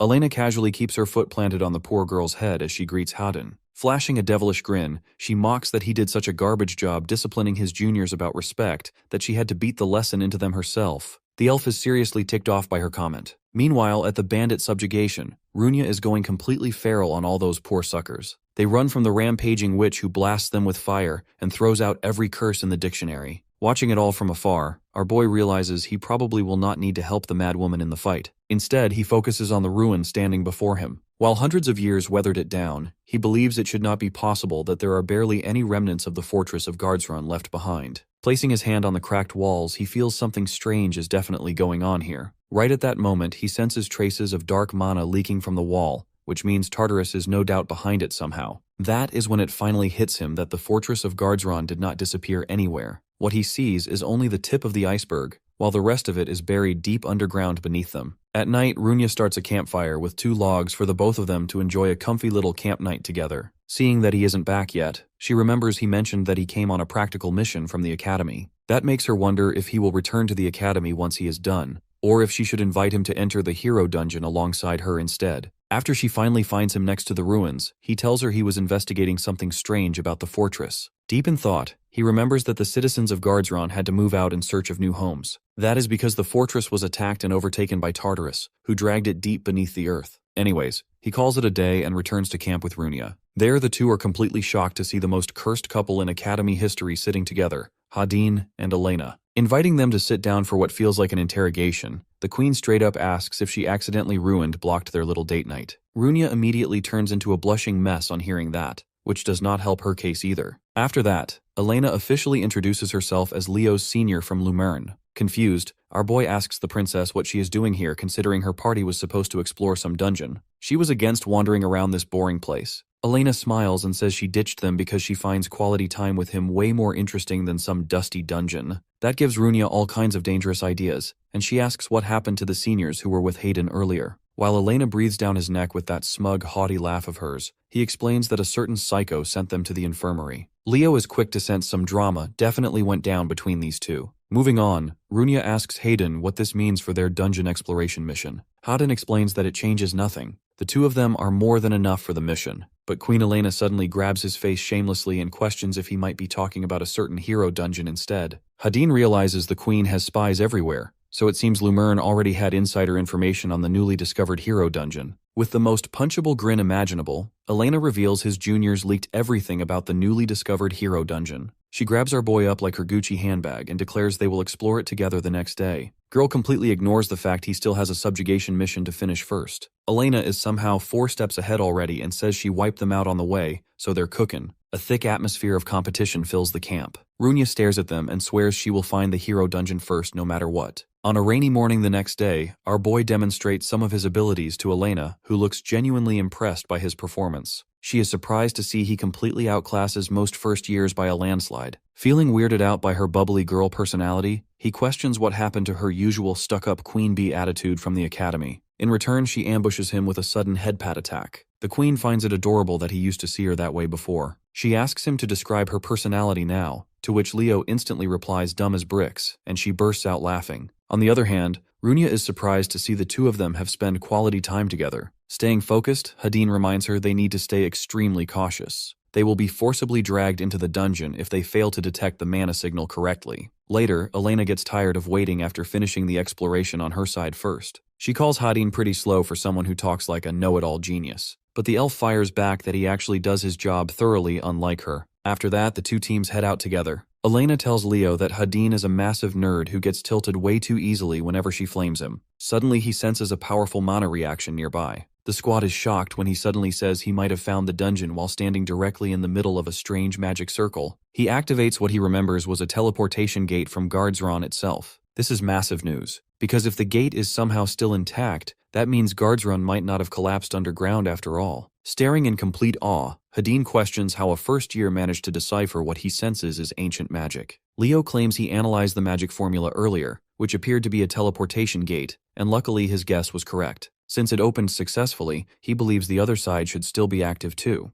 Runia hesitates to step inside, but Elena says they cannot know where it leads without entering first themselves. She asks her favorite junior to come with her immediately. Leo, however, has serious doubts about whether Guardsron could still be erect that deep underground after all this time. That is when Elena suddenly touches the gate. She accidentally activates some ancient system that announces the hero world has officially been unlocked. It declares that the first record to play is the prologue of Varharun. A bright flash of light bursts out from the newly opened gate. The squad freaks out when they realize they are not being transported into some normal dungeon. It's a one-way train to a hero world instead. A glitchy interface pops up in front of Leo and Elena. Beneath the glitched-out name, the chapter title appears as Prologue Varharun. The moment he reads that name, cold sweat starts pouring down our boy's face. He stares blankly into the endless light pouring from the portal before it swallows him whole. When he wakes up, Leo suddenly finds himself standing inside a fancy hallway beside a massive window, with warm sunlight shining through. Our hero quickly checks the user display for his mission objective. But as expected, the screen is blank because of the nature of this dungeon. Snapping back to reality, he decides the first thing he needs to do is regroup with the other three immediately. Not a second later, a short girl carrying a dangerously huge stack of books crashes straight into him.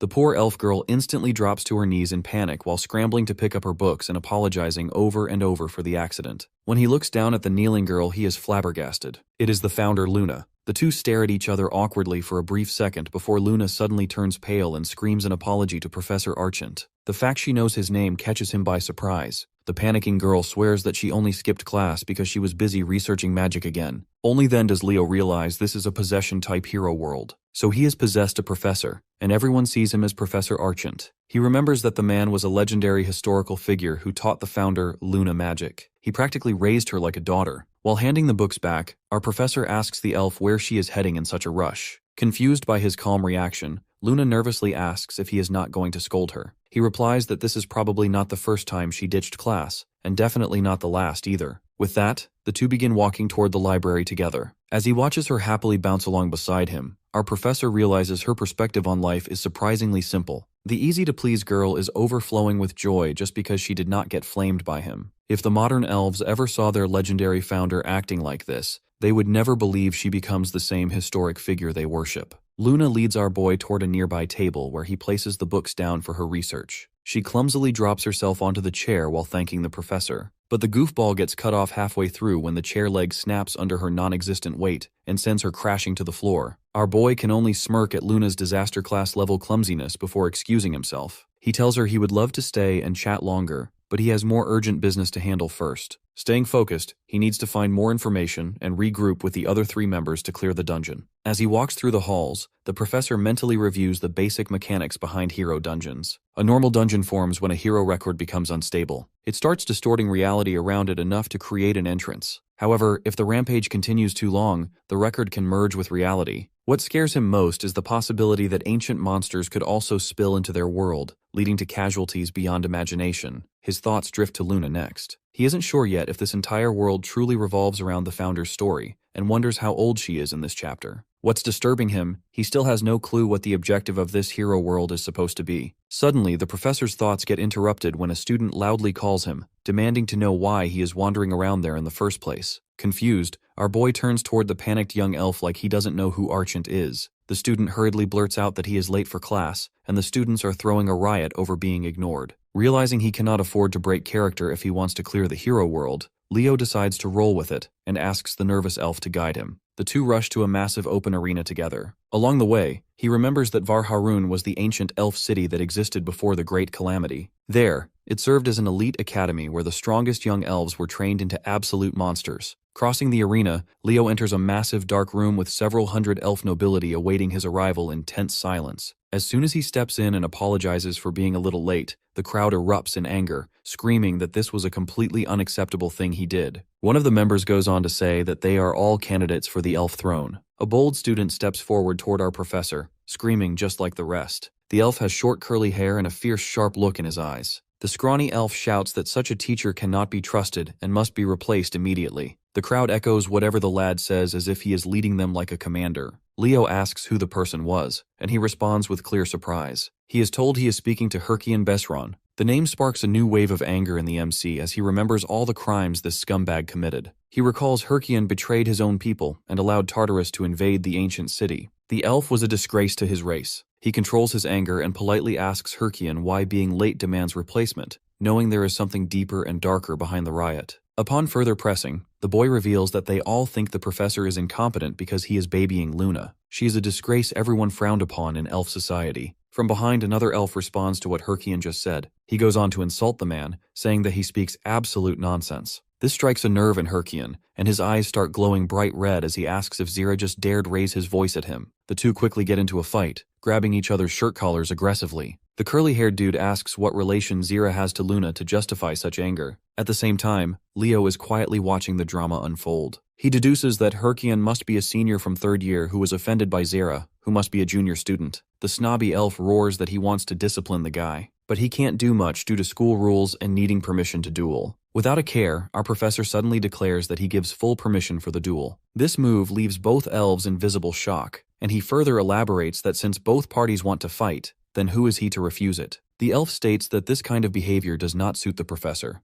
and with a sly smile he gets ready for action. Later outside, the students cheer Herkian to kick Hadin's teeth in and get the disgrace expelled already. Staring him down like a demon, the loser swears he will demonstrate what a real mage actually looks like. Casually fixing his glasses, our boy marks the official start of the duel. Herkian goes completely all out from the beginning. He bombards his opponent non-stop with magic attacks. Unable to understand how any of this is impressive, Hadin looks slightly disappointed instead. Leo knows that he is a 3rd year at Siren Academy. At his level, there is basically no type of magic he does not already know compared to some bargain bin king like Herkian. Before the Age of Calamity, high elves like him were nearly wiped. The reason being they became spoiled by peace and comfort. With an arrogant smirk, Herkian is already making plans about how he should finish his opponent dramatically in front of everyone watching. However, that smug grin gets erased from his face when his student suddenly forms a powerful aura around his body. Watching his magic get blown away by a mere second year, Herkian is left stunned. Even Zira's classmates stare in disbelief at how the heck he is using such an advanced technique. Seeing that, Leo realizes Hadin openly used a technique the body he possessed never could have handled before. After all, lazy bum elves from back then never trained both sword and wand together like the current generation does now. Rather, magic was not considered important enough for an elf to physically train with. Even then, Herkian shouts that cheap aura training will never help against his advanced magic. He launches 2 more slimy magic missiles, and Hayden senses that the king's raw power output is impressive. That said, it is still pathetic compared to what he has handled before. He draws his sword and rushes straight forward to make the king regret ever crossing him in the first place. His aura shatters Herkian's barrier in one giant explosion. When the dust clears, the loser is sitting flat on the ground with a blade pointed directly at his neck. Furious,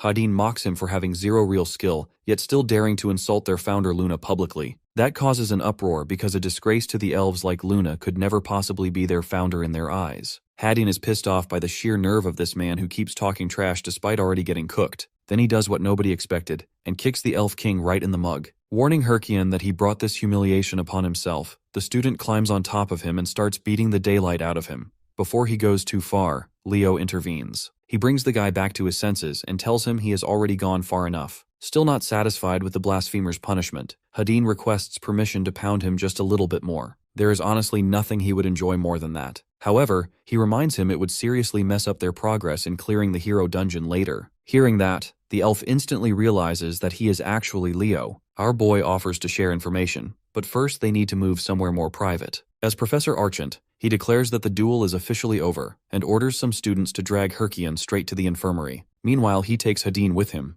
The only problem is, he has absolutely no clue where his room is located. So the clever guy orders a nearby staff member to escort him, and the man leads him right to Professor Archant's study room. A nearby student overhears him saying he will personally punish Zira later himself. But this silver-haired baddie is not actually a real student, and she figures out they probably do not belong in this world either. Inside the professor's study room, Hadin throws a complete tantrum over the nerve that bastard had to insult their founder lady openly. But our boy explains that it is actually a natural thing to hear during the time period they are currently in. Hadin asks in confusion what exactly he means by that, so Leo gives him a reality check that their hero world is actually thousands of years in the past before the Age of Calamity. His senior finds that incredibly hard to believe since the hero records from that era were supposedly wiped out completely. The only exception would be if this is the world of a great hero, and the elf suddenly shoots up in shock after remembering the only hero from that exact period. He confirms that it is the world of the founder of star magic herself, Lady Luna. Still completely stunned, his senior demands to see some kind of proof that the world they entered truly belongs to Luna. So my guy drops the bomb that he saw her a few minutes ago, no cap.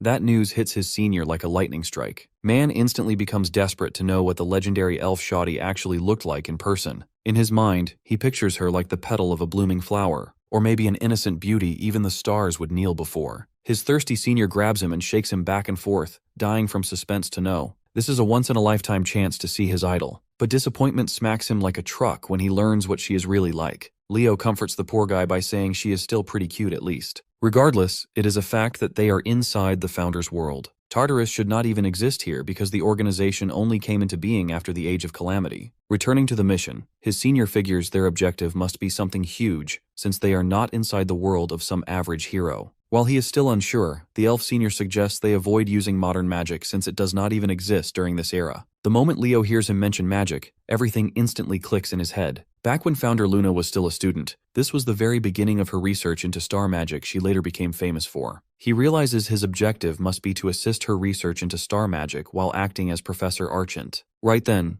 a knock on the door suddenly snaps him out of his thoughts. The staff from before informs him that the headmaster would like to meet with him personally. Bro genuinely asks what he did to make the headmaster angry at him. The man explains it is because of the huge fiasco he caused earlier. Even the higher authorities of Varharun are getting involved. They have strict orders for student Zira to be placed under arrest immediately. Realizing it is best to play along for now, Hadin agrees to go to jail without causing more chaos. Our professor also figures out he's going to have to deal with this smartly. After that, he accompanies the man toward the headmaster's tower. Inside, he walks alone through the eerily silent tower, with not a single soul anywhere around him. Suddenly, he sees something he never imagined could actually exist standing before his eyes. The staff of Polium rests on a pedestal right within his reach. It is explained that the staff was one of the greatest treasures of the elves before the Age of Calamity. It is a sentient weapon that chose its own master. The staff only acknowledged founder Luna as worthy, and it shattered alongside her at the time of her death. Unable to hold himself back anymore, Leo slowly reaches out to touch the mythical rarity item.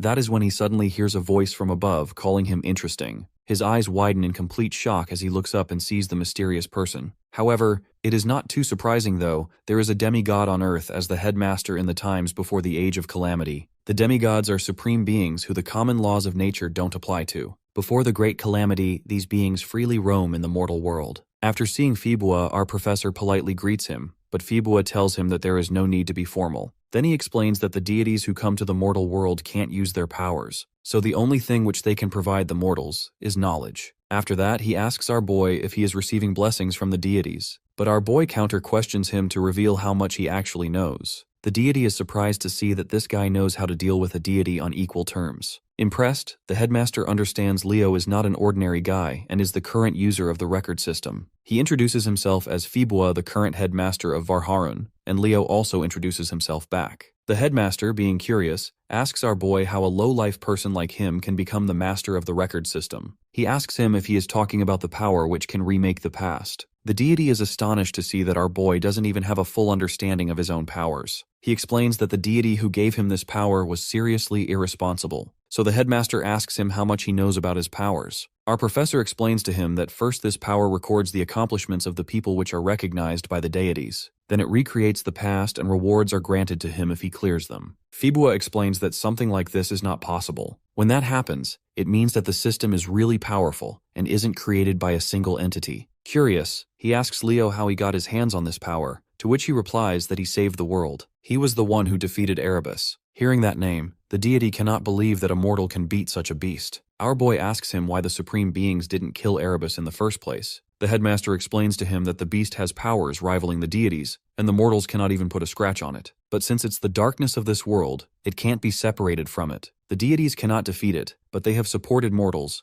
and with their help, they were able to push it into the darkness to maintain the balance between the light and the dark. But when the light shines brighter, the darkness also gets stronger. So Erebus is restoring his power, and with time it will get so strong that no deity or mortal will be able to defeat it. Finally, that is the mark of the Age of Calamity. But Leo did something which even the demigods weren't able to do. Then our boy asks if it was really that important, because the only thing that happened to him was that he lost his memory. The headmaster thinks that it's really sad, but he replies that he's gotten used to it. After all, he has something much more important to do. Fibua asks next what he wants to do, to which he declares his real goal is to completely annihilate Erebus. The deity understands he must have gone through hell and back when he was trying to defeat Erebus the first time. Yet now he is reborn, which was not expected by the deities. So he always has the option of leaving the rest to the future generations and living a peaceful life. Fibua questions if he really wants to go through all that pain for the second time. Leo tells him he has already made his decision and is going through with it. The headmaster says the deities gifted him this world for a reason. Our hero remarks that this world belongs to Luna. Fibua argues that the deities gave the hero record to him, meaning in other words the record belongs to him too. That is the main reason why he is the only one to receive the rewards in this world. Fibua reveals the staff is an accumulation of his knowledge, so he should take it since it will definitely help him. Our hero asks him if it is really okay for him to have an elven treasure. The deity simply answers that the Polium has chosen him as its master. With that, he tells him to go and advises him to be careful. While he can't explain it, something bad is going to happen to this world, and he prays that his path is full of blessings. Meanwhile, somewhere else, some Tartarus demons are possessing bodies. Wiener says the commander told them that the elves of this era were already corrupted. It's no wonder this rotten city makes her feel comfortable. The corruption makes her feel more at home than disturbed for their mission ahead. Sid says they should not lower defenses because elves from this era defeated many commanders and also played a major role in taking down the Great Being. Then, Sid and Sarman ask Venner why she suddenly called them out here for an emergency meeting. She tells them that an outsider has entered the dungeon. Sid shrugs it off as it is probably some weakling from the academy. Sarman asks her if she has any information about them, and she says that one of them is a student named Zira who is currently in the underground prison. If he finds a chance, it's his job to eliminate him. Sarman, however, theorizes there must be more than just one. Confident in herself, Viner sees that as a big win if there are more since that means more fun for her. She wants to see the look on their faces when they see that page of their great hero burn and disappear. While they had some setbacks in the mission to conquer this world, they are going to overcome that. It is all so that they can fulfill the wish of their Lord Erebus. Sodom. In the past, the hero world came into existence when a small part of Erebus was revived. After subduing it, the hero record was divided into 5 parts, and that is how the 5 hero academies were formed. The main reason behind dividing the hero record was to acquire Kyle's page. But in the end, the main question remains, how could Tartarus influence a hero record made by the deity? Our boy decides that he will go and have a look at the forbidden archives. But before doing that, he has to get Hadin out of the prison and find Runia and Elena. Suddenly, Luna appears in front of him and says that today is Elf King Ergin's birthday, so there is a party in the World Tree Plaza. She says that he did not receive an invitation, and asks her favorite professor if she can go with him. But in reality, our boy also did not get an invite either. After hearing this, he notes that Luna was not from a noble family, but she got into the academy because she has got great skill and talent. She told everyone that due to her overwhelming talent, the Elf King also supported her. So he asks her that if she is supported by the Elf King, then why did she not get an invite at all? To his shock, the poor girl tells him that the Elf King has stopped supporting her almost a month ago. The only thought which comes to his mind after this is that history has been changed. He thinks that they only got here a few hours ago, so there is no way history can be changed like this so fast. That's when he remembers that Faibua told him that the darkness has already fallen upon this world. The thought crosses his mind that Tartarus might have entered the hero world as well. Meanwhile, in the prison cell, Hadin thinks that it was foolish of him to get involved in that fight. They must be very cautious with every single action. But according to him, the elves were messed up to have jails for their own kind. He wonders if the past was really this different, and when he gets back to Siren, he has to report a lot of things in detail. Suddenly, 2 girls pass by his cell and he asks them who they are. The orange-haired girl leaves him speechless when she tells him that they are slaves. Hearing this, he gets angry and calls that impossible in the city of elves. But she acts like it's the most normal thing ever. All half-elves are slaves from the moment they are born. Hadin cannot believe how far they have fallen that they even enslave their own kind. At that moment, Sarman rolls up out of nowhere and starts kicking the girls. Saying the slave is lacking manners, he beats her up in front of Hadin. The poor guy asks if he's ducked in the head, but Sarman nonchalantly questions what is the problem in punishing a slave. The scumbag taunts him, asking if he can't accept that his forefathers did such horrible things. His reaction confirms he is from Seiren. So while Sarman has no clue how he got here, the one thing is sure that it's time for Hadin to log out permanently. Hadin tries to use his mana, but the restraints don't allow him to use it. Suddenly, Sarman tries to attack him, but Elena appears out of nowhere and stops him. She launches an attack that almost kills him instantly on the spot. Turning around in a mocking tone, she asks Hadin why he is in such a bad state. He is forced to admit that she's definitely gotten a lot stronger. While acting all arrogant, she says that he should just wait for the upcoming loose battle. The other slave asks Elena how she can use magic. She explains to the girl that she is not her friend Marin. She possessed Marin's body so she can punish the bad guys. The girl believes she is an angel, but Elena tells her to close her eyes until she tells her to open them. Since Sarman is not dead, he tries to restore himself. But Elena warns the bastard that she might have passed by him without even noticing him if he just stayed down. Enraged by her arrogant comment, the half-rotten demon swears that he will hunt down every last hero candidate. The story shifts back 2 years ago when Hadin and Elena were just newcomers in the academy. Back then, they had a fight right from the get-go. She was stuck up as usual and did not bother to even look at Hadin, so he decided that he would force her to look at him. But the cold-blooded queen of Lumerne easily overpowered him. It was at that time he realized some people are born to become heroes, and Elena was one of them. Meanwhile, in the present, Elena tells Sarman that this time she is going to give him a painful death. She fires a mana beam on him, which leaves Sarman in disbelief that someone like him is going to be defeated by a pathetic hero candidate. He takes the attack head-on, which turns out to be a big mistake. Elena drops some advice that they should at least bring a legion commander if they want to defeat her then. Low-level trash demons like him are a waste of her precious time. After seeing Sarman off to the gates of hell, Elena tells Marin that now she can open her eyes. When the girl opens her eyes, she sees a glimmer of hope. Elena assures her that she will guide her forward. Meanwhile, at the royal castle, the princess's butler asks Her Highness Sergia to stop being so stressed. He tells her to keep her back straight and her smile more dignified. She finally fixes her goofy expression. Only then, her butler looks satisfied that the little girl remembers how to smile like a proper princess. Inside the princess's body, Runia is really annoyed that she is still stuck having to act like a refined lady like she did at Seiren. Next, the butler chops the overly excited maids into action. They get way too into it, playing dress-up with the princess's body like she is a doll with no rights. At this point, Runia is completely tired of sitting for hours on her holy rump just to get prepared for a party. She was honestly surprised when she woke up inside a noble's body, with an army of maids at her beck and call, yet she never expected she would become a princess, since elves do not even run monarchies like that. That signals to her she is way too far back in the past. Anyways, her butler explains that she will privately meet King Ergen in the audience chamber before his birthday party begins. The princess is confused and asks where that is. So her butler explains it is the core of Varharun,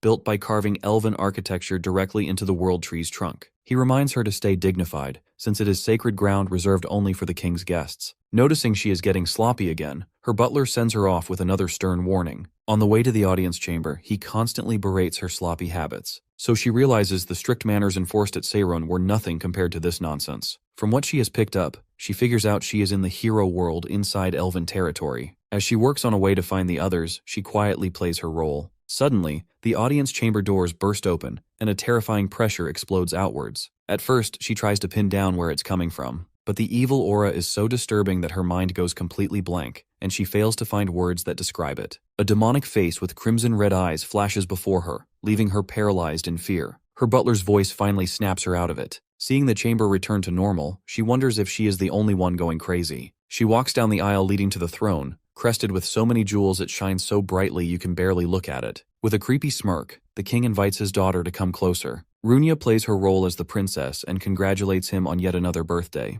Noticing the distressed expression on her face, the majestic elf king asks his dear daughter if there were any problems during her journey. Playing along, she states that all the maids took great care of her, and looks up. That turns out to be a mistake, because reality itself shifts and twists into a disturbing scene. She cannot hear a single word the elf king speaks. Her body is drenched in sweat from the horrifying feeling crawling over her skin as she watches a giant creature looming over the throne. All of a sudden, she realizes this is not her first time seeing this thing. That huge mother trucker hovering over the throne looks exactly like the description of Erebus found in the storybooks. Shifting back to Luna, the poor elf girl asks her professor if she was unworthy of Varharun like the others say after all. While she hates to admit it, the struggle is getting to her. She has started getting second thoughts. She's not sure the type of magic she chose was really the right choice. Luna's despair makes it clear to our professor that her world has been tampered with. He gets furious at the Tartarus scum whose plan of changing history and ruining the founder's life worked like a charm. With unwavering resolve, her professor Archant tells his dear student that she will become the most famous elf in history. He believes she has it in her, and as her professor he bets on it and guarantees it. To seal the deal, he hits the founders with her famous quote, saying she is a hero destined to shine bright like a star in the night sky. His words leave Luna stunned and speechless. Brimming with newfound confidence, the cutie brags that she is a twinkling star and she knows it, darn it. With that, he invites her to join him at the king's birthday party as his +1.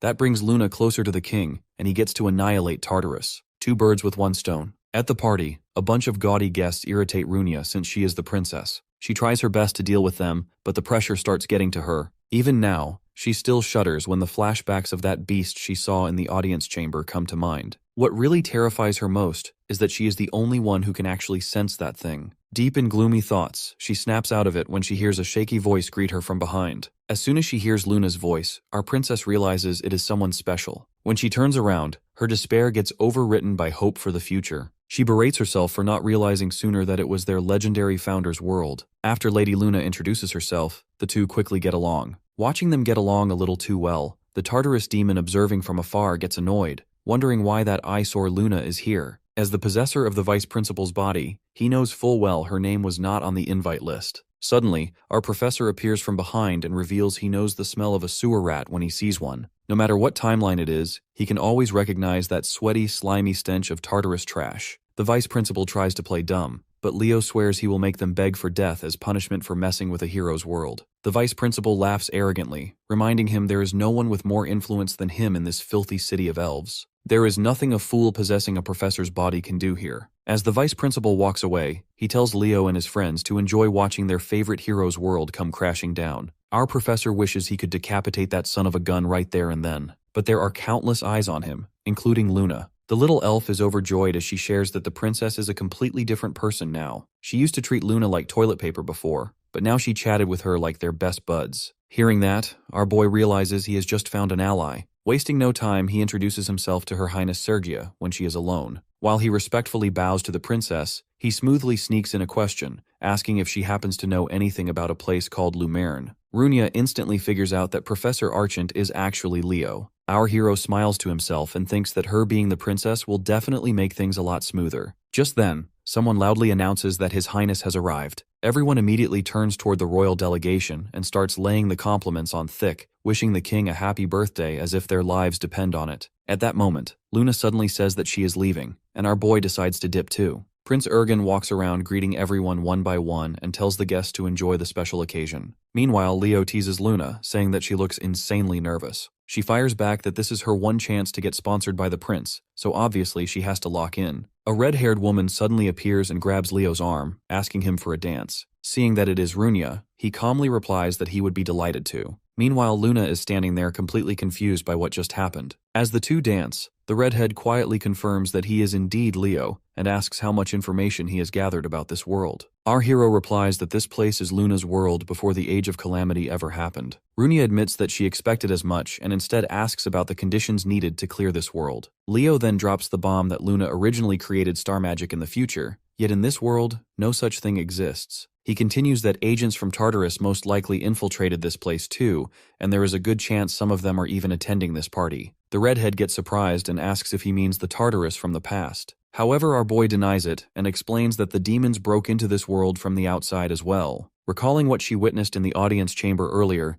Runia agrees that it is completely possible. She then tells him not to freak out before casually dropping another nuclear bomb that Erebus somehow managed to reach this world too. Meanwhile, back at the dungeon, Elena snaps her fingers and unleashes a giant lightning spell. She complains that this fight is getting boring since they are only chipping away at each other. The third-year representative then orders Hadin to clean up the trash already. Without wasting time, he launches a massive sword slash that tears through the demons with ease. Elena gets even more annoyed and asks why they cannot just go all out already. Hadin reminds her that people live nearby, but the blonde instantly claps back that the place looks like a dump anyway. Just then, a voice suddenly calls out, saying that Elena is a giant pile of horse manure and a hypocrite pretending to be a hero. The blonde girl's mood instantly improves as she fires back that a cockroach somehow crawled out of the sewers. The demon girl from before mocks Elena and tells her to keep talking while she still can, since everyone here is about to die anyway. Elena immediately claps back, saying that no matter how disgusting cockroaches are, bugs can never kill humans. Viner declares that only human blood will be spilled because their lord is finally about to wake soon. That catches Elena's attention as she guesses that the lord they keep talking about must be Erebus.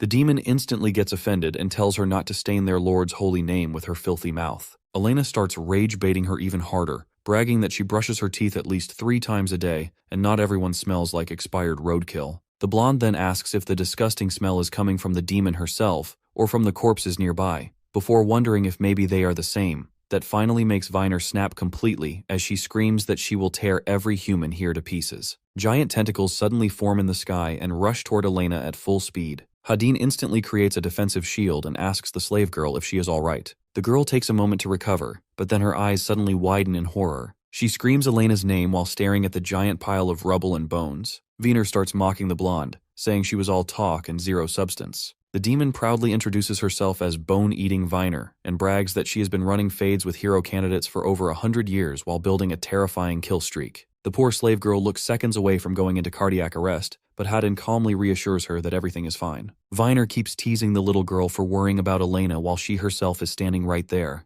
The elf immediately claps back that the demon should be the one worrying instead. On the inside, he tells himself that if Elena really went down that easily, then she was never worth surpassing in the first place. Suddenly, the giant pile of rubble starts glowing bright pink before a massive explosion rocks the entire area. Viner notices the pink aura and desperately tries to remember where she saw it before. But just as realization finally hits her that this is the famous Elena Giron, her body suddenly loses connection with her head, like somebody unplugged the Wi-Fi router. The blonde casually announces winner winner chicken dinner, while the slave girl watches Viner's head roll across the ground. However, the demon suddenly starts laughing like an absolute maniac, and rambles that she can hear the voice inside her head. A moment later, Viner regenerates like nothing even happened. The two seniors exchange serious looks and conclude that she is definitely referring to Erebus. Staring at the giant snake-like monster, Hadin quietly states that there is clearly more to this place than simply clearing the hero's objective. The scene then shifts back to our boy, who asks Runia if she is absolutely sure about Erebus returning. The redhead confirms that even though she has never personally seen him before, she instantly recognized his terrifying presence. Just then, her eyes widen in shock as she tells Leo to look at himself. Our boy looks down and realizes that he has returned to his original body. Runia then notices that her own hair is slowly changing back to red as well, leaving the two completely confused about what is happening. Suddenly, dark demonic energy floods the sky, and Leo instantly recognizes it as the flames of Erebus. The elves attending the party immediately start panicking and shouting, demanding to know where these intruders came from and what they did to the princess. Our boy clicks his tongue and realizes that the situation is rapidly spiraling out of control. Runia asks what they are even supposed to do now, while the long-haired elf from earlier starts accusing them of infiltrating the celebration. Leo finally pieces everything together and realizes that this world itself is collapsing alongside Luna's memories. Just as he wonders how he should handle this mess, Luna suddenly steps forward and demands to know who he really is and what he did to Professor Archant. At that point, our hero figures that clearing the dungeon is not in their best interest for now. Staring at the glowing sign on his hand, he thinks that there is only one thing left to do now: defeat Erebus. A sudden bright flash of light fills the area. Leo holds the folium in his hands and tells Luna that they need to save the world, and he needs her help for that. Confused, she accepts the staff from him, but then realizes that she is holding the mighty folium in her hands. Luna wonders why it is reacting to her. In her mind, she feels that the human standing in front of her is strange, someone who should technically be her enemy. However, for some reason, it also feels like she has known him for countless lifetimes. While she is still trying to process those feelings, our hero asks for her help yet again. After a few moments of silence, she finally agrees while tightly holding the staff. The bystanders immediately start arguing about what the reject is doing with their holy relic. Meanwhile, the demon starts sweating bullets since he never expected the elf girl to side with our hero. However, he quickly calms himself down because in the end, since Erebus is still going to destroy this world regardless.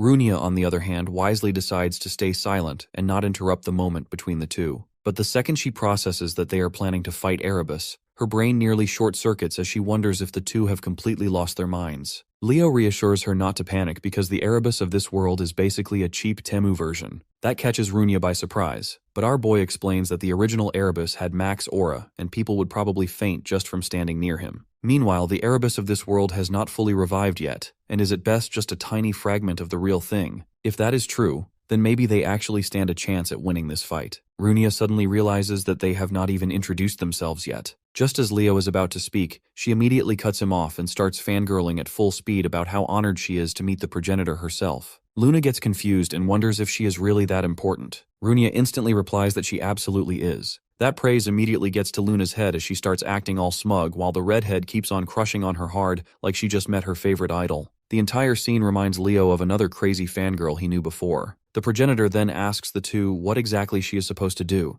and mentions the darkness infecting the world tree. Leo confirms that there is a monster hiding inside it, and they absolutely need to take it down. Luna confidently replies that slaying a monster would definitely make for a great first achievement. Our hero tells everyone to get ready before opening the massive door. The moment they step inside, both girls instantly freeze in shock as a giant horde of monsters rushes toward them. Leo summons his sword and calmly states that Erebus definitely turned this place into a full monster den. Runia also gets fired up, determined to show how much effort she put into improving her own skills. Luna refuses to fall behind either and says that she will do whatever she can while preparing her magic. Hearing that confident reply, the redhead starts fangirling so hard in the background that she almost forgets there is a battle happening. Leo then concentrates mana into his hand and tells himself that there is something else he needs to do first. He fires the energy into the sky like a giant flare and figures that Elena and Hadine should be able to spot the signal. After that, he tells the two girls that it is time to move out. Luna asks if he is taking the lead before declaring that she will support him with buff magic. The elf girl immediately activates her magic, which catches Leo completely by surprise, since he never expected to experience fighting alongside her again. The monsters grow impatient and charge at the squad.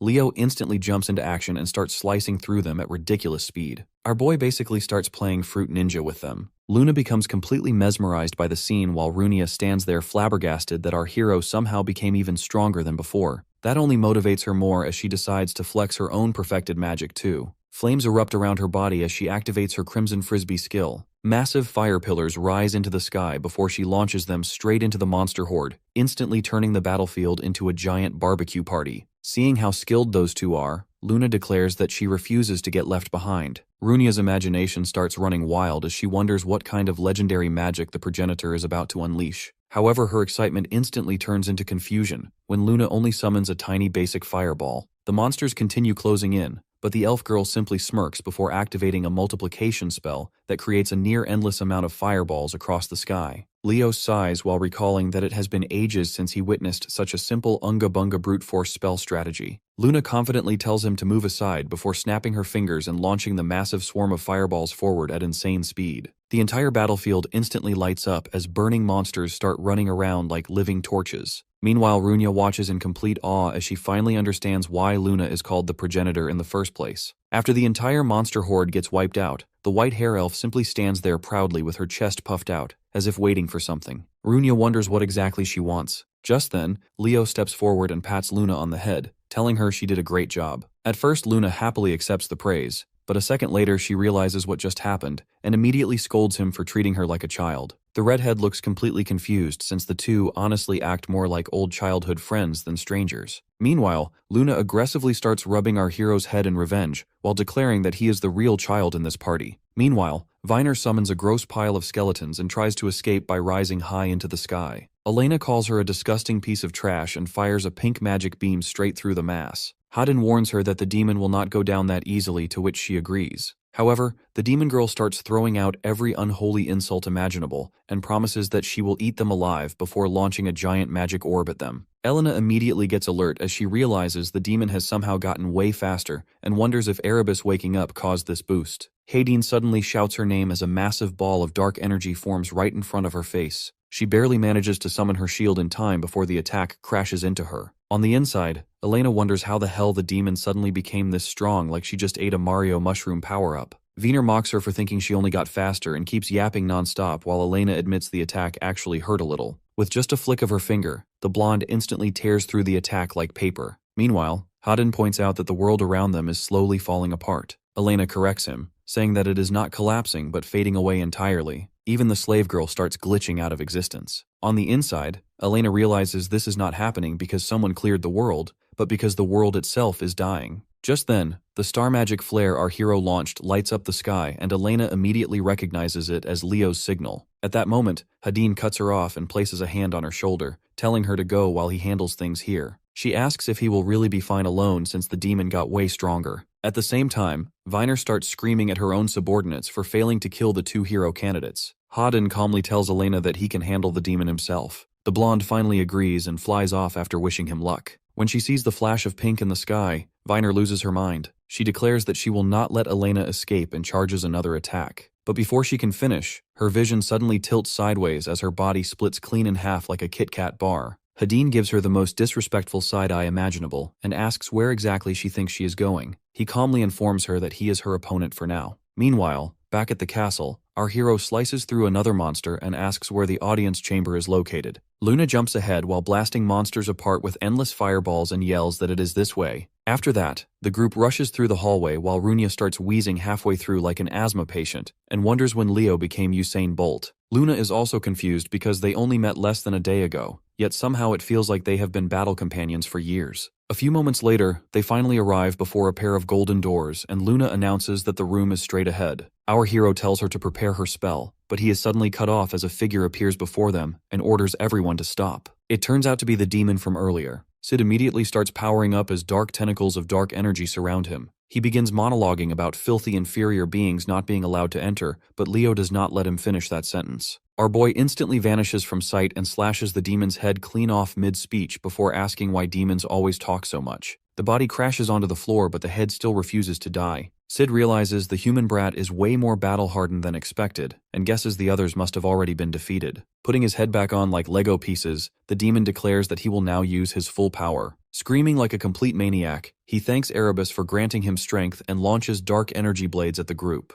However, Leo claps back immediately and declares that trash will always stink no matter how strong it gets. He promises to burn the demon into ash. Sid still acts fearless and claims all resistance is meaningless, but a giant explosion immediately cuts him off. As the smoke clears, Leo stands there completely unharmed. Sid gets utterly shocked and wonders how a human obtained the flames of a phoenix. Our hero then reveals that he formed a contract with one. Meanwhile, Runya gets stunned too, and realizes Leo's mana is now insanely similar to her family's secret magic. Before the demon can recover, our boy closes the distance instantly and swings his sword, ending Sid right there on the spot. After taking out the trash, the group finally reaches the throne room. The moment they enter, Runya suddenly feels terrified for some reason, while Luna asks where the strange noises are coming from. Leo keeps staring dead ahead and calmly thinks they finally meet face to face again. Runya then notices something alarming and points out that Leo's hands are badly burned. He brushes it off and says he expected this after copying her technique. Using healing magic on his hands, he restores the damage while Luna stands there, Completely flabbergasted that such overwhelming power was only a weak imitation, Luna walks ahead confidently and asks if this ugly thing is the monster they were talking about. While they wonder what to do, she declares that the answer is simple before summoning countless glowing white magic circles around her. Runia tells her to wait because charging in recklessly might backfire horribly. However, Luna ignores every single word and snaps her fingers H. A gigantic explosion engulfs the throne room, leaving Runia completely stunned. The progenitor confidently declares that this was nothing at all but instantly freezes when she realizes Erebus took absolutely zero damage. She immediately rolls up her sleeves and prepares to throw hands personally, only for Runia to latch onto her and beg her to stop.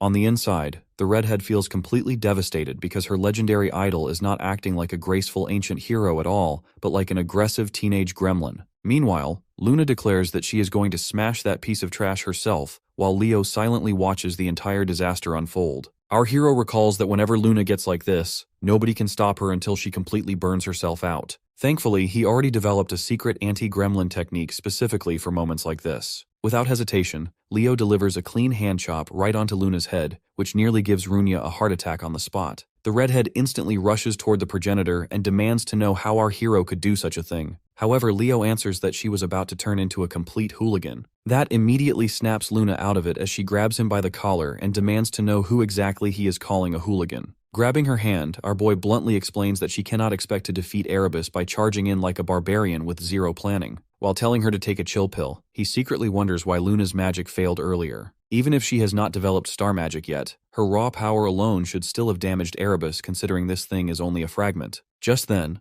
a furious voice interrupts them and calls the group arrogant filth. The progenitor gets surprised since she did not expect the demon to still be alive. Sid starts screaming like a lunatic, asking how they dared insult his lord. He desperately begs Erebus for forgiveness, but suddenly gets flattened into a pancake as Elena crashes into the room with perfect timing. The blonde announces that she rushed over because she was worried but calms down after seeing everyone still alive. She then walks toward Luna and immediately recognizes her as the progenitor. Meanwhile, the white-haired elf has absolutely no clue what that title even means, but still thinks it sounds insanely cool. The two girls quickly introduce themselves before Elena notices that her little crush got injured and starts huffing that she should have arrived sooner. At the same time, the two elves standing nearby become even more confused than before. Getting serious again, Elena points at the giant abomination in front of them and asks what the hell that thing even is. Suddenly, everything clicks in her head about what the other demons were rambling about earlier. Leo confirms her fears and reveals that the creature is indeed Erebus, or rather a sleeping fragment of him. That answer alone is enough for Elena, as she immediately powers up her spell and declares that they should destroy it before Erebus fully awakens. As stubborn as a cockroach, Sid still refuses to die and starts yelling at them to stop. The demon instantly begins throwing insults again, which annoys Elena beyond belief. She wonders if all villains attend the same academy because they have the same lines. The blonde then declares that she will reduce him to atoms, so he can never come back again. However, her body suddenly freezes as an overwhelming wave of ominous energy floods the throne room. Everyone stands frozen in shock as a giant red ring appears in the sky. Dark flames slowly gather together while ancient language scripts echo throughout the surroundings. The demon starts celebrating like a Madrid fan after Messi missed a penalty and taunts the hero candidates that their time is finally up. But just as he starts to introduce his lord, a giant hand slams down from above and finally turns the demon into roadkill for good. The dark energy slowly starts taking shape into a massive figure. Suddenly, glowing red eyes open, unleashing another terrifying wave of pressure that makes both Elena and Runia break into cold sweats as they close their eyes. A few seconds later, a voice then quietly asks if everyone is all right. Runia opens her eyes only to realize Luna protected them all with a gigantic barrier shield. The progenitor calmly states that the monster really is terrifying after all. To the redhead's surprise, Luna seems almost completely unaffected. That instantly reminds Runia once again that the title of progenitor is not for show. Meanwhile, Elena gets irritated as she admits to herself that there is no way she herself could have blocked that attack alone. Runia then quickly looks around and asks where Leo went. Elena silently points ahead toward the front lines. Our boy stands there alone like an actual final boss protagonist while facing Erebus head-on without even flinching. As the dust finally settles, the two sides stare each other down in silence. In the ancient era, the stars were still young when darkness seeped into the world and unleashed endless waves of terror across the lands. Erebus finally awakens completely while Elena asks the biggest question of them all. She wonders how they are even supposed to fight something like this. However, Luna simply smiles as if the answer is obvious. The progenitor and Leo both turn toward the others with reassuring smiles and declare that they simply have to defeat the abomination standing before them. Elena's eyes widen in surprise and she quietly whispers that this feeling is strangely familiar. She finally understands what the first years probably felt during the Gigantes tournament when they watched someone completely absurd fight in front of them.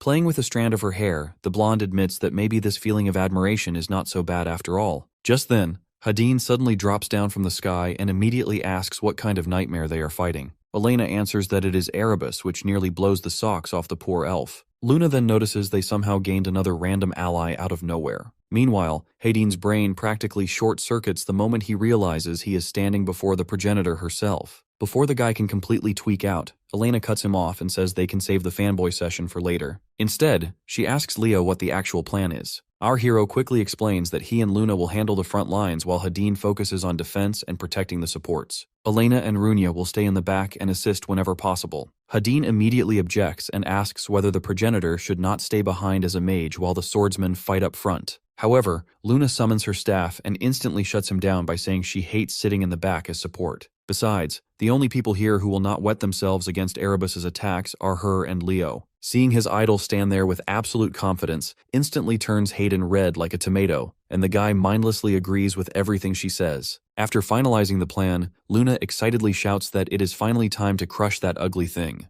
However, Leo suddenly warns everyone to avoid the black flames at all costs because absolutely nothing can stop them from burning once touched. Not able to contain herself anymore, Luna immediately launches into the sky and unleashes her Hellfire attack, causing a gigantic explosion across the battlefield. Meanwhile, the scene suddenly shifts toward the headmaster's office where the celestial being tells himself that the world will collapse very soon. However, he then adds that it no longer matters anymore. Holding an hourglass in his hands, the headmaster looks at our hero and challenges him to prove what exactly makes him worthy of being called a true hero.